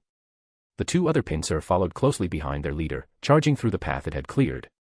Just as they were about to catch up, a figure suddenly appeared behind them, engulfed entirely in flames. With a loud bang, the 2 pincer were knocked aside like bowling pins, instantly set ablaze. Their bodies ignited as they let out agonizing screams before crashing to the ground, their charred forms lying motionless, having lost the will to fight. Chapter 65, Helping Each Other. The heart-wrenching cries of the 2 pincer naturally reached the ears of their leader and Sato. In an instant, the pincer leader, which was about to catch up to Sato, suddenly slammed to a halt and angrily turned to look back at the enemy who had defeated its subordinates. Meanwhile, Sato took advantage of this opportunity to retreat behind a rock where he could partially hide his body, using the moment to catch his breath and alleviate the overwhelming pressure in his chest. At this moment, Sato's physical condition was terrible, his wounds had reopened. The intense exertion had caused his blood to flow more rapidly, and his reopened wounds were bleeding profusely. Coupled with sweat soaking into these wounds, the pain was a constant, sharp torment. Despite this, Sato gritted his teeth and endured the pain coursing through his body. He quickly retrieved 2 bottles of water and 2 high-quality poke blocks from his pack, handing them to Zubat and Gloom, who were also exhausted from the battle. Then, Sato shifted his focus back to the situation behind him. When he peeked out from behind the rock, his pupils dilated in shock as he took in the scene before him. A fiery Growlithe was engaged in an intense battle with the pincer leader, and from what Sato could see, the pincer leader was clearly at a disadvantage against the fire-type Pokémon. This Growlithe was impressively strong and quite fierce. Its size was roughly equivalent to that of a normal adult dog, and it was utilizing the moves Flame Charge and Ember to deftly keep the pincer leader on its toes. Flame Charge had granted Growlithe a significant boost in mobility, leaving the pincer leader utterly unable to land a hit on the nimble Pokémon. Growlithe's guerrilla tactics were proving to be a significant nuisance for the pincer leader. Note, Flame Charge is a physical fire-type move with a power of 50. It engulfs the user in flames, attacking the opponent while also increasing the user's speed. Using the system's scanning feature, Sato examined the Growlithe that had suddenly come to their aid. Pokémon information. Pokémon, Growlithe. Level. Type, Fire. Ability, Flash Fire. Gender, Male. Moves known, Bite, Roar, Ember, Leer, Odor Sleuth, Helping Hand, Flame Wheel, Fire Fang, Tackle, Flamethrower, Quick Attack, Egg Move, Flame Charge, Tutor. From the data, it was clear that there was a significant level difference between the Growlithe and the pincer leader, with a gap of 7 levels. This difference in level had a pronounced impact on their current battle.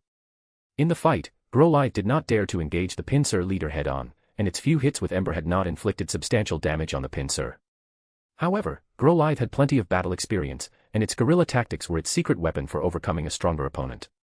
If the pincer leader couldn't find a way to turn the tide of this dire situation, despite its great power, failing to hit Growlithe would mean that defeat was only a matter of time. The searing flames engulfing the pincer leader were constantly stimulating its nerves, driving it to the brink of madness with intense pain. What infuriated it even more was the small creature before it, hopping around while it struggled to find a way to counterattack. Seeing its own rock creation from the move rock throw effortlessly dodged by Growlithe, the enraged pincer let out a furious roar. It then slammed a large foot, wrapped in yellowish energy, heavily onto the ground. The pincer leader executed the move Bulldoze, causing the ground within a 10-meter radius to tremble violently. The ground-type energy it transmitted to the surrounding terrain erupted, dealing physical damage to other creatures nearby. Note, Bulldoze is a physical ground-type move with a power of 60. It stomps the ground forcefully, attacking all nearby Pokémon and lowering their speed by 1 level. Unfortunately for the pincer leader, Growlithe did not give it a single opportunity to land a hit. As the pincer leader gathered ground-type energy in its foot, Growlithe sensed the impending attack. So, when the pincer leader unleashed the Bulldoze move, Growlithe deftly leaped high into the air to evade the attack. However, the pincer leader was no novice either. With plenty of battle experience, it finally created an opportunity to defeat its opponent. As Growlithe leaped high into the air, the pincer leader's eyes gleamed with determination. It quickly gathered rock-type energy in its spare hands, and a stone the size of a grinding wheel formed instantly. As soon as the stone was created, the pincer leader, using its immense strength, tossed it effortlessly at the airborne Growlithe, executing a rock throw attack. Undoubtedly, if Growlithe were hit by the stone thrown by the pincer leader, the combination of the rock-type move and the pincer leader's furious force would severely injure Growlithe, potentially incapacitating it. In that case, Growlithe would likely be easily defeated by the enraged pincer leader. However, the pincer leader seemed to forget one crucial detail: its enemies weren't just Growlithe. The other opponents it had chased before were still very much alive. Just as the pincer leader triumphantly watched the rock soar toward Growlithe, 2 attacks, one green and one black, suddenly arrived from behind. To the pincer leader's shock, the 2 differently colored attacks combined to shatter the stone it had so painstakingly created. At that critical moment, Sato had quickly reached out to help Growlithe. The attacks from Gloom's Energy Ball and Zubat's Shadow Ball successfully destroyed the rock the pincer leader had thrown. "Humph, you think you can turn this around?" "Not a chance. Zubat, Gloom, provide ranged support to help Growlithe take down that fucking pincer." Seeing Growlithe's crisis averted, Sato smiled and instructed the 2 Pokémon, who had regained some of their strength. Sato knew all too well that his fate was tied to Growlithe's. If this ally, capable of suppressing the pincer leader, fell, he would be the next target. Thus, he had to lend his support. Upon hearing Sato's command, Zubat and Gloom immediately complied. They unleashed Shadow Balls and Energy Balls, continuously bombarding the already disadvantaged pincer leader, worsening its situation. Especially since both moves had the effect of lowering the target's special defense, the pincer leader, having been struck several times, found itself in an even more dire predicament. Meanwhile, after receiving timely assistance from Sato and the others, Growlithe easily resolved its crisis. Having learned from this experience, Growlithe no longer gave the pincer leader any chance to counterattack. It worked seamlessly with Zubat and Gloom to toy with the pincer leader, overwhelming it almost effortlessly. Ultimately, the pincer leader, with no hope of victory in sight, chose to flee, diving underground to escape the battlefield using Dig. Chapter 66, Improving Favorability. After the pincer leader was driven away, the small forest regained its peace. Unfortunately, the once lush area was now a shadow of its former self. Many trees bearing bright red berries had been knocked down by pincer, and the intense battle between Growlithe and the pincer leader had caused severe damage. The high-temperature flames unleashed by Growlithe had set several trees on fire. At this moment, Sato cautiously approached the vigilant Growlithe. The Growlithe, utilizing its flash fire ability, was calmly absorbing the lingering flames in the forest into its body, effortlessly extinguishing all the fires. Once the flames were out, a smaller female Growlithe, accompanied by 2 tiny Growlithe pups, emerged from their hiding place and affectionately approached the male Growlithe. The 2 small pups gazed at him with admiration, circling around him excitedly. If Sato's guess was correct, this small forest filled with red berries was likely the Growlithe's territory. The reason the male Growlithe had fought the pincers was most likely to defend his home and protect his mate and pups. However, Sato was fully aware that the forest's current state was largely due to him leading the pincers here. As a result, he wasn't sure if Growlithe might turn on them. From the earlier battle, it was clear to Sato that Growlithe was incredibly strong, with vast combat experience. Even the higher-leveled pincer leader had been suppressed by Growlithe initially. If Growlithe decided to attack them, the crisis they faced would likely be more severe than their encounter with the pincers. Growlithe was far more mobile than the pincer leader and seemed very intelligent. Apart from Zubat, none of Sato's team could hope to escape Growlithe's pursuit. Fortunately, Growlithe showed no signs of aggression toward Sato and his group, though it didn't seem inclined to give them any goodwill either. As soon as Sato approached within 10 meters of Growlithe and his family, the male Growlithe bared its teeth and let out a loud bark, warning Sato while adopting a ready-to-fight stance.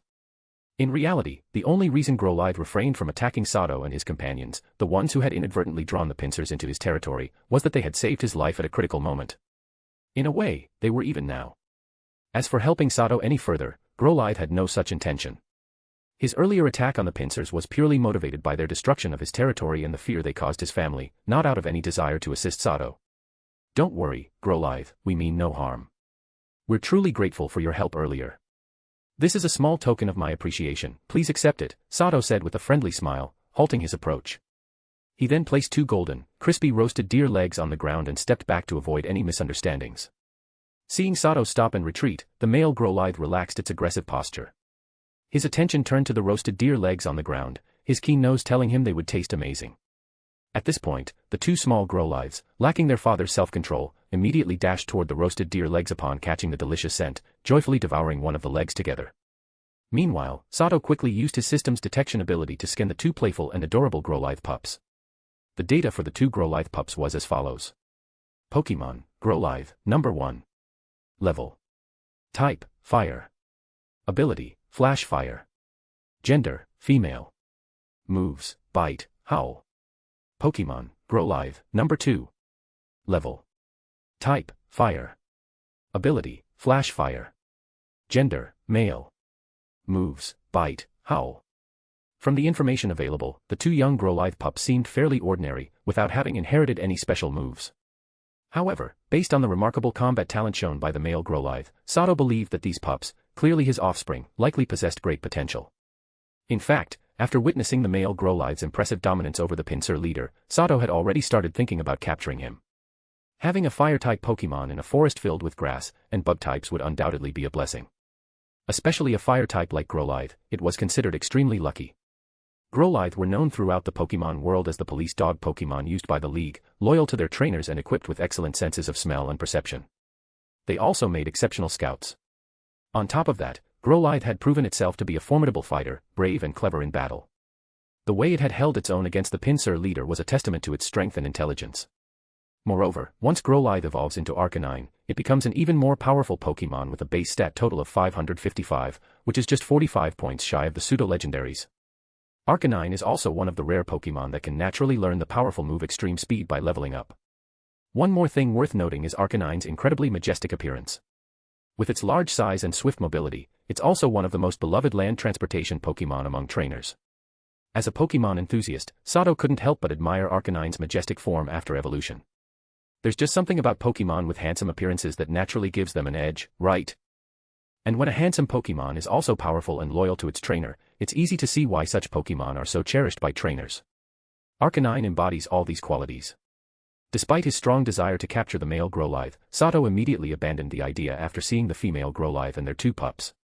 Breaking up a happy family just felt wrong. Sato, with his strong moral compass, would never commit such an inhumane act. Family is precious, and Sato understood this better than most, having lost loved ones himself. Since capturing the male Growlithe was off the table, Sato shifted his attention to the 2 young Growlithe pups. As the offspring of the powerful male Growlithe, they were bound to have significant potential. In fact, Sato found the pups more appealing than the adult Growlithe. The male was already quite mature, with his own established battle techniques, which meant his growth potential was somewhat limited. The pups, on the other hand, were like blank slates, full of potential. Sato was confident that with his careful training, at least one of them could surpass their father's accomplishments. Although Sato couldn't capture the pups just yet, he knew that Pokemon typically grow quickly. These 2 pups, having already weaned, were clearly entering their growth phase. Sato believed that in time, once the pups had learned basic hunting skills from their father, the male Growlithe would eventually chase them out of his territory, allowing them to live independently in the forest.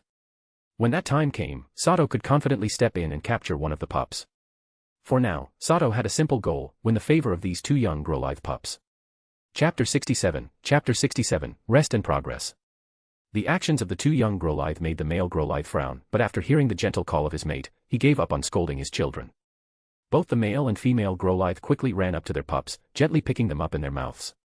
With cautious eyes fixed on Sato and his companions, they carried the pups back to a hidden den nearby. Seeing the Growlithe couple acting as though guarding against intruders, Sato could only smile wryly. To avoid any further misunderstanding, he turned and left with Zubat and Gloom, knowing that his current state wasn't great. He needed to find a place to heal soon. After the male Growlithe scolded them, the two pups hung their heads in shame. However, the male pup would occasionally sneak glances at the den entrance, his eyes full of longing. The roasted venison from earlier had been tastier than anything he had eaten before. About 10 minutes later, after confirming that Sato, Zubat, and Gloom had moved a safe distance away, the male Growlithe hesitated before leaving the den. Amid the joyful barks of the pups, he dragged both roasted venison legs back to their home. Meanwhile, Sato had already left the small grove where the red berries grew and re-entered the dense forest. Using Gloom's secret power, he created another treehouse in a large tree near the grove. He was now resting inside. Damn, looks like I'll have to lay low for the next few days. If I keep pushing myself, I'll die from my injuries before any wild Pokemon get the chance, Sato muttered as he disinfected his wounds, wincing at how they had reopened and worsened. The Pinsir attack had been a harsh wake-up call for Sato.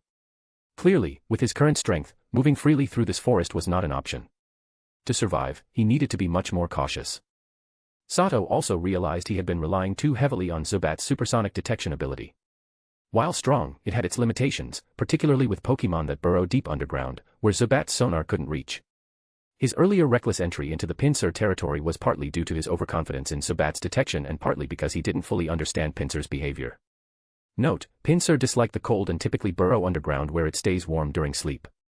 Now, with his injuries worsening, Sato estimated he'd need at least 4 or 5 days of rest before he could engage in any strenuous activity again. If he pushed himself too hard and reopened the wounds, he might die from a lack of medical treatment, even if no wild Pokemon got to him first. Faced with this grim situation, Sato had no choice but to abandon his plans of exploring the forest for the next few days and focus on recovering. By around 5 p.m. that day, with the help of Zubat's echolocation and Gloom's stench ability, they carefully avoided most wild Pokemon and safely returned to their original campsite by the water source. Over the next 5 days, Sato stayed put at the campsite to focus on healing. Of course, he didn't spend the time idly. He continued training Zubat and Gloom under a strict regimen, and both Pokemon saw noticeable improvements in their stamina and skill proficiency. Zubat, already proficient in manipulating flying-type energy, finally trained the air cutter move to the proficient level. He could now produce 10 small air blades or 30 miniature ones in a single attack and control their trajectory slightly. Additionally, with the help of a particularly reckless Raticate, Zubat managed to grasp the basics of hypnosis by learning how to emit hypnotic waves, hypnosis, beginner level. Meanwhile, Gloom, with the assistance of a Weepinbell skilled in Razor Leaf and Grass Knot, successfully learned both grass-type moves. Thanks to Gloom's innate talent in controlling grass-type energy, she quickly advanced to a proficient level with both moves. At the same time, during the last 3 days, after Sato felt his injuries had somewhat healed, he began actively seeking out wild Pokemon near his camp that were around the same level as Zubat and Gloom to battle. Thanks to the rapid recovery effects of the Pokeblocks he had on hand and the natural healing abilities of his Pokemon, Zubat's Leech Life and Gloom's Synthesis, Sato was able to have his Pokemon engage in nearly 100 battles with wild Pokemon each day. Of course, after the near-death experience of being chased by Pinsir, Sato was more cautious, focusing on finding evenly matched opponents to sharpen his Pokemon skills, allowing them to steadily accumulate battle experience, fighting smaller enemies to level up before tackling bigger bosses. Some of these opponents, having been repeatedly defeated by Zubat and Gloom, became so scared that they refused to come out of their dens no matter how much Sato provoked them. In the end, because suitable opponents were hard to find and Sato didn't dare venture too deep into the forest, he was forced to challenge the more aggressive wild Pokemon nearby. As a result, over the past few days, the number of injured Beedrill in the area skyrocketed, and many of their territories were lost. Knowing that they were living in a dangerous environment, Zubat and Gloom pushed themselves to their limits, training relentlessly to grow stronger and protect Sato. They used the skills they developed through training to battle wild Pokemon, pushing their potential to the maximum. Under Sato's careful guidance, Zubat and Gloom slowly grew stronger, their abilities improving bit by bit. Through their numerous battles with wild Pokemon, their levels increased rapidly. Zubat's level rose to 24, while Gloom's level reached 25. During these 5 days, aside from training and battling, a few things happened that made Sato extremely happy. The first good news was that Nidoran finally completed his 1-week infancy stage and officially entered the growth stage. Thanks to daily meals of Miltank's milk, premium poison-type Pokemon food, and high-quality calcium supplements, Nidoran, who had been growing rapidly during his infancy, thrived. Compared to 5 days ago, when Nidoran was only the size of a small rabbit, he had now grown to half the size of an adult dog. After Nidoran completed his infancy stage, Sato immediately began training him. With Sato's consistent efforts over the past 5 days to train Nidoran in the use of confusion, Nidoran's physical capabilities improved dramatically after the infancy stage, and he successfully mastered the basics of confusion, reaching an entry-level proficiency. The second piece of good news occurred during the last 2 days. Following the trail markers Sato had left on trees, he managed to return to the grove where the Growlithe family lived. There, using the aroma of roasted meat, Sato successfully lured out one of the food-loving Growlithe pups. Although the pup was quickly carried back by the male Growlithe, who nearly attacked Sato, the delicious roasted meat and a gem-level poke block won over the little Growlithe's foodie heart. From then on, whenever Sato visited the grove, the pup, having memorized Sato's scent, would immediately come out looking for food. The male Growlithe, after several failed attempts to stop his pup and seeing that Sato meant no harm, eventually gave up. As a result, the little Growlithe grew increasingly fond of Sato, all thanks to the allure of delicious food. The third piece of good news had just unfolded before Sato's eyes. Chapter 68, The Four Forces. After Sato spent 3 continuous days using the Beedrill from the nearby forest as battle opponents for Zubat and Gloom, the Beedrill swarm finally couldn't bear the pressure of Sato's relentless hit-and-run tactics. They gave in, no longer as ferocious as they once were. During those 3 days, the Beedrill swarm, one of the dominant groups in the forest, took unprecedented measures against Sato. At their most extreme, they gathered over 30 elite Beedrill, averaging level 20 and above, and hundreds of regular Beedrill to sweep through the forest in an attempt to surround and annihilate Sato and his Pokémon.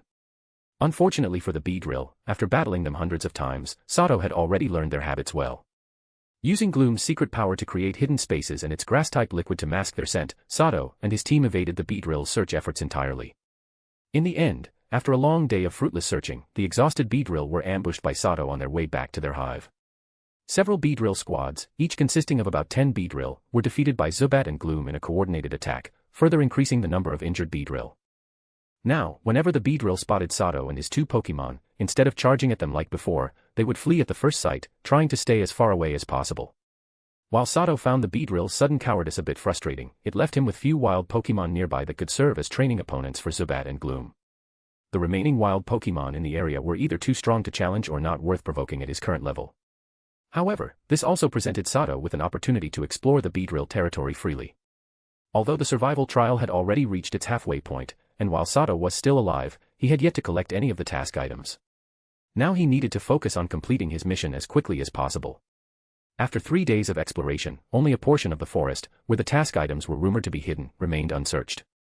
These were areas Sato had not dared to explore yet, as they were home to extremely powerful Pokémon clans. For example, there was a Pinsir clan with more than 10 members, a Scyther clan of similar size, and a Teddiursa clan led by an Ursaring at level 43. While these groups were much smaller in number compared to the Beedrill, their individual members were far stronger. Sato wasn't particularly afraid of facing these Pokémon one-on-one. What concerned him was that they were social creatures. Provoking even one could draw out the whole group, and once overwhelmed by sheer numbers and strength, Sato and his team would be crushed. Thus, for now, Sato knew he had to avoid these 3 powerful and aggressive clans. Especially with the Scyther and Teddiursa clans, any attempt to challenge them could mean he wouldn't survive until the next day. Sato had seen the Scyther clan before. Their leader, a Scyther at level 40, had combat strength second only to the 43-level Ursaring, the absolute ruler of the forest. Over the past few days, aside from battling most of the capable wild Pokémon in the area, Sato had also managed to map out the general power distribution within the forest. Since the dominant force in the forest was the Ursaring, Sato temporarily named the forest, Ursaring Forest. The Ursaring Forest was currently divided and occupied by 4 major Pokémon clans, the Ursaring clan, the Beedrill clan, the Pinsir clan, and the Scyther clan. The Ursaring clan occupied the central region of the forest, which was the most resource-rich area. According to Sato's exploration, the center of the forest featured a natural lake and a low hill. Around the lake was a vast flower field, home to several swarms of combi, while the hill was covered in fruit trees. The area surrounding the hill and lake was where the Ursaring clan typically operated. Under normal circumstances, they rarely left this self-sufficient territory. The Pinsir clan occupied the northwestern part of the forest, an area rich in pecha berries. The Pinsir usually stayed around the pecha trees, but it wasn't the berries they were interested in. Instead, they were attracted to the sweet sap that oozed from the trunks of the pecha trees. Note, pecha berries can cure poison and are also sweet in taste. The tree that produces them, the pecha berry tree, secretes sap from its trunk that is also sweet. This is a self-created interpretation, feel free to imagine it as you like.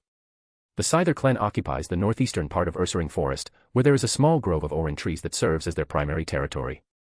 Compared to the Pinsir clan, the Scyther are far more aggressive. However, these Pokémon are proud and arrogant. Unless provoked or they consider you a worthy opponent, they will not initiate an attack. One thing worth noting is that Scyther have a strong sense of territoriality. Any creature or Pokemon that dares to trespass into their domain without permission will face their merciless scythes. As for the Beedrill clan, it seems they enjoy special protection from the Ursaring clan. They haven't been encroached upon by the Pinsir or Scyther clans, as the Ursaring clan, based in the center of the forest, acts like a deadly anchor preventing these two clans from expanding further south, allowing the Beedrill to claim nearly half of Ursaring forest. Although the Beedrill are large in number, they are still weaker compared to the Pinsir, Scyther, and Ursaring clans.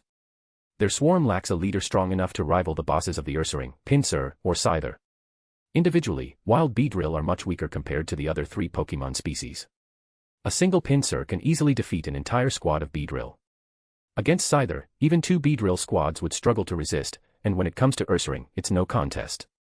Ursaring's thick, tough fur can almost entirely shrug off Beedrill's attacks, and one powerful swipe of its paws, enhanced by its brute strength, can crush dozens of Beedrill in one go. Despite their struggles against these three clans, the Beedrill still reign supreme over the other wild Pokemon living in Ursaring Forest. Using their overwhelming numbers, they often bully weaker, solitary wild Pokemon. However, in the past 3 days, the once peaceful and dominant Beedrill clan encountered a trio of demons. Constant harassment from these three has reduced the Beedrill clan's fighting strength by 2/3. Now, their once mighty hive is filled with injured members, and the clan is at its weakest point in history. The Beedrill had considered seeking reinforcements to deal with Sato and his team, but the Ursaring clan, which regularly takes large quantities of honey from their hive on a set schedule each month, completely ignored their request for help and rudely refused. Now, based on reports from their patrolling comrades, the three demons were approaching the hive once again. The Beedrill warriors sent to stop them had already been defeated, and fear spread throughout the entire Beedrill clan. So I've finally reached this point. Is that the Beedrill hive up ahead? Wow, it's massive. Could the task item be here? I never would have thought it would be in this place. I was expecting it to be in the most dangerous part of the Ursaring territory. I guess I was overthinking it, Sato thought with excitement as he gazed at the enormous hive before him. After Zubat and Gloom easily defeated yet another elite Beedrill squad, Sato had finally reached the heart of the Beedrill territory. The Beedrill hive was built on a towering tree so large that it would take at least a dozen adults holding hands to encircle it. The hive itself was constructed along the entire trunk of the tree, meaning it practically covered the entire giant tree. From a distance, the Beedrill hive looked like a small mountain, dotted with countless holes, enough to trigger anyone's trypophobia. However, the top of the hive, resembling the peak of a small mountain, had suffered some damage. Upon closer inspection, the markings left on the hive's top formed the shape of the letter R. Chapter 69, Defeat. Sato and his team's arrival didn't go unnoticed by the ever-vigilant Beedrill clan. As soon as they approached within 100 meters of the Beedrill hive, a squad of over a dozen elite Beedrill, all at least level 20, rushed forward to intercept them. Along with these elite Beedrill were more than 30 newly evolved Beedrill grunts and a number of Weedle. To prevent Sato from getting any closer to the hive, the Beedrill clan had brought out their reserve forces. In no time, Sato and his Pokemon were surrounded on all sides by Beedrill and Weedle. However, backed up against a giant tree, neither Sato nor his two Pokemon showed the slightest sign of fear. The Beedrill's battle strategy was simple: send in the grunts to wear down the enemy, then have the elite swoop in for the final blow. This time was no different. Under the command of the elite Beedrill, over 50 newly evolved Beedrill grunts and a horde of weak Weedle charged towards Sato and his team. Having faced large-scale assaults like this many times before, Zubat and Gloom remained unfazed.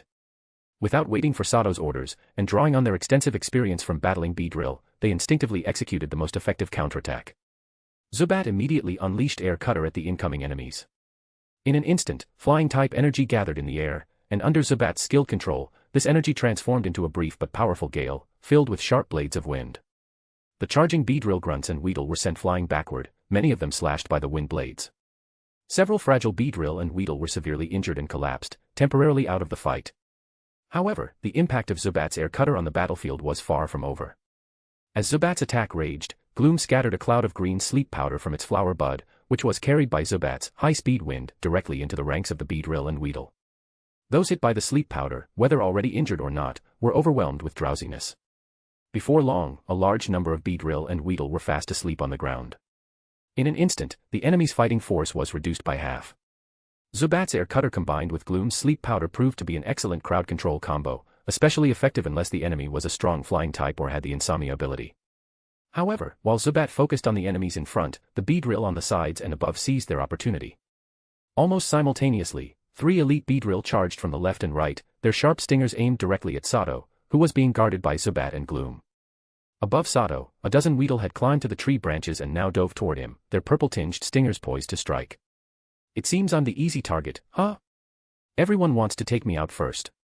Gloom, use grass knot to stop the beedrill on the left and right. Zubat, hit the weedle above with gust, but be gentle, don't overdo it, Sato commanded, keeping his eyes on the battlefield. He sighed with slight exasperation but quickly adopted a more serious tone as he issued commands to his Pokémon. Gloom responded with a loud cry, its body surging with grass-type energy. In a flash, its entire form was enveloped in a vibrant green aura. At this moment, as the beedrill charged to within 2 meters of Sato and his team, long, bright green blades of grass suddenly shot up from the dense undergrowth, swiftly binding the beedrill and halting their attack. As more and more of these green blades of grass emerged from the ground and joined the binding, the beedrill were soon wrapped tightly, like cocoon prey, by a mass of resilient green grass.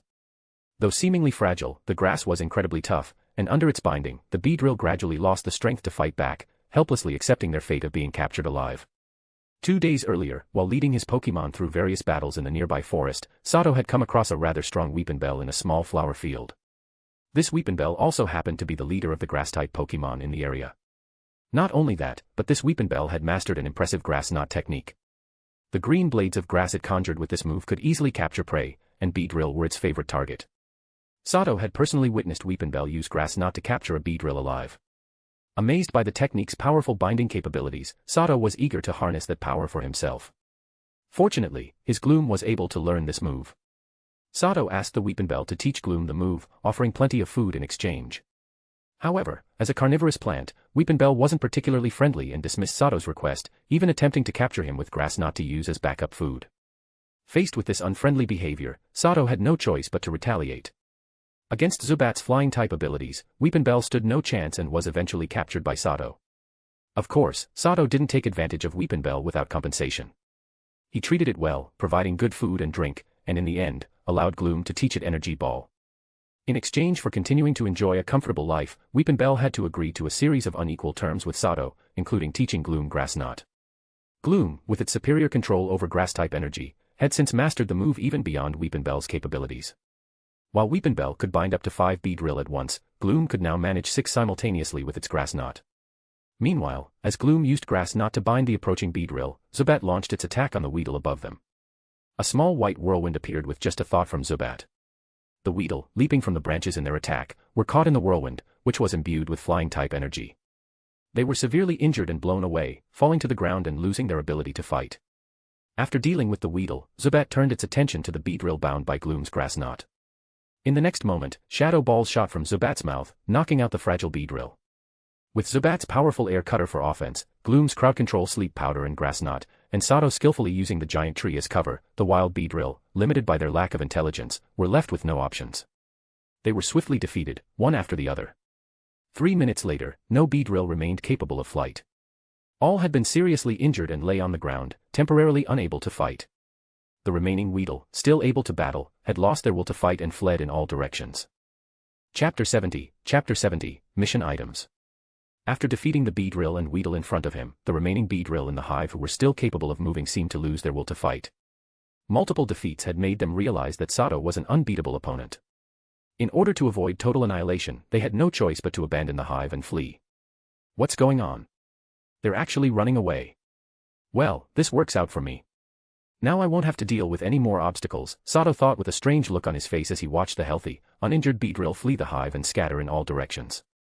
Sato had expected the typically fierce beedrill to defend their hive at all costs and fight to the bitter end, but to his surprise, the anticipated final battle never came. Instead, the beedrill chose to flee, which caught him off guard. In truth, the beedrill's decision to abandon the hive wasn't just because they were afraid of Sato and his Pokémon. More importantly, their colony was on the brink of extinction. If the remaining beedrill were defeated by Sato and his team, the entire colony would have no hope left. Sato's previous decision not to kill the beedrill, leaving them alive but injured, was a major reason for the beedrill colony's current crisis. The large number of injured beedrill had become a heavy burden on the hive. Naturally, the beedrill could not ignore their injured comrades who had fought for the colony. They fed the injured beedrill the best honey in the hopes that they would recover quickly and contribute to the hive again. However, as the number of injured beedrill increased, the labor force capable of collecting honey diminished. To support these injured beedrill, the hive's stores of honey were rapidly consumed. Now, the number of injured beedrill exceeded the number of healthy workers able to gather honey. The consumption of honey outpaced its production, and to make matters worse, 4 days ago, the Ursaring clan had taken more than half of the hive's honey. The hive's honey reserves were nearly depleted. If the remaining bee drill capable of collecting honey were all captured by Sato and his team, even if Sato chose not to kill them, the bee drill would soon starve to death. Although the fighting bee drill had fled the hive, there were still many injured bee drill and weedle larvae inside. Entering recklessly could be dangerous. For safety, Sato ordered Zubat to create strong winds around the giant hive and had Gloom release sleep powder to ensure that all the creatures inside would fall into a deep sleep.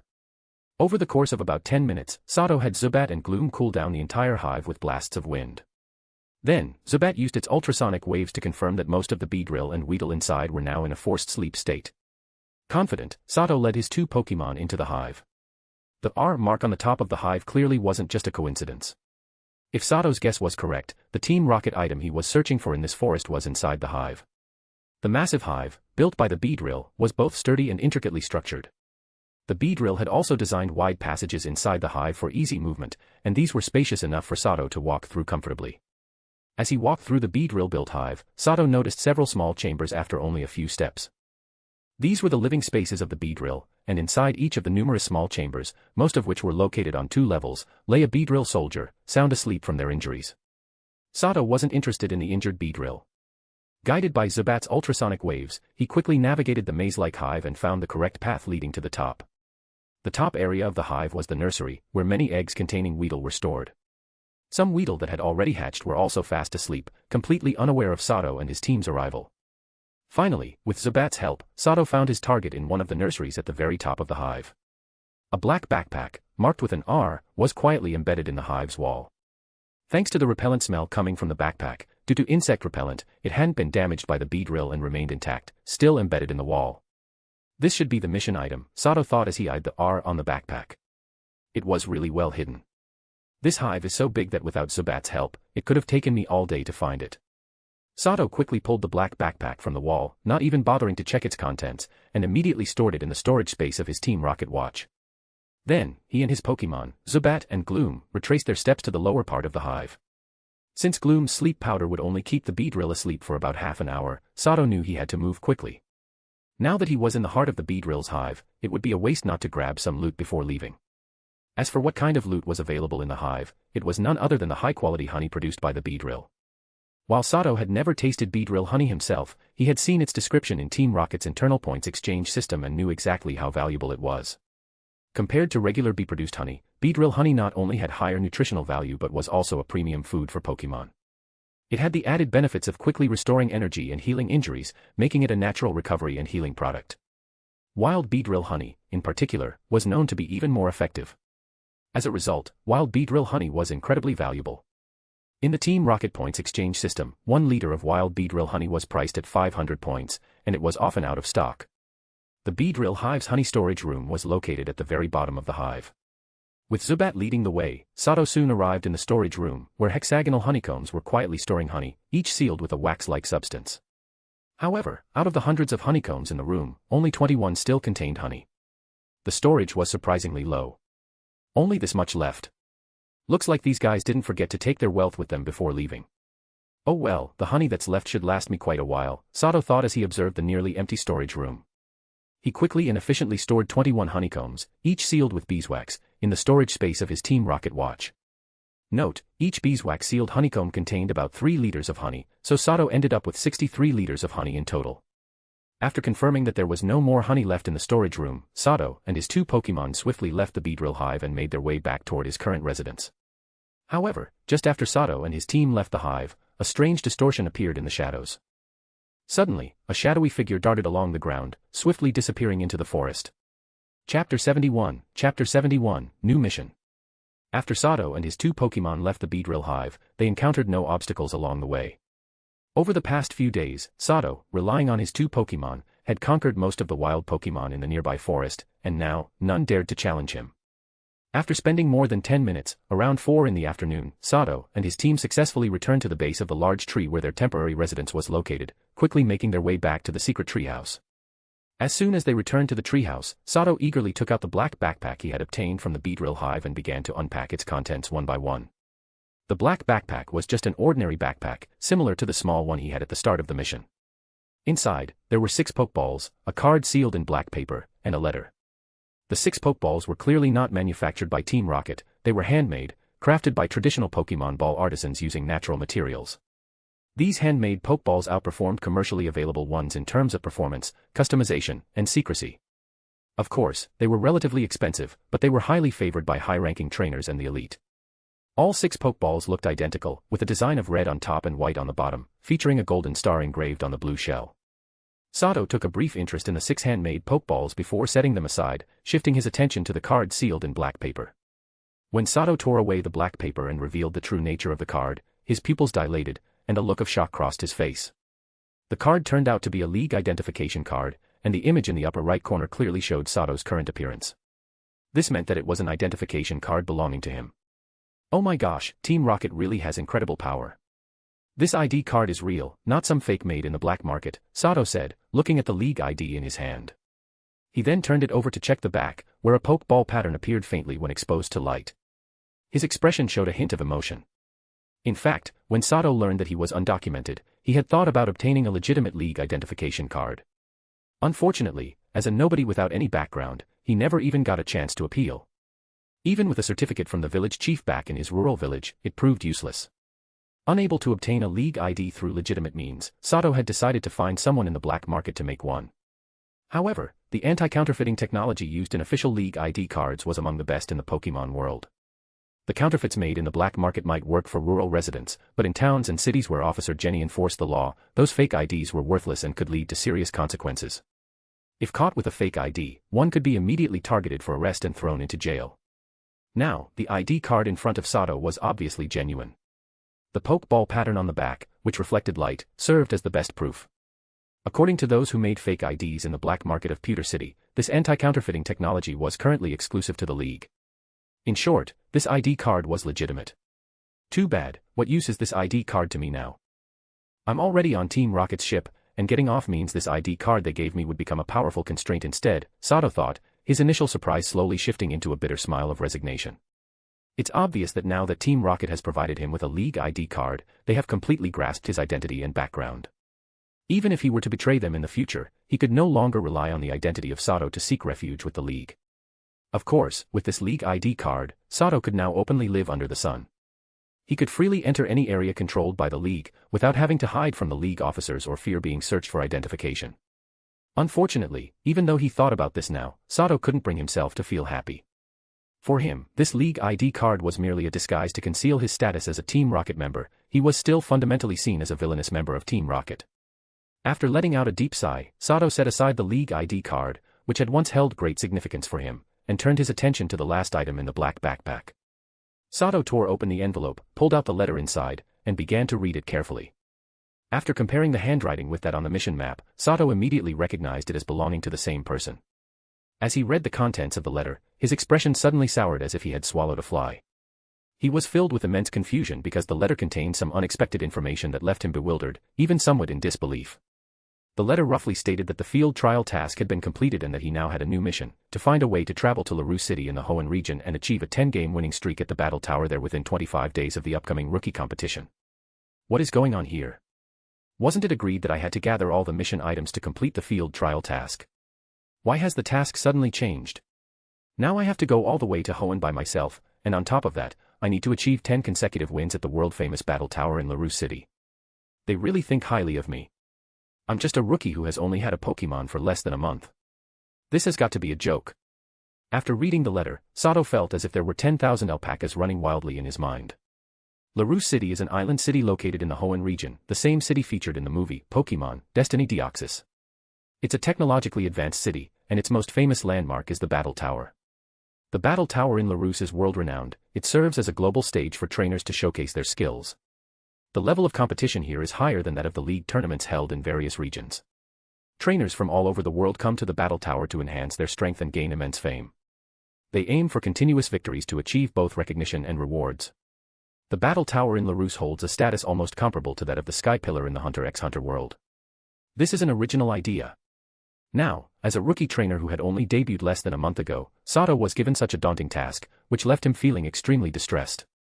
While Sato was venting his frustrations about the letter, at the peak of a small mountain near the forest of Viridian, Sophia smiled and nodded at the recently returned Jengar, praising it.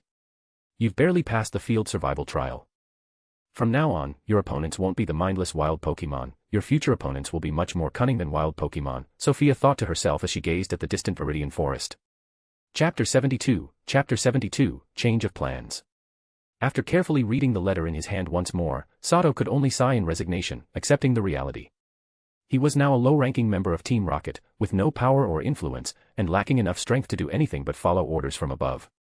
Of course, if they were sending him on a suicide mission, Sato would definitely refuse. But this current task wasn't as bad as that, so he reluctantly accepted it. Just like the task map he received last time, the back of this letter also had a map drawn on it. However, this one was much more comprehensive, covering the entire Viridian forest. The map even included a relatively safe route for him to leave the forest. From the accuracy of this map, which pinpointed his current location, Sato realized that whoever assigned him this mission knew his situation very well, almost to an unsettling degree. In short, every move he made in the Viridian forest was under surveillance, making it nearly impossible for him to disobey the orders. There's only 25 days left, damn, this is the Viridian forest. Even if I took a plane to Hoenn, it would take a day. And as far as I know, Pewter City doesn't have an airport. Hopefully, Viridian City does, otherwise I'll have to find another way, Sato murmured, his face darkening as he studied the map. In fact, because Sato was living off the grid, his movements in the Pokemon world were restricted to just Pewter City and the Viridian forest. He wasn't too familiar with the other cities in Kanto, which made his plan to reach the Hoenn region even more unclear. There were planes, trains, and ships in the Pokemon world, but because of wild Pokemon, none of these methods of transportation were particularly safe. In the sky, airplane routes had to avoid the airspace of powerful wild flying-type Pokemon groups. Train tracks had to steer clear of the territories of strong wild Pokemon. As for sea travel, it was even worse. Accidentally crossing into the sea of a Gyarados and provoking the temperamental creature could have dire consequences. So while communication between human regions wasn't cut off, it wasn't exactly frequent either. The distance between the Kanto and Hoenn regions wasn't too great, so there was still some regular exchange. However, communication between Kanto and Unova, separated by thousands of miles of ocean, was much less frequent. The vast oceans and skies were still beyond human control, as they were dominated by many powerful wild Pokemon. Some of these particularly strong wild Pokemon possessed enough power to cause massive destruction. In truth, the amount of land, sea, and sky that humans occupied in this world was still quite limited. Most of the planet was still inhabited by a vast number of wild Pokemon. Human history in this world was almost entirely a history of battling Pokemon. To survive and thrive, humans had no choice but to seize land, seas, and skies from wild Pokemon. In the distant past, Pokemon were referred to as monsters by humans, which shows just how much humans once feared them. If the profession of Pokemon trainer had never emerged, humanity would likely still be confined to living in small, isolated areas. Forget it. I'll take it one step at a time. I need to finish what I have to do today and leave Viridian Forest as soon as possible. There are only 25 days left, and I don't know how long it'll take to reach LaRue City in Hoenn. By the time I get there, I probably won't have much time left to achieve 10 consecutive wins in the Battle Tower. Sato carefully folded the letter and stored it safely, his expression serious as he thought to himself. In fact, this task came so suddenly that it completely disrupted the plans Sato had for the near future, such as searching for wild Squirtle and Mudkip, and capturing a young Growlithe. Ever since Sato discovered wild Squirtle and Mudkip by a nearby river during the heavy rain caused by the battle between Poliwrath and Gyarados, he often wandered along the riverbank. His goal was to get lucky and encounter those two amphibious water-type starter Pokemon again. Unfortunately, his luck hadn't been great this past week. Forget about capturing Squirtle and Mudkip, he hadn't even caught a glimpse of them. According to his estimation, the only way he'd encounter them again would be if there were another downpour like before. As for the young Growlithe, things had been going much better. After several days of winning its trust with good food, the young Growlithe had become completely comfortable around him, even affectionately licking his hand with its small tongue. The only slight disappointment was that the male Growlithe still treated him coldly, and the young Growlithe was still a bit too young to survive on its own. Sato was about to leave soon, so he couldn't wait for the day when the male Growlithe would chase away the young one. What concerned him now was whether the young Growlithe would be willing to go with him and if the male Growlithe would allow it. Of course, Sato could harden his heart and forcibly capture the young Growlithe. However, this could result in the young Growlithe holding a grudge against him, which would make it difficult to gain its trust and obedience later on. To Sato, a Pokemon that monopolized resources but refused to listen was not worth having. It would be better to leave it alone. Forget about Squirtle and Mudkip, Sato thought with a bitter smile. Wild starter Pokemon are hard to come by. After all, I'm not Ash, a chosen one who stumbles across such crazy luck. Finding a Growlithe in the wild is already fortunate enough. I'll do my best to win over the young Growlithe, but if it doesn't work out, I won't force it. I don't want my Pokémon to resent me for life. Plans never seem to keep up with changes, and Sato was facing that reality now. To adapt, he had no choice but to change his plans. Otherwise, he'd be helpless in the face of danger. Without much strength to rely on, he had to fulfill the orders given to him, as long as they weren't outright suicide missions. After carefully considering everything and organizing his thoughts, Sato began the next steps. Time was now precious, and he had to use it as efficiently as possible. After descending from the treehouse, Sato followed his schedule for the past few days, starting the 2-hour afternoon training session for his 3 Pokémon. If he wanted his team to become stronger, daily Pokémon training and battles were essential. Of the two, training was even more important than battles. Come on out, Zubat, Gloom, and Nidoran, it's time to train. Sato tossed 3 Pokeballs, calling out to his Pokémon as they emerged one by one. Chapter 73, Changes in Zubat and Gloom. Following Sato's training regimen, Zubat was now diligently practicing the move Air Cutter. After 5 days of rigorous training, Zubat had become proficient in the technique, able to execute it smoothly. With a flap of its wings, infused with strong flying-type energy, Zubat generated a powerful wind comparable to a level 7 gust. 10 crescent-shaped air blades appeared instantly within the wind, arranged in a fan-like formation to perform a wide-range attack. Each of the air blades was about 20 centimeters in diameter. As the crescent-shaped air blades materialized, Zubat's wings, still enveloped in flying-type energy, twitched slightly. 3 of the blades shifted their trajectory slightly, striking the trunk of a nearby tree one after another. Well done, Zubat. Your control over the air blades has improved significantly. You can now manipulate 3 blades at once. Keep up the hard work. Once you master turning Air Cutter from a wide-range move into a single-target attack, your strength will see a substantial increase, Sato praised Zubat after seeing its successful execution of the move. Hearing Sato's encouragement, the somewhat winded Zubat nodded happily and resumed practicing Air Cutter. However, at this point, it could only control 3 air blades, still a bit away from managing a 4th. In Sato's view, the potential of Air Cutter was immense. The move's principle was to release air blades in a small area, fan-shaped, all at once. The number of blades depended on the user's capabilities. The only downside was that once the air blades were created, their trajectories became unpredictable. Essentially, they would randomly strike within a certain range, which made the move less powerful than it could be, failing to maximize its damage.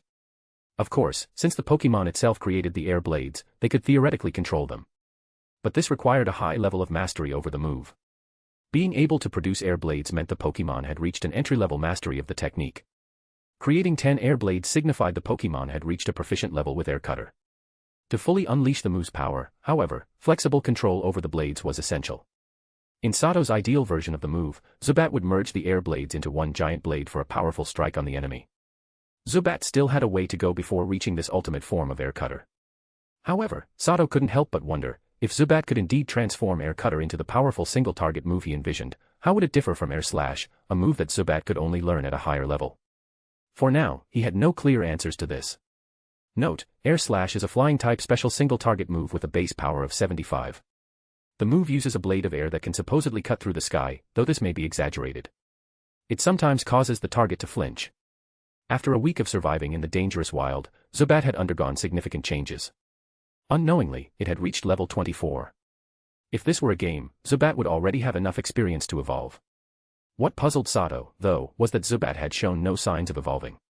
Instead, perhaps due to adapting to the intense wild battles or benefiting from the more nutritious diet, Zubat had grown considerably. A week ago, Zubat's wingspan was about 0.8 meters, and it weighed 8.2 kilograms, with a daily diet of about 8 liters of blood. Now, Zubat's wingspan had grown to 1.2 meters, and its weight had increased to 10.3 kilograms, with a daily intake of 12 liters of blood. Without a doubt, Zubat now resembled a small falcon, a full-fledged giant bat. Its increased size had also enhanced its endurance, and its larger, stronger wings allowed it to unleash even more powerful flying-type moves. Sato wasn't too surprised by this noticeable growth in Zubat over the week. The high-intensity battles were continuously pushing Zubat to its limits.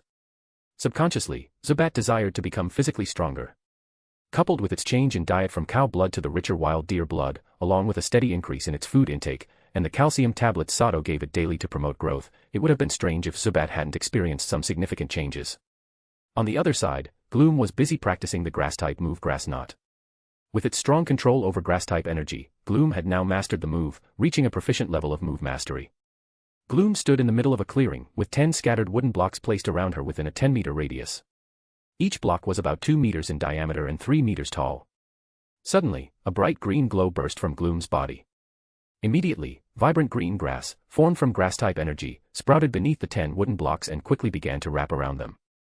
However, out of the 10 blocks, only 6 were fully covered by the energy-infused grass, while the remaining 4 were only entangled up to the midpoint. Gloom's role in Sato's team had become increasingly versatile. With her ability to pair growth with energy ball and razor leaf, she could serve as an attacker. When using powders in tandem with Zubat during battles, she acted as a support. Now, by using grass knot to entangle multiple enemies at once, she could also play the role of a controller in the team. Since training various grass-type moves and reaching a proficient level in move mastery, Gloom had become an indispensable asset to Sato's team, a key pillar that held the group together. Looking at his team, Sato felt that his offensive power was taking shape, but they lacked solid defense. For instance, when facing wild Pokémon, Sato himself had very limited means of self-defense. If he were caught off guard by an enemy, the outcome could be fatal. To bolster the team's survivability, Sato had no choice but to rely on Gloom, who could now serve as his personal bodyguard with her control move, Grass Knot. Originally, in the games, Grass Knot was a move that tripped the opponent by summoning grass to tie around their legs, with the damage being based on the opponent's weight. The heavier the Pokémon, the more damage it took. Note, Grass Knot is a grass-type special attack move with variable power. It uses grass to trip the opponent, and its power increases based on the target's weight. However, in the real world, Grass Knot was much more than a simple tripping move. The green grass formed from grass-type energy was extremely tough. Unless it was hit by fire, flying, or poison-type attacks, breaking free required significant effort. As such, in reality, Grass Knot had become a powerful move for grass-type Pokémon to bind enemies, especially in forests where they could manipulate real grass to enhance the move's effectiveness. Currently, Gloom could use Grass Knot to bind up to 6 enemies within a 10-meter radius. If her opponents lacked specific means to break free, they would be immobilized until the grass-type energy forming the green grass dissipated, which typically lasted about 10 seconds. Like Zubat, Gloom had undergone significant changes after surviving in the wild with Sato for a week, and these changes were both internal and external. The first change was in her personality. After gaining acceptance from her teammates, Gloom was no longer as insecure as before. She often smiled, especially when playing with the playful Nidoran. Additionally, the numerous victories she had achieved alongside Sato had greatly boosted her confidence. The second change was in Gloom's physical growth. Originally, Gloom was about the size of a 2- or 3-month-old human baby, smaller and shorter than a typically developed Gloom. However, perhaps due to her improved mood, her body began to grow at a healthier rate. During Sato's recovery period, he had also gathered animal droppings, dead branches, and leaves to create natural fertilizer for Gloom, helping her grow faster by providing essential nutrients.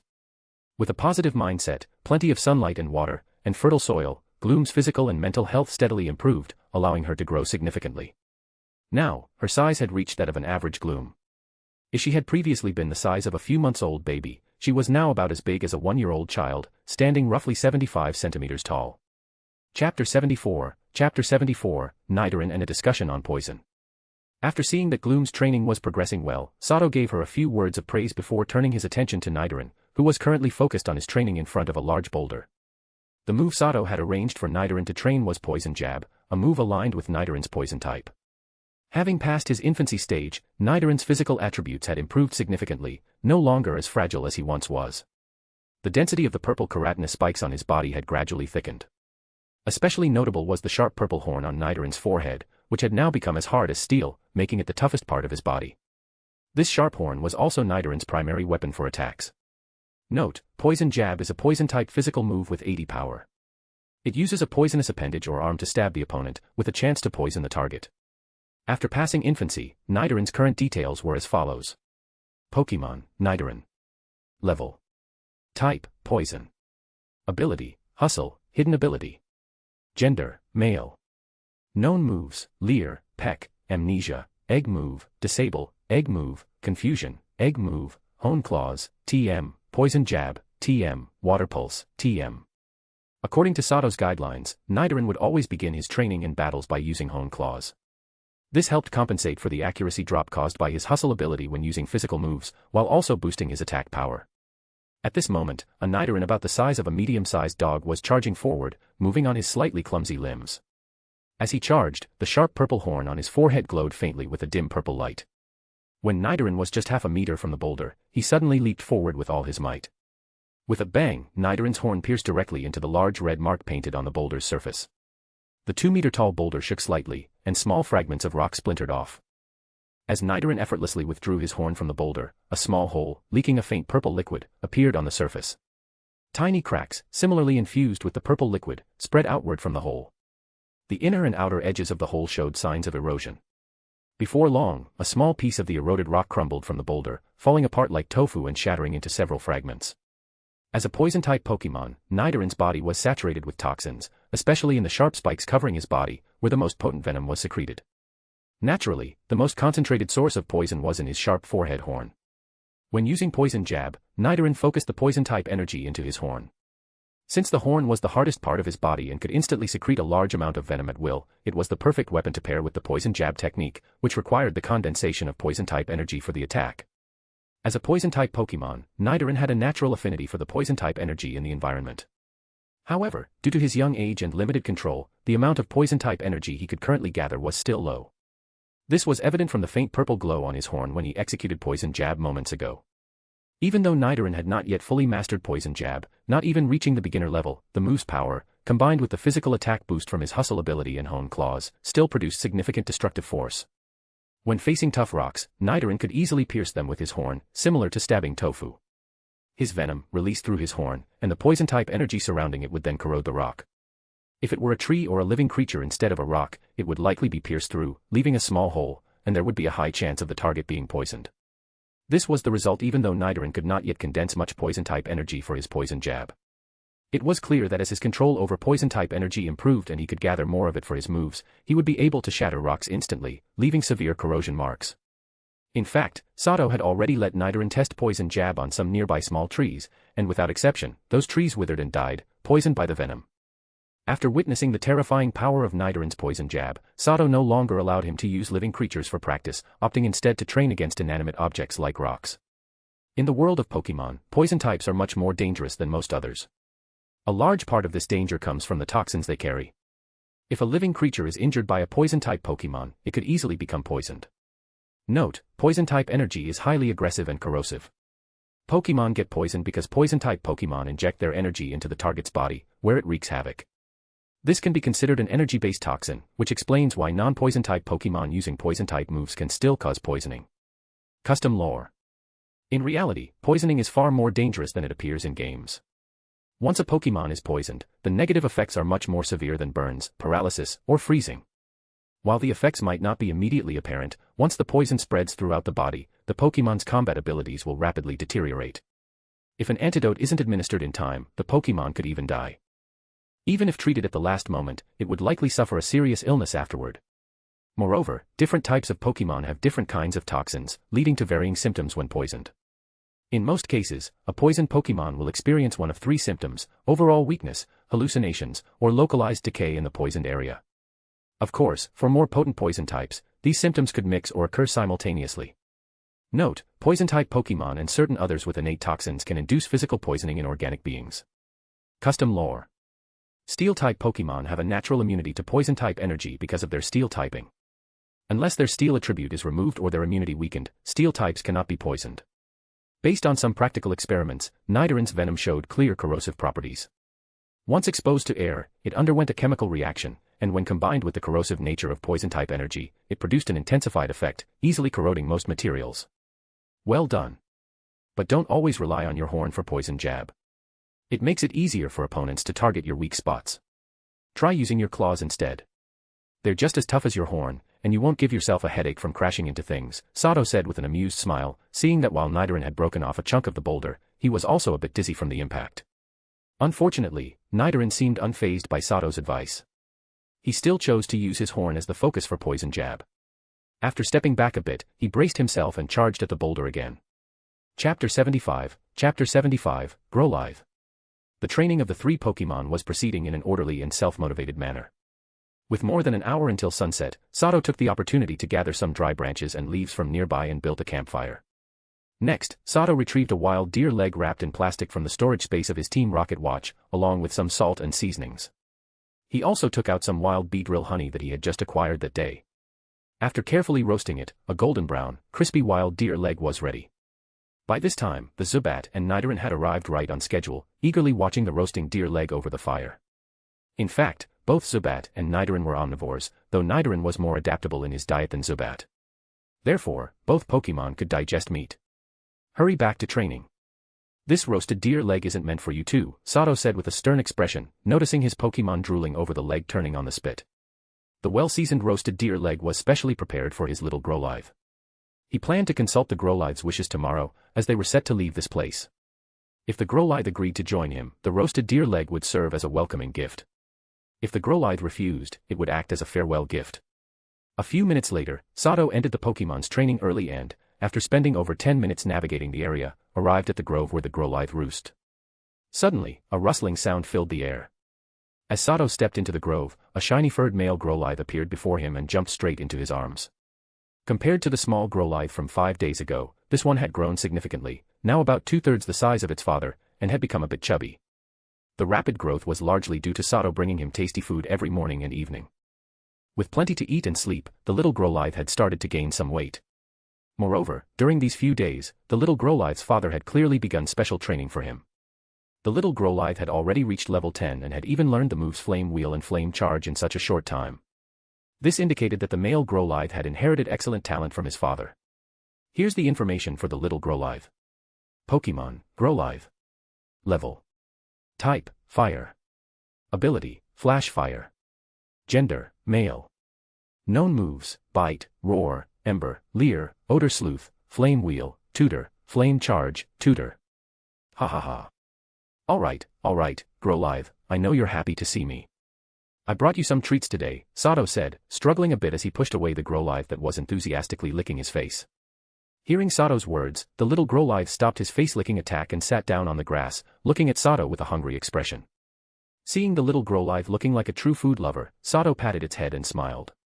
Then, under the watchful gaze of the Growlithe's sparkling eyes, he took out the specially made roasted deer leg from the storage space of his Team Rocket watch.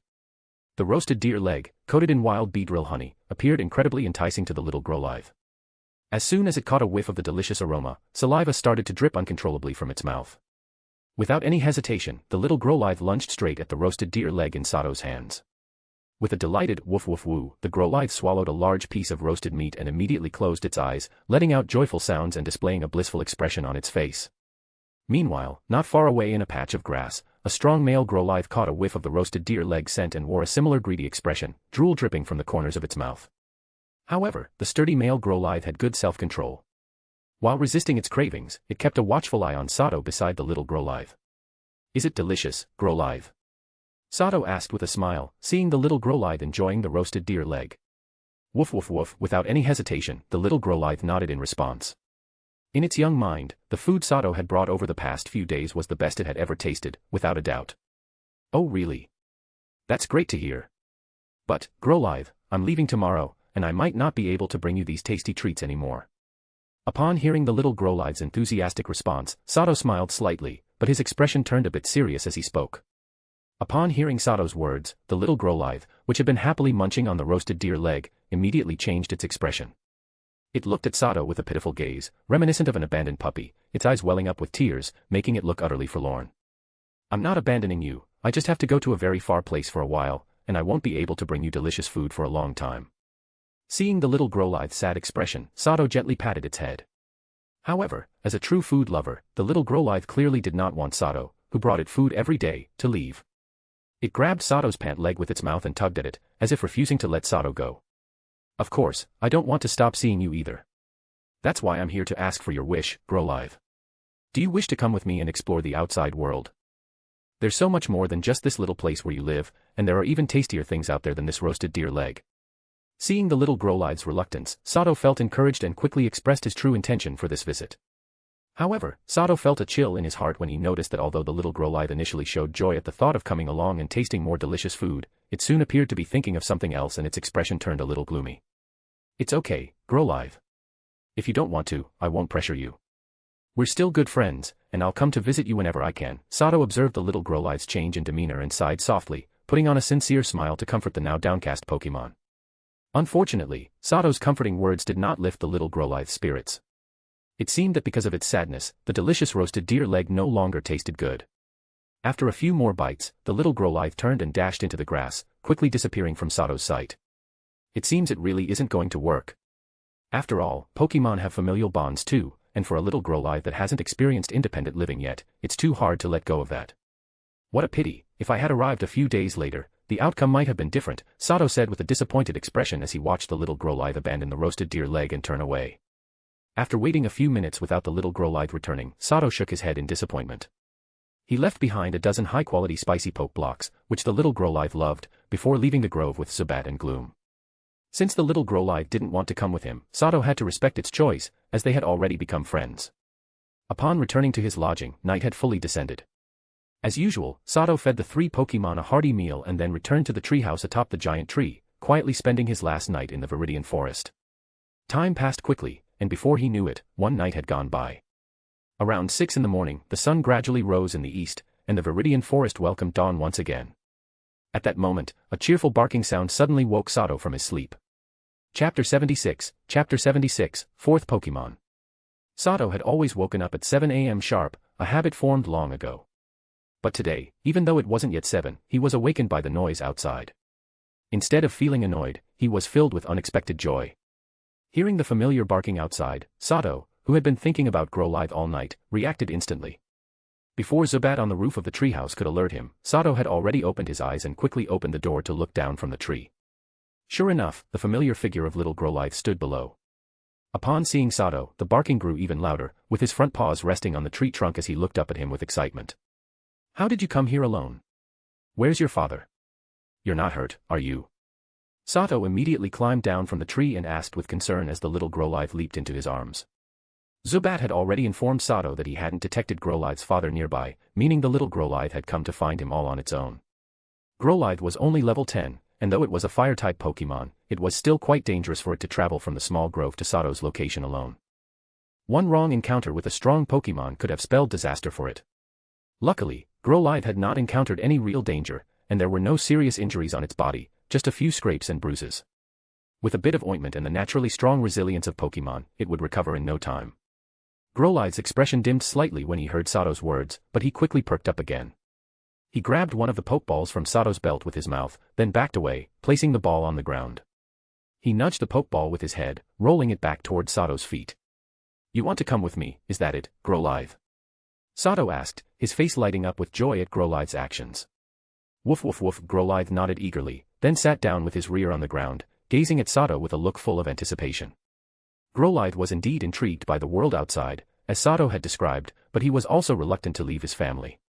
Torn between staying with its loved ones and exploring the world, Growlithe had chosen to remain with its family. However, what Growlithe hadn't expected was that his father had found out about his decision. He became furious, eventually driving Growlithe out of the grove and forbidding him from returning home. Heartbroken and lost, Growlithe thought of Sato, who had always treated him kindly, and decided to seek him out. At first, Growlithe was very scared, as he had never ventured beyond the grove before. But to his surprise, the journey was smooth, as he followed Sato's scent, without encountering any major dangers. "Well, since that's your choice, I respect your decision. I'm really happy to have you join me, Growlithe. So, welcome aboard." Hearing Growlithe's confirmation, Sato smiled warmly, bending down to pick up the great ball at his feet. He then lightly tapped it against Growlithe, who had come close. The great ball in Sato's hand opened upon contact, turning Growlithe into a beam of red light before absorbing him inside. The button in the center of the ball flashed red a few times before dimming. "I've actually captured a Growlithe," Sato exclaimed, unable to resist a surge of playful excitement. He struck a dramatic pose with the great ball raised high in the air, embracing his inner child. Of course, after indulging in his moment of childish delight, Sato quickly returned to his usual calm and rational self. He pressed the button on the ball, releasing Growlithe back out. At the same time, Sato released all his other Pokémon to inform them that Growlithe had officially become part of their team. Zubat, Nidoran, and Gloom were already somewhat familiar with Growlithe. They had interacted well before, so now that Growlithe had officially become part of their team, their bond deepened even further. Each of the 3 Pokémon warmly welcomed Growlithe into the group. While Sato and the others were happily celebrating the addition of Growlithe as a new companion, about 400 to 500 meters away, the male Growlithe came to a stop. He turned his head slightly, looking in the direction of Sato's dwelling, and then let out a loud howl. Hearing the howl, the younger Growlithe's ears twitched, and a determined look flashed across his face. He, too, turned toward the direction of his father and responded with a strong, youthful howl of his own. Hang in there, Grolive. It seems your father is watching over you. I'm sure you'll meet again someday. When that time comes, show him how strong you've become. I'll help you surpass him and become a powerful fire-type Pokemon, Sato said, gently patting Grolive's head as he smiled. It was clear that Grolive's safe journey to Sato had not been without the help of his father. The male Grolive's earlier howl was likely a farewell to his child. As a fire-type Pokemon, Grolive naturally had his own pride. His desire for strength was just as fierce. Hearing Sato's words only intensified his fighting spirit, and his howl grew even louder. On the other side, after hearing Grolive's determined response, the male Grolive's eyes softened, and its worry faded. Without looking back, he continued walking toward the small grove that was his territory. After a short while, Grolive stopped howling, and Sato began his morning routine of washing up and preparing breakfast for both himself and his Pokemon. With Grolive joining the team, Sato prepared an especially hearty breakfast that morning. For Grolive, in particular, he roasted another delicious venison leg as a welcome gift. Unlike usual, after breakfast, Sato decided not to proceed with his regular morning training. Instead, he pulled out a map that would guide them out of Viridian Forest and began following the route toward Viridian City. According to the map, Sato's current location was on the western side of Viridian Forest's unsafe zone, about 10 kilometers away from Viridian City in the south. However, the route on the map wasn't completely safe either. It passed through the territories of several strong wild Pokemon groups, and along the way, Sato and his team were attacked several times by wild Pokemon at level 30 or above. Fortunately, after a week of intense training in the wild, Sato had greatly improved his skills. With Zubat and Gloom, both of whom were now level 24 or higher, protecting him, they managed to escape from any dangerous situations, even if they couldn't win every battle. Each encounter was a close call, but they made it through safely. Finally, after over 8 hours of winding through the forest, Sato and his team, guided by the map, successfully entered the safe zone of Viridian Forest. After another 2 hours of travel, the outline of Viridian City appeared on the horizon. At last, we're back in human civilization. This week of survival training felt like it lasted forever. Viridian City, here I come, Sato thought to himself, a smile finally spreading across his face as he gazed at the human structures ahead. Chapter 77, Viridian City. Viridian City, also known as the Evergreen City, is located to the south of Viridian Forest. Although it's considered a third-tier city in terms of economy and size within the Kanto region, its reputation is surprisingly significant. The fame of Viridian City is largely due to two of the most well-known figures in the Kanto region. The first is the Dragon Master, Lance, widely regarded as the invincible dragon tamer, and the other is Giovanni, the strongest gym leader in Kanto and the man who would eventually propel Team Rocket to its peak.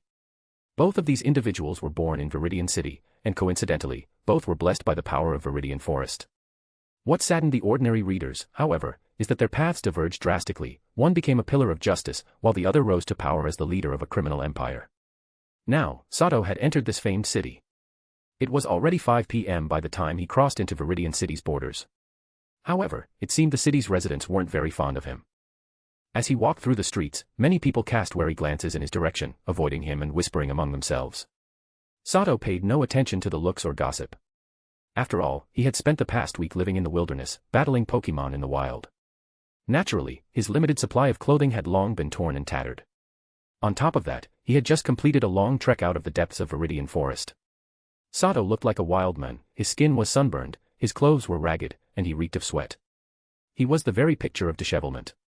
Fortunately, the Pokeball strapped to his belt served as a crucial symbol, and the subtle yet oppressive aura he emitted also contributed to the air of caution around him. Even though the passers-by didn't welcome him, none dared to act aggressively toward Sato, who clearly looked like a formidable trainer. Some more perceptive individuals even shifted their expressions from disgust to fear or respect and hurried away before Sato could even notice them. Despite this, the commotion surrounding Sato eventually caught the attention of the local patrolling police. Not long after Sato entered Viridian City, Officer Jenny, accompanied by her Grolive, arrived on a police motorcycle. "Please show me your ID, trainer," Officer Jenny said as she dismounted her bike, eyeing Sato cautiously. Her large, beautiful eyes revealed a hint of wariness, and the Grolive at her side immediately adopted a defensive stance, ready to attack if necessary. As an experienced police officer, Officer Jenny was sharp enough not to underestimate Sato despite his rugged appearance. In fact, she treated him with twice the usual caution. Sato gave off a very different vibe compared to the typical soft and sheltered trainers who frequented the safer areas of the wild. If they were lambs, then Sato, who had undoubtedly experienced countless life-or-death battles in the dangerous zones, was a wolf, radiating an aura that spoke of his hard-earned survival. "Of course, Officer Jenny. Here's my ID." I've just returned from a mission in the wild, and I'm really exhausted. I'd appreciate it if I could rest soon, Sato responded cooperatively, pulling out his trainer ID from his pocket and handing it to her. The trainer ID that Team Rocket had arranged for Sato was clearly well prepared. When Officer Jenny inserted the card into a small ID reader, Sato's detailed profile immediately appeared on the screen. The information on Sato's profile clearly outlined his place of birth, date of birth, and his clean background. It also detailed his journey from a bug catcher to a registered league trainer. It was a thorough record that would satisfy even the most scrupulous of inspectors. No problems here. Thank you for your cooperation, and I hope your journey wasn't too exhausting, Officer Jenny said after carefully reviewing the information displayed on her machine. With no issues found, she visibly relaxed and now looked at Sato with a much friendlier expression. After handing Sato back his trainer ID, Officer Jenny mounted her police vehicle and continued patrolling with her Growlithe by her side. Seeing this, the nearby passersby also softened their gazes toward Sato. They trusted Officer Jenny's judgment, since she didn't cause him any trouble. It was clear he wasn't a bad person. Phew. Looks like I passed the test. That league ID is definitely the real deal, Sato thought to himself, breathing a deep sigh of relief as he watched Officer Jenny ride away. Truthfully, Sato, now a low-ranking member of Team Rocket, felt his heart skip a beat when he first saw Officer Jenny approaching. And when she came straight toward him to check his ID, he silently cursed his bad luck.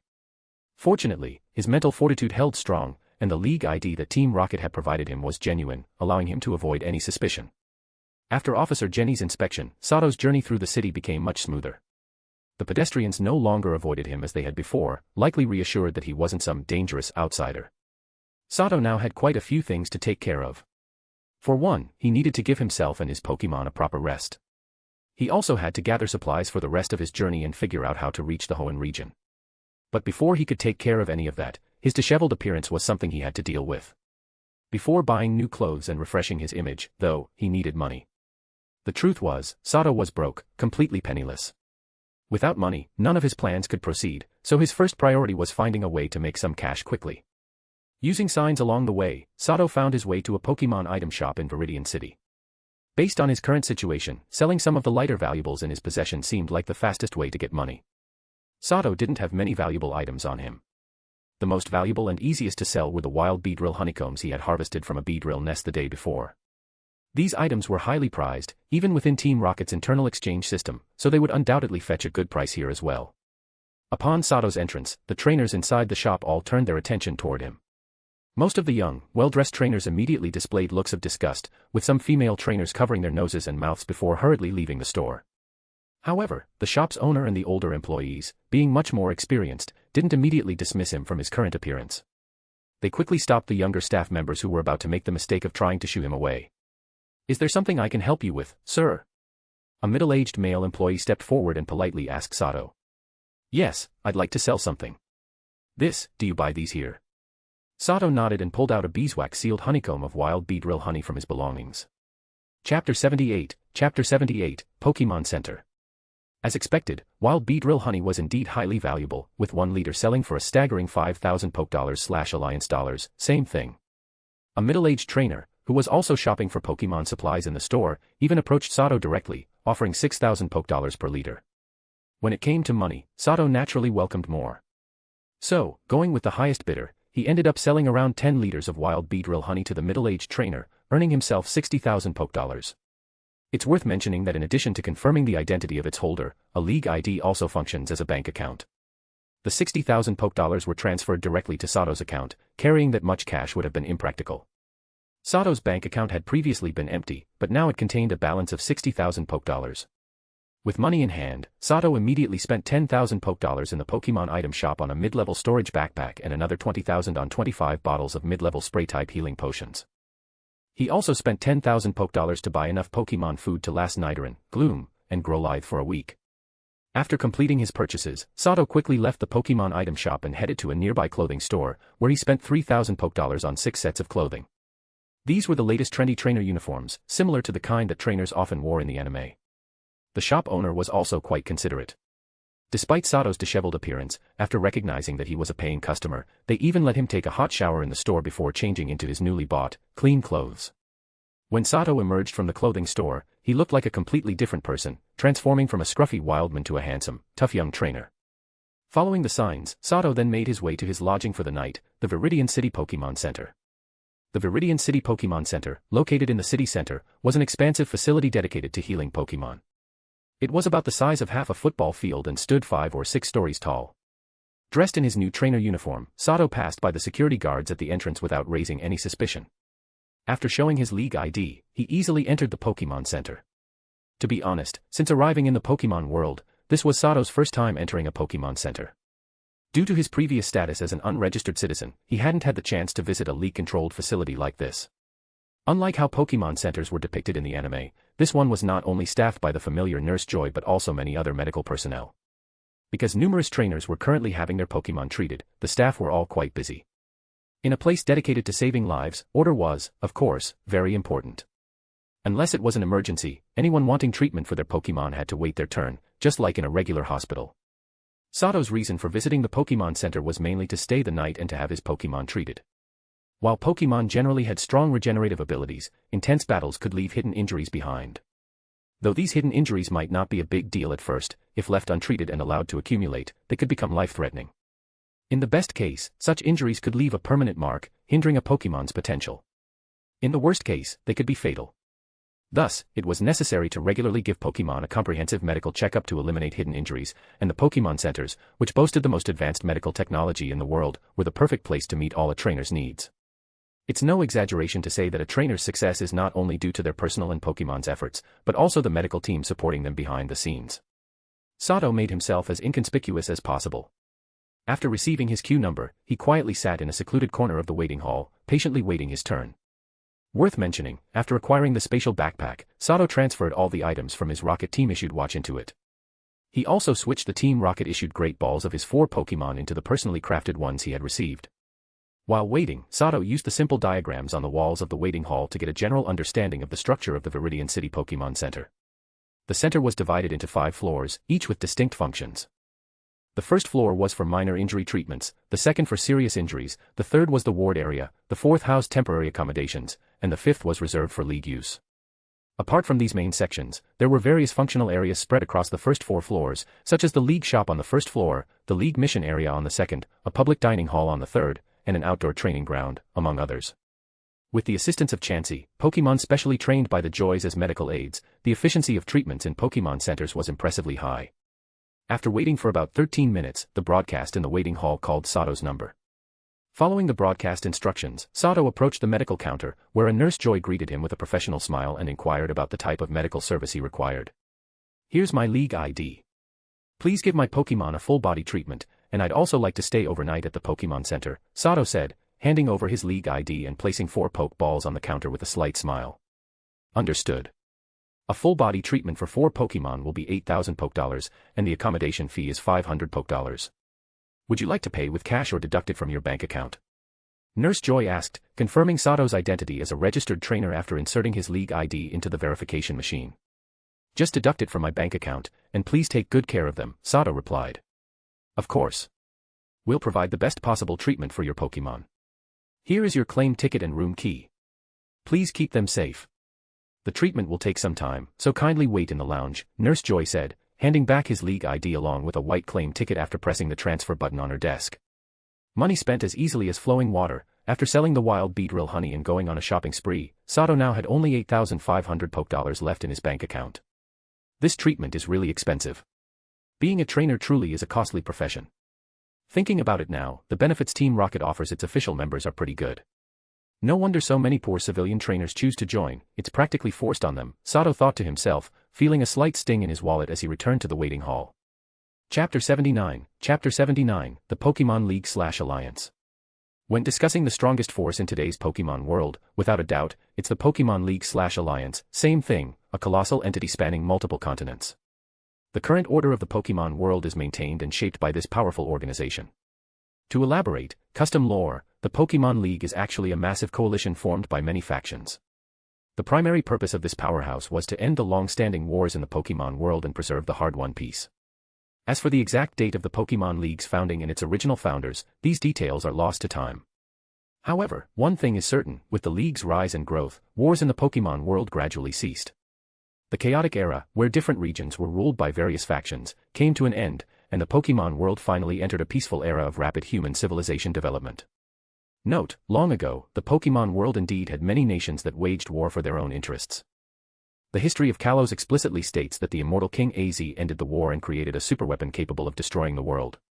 Today, the Pokemon League has established its influence over regions such as Kanto, Johto, Hoenn, Sinnoh, Unova, Kalos, and even the distant Alola.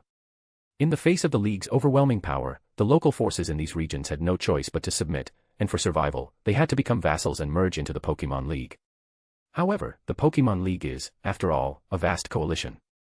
Its control over each region is limited. Currently, the League has the strongest control over Kanto and Johto, where its headquarters is located atop Mount Silver, which connects the two continents. In other regions, the League's control is somewhat weaker.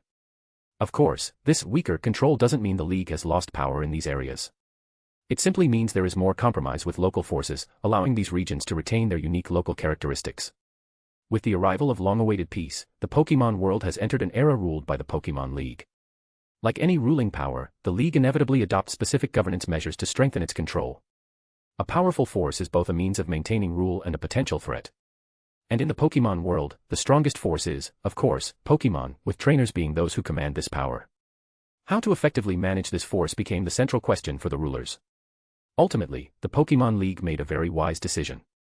Instead of cutting off the right of the lower classes to access this power, the Pokemon League opened up the trainer profession to everyone, giving even the common people a chance to rise in social status. This decision greatly contributed to societal stability. Of course, the Pokemon League merely provided the opportunity for the common people to climb upward. To truly rise, one had to abide by the rules the League had set. The Pokemon League's members are numerous and generally divided into two categories: non-core members and core members. Non-core members are those registered in the League, who have been observed and tested by the organization. This group consists of ordinary civilian trainers with clean backgrounds. In contrast, the core members are the true members of the Alliance, enjoying the various benefits it provides. One example of these benefits is the discounted treatments at Pokemon centers. Generally speaking, core members of the Pokemon League are selected from the elite among non-core members. These elites have already made significant contributions to the League before becoming core members, and their strength is among the best within the non-core ranks. Their contribution and abilities help them stand out. Additionally, those born into families where at least one parent is a core League member are considered core members in training. Among them, new trainers who receive one of the starter Pokemon and a Pokédex automatically become core members of the League once they are granted their Pokédex. As for Sato, he is currently a registered League trainer but is only at the basic level. He hasn't yet passed the League's tests and observations, so he isn't even a non-core member. Therefore, he has to pay the high medical fees for using the services at the Pokemon Center. In fact, if Sato didn't meet the minimum requirement of being a registered League trainer, the Pokemon Center could have refused to provide treatment at all. Why do so many civilian trainers fight so hard to join the League? It's simple. The Pokemon League controls the best resources in the world and leads the way in Pokemon research and development. Imagine this: even Team Rocket, a shadowy criminal organization, has access to vast resources. So, how much more would the Pokemon League, a force dozens of times more powerful than Team Rocket, control in terms of resources? It's not hard to imagine that becoming a core League member could drastically change your fate. Your journey as a trainer would go much further, and your future generations would live better lives because of you. Moreover, after the efforts of several generations, the Pokemon League has become the legitimate ruler in the eyes of humanity. Almost all new generations have grown up under the League's influence and education. To them, contributing to the League is a source of immense pride. Of course, while the world has its beauty, it also has its harsh realities. Among the countless civilian trainers, only a few will ever succeed in changing their fate. The majority will end up disappointed. After about 10 minutes of waiting, Sato finally retrieved his 4 Pokemon. Alongside Growlithe, who had been reluctant to stay in its Pokeball and eagerly jumped out, he climbed the stairs and headed to the public cafeteria on the 3rd floor. It was already past 6 p.m., dinner time. Just a little longer, and you'll get to eat. You'll get to try some new food tonight. It's way better than that roasted wild deer meat, Sato said with a smile, patting Growlithe on the head. Woof. Woof.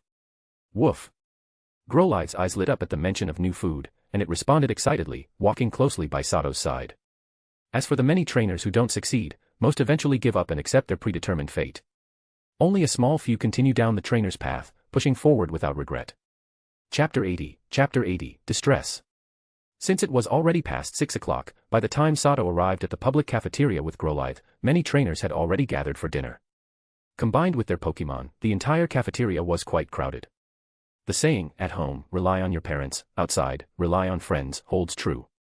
Being a trainer is a high-risk profession, and traveling alone can be very dangerous, especially for new trainers. That's why, in most cases, young trainers prefer to travel with friends who share their interests and who they trust. It not only reduces risks but also adds helpful allies for their future journeys.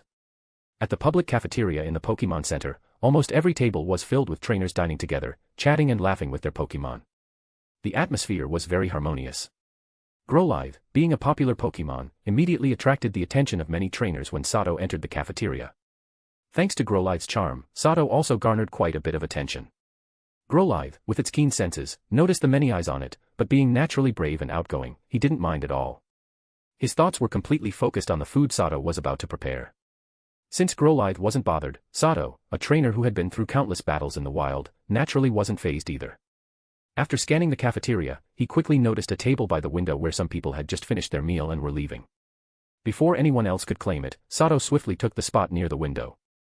As soon as Sato sat down, he began preparing dinner for his Pokemon. Aside from Zubat, who didn't like regular Pokemon food, he prepared high-quality, nutritious food for the other three. Growlithe sat patiently by Sato's side, not touching his food until Sato had finished preparing meals for his companions, showing remarkable discipline. The high-quality food was canned, making it very convenient. Sato didn't take long to prepare dinner for all 4 Pokemon. Come on out, it's dinner time. After finishing the preparations, Sato released the remaining 3 Pokemon from their Pokeballs. With 3 flashes of white light, Zubat, Nidoran, and Gloom appeared before Sato. After receiving full treatment at the Pokemon Center, all 3, like Growlithe, were in excellent spirits. Releasing 3 Poison-type Pokemon drew even more attention from the other trainers in the cafeteria. While Zubat and Nidoran didn't cause much concern, the sight of Gloom made several trainers' faces show signs of disgust. Some of the female trainers sitting near Sato's table looked particularly annoyed, but when they noticed their Pokemon showing signs of fear towards Zubat and Gloom, they had no choice but to cut their meal short and quickly leave with their Pokemon. In reality, most of the trainers in the cafeteria were only operating within the safety zone set up by the Pokemon League, without going through life or death battles and facing true survival hardships. So, you could imagine the strength of their Pokemon. From Sato's perspective, along with his Zubat and Gloom, apart from a few exceptions, most of the others were quite weak. This was evident when Zubat and Gloom were released. Most of the Pokemon dining in the cafeteria visibly trembled, their lingering wild instincts warning them of the danger posed by Sato's Pokemon. On the other hand, Gloom wasn't in a great mood. Although she had become much more cheerful after spending time with Sato and the others, she was still a sensitive Pokemon. The disdainful glances from the surrounding trainers and their Pokemon were keenly felt by Gloom, causing her mood to plummet. Don't mind them. Just enjoy your dinner with your companions. Sato crouched down and gently patted Gloom's flower bud, comforting her as he noticed the Pokemon looking downcast. Zzzzz. Nido, Nido. Woof, woof, woof. At that moment, Zubat, Nidoran, and Growlithe immediately offered their encouragement to Gloom, showing they didn't care about the reactions of others. Nidoran, being the closest to Gloom, even handed over a high-quality Pokeblock he had hidden in his ear. Hearing Sato's comforting words and receiving the support of her companions, the sadness on Gloom's face faded, replaced by a touched smile. She nodded to her friends and happily resumed enjoying her meal with them. To Gloom, her companions were the most important. As long as they didn't dislike her, the opinions of strangers didn't matter. She was no longer alone, she had good friends now, and there was no longer a need to fear loneliness. In fact, after spending a week together, Gloom had learned to control the release of her unpleasant odor quite well. Under normal circumstances, unless she was startled or felt threatened, the odor was barely noticeable anymore. Gloom's effort to suppress her odor was largely out of consideration for her treasured companions. Although they didn't seem to mind, she still felt guilty. To avoid inconveniencing or harming them, she had become the most hard-working member of the team. Gloom's self-esteem issues are still too severe. I have to address this quickly, or it will affect her long-term development, Sato thought to himself, feeling slightly relieved to see her mood improving, but still concerned about her well-being. Pokemon, like people, have emotions, and their emotional states greatly impact their performance. So, in addition to training their Pokemon, trainers must ensure their Pokemon's mental and emotional health. Judging by the current situation, Gloom's mental health was far from ideal, and this could impact her future battles and growth. As a result, Sato was already considering how to obtain a Sunstone as soon as possible so that Gloom could evolve into a Bellossom. The transformation might help her overcome her insecurities. Besides helping Gloom overcome her self-esteem issues, Sato was also excited about the prospect of her evolving into a Bellossom. Pokemon evolution meant gaining greater strength, and an evolved Gloom would be a significant asset for his upcoming tasks. However, Sato was troubled by the fact that Sunstones were not cheap. In Team Rocket's internal points exchange system, they were even more valuable than moonstones, requiring a staggering 12,000 points, 2,000 more than a moonstone. Fortunately, with his steady income from selling poke blocks, Sato was confident about being able to acquire a sunstone. The main problem now was that he couldn't return to the base, meaning he couldn't access Team Rocket's internal points exchange system. That left only one option for obtaining a sunstone, purchasing one with league currency. However, given how expensive it was even in the Team Rocket exchange system, it was bound to be even more exorbitant on the open market. In the world of Pokemon, evolution stones were incredibly rare and valuable treasures, often difficult to find. Besides major powers that might have some reserves, they were hardly ever available on the market. Thus, in addition to plenty of money, Sato would need a fair bit of luck to get his hands on a sunstone. Chapter 81, Give me your Growlithe. Sato understood a lot about sunstones, being a Pokemon enthusiast. He had some ideas on how to obtain one. The most straightforward method was to win the bug-catching contest held at the national park north of Goldenrod City. Ash had acquired his sunstone from there. Another option was to take a chance in the Ilex forest. According to Sato's memory, sunstones could often be found there. In a special episode, Gold Sunflora had, accidentally, stumbled upon a sunstone in that very forest. Unfortunately, Sato was currently in the Kanto region, far from Johto, making it unrealistic to pursue either of these methods for obtaining a sunstone. Considering his current circumstances, Sato realized that obtaining a sunstone would depend on luck. He also recognized a significant issue: even if he happened to find a seller with a sunstone, he didn't have enough money to afford such a precious item. In fact, it wasn't just the sunstone he needed. He also had Nidoran and Growlithe, both of which required evolution stones for their final evolutions, so he would eventually need a moonstone and a firestone as well. Sato wasn't too worried about those two evolution stones. The moonstone could be found at Mount Moon, while the firestone was located at Evolution Mountain in Kanto, which had been mentioned in the anime with the EV brothers, rumored to be rich in evolution stones. The priority now is to find a way to earn some money. Wild Beedrill honey is a good choice. I sold 3 honeycombs, but I still have 17.5 left, which is about 52 liters. Based on the previous prices, I should be able to make around 312,000 poke dollars, he thought as he ordered a simple dinner worth 200 poke dollars, eating while contemplating. However, the more Sato thought about it, the more bitter he felt. He realized that aside from selling wild Beedrill honey, he had no other sources of income. While 312,000 poke dollars seemed like a lot, it was hardly sufficient for Sato, who now had 4 Pokemon. On the journey to Hoenn, not only were there necessary transportation costs, but the daily expenses for feeding his Pokemon and the healing costs after battles far exceeded that amount. In the end, after considering all his options, Sato decided to focus on selling poke blocks. Since they fetched good prices within Team Rocket, it was evident that they were popular among trainers and would likely sell well in the market, providing a solid solution to his current financial difficulties. I hope there's a contest hall in Viridian City. That's the only place where I might find a berry mixer for making poke blocks. If not, that would be a problem. If only I had one of those machines, I would take the risk to get one if an opportunity arose, Sato thought to himself. In reality, after a week of survival in the wild, Sato had almost completely used up the over 800 poke blocks he had originally brought with him. The rapid growth of Zubat and Gloom's abilities could largely be attributed to the energy provided by the consumed poke blocks. They had been a powerful catalyst that helped Sato's team establish a foothold in the dangerous wilds. Now, with his supply of poke blocks nearly depleted, Sato needed to replenish them quickly to maintain the high efficiency of his Pokemon's daily training. Even if it weren't for financial reasons, he had to restock his poke blocks as soon as possible. After spending 32 minutes, Sato finished the simple dinner entirely and left the Pokemon Center with Growlithe, who had curled up and fallen asleep at his feet, unwilling to return to his Pokeball. As Sato left the Pokemon Center to find an empty space for some nighttime training with his Pokemon, a black luxury car suddenly sped up from behind him, stopping right in front of him. Then, a chubby boy and 3 muscular boys stepped out of the car and approached him. The chubby boy clearly looked like the son of a wealthy businessman. Dressed in an all-white designer suit, his hair was slicked back with gel, as if he wanted everyone to know he was nouveau riche.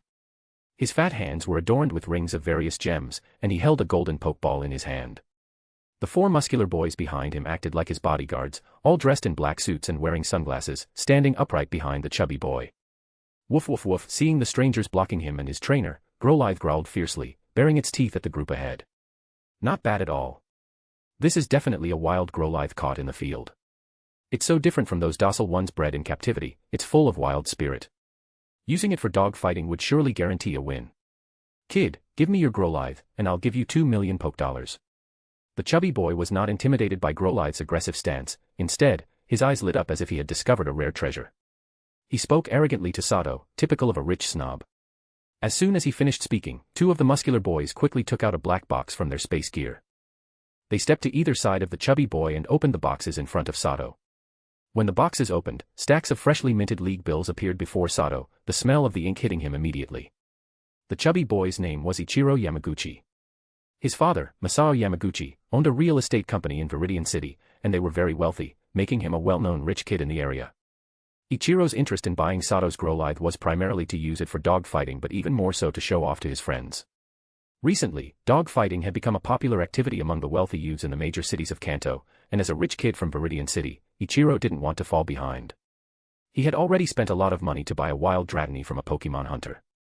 Unfortunately, the Dratini Ichiro purchased for a high price had performed quite poorly compared to the other rich kids fighting Pokemon, with more losses than wins, which was honestly quite embarrassing for him.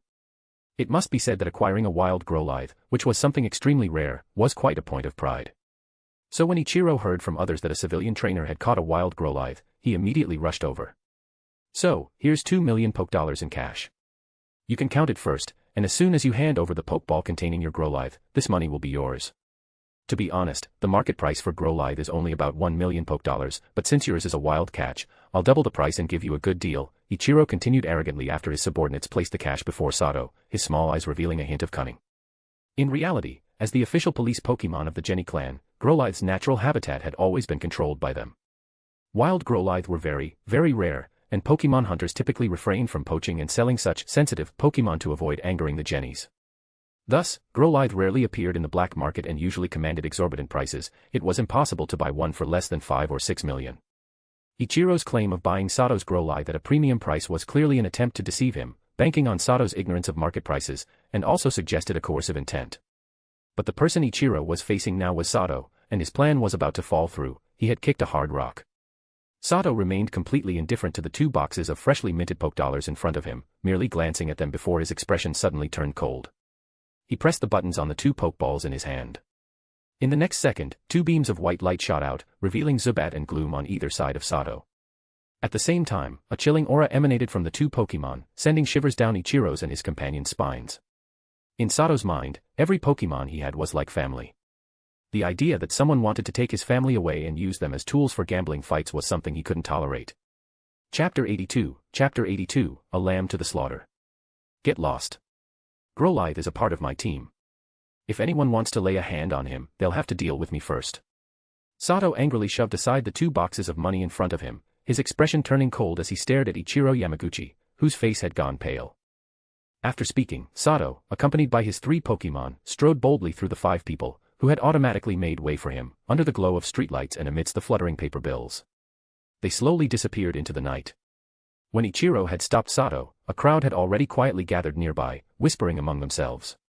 Most of these onlookers were trainers, much like Sato, who had just left the Pokemon Center, the majority being civilian trainers. Now, with league bills scattered everywhere, some of the cash-strapped trainers couldn't help but show deep greed.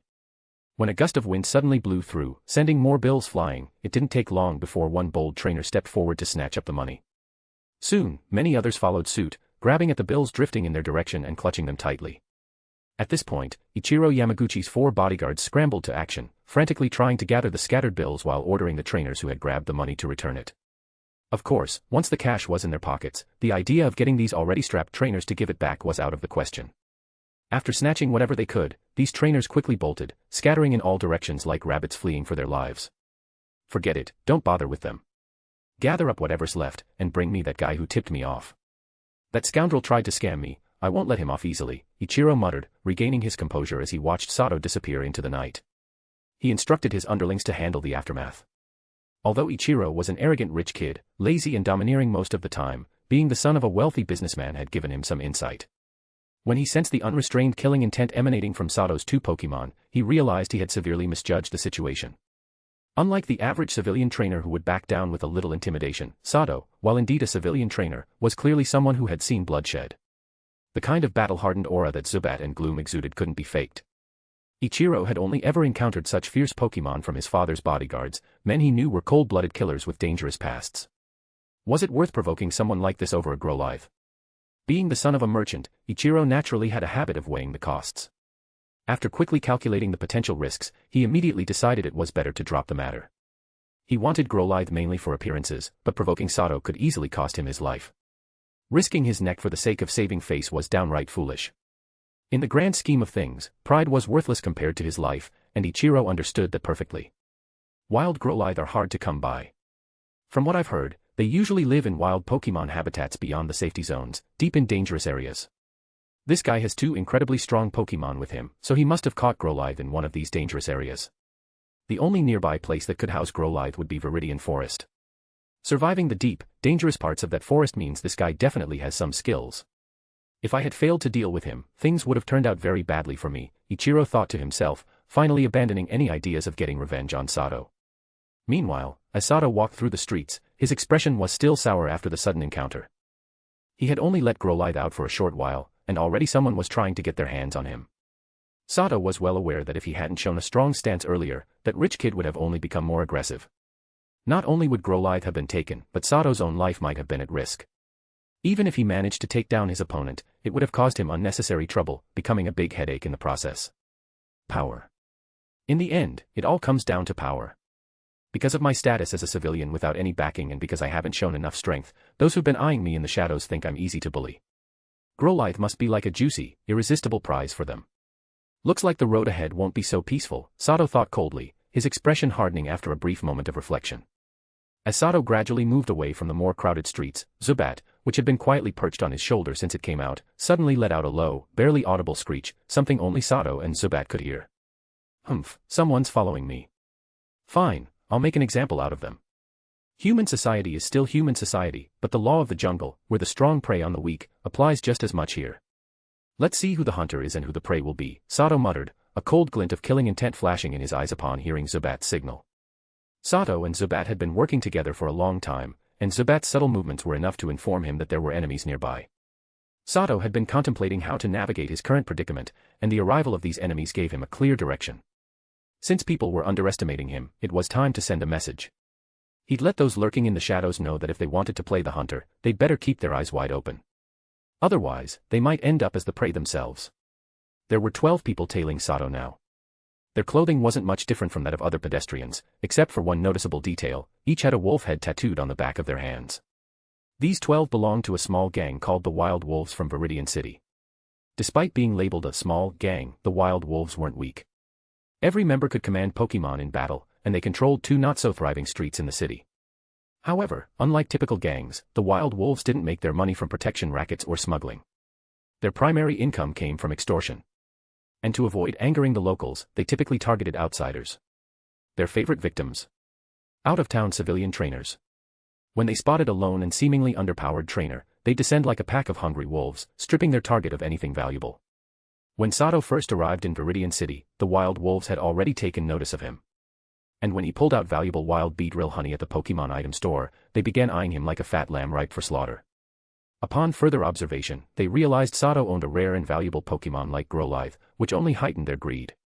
Once they confirmed that Sato only had 2 strong Pokemon and was indeed traveling alone, they saw him as an irresistible prize. To ensure everything went smoothly and without causing too much commotion, the leader of the Wild Wolves had personally joined the operation, bringing along 12 of his more capable members. As Sato gradually moved toward a quieter area with fewer people, they believed their chance to strike was fast approaching.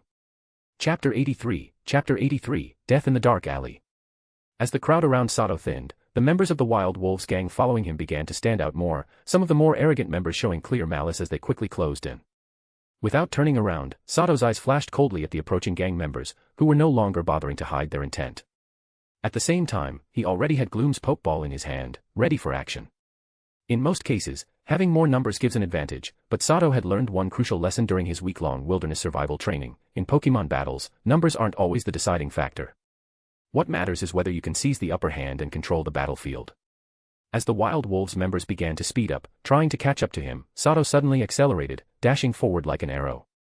Seeing him attempt to flee, the gang members revealed themselves fully and, following their leader's lead, gave chase at full speed. During that week of survival training, not only had Sato's Pokemon improved greatly, but he himself had also become much stronger. His physical fitness was no longer as weak as it once was. In this Pokemon world, it seemed that human bodies had a higher potential than those on Earth, and they grew stronger faster too. Thanks to the intense daily exercise and a diet rich in nutrients during his survival trial, Sato's body had grown significantly more robust. Though Sato still didn't qualify as a muscular man, he was far stronger than when he first joined Team Rocket.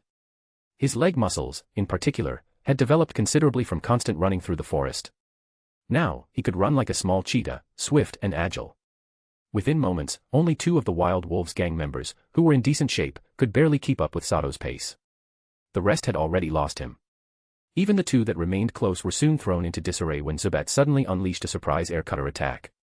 Although they managed to fend off the ambush with their own Pokémon, they completely lost track of Sato in the process.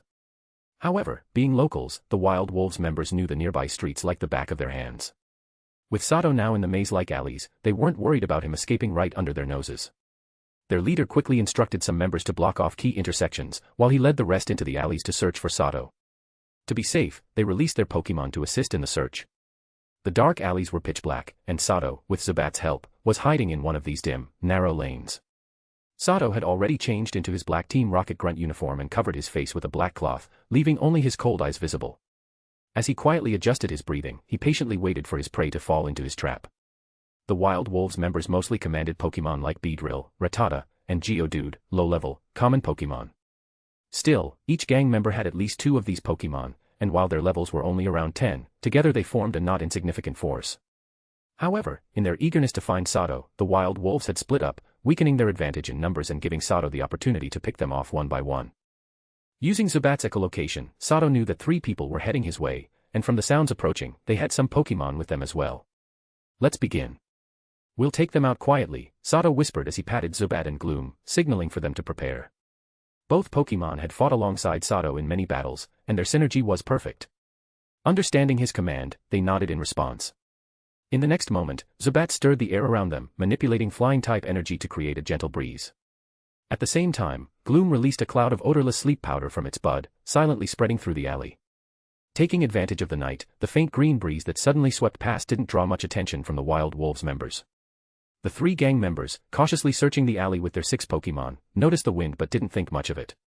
However, after taking a few breaths of the fresh air, something began to feel off. Their bodies grew weak, and a wave of drowsiness washed over them. One by one, the gang members and their Pokémon collapsed onto the ground, succumbing to Gloom's sleep powder. After confirming with Zubat that the group was fully incapacitated, Sato and his 2 Pokémon approached the fallen gang members and their Pokémon, now deep in a forced slumber. I didn't provoke you, yet you came looking for trouble. Since that's the case, you should have been prepared to be killed. I show no mercy to my enemies, Sato said coldly as he glanced down at the hunting knife in his hand. Sato had never crossed paths with these people before, but greed was a powerful motivator. Their actions tonight were clearly hostile, and from the blood-stained knives they carried, it was obvious these men had taken lives before. If they caught him, his path as a Pokémon trainer would end here. Dead enemies are the best kind. I can't afford to give them a chance to strike back, Sato decided.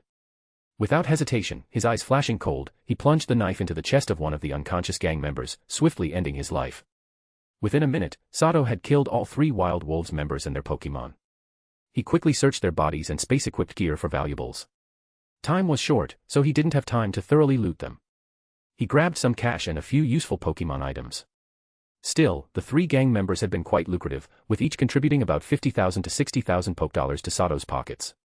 In fact, these Wild Wolves members had witnessed Sato earlier when he had refused the money offered by Ichiro Yamaguchi. The money they had now was what they had picked up at that time. After silently dispatching this group, Sato wasted no time. Before anyone could detect the scent of blood, he wiped off his blood-stained knife and stored it in his space pouch. With Zubat's help, he climbed onto the rooftop above the alley and concealed himself. The trap had been set. Now, all that was left was to wait. It didn't take long before the heavy scent of blood attracted the attention of the remaining Wild Wolves members nearby. Sato watched as they hurriedly arrived, flashlights in hand. Seeing their fallen comrades, the approaching gang members' faces darkened. By the light of their flashlights, they could clearly see that their brothers had been killed with a single strike. It's sleep powder. That guy has a Gloom. They were taken out by surprise. Everyone, keep your antidotes ready and stay alert. We might be in for more than we bargained for this time, the gang leader muttered grimly as he knelt to examine the faint green powder on the bodies. But just as he finished speaking, a few more Wild Wolves members and their Pokémon suddenly collapsed to the ground. A wave of powerful sleepiness hit the others almost instantly. Chapter 84, Destroy the Enemy. After the enemy gang members rushed into the trap, Sato quickly commanded Gloom to release a large amount of sleep powder from the rooftop, covering the Wild Wolves who were busy inspecting their fallen comrades. With their attention entirely focused on the dead, the gang members were caught off guard. As soon as their leader finished speaking, the wild wolves and their Pokémon, who had already inhaled the sleep powder, began to feel an overwhelming drowsiness. Most of them succumbed to their sleep, with only a few stubborn individuals trying to resist. The leader of the wild wolves, hardened and ruthless, immediately stabbed his thigh with a knife, using the pain to fight off the powerful urge to sleep. He quickly retrieved an antidote from his space pouch. Seeing this, the remaining conscious gang members followed suit, cutting themselves to stay awake long enough to pull out antidotes. But before they could even open the bottles, green energy spheres and white wind blades rained down from above, hitting both the wild wolves and their Pokémon in an indiscriminate barrage. Having inhaled Gloom's sleep powder, their bodies were sluggish and unresponsive. Faced with the fierce attacks from Zubat and Gloom, they had no chance to defend themselves. One by one, they watched helplessly as the energy spheres and wind blades struck them down, sending them into darkness. After a brief flurry of screams, the alley fell silent once more. At that moment, with Zubat's help, Sato descended smoothly from the rooftop to the ground. Numbers don't always matter. In the end, they're just a gang of thugs who bully the weak in the city. They're not even as vigilant as wild Pokémon, Sato thought coldly, surveying the scene. With the aid of the flashlight still scattered on the ground, Sato could clearly see the grim outcome. The wild wolves members and their Pokémon lay in pools of blood. To ensure none of his enemies survived, Sato methodically inflicted fatal injuries on all the fallen gang members and their Pokémon, eliminating any potential threats. Spare me. Please, I don't want to die. I can give you a lot of money. If you let me live, I'll give you all the money the wild wolves have hidden. I beg you, don't kill me. The leader of the wild wolves, who had been feigning death, suddenly struggled to his feet, pleading with Sato as he prepared to deliver the final blow to his heart. Upon seeing Sato's black rocket uniform, the gang leader knew he had run into someone far more dangerous than he could handle. He also realized that even if he died, no one would dare seek revenge for him. Desperate to save his own life, he humiliated himself by begging for mercy. Sato's face remained expressionless as he glanced at Gloom, giving it a slight nod. Understanding the signal, Gloom immediately released another dose of sleep powder, forcing the gang leader into unconsciousness. Without a word, Sato ended the leader's life with a swift, silent stab. About 3 or 4 minutes had passed since the battle ended, and the sounds of the dying gang members had alerted some nearby residents. However, as the sound of police sirens approached, Sato finished looting the area and made his escape. Before leaving, Sato ensured no trace was left behind. He poured gasoline over the scene and had Growlithe ignite it, causing a fire that quickly consumed the battlefield.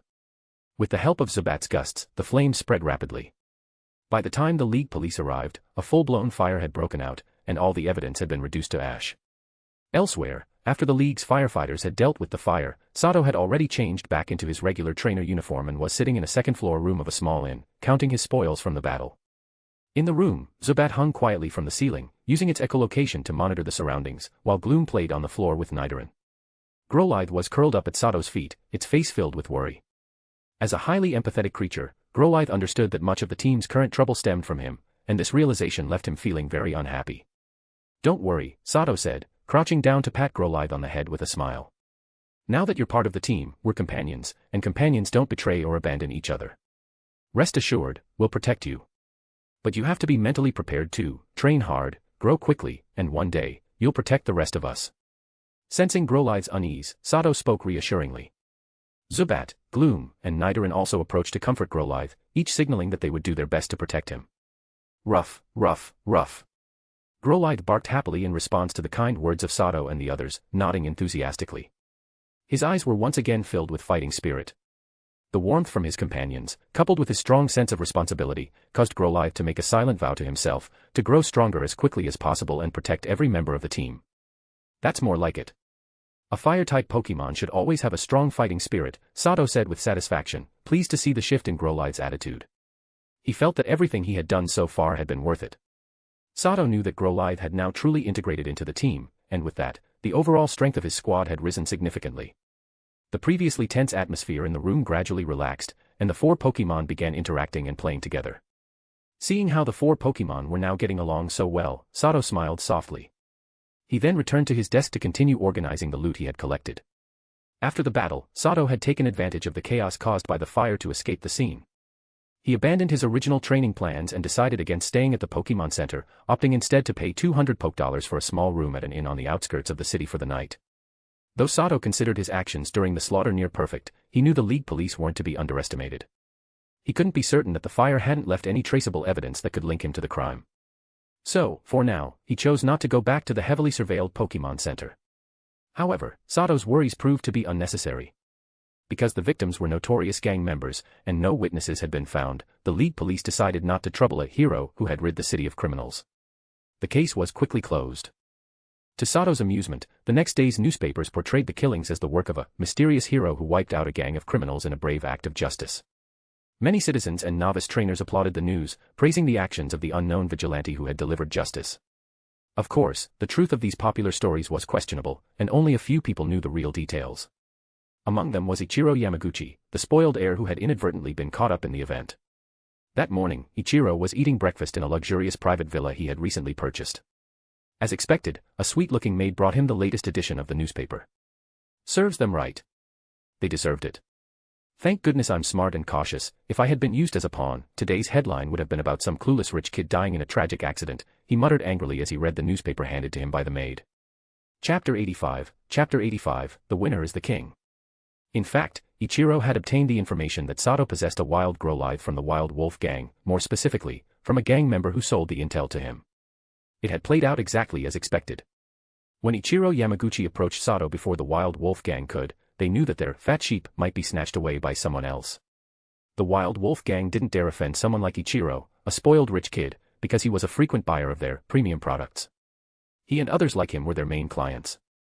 After stealing Sato's Growlithe, the gang planned to sell it to Ichiro, who had recently asked them for a strong fighting dog. Of course, they intended to charge him far more than the price he had offered Sato, inflating the value by several times. However, what surprised the Wild Wolf gang was that Sato showed no interest in Ichiro's offer and flatly refused the deal. Even more unexpectedly, Ichiro didn't press the matter, which gave the gang hope that they might still be able to snatch Growlithe from Sato by force.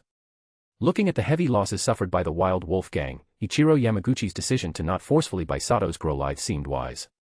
Unfortunately for the gang, their major client now believed that they had tried to use him as a pawn.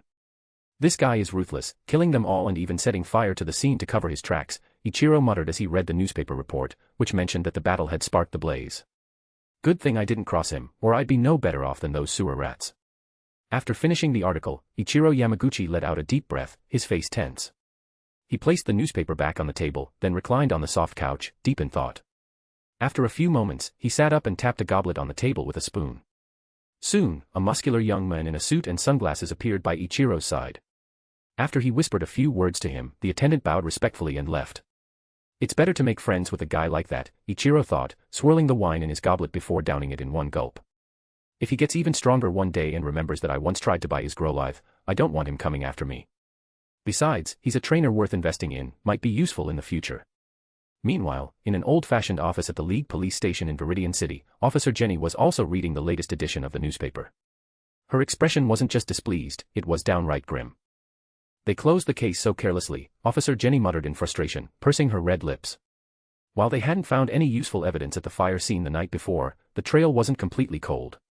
One lead came from a witness who saw Sato being cornered by the Wild Wolf gang in the maze-like alleys. Now, with the gang wiped out and Sato missing, it was hard to believe this case had nothing to do with him. Although the deceased were gang members who likely deserved it, this was still a murder case. Officer Jenny didn't buy the idea that Sato had no connection to the incident. What infuriated her was that there had been no further investigation into the case, higher-ups had already ordered it closed. For someone raised with a strong sense of justice, it was frustrating and infuriating. In Officer Jenny's mind, even if Sato had acted in self-defense, under League law, he couldn't just kill people at will. And this wasn't just 1 or 2 people, it was 12 lives, plus an unknown number of Pokemon. He was practically a walking death machine. If left unchecked and not steered onto the right path, he would inevitably become someone who operated outside the law. No, I have to find him.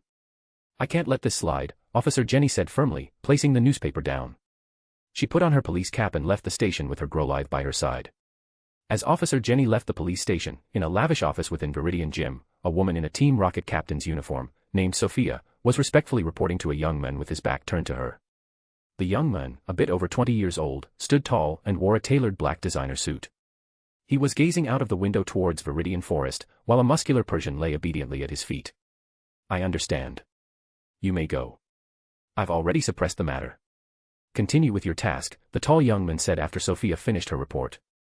His tone was calm and indifferent, revealing nothing of his emotions. Hearing this, Sophia quickly nodded and respectfully exited the room. Interesting. 12 Wild Wolf gang members, easily outwitted and eliminated by the target, even their relatively strong leader lost his life. Young, decisive and capable, not bad at all, the tall young man thought to himself, his eyes glinting as a slight smile appeared on his lips.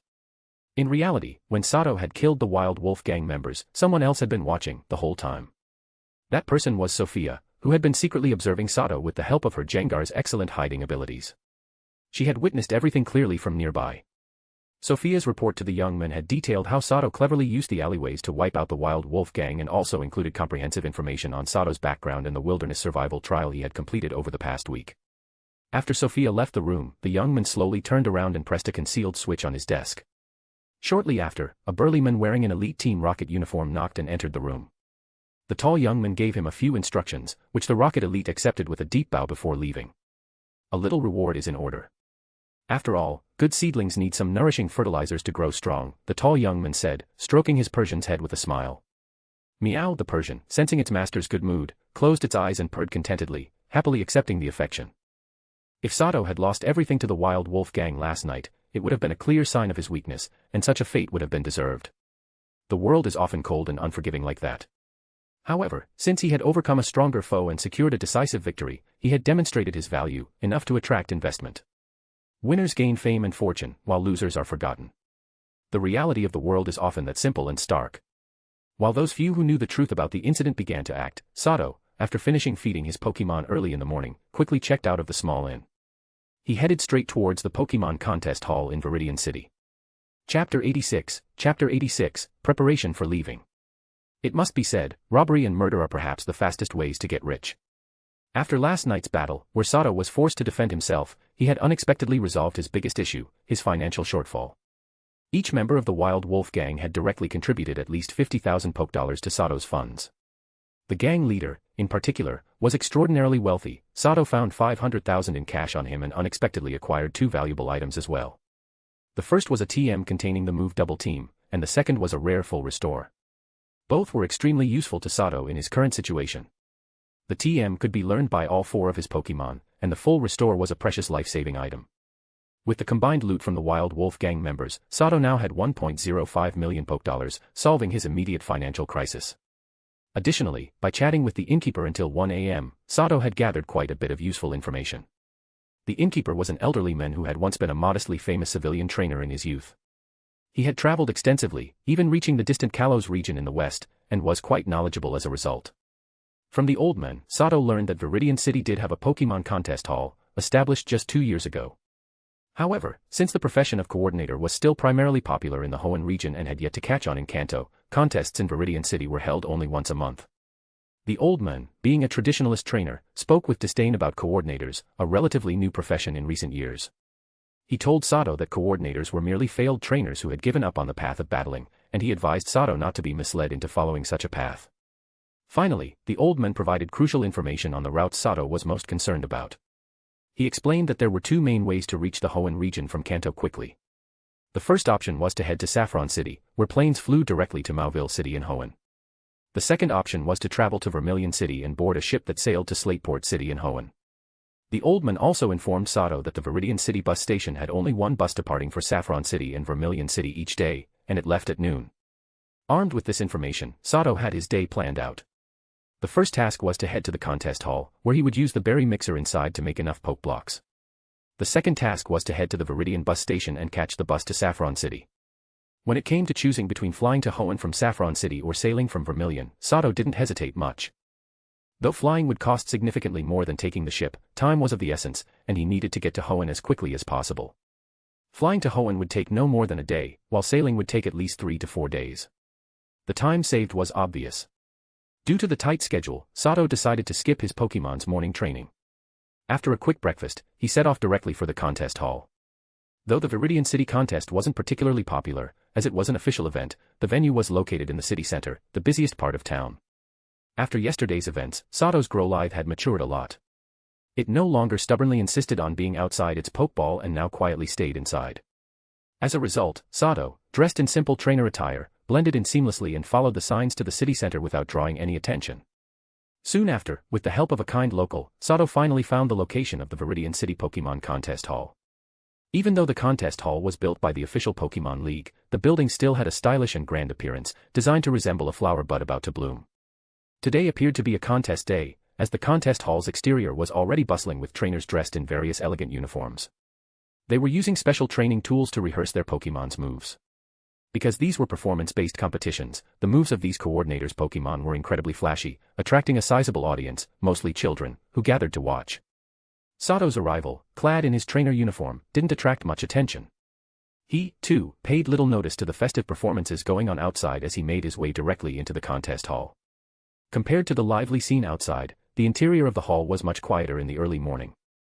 Aside from a few working staff members, there were only 2 people inside, including Sato, making the entire lobby feel rather empty. Berry mixers, the tools used to make poke blocks, were easy to find in the contest hall. As soon as Sato entered, he spotted one on the far left side of the public lobby, standing there unused. Great, I've finally found the key tool to make poke blocks. Now I can carry out the next phase of my training plan, Sato thought, relieved after spotting the berry mixer that would be crucial for strengthening his team. Sato had fewer than 20 poke blocks left, and if he didn't replenish his supply soon, it would severely impact his upcoming training sessions. Moreover, his plans for earning money would also be hindered. Like the Rocket Team's underground base in Pewter City, the berry mixer in the contest hall was rarely used. Most people weren't willing to spend the high fee to use it, as it cost 1,000 poke dollars per session. Most coordinators came from humble backgrounds and couldn't afford such expenses, especially when they couldn't control the quality of the poke blocks produced. As a result, the berry mixer often stood idle, rarely used. With only 8,500 poke dollars left in his bank account, Sato had no choice but to head to the counter and deposit 100,000 poke dollars in cash into his account to ensure he could afford to use the berry mixer. During his wilderness survival trial, Sato had come across many berry trees in the wild, especially trees bearing oran and pecha berries, which were the most common. As a result, he had stockpiled about 300 of each. Though pecha berries weren't as sweet as nanab berries, they could still be substituted as ingredients for making poke blocks. Interestingly, while each of Sato's 4 Pokemon had slightly different tastes, they all shared a preference for sweet-flavored poke blocks. Just as Sato was about to start making poke blocks, a stylish, handsome boy entered the contest hall and immediately fixed his gaze on Sato. Chapter 87, Encounter with the Future Champion. Since Sato was no longer at the Rocket Team's underground base in Pewter City and had gained enough strength to protect himself, he no longer had to be secretive while making poke blocks. This time, aside from using some for his own Pokemon, Sato planned to sell the rest. Of course, to stay safe, he was only producing mid-quality poke blocks. High-quality poke blocks were too rare on the market and fetched exorbitant prices. If someone with ill intent noticed him, Sato might not be able to escape. After all, if they captured him and forced him to continuously produce high-quality poke blocks, it would be like having a money-printing machine. Top coordinators were often superstar-like figures with immense earning potential. High-quality poke blocks were often pre-booked at sky-high prices. In contrast, mid-quality poke blocks, though fewer in number, were still affordable to some coordinators with moderate income. Instead of risking everything for a quick fortune, Sato preferred the steady flow of lower-risk profits. However, this time he had a new idea. Sato decided to add wild bee drill honey to the mix, hoping it would improve the effectiveness of the poke blocks. He inserted his trainer ID into the fee slot on the berry mixer, placed 3 oran berries, 1 pecha berry, and 200 milliliters of wild bee drill honey into the container, then pressed the start button and set the speed to maximum. As the berry mixer began spinning, Sato's eyes flashed blue as he entered a state of hyperfocus, mentally preparing himself as he activated his bullet time mode. Sato had become very familiar with the poke block making process through repeated practice.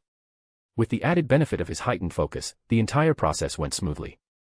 While Sato was concentrating on making the poke blocks, a stylish and handsome young man quietly approached and watched him with great interest. In fact, when Sato started adding ingredients to the berry mixer, the young man was immediately drawn to the unique recipe Sato was using for his poke blocks. He's actually adding wild bee drill honey. Interesting. I hope he succeeds and doesn't end up like me, producing nothing but awful stuff every time, the boy thought, standing quietly to observe Sato's work. The poke block making process didn't take long. After maintaining a success rate of 70% for about a minute, the rate required to make top-tier mid-quality poke blocks, Sato's newly crafted poke blocks began to drop from the exit slot of the berry mixer. When the first poke block emerged, both Sato and the young man showed a hint of surprise on their faces. Previously, Sato's mid-quality poke blocks were already smooth and shiny in appearance, but now, with the addition of wild bee drill honey, they had taken a significant step forward in quality. What used to be top-tier mid-quality poke blocks had unexpectedly reached the level of high-quality poke blocks and even began to resemble gem-quality ones. The surface of these new poke blocks showed signs of crystallization, almost taking the shape of gem-like poke blocks. Under the light, they sparkled brilliantly and were incredibly beautiful. Oh my, this is simply stunning. They're like works of art. Before Sato could even admire his new Poke blocks, the young man beside him couldn't help but express his amazement first. Hearing the voice, Sato, who had been fully focused on the Poke blocks, was startled. He quickly gathered the new Poke blocks and stored them in his bag. Then, Sato immediately turned to face the unexpected guest behind him. When Sato saw the unexpected guest, his heart skipped a beat, and his pupils constricted. He never imagined that the person standing before him would be none other than a youthful version of Wallace. Wallace. Sato, being a Pokemon enthusiast, knew exactly who he was. Wallace was the future champion of Hoenn and widely regarded as the greatest coordinator in history. Whether as a trainer or a coordinator, Wallace had already reached heights that most people could never dream of. In terms of talent, Sato believed Wallace was among the top in all of the Pokemon League champions. "Hello, my name is Wallace. I sincerely apologize for startling you," Wallace said, his manners impeccable as he realized his mistake after seeing Sato's reaction. Having witnessed Sato crafting the Poke blocks, Wallace had become very interested in him and was deeply impressed by Sato's talent in Poke block making. "It's alright, but please don't shout like that again. You should know that making Poke blocks requires intense concentration, and if you get distracted, the batch could end up ruined," Sato said calmly after recognizing the guest as Wallace, his tension easing. Based on Sato's knowledge of Wallace, the future Hoenn champion was a kind-hearted individual, and his background was nothing short of extraordinary. In short, Wallace came from wealth and power, likely a privileged or influential family. Therefore, Sato figured Wallace wouldn't harbor any ill intentions or greed for his Poke blocks. Moreover, as a coordinator himself, Wallace's interest in Sato's Poke blocks might even lead to a friendly exchange or a profitable deal. Hearing that Sato had forgiven him for his interruption, Wallace smiled and nodded in understanding, standing quietly by to watch Sato continue his work. Wallace, who was almost a year older than Sato, had just turned 16. It had been 6 years since he debuted as a rookie trainer at the age of 10. During those 6 years, Wallace spent 4 of them traveling the world, participating in the Pokemon Leagues of Hoenn, Sinnoh, Unova, and Kalos. Though he never won the championship, he had achieved commendable results, with his best performance being runner-up in the Kalos League. The remaining 2 years, Wallace spent training intensively in Satopolis City. After catching and training the Pokemon he encountered on his journey, coupled with the guidance of his mentor Juan, Wallace experienced a massive boost in strength. According to his mentor, Juan, who was known as the strongest gym leader in Hoenn, Wallace had reached a level where winning a league championship was practically a given. With that confidence, Wallace resumed his travels this year, setting his sights on the Kanto League, which was known for being the most challenging to win, in hopes of securing his first championship trophy. Wallace's current goal in Viridian City was to challenge the Viridian Gym, reputed to be the strongest gym in Kanto, and earn his final badge. It's worth noting that, due to his mentor Juan being a top-tier coordinator himself, Wallace naturally followed in his footsteps and became a coordinator. Through his hard work, he had already gained a fair bit of fame. Just yesterday, Wallace had successfully challenged the Viridian Gym. Today, he had come to the Viridian City Contest Hall to earn his final ribbon badge, allowing him to participate in the upcoming Grand Festival, which would also be held at Indigo Plateau. Chapter 88, A Friendly Transaction. Sato didn't stop making Poke blocks despite Wallace watching from the side. Instead, he continued placing ingredients into the berry mixer. The only difference was that Sato decided to stop using the wild beedrill honey, an ingredient that clearly enhanced the quality of the Poke blocks. He stuck to the basics this time, using 3 oran berries and 1 pecha berry. Without the wild beedrill honey, there were no further unexpected results. The Poke blocks produced turned out exactly as planned, maintaining a consistent peak mid-quality standard with each batch. After about half an hour, Sato had used up 30,000 Poke dollars, 150 oran berries, and 30 pecha berries to create over 600 peak mid-quality Poke blocks, with an average output of 22 per batch. As Sato wrapped up the Poke block making process, Wallace, who had been observing from the beginning, was utterly stunned. The fact that Sato could repeatedly craft Poke blocks at peak mid-quality without a single failure left Wallace in a state of disbelief. Oh my gosh, not a single failure, and every batch is mid-quality. This is incredible. Wallace thought, astonished by how effortlessly Sato produced these Poke blocks. As a rookie in Poke block making, Wallace was well aware of the difficulty involved. So far, he knew of only a handful of people who could make mid-quality Poke blocks, and none capable of producing high-quality ones. To see someone like Sato maintain a 100% success rate over 30 consecutive batches was beyond anything Wallace had witnessed. Wallace also realized something else from watching Sato's earlier attempt at making high-quality Poke blocks and his current ease with mid-quality ones. Sato was holding back. Wallace was convinced that, if Sato wanted to, he could definitely produce top-quality Poke blocks. As a coordinator, Wallace knew how valuable Poke blocks were. Beyond quickly restoring a Pokemon's stamina, they had great cosmetic effects as well. Long-term consumption of high-quality poke blocks that suited a Pokemon's taste could enhance its appearance, giving it a natural, radiant glow. Note, mid-quality poke blocks fall under the category of high-quality poke blocks in this context. In the world of contests, where coordinators strive to showcase their Pokemon's beauty, it was clear that a Pokemon fed high-quality poke blocks over time would have a significant advantage in competitions, greatly increasing its chances of victory. Now, standing before Wallace was someone who could consistently make high-quality poke blocks, and very likely even high-tier ones. For someone like Wallace, who aspired to become a top-tier coordinator, this was an extraordinary stroke of luck. With Sato's help, Wallace believed that the path to becoming a top coordinator would be much smoother. Additionally, it's worth noting that Wallace had a bit of an obsessive-compulsive streak, particularly when it came to the beauty of his Pokemon. His fixation on achieving perfect beauty was akin to Steven's obsession with stones. Amazing, truly amazing. May I ask your name? Please, you must tell me, Wallace said with a broad smile as he approached Sato after he finished making the poke blocks. Sato was fully aware of what was going through Wallace's mind. This future champion, who was equally devoted to the path of becoming a top-tier coordinator, had clearly taken an interest in Sato's ability to make poke blocks. Being able to consistently produce high-quality poke blocks was Sato's greatest strength in his journey to becoming stronger, and also his biggest secret. Sato knew that if the secret ever got out, it would be a disaster for someone like him, who was still relatively weak. The possibility of being captured by a powerful organization and forced to be a lifelong, money-printing machine was a very real threat. Of course, Sato also understood that as he began to sell his poke blocks, it would only be a matter of time before someone with the means and intent would trace it back to him. The secret wouldn't remain hidden for long. He just hadn't expected it to leak so soon. Even though it was purely accidental, the fact remained that his secret was out. Fortunately, the person who accidentally learned his secret seemed to be both kind and reasonable. Moreover, Wallace didn't seem interested in exploiting him as a human cash cow. Judging from the way Wallace was being polite and showing no signs of threatening him to make poke blocks, it was clear that he had no intention of forcing Sato into hard labor. On the contrary, Wallace seemed to want to form a friendly connection. In fact, Wallace came from an old, established trainer family that controlled most of the shipping operations in the Hoenn region. He was also the direct heir to his family's current head and the strongest candidate to become the next leader. Note, this is a fan-created detail. As someone born with a silver spoon, Wallace never considered money to be of much importance. His attitude toward wealth was indifferent, and his family's earning potential was hundreds of times greater than Sato's modest income from making poke blocks. Wallace had no interest in turning Sato into a laborer. For Wallace, it was Sato's ability to make high-quality poke blocks that he valued, not his ability to generate money. His current objective was simple, to find a way to get Sato to help him produce poke blocks. And not just once. Wallace needed Sato to help him make high-quality poke blocks whenever necessary in the future. My name is Sato. Do you need something from me? I'm in a bit of a rush since I have to catch the only bus from Viridian City to Saffron City today, Sato said directly, cutting through any formalities as he noticed they were still the only two around. He leaned in and spoke in a low voice. All right, I'll be straightforward then, Mr. Sato. I'd like to ask for your help in making some poke blocks like the ones you made the first time.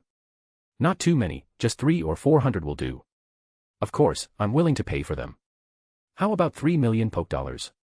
Does that sound fair? Wallace's eyes lit up as he saw Sato's approach. He quickly understood and responded with a smile, keeping his voice low as well. To be honest, Wallace hated beating around the bush, but he had gotten used to dealing with other wealthy heirs, which had taught him the formal way of negotiating. However, Sato's straightforwardness was refreshing and suited him perfectly. Forget the money, I don't need it. What I do need is a sunstone for my gloom to evolve into Bellissum. If you can get me that evolution stone right now, I'll make as many poke blocks as you need, Sato replied, trying to keep a neutral expression, though the large sum Wallace offered had made his heart skip a beat for a moment. After a brief pause, he continued, in his usual calm manner. Chapter 89, Top Quality Evolution Stone. To be honest, Wallace's offer of 3 million poke dollars was very tempting for Sato, who had lived in poverty for 2 lifetimes. But in the end, he held back and instead listened for a more favorable deal. For Sato, the sunstone was extremely valuable at this point. Even if he had the money, getting his hands on one would be no easy task without the right connections, and its price would be far from the normal market value. Wallace, however, was different. Given his background, it would be relatively easy for him to access a sunstone, and he certainly had the wealth to afford it. Considering Wallace's age, it was clear he was no longer a rookie trainer. He had likely traveled the world, and during those travels, he must have collected various rare items. A sunstone was probably one of them. If Sato could get a sunstone from Wallace now, it would be an incredible stroke of luck. Not only would it solve Gloom's self-esteem issues, but it would also give his team a huge boost in strength, making Sato more confident in completing his upcoming tasks. On the other hand, Wallace wasn't particularly surprised by Sato's request to trade for an evolution item instead of money. After all, someone who could produce high-quality Pokeblocks likely didn't need money but was short on rare Pokemon items. Wallace could tell from Sato's clothes, demeanor, and the calluses on his hands that he was a trainer from a humble background. Despite Sato's current means of making money, he likely still lacked the ability to gather rare Pokemon items. Wallace was well aware of the challenges faced by trainers from poor backgrounds, having met many during his 4 years of travel. Most of them had not received formal training and had to rely on learning from experience, limiting their knowledge of rare Pokemon and items. As a result, even if such trainers stumbled upon rare Pokemon or valuable items, they might not recognize them, missing out on opportunities. Moreover, rare items often came with conditions, and without the right connections, even money couldn't guarantee access to them. And even if they did acquire them, holding onto such items without sufficient strength was another challenge. These factors were among the reasons why it was so difficult for trainers from humble backgrounds to rise to the top. Wallace had seen many talented trainers who raised Pokemon that rivaled his own with limited resources, yet only a few had gone on to compete again in the league. Without much hesitation, Wallace pulled out a large sunstone from his bag and handed it to Sato with a friendly smile. Sure, the sunstone was valuable, but its rarity was only significant to ordinary people. For Wallace, acquiring one was easy. A simple phone call to his family, and they would send one across any distance. Before embarking on this trip to Kanto, his mother had carefully prepared a set of evolution stones for him, including several sunstones. You said it yourself. Here, take it, Wallace said with a smile, handing over the sunstone. Are you sure you want to use this sunstone as payment? Its value far exceeds 3 million Pokedollars, Sato said, swallowing nervously as he looked at the large, radiant stone in his hand. He quickly covered it with a black cloth and spoke gravely to Wallace. The sunstone Wallace gave him was not only larger than usual, about 2 or 3 times the size of an ordinary one, but its color was exceptionally vibrant. Even through the black cloth, it emitted a radiant glow like sunlight, marking it as extraordinary. Clearly, this sunstone was of exceptional quality. Even if it wasn't top tier, it was at least high grade. The ones typically sold on the market were low grade, and even those would cost at least 3 or 4 million Pokedollars. This sunstone, with its superior size and brilliant quality, was undoubtedly worth far more than any ordinary sunstone. Sato estimated its value to be at least in the tens of millions, if not more. The reason evolution stones can enable a Pokemon's evolution is that they contain evolutionary energy, which promotes the Pokemon's transformation. Evolution stones vary in size and quality, meaning the evolutionary energy within them also differs in amount and purity. Generally, if a Pokemon that requires an evolution stone absorbs enough evolutionary energy during its evolution, it will benefit greatly, and its growth potential will significantly improve. It's important to remember that a Pokemon only evolves once in its lifetime, so the process must be handled with utmost care, especially for Pokemon that require evolution stones. This is why many trainers choose to use multiple evolution stones of the same type to ensure a successful evolution. When quality isn't enough, quantity is used to make up for it. However, sometimes even quantity cannot compensate for poor quality.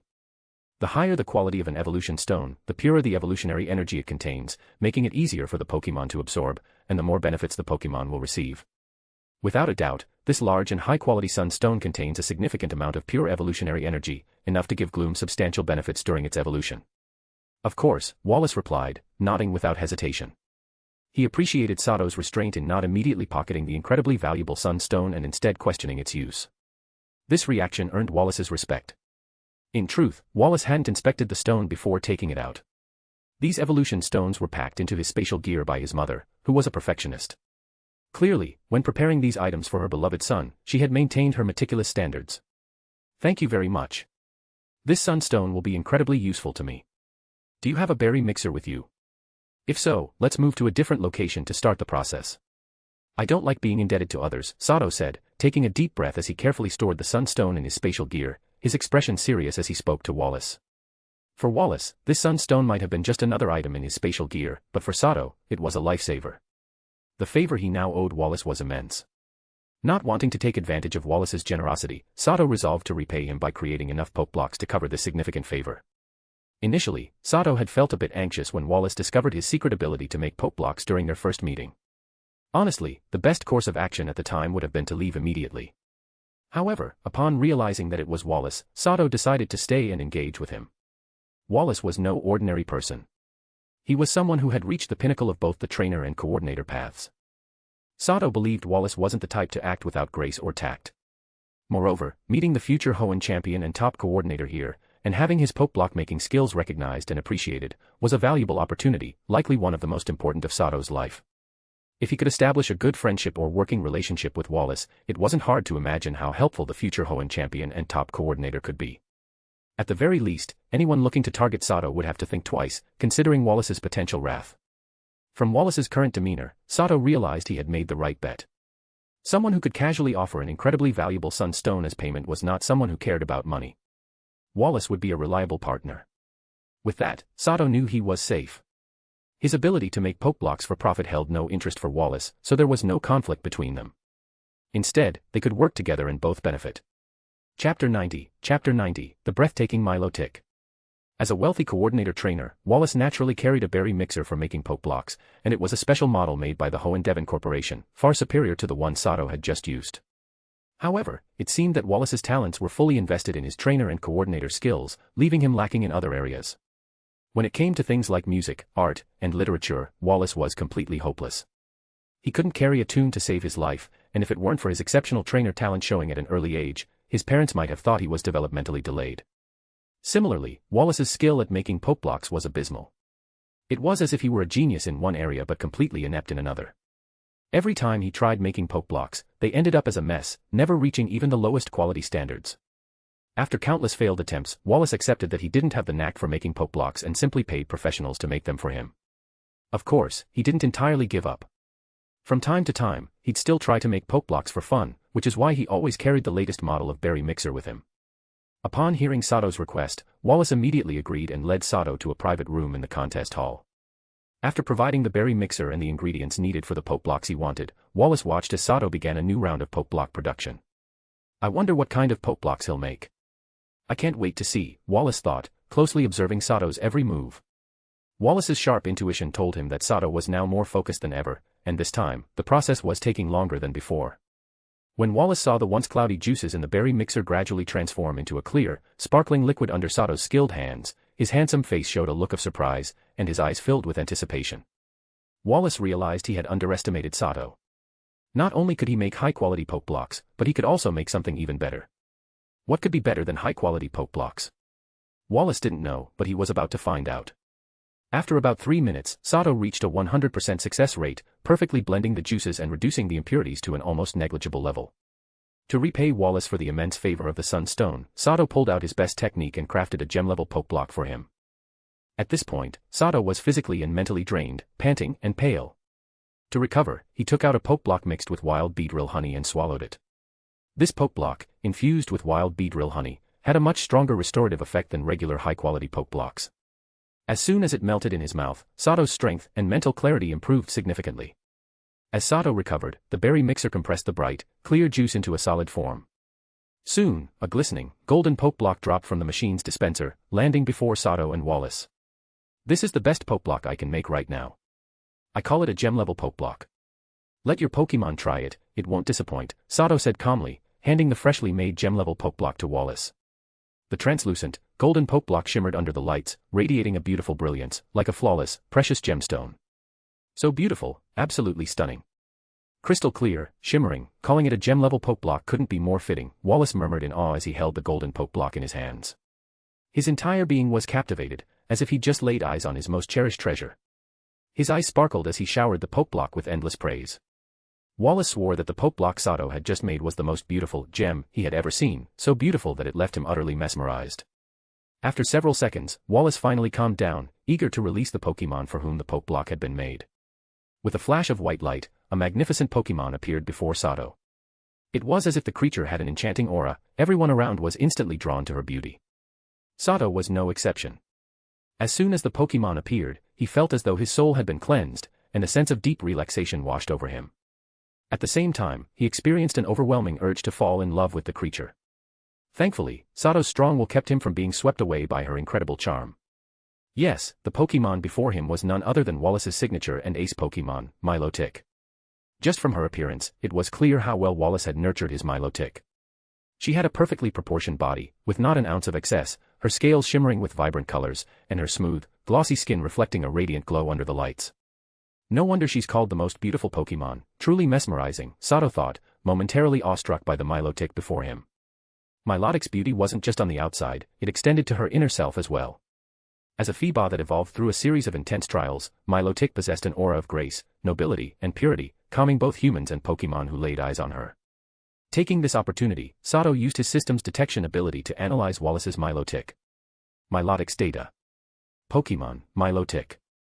Level. Type, Water. Ability, Cute Charm. Gender, Female. Known moves, Water Pulse, Wrap, Water Gun, Water Sport, Refresh, Disarming Voice, Twister, Aqua Ring, Attract, Dragon Tail, Recover, Aqua Tail, Captivate, Safeguard, Coil, Hydro Pump, Rain Dance, Dragon Breath, Egg Move, Dragon Pulse, Egg Move, Hidden Power, Ground, TM, Ice Beam, TM, Blizzard, TM, Hyper Beam, TM, Light Screen, TM, Protect, TM, Double Team, TM, Scald, TM, Substitute, TM, Surf, TM, Waterfall, TM, Mirror Coat, TM, Mist, TM, Haze, TM, Brine, TM, Iron Tail, TM. Magic Coat, TM. From the level and the number of moves she knew, Sato could tell just how powerful this Milotic was. She wasn't just beautiful, her strength was formidable, befitting her status as Wallace's ace Pokémon. A quick shout out to Cosmic Uni and LuisPro360 for becoming the newest members of my party on. Thank you for your support. Chapter 91, Blessing of Nature. An hour later, Sato emerged from the contest hall, unharmed and satisfied. By this time, it was just past 9 a.m. Instead of heading straight to the Viridian City bus station, Sato quickly made his way toward the city park. Wallace was naturally very pleased with the gem-level Pokeblock that Sato had created. This was especially evident when Wallace saw how much his beloved Milotic adored the golden Pokeblock.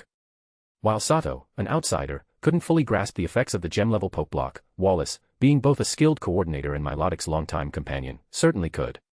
Wallace noticed that after Milotic consumed the golden Pokeblock, her beauty had improved slightly, and her cute charm ability had also shown signs of further development. This brought him great joy.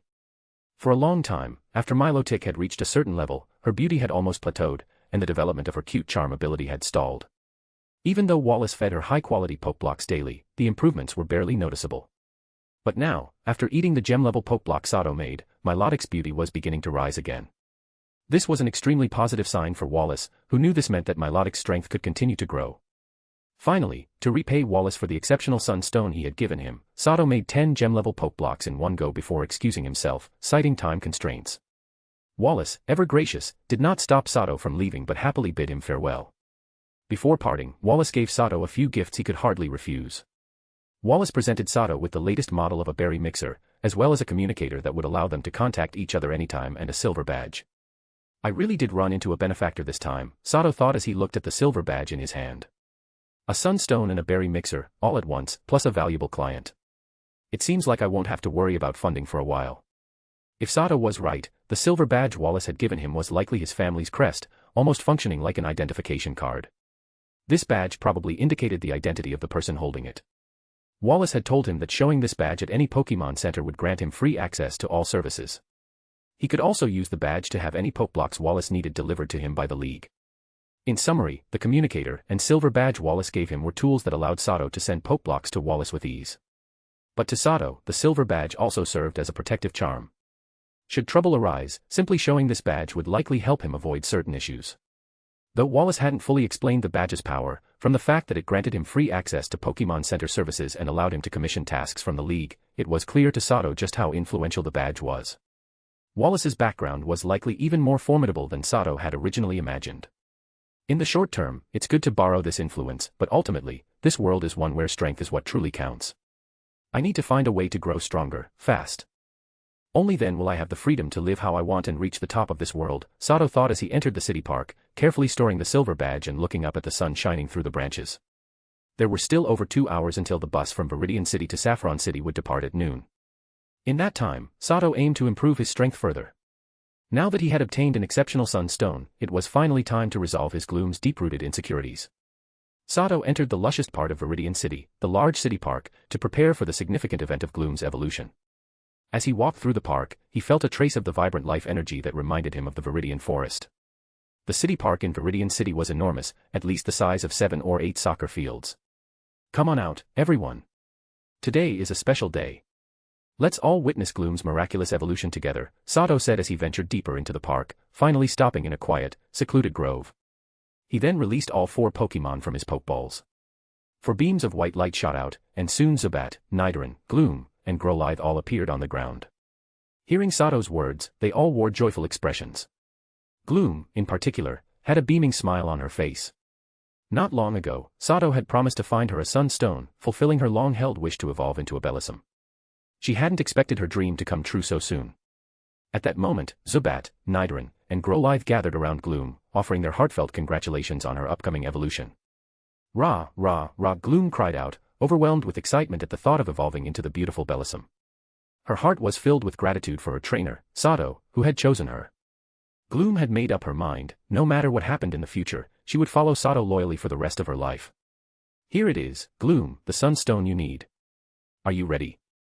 If you are, just place your hands on it, Sato said with a smile as he pulled out the exceptional Sunstone and placed it before Gloom.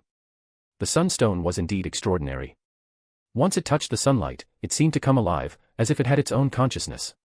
It actively absorbed the sun's energy, radiating intense heat and dazzling light. Though the scorching heat coming from the Sunstone was intimidating, Gloom showed no hesitation. She was eager to shed her ugly duckling identity. Without a second thought, she swiftly placed her hands on the Sunstone. In the next moment, a brilliant but gentle white light erupted from Gloom's entire body. At the same time, the Sunstone instantly transformed into a pure red energy, flowing through Gloom's hands and enveloping her entire body. As the red energy from the Sunstone fully covered Gloom, an even brighter light of evolution burst forth from her. Simultaneously, the dense grass-type energy from the surrounding environment seemed to be summoned, rushing toward Gloom from all directions.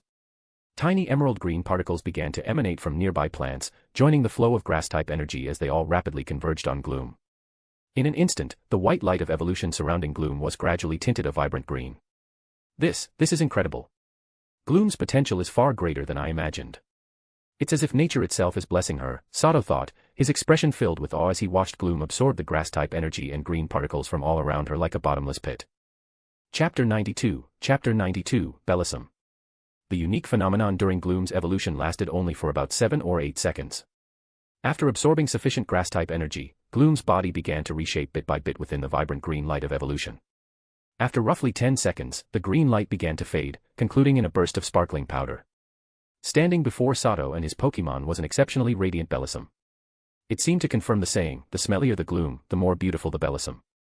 The newly evolved Bellossom before them was indeed breathtaking, having finally completed her transformation from the ugly duckling into a dazzling white swan. Bellossom had 2 brightly colored flowers on her head and eyes as pure as the finest sapphires.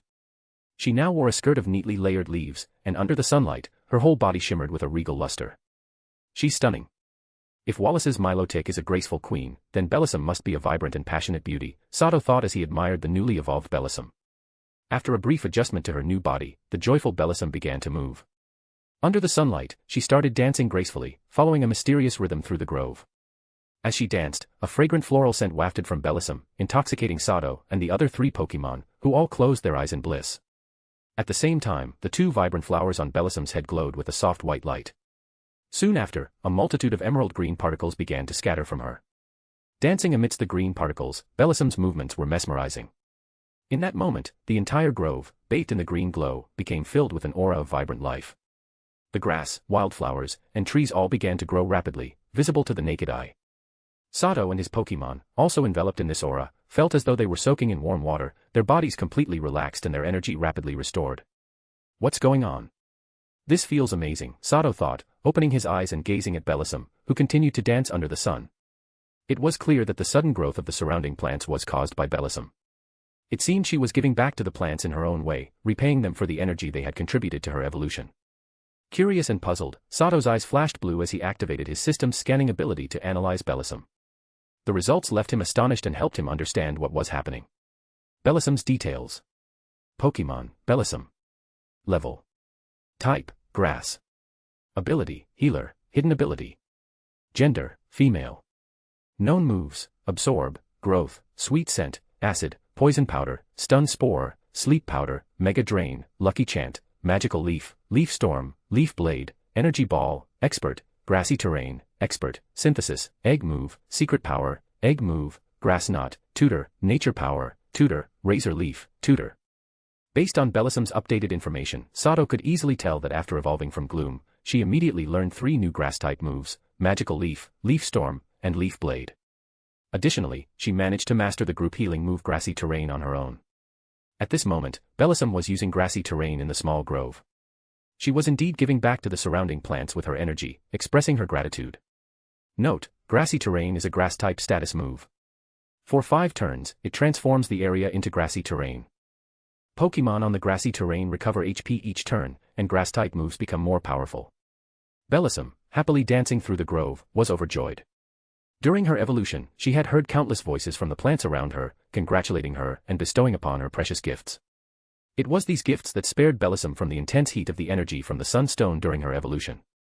As the fiery energy burned away the source of the toxins within her, these gifts worked together with the remaining evolutionary energy to reshape her body and strengthen the core of her grass-type essence, allowing her to sense the ambient grass-type energy more clearly.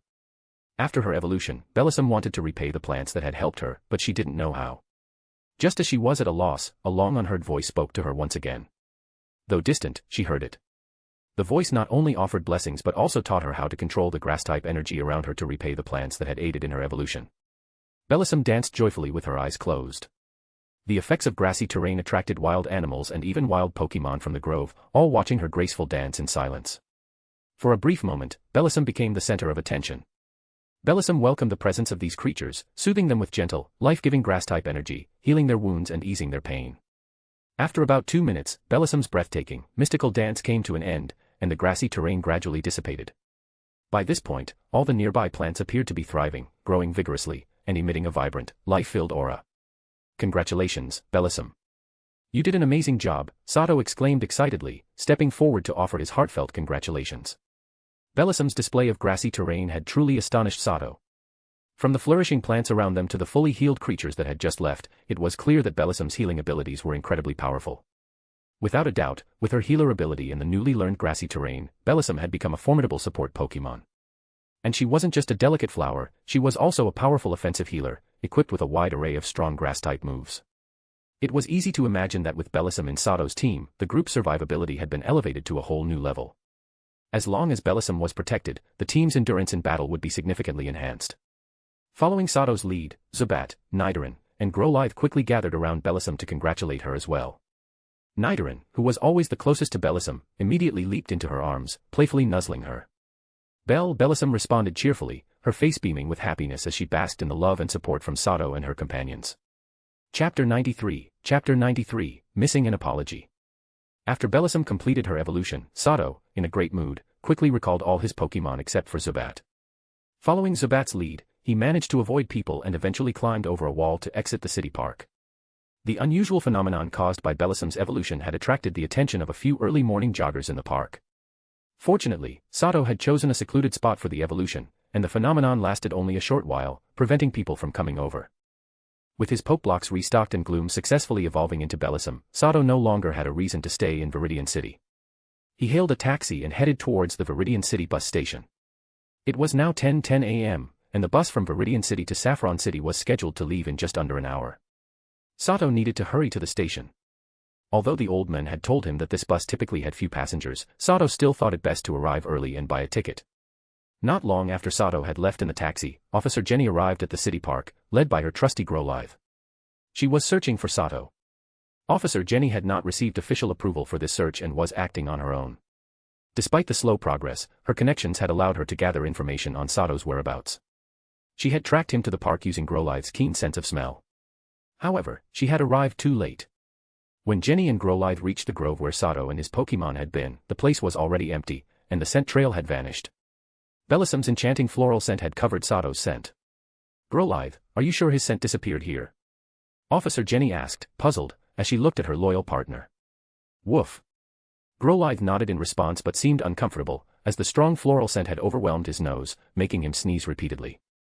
Seeing her partner in distress, Officer Jenny returned him to his Pokeball. With Growlithe's sense of smell rendered useless, she had lost her only means of tracking Sato. Reluctantly, she decided to give up the search. Sigh. What a shame. I just hope this trainer doesn't stray down the wrong path, Officer Jenny thought to herself. She turned her patrol car around and headed back to the police station. She had already been away from her post for some time, and any further delay would be hard to explain to her superiors. Little did Sato know, Gloom's evolution had inadvertently helped him avoid a major problem. Shortly after Officer Jenny left the grove, a figure emerged from the shadows of the trees. It was Sophia, dressed in a white gown, accompanied by a Jengar. "Humph, I was planning to teach you a lesson today, but you got lucky, bitch," Sophia muttered coldly, watching Officer Jenny disappear from view. She took a deep breath of the lingering floral scent, and the cold expression on her face softened slightly. Sophia then took out a Pokeball and released the Pokemon inside. In the next moment, a Pidgeot equipped with a saddle appeared before her. After Jengar disappeared back into her shadow, Sophia quickly mounted Pidgeot, and they soared into the sky. At 10:35 a.m., after a brief traffic delay, Sato finally arrived at the Viridian City bus station. He successfully purchased a ticket for the bus heading to Saffron City and was now waiting in a restaurant inside the station for the bus to depart. Sato had inquired about the journey from the ticket agent. The trip would be long. If the bus departed at noon, it would likely arrive at Saffron City's bus station around 9 or 10 p.m. With that in mind, Sato thought it best to prepare himself before boarding. Since the bus route would pass through several wild Pokemon habitats, even though they were safe areas, passengers were not allowed to disembark to avoid any potential danger. With the confirmed information in hand, Sato naturally made sure to prepare well for his journey, so he was in the restaurant filling up both his and his Pokemon's stomachs. The bus station was a bustling place, filled with people from all over, and with that came potential trouble. Since Sato had a bit of extra money, he decided to spend a little more and rented a private dining room to avoid unnecessary issues. Despite these precautions, Sato and his Pokemon were still approached by two unexpected guests.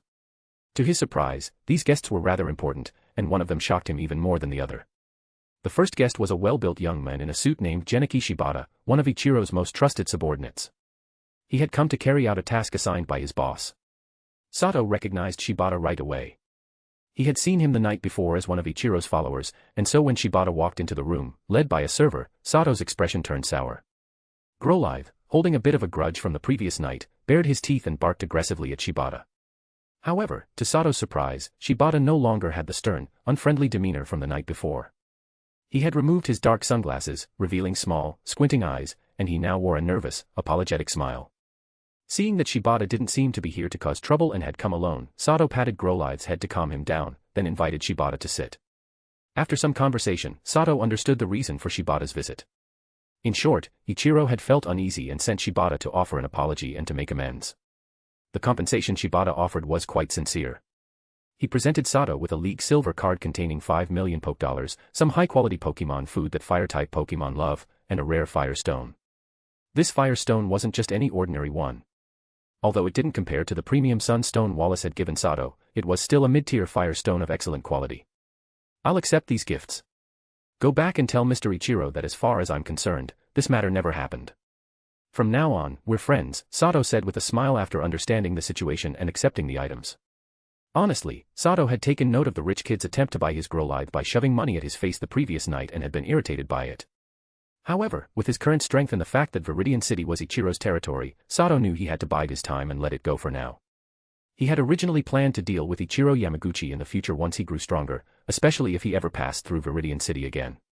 But to his surprise, Ichiro was quick to back down, even sending someone to apologize right after Sato took care of the Wild Wolf gang.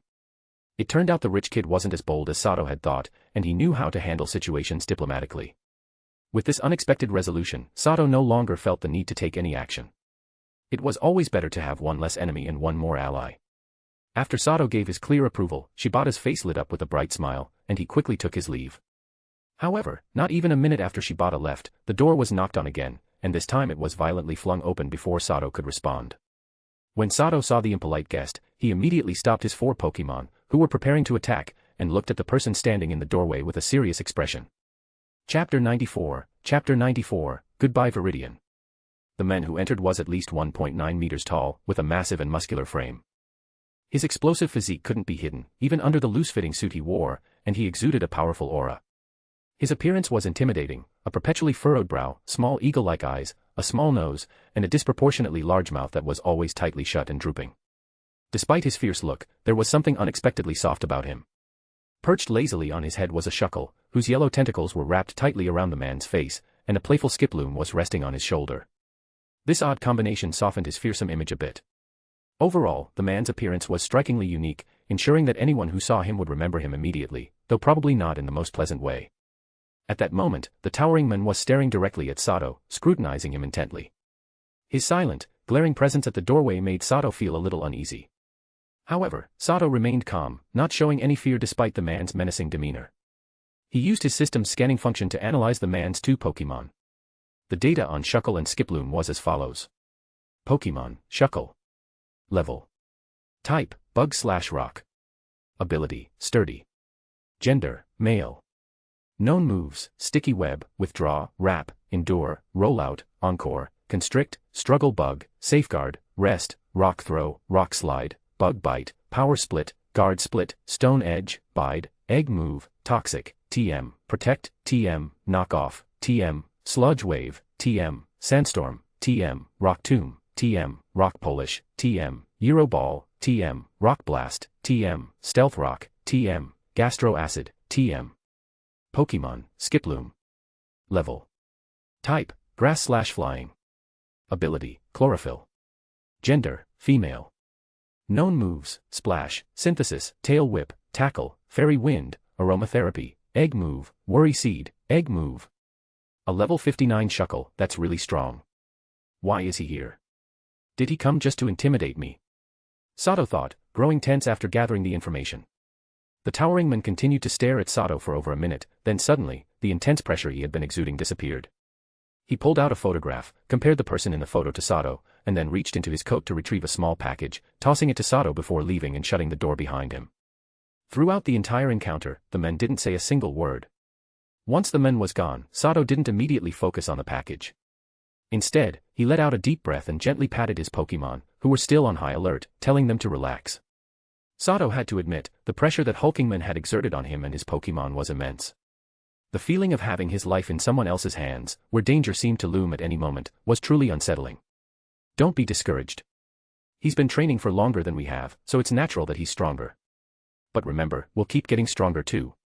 As long as we work hard, we'll surpass him one day, and then we'll show everyone what we're made of, Sato said with a smile, comforting his Pokemon, who seemed a bit down after the encounter. Hearing Sato's words, the four Pokemon visibly perked up, especially Zubat and Growlithe, who both had strong pride. Even as they ate their food, they kept their eyes fixed on the door. That man was probably ORM, one of Team Rocket's Beast Trio.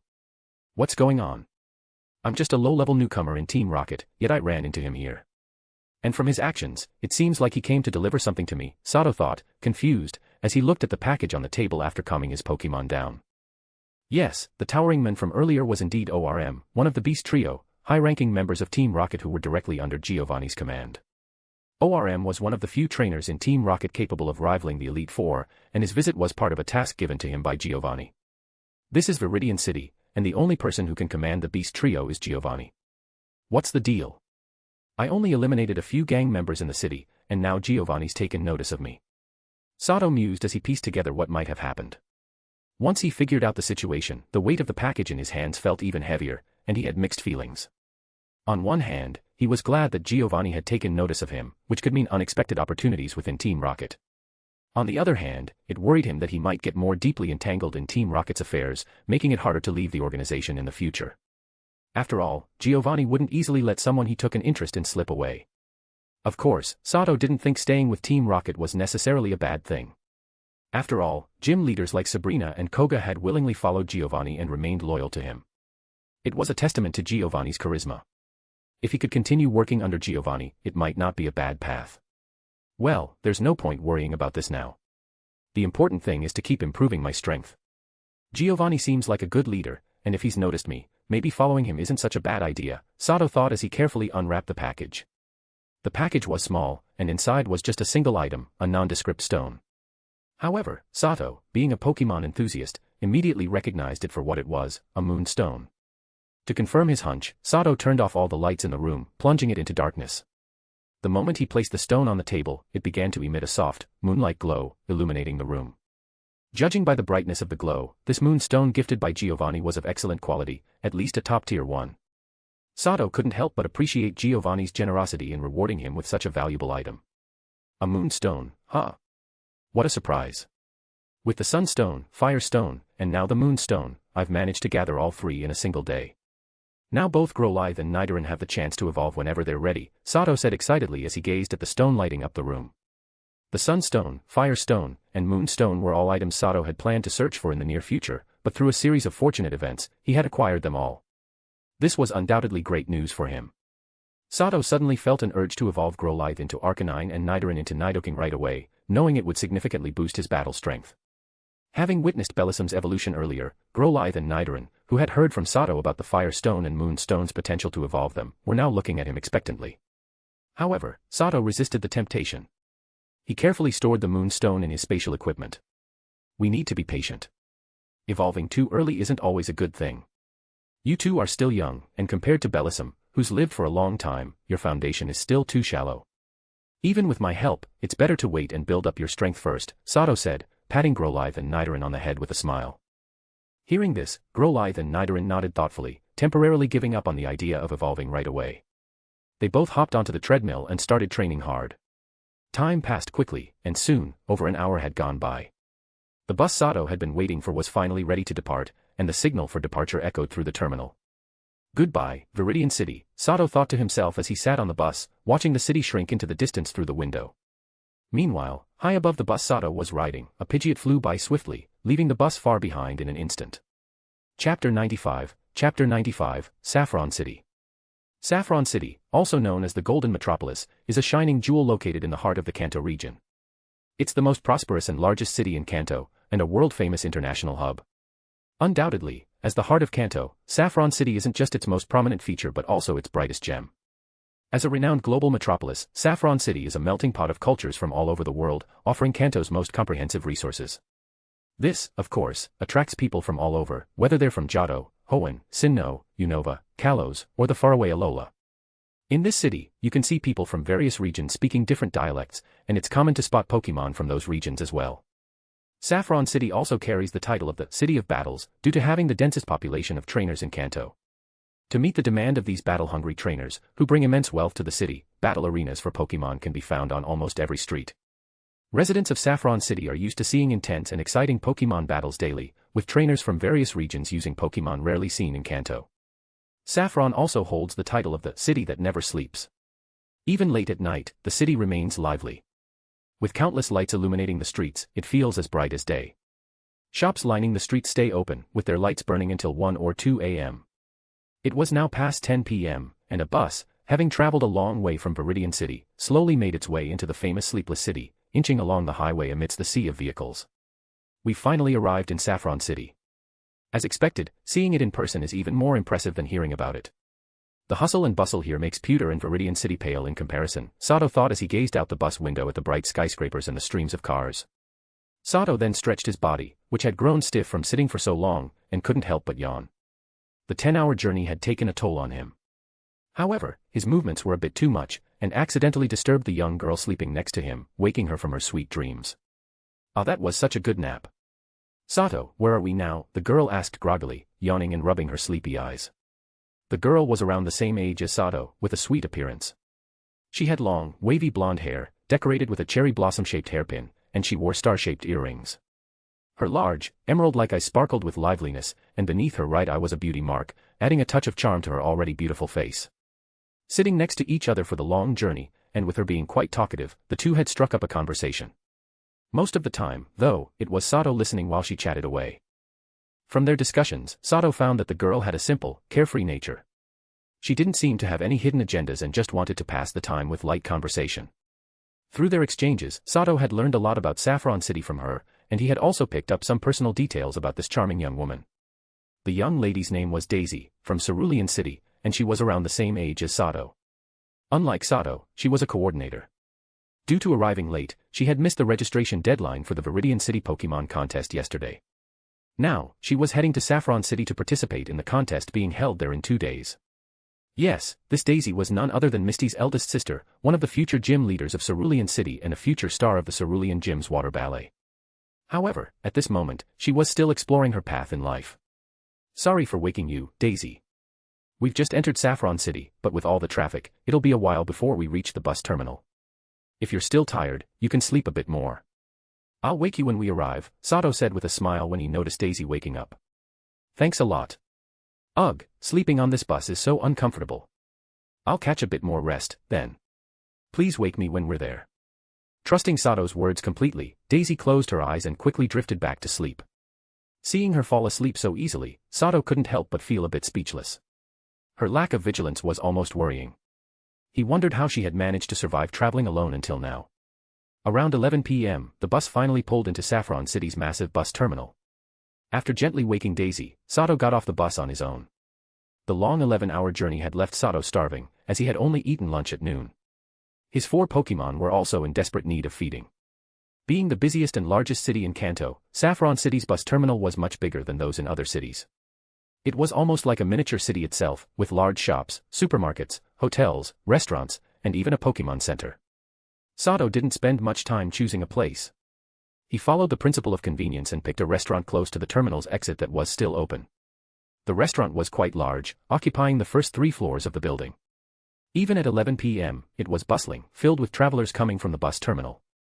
As soon as Sato entered, a waiter came over to ask if he needed any assistance. After learning that Sato was dining alone, the waiter led him to an empty table near the window and handed him a menu. Since this was Saffron City, an expensive international metropolis, the prices were outrageous. A simple plate of fried rice cost 1,000 Poke Dollars, practically highway robbery. Fortunately, Sato currently had over 6 million Poke Dollars, so he could afford it. Starving, he ordered a hefty steak meal and an apple juice.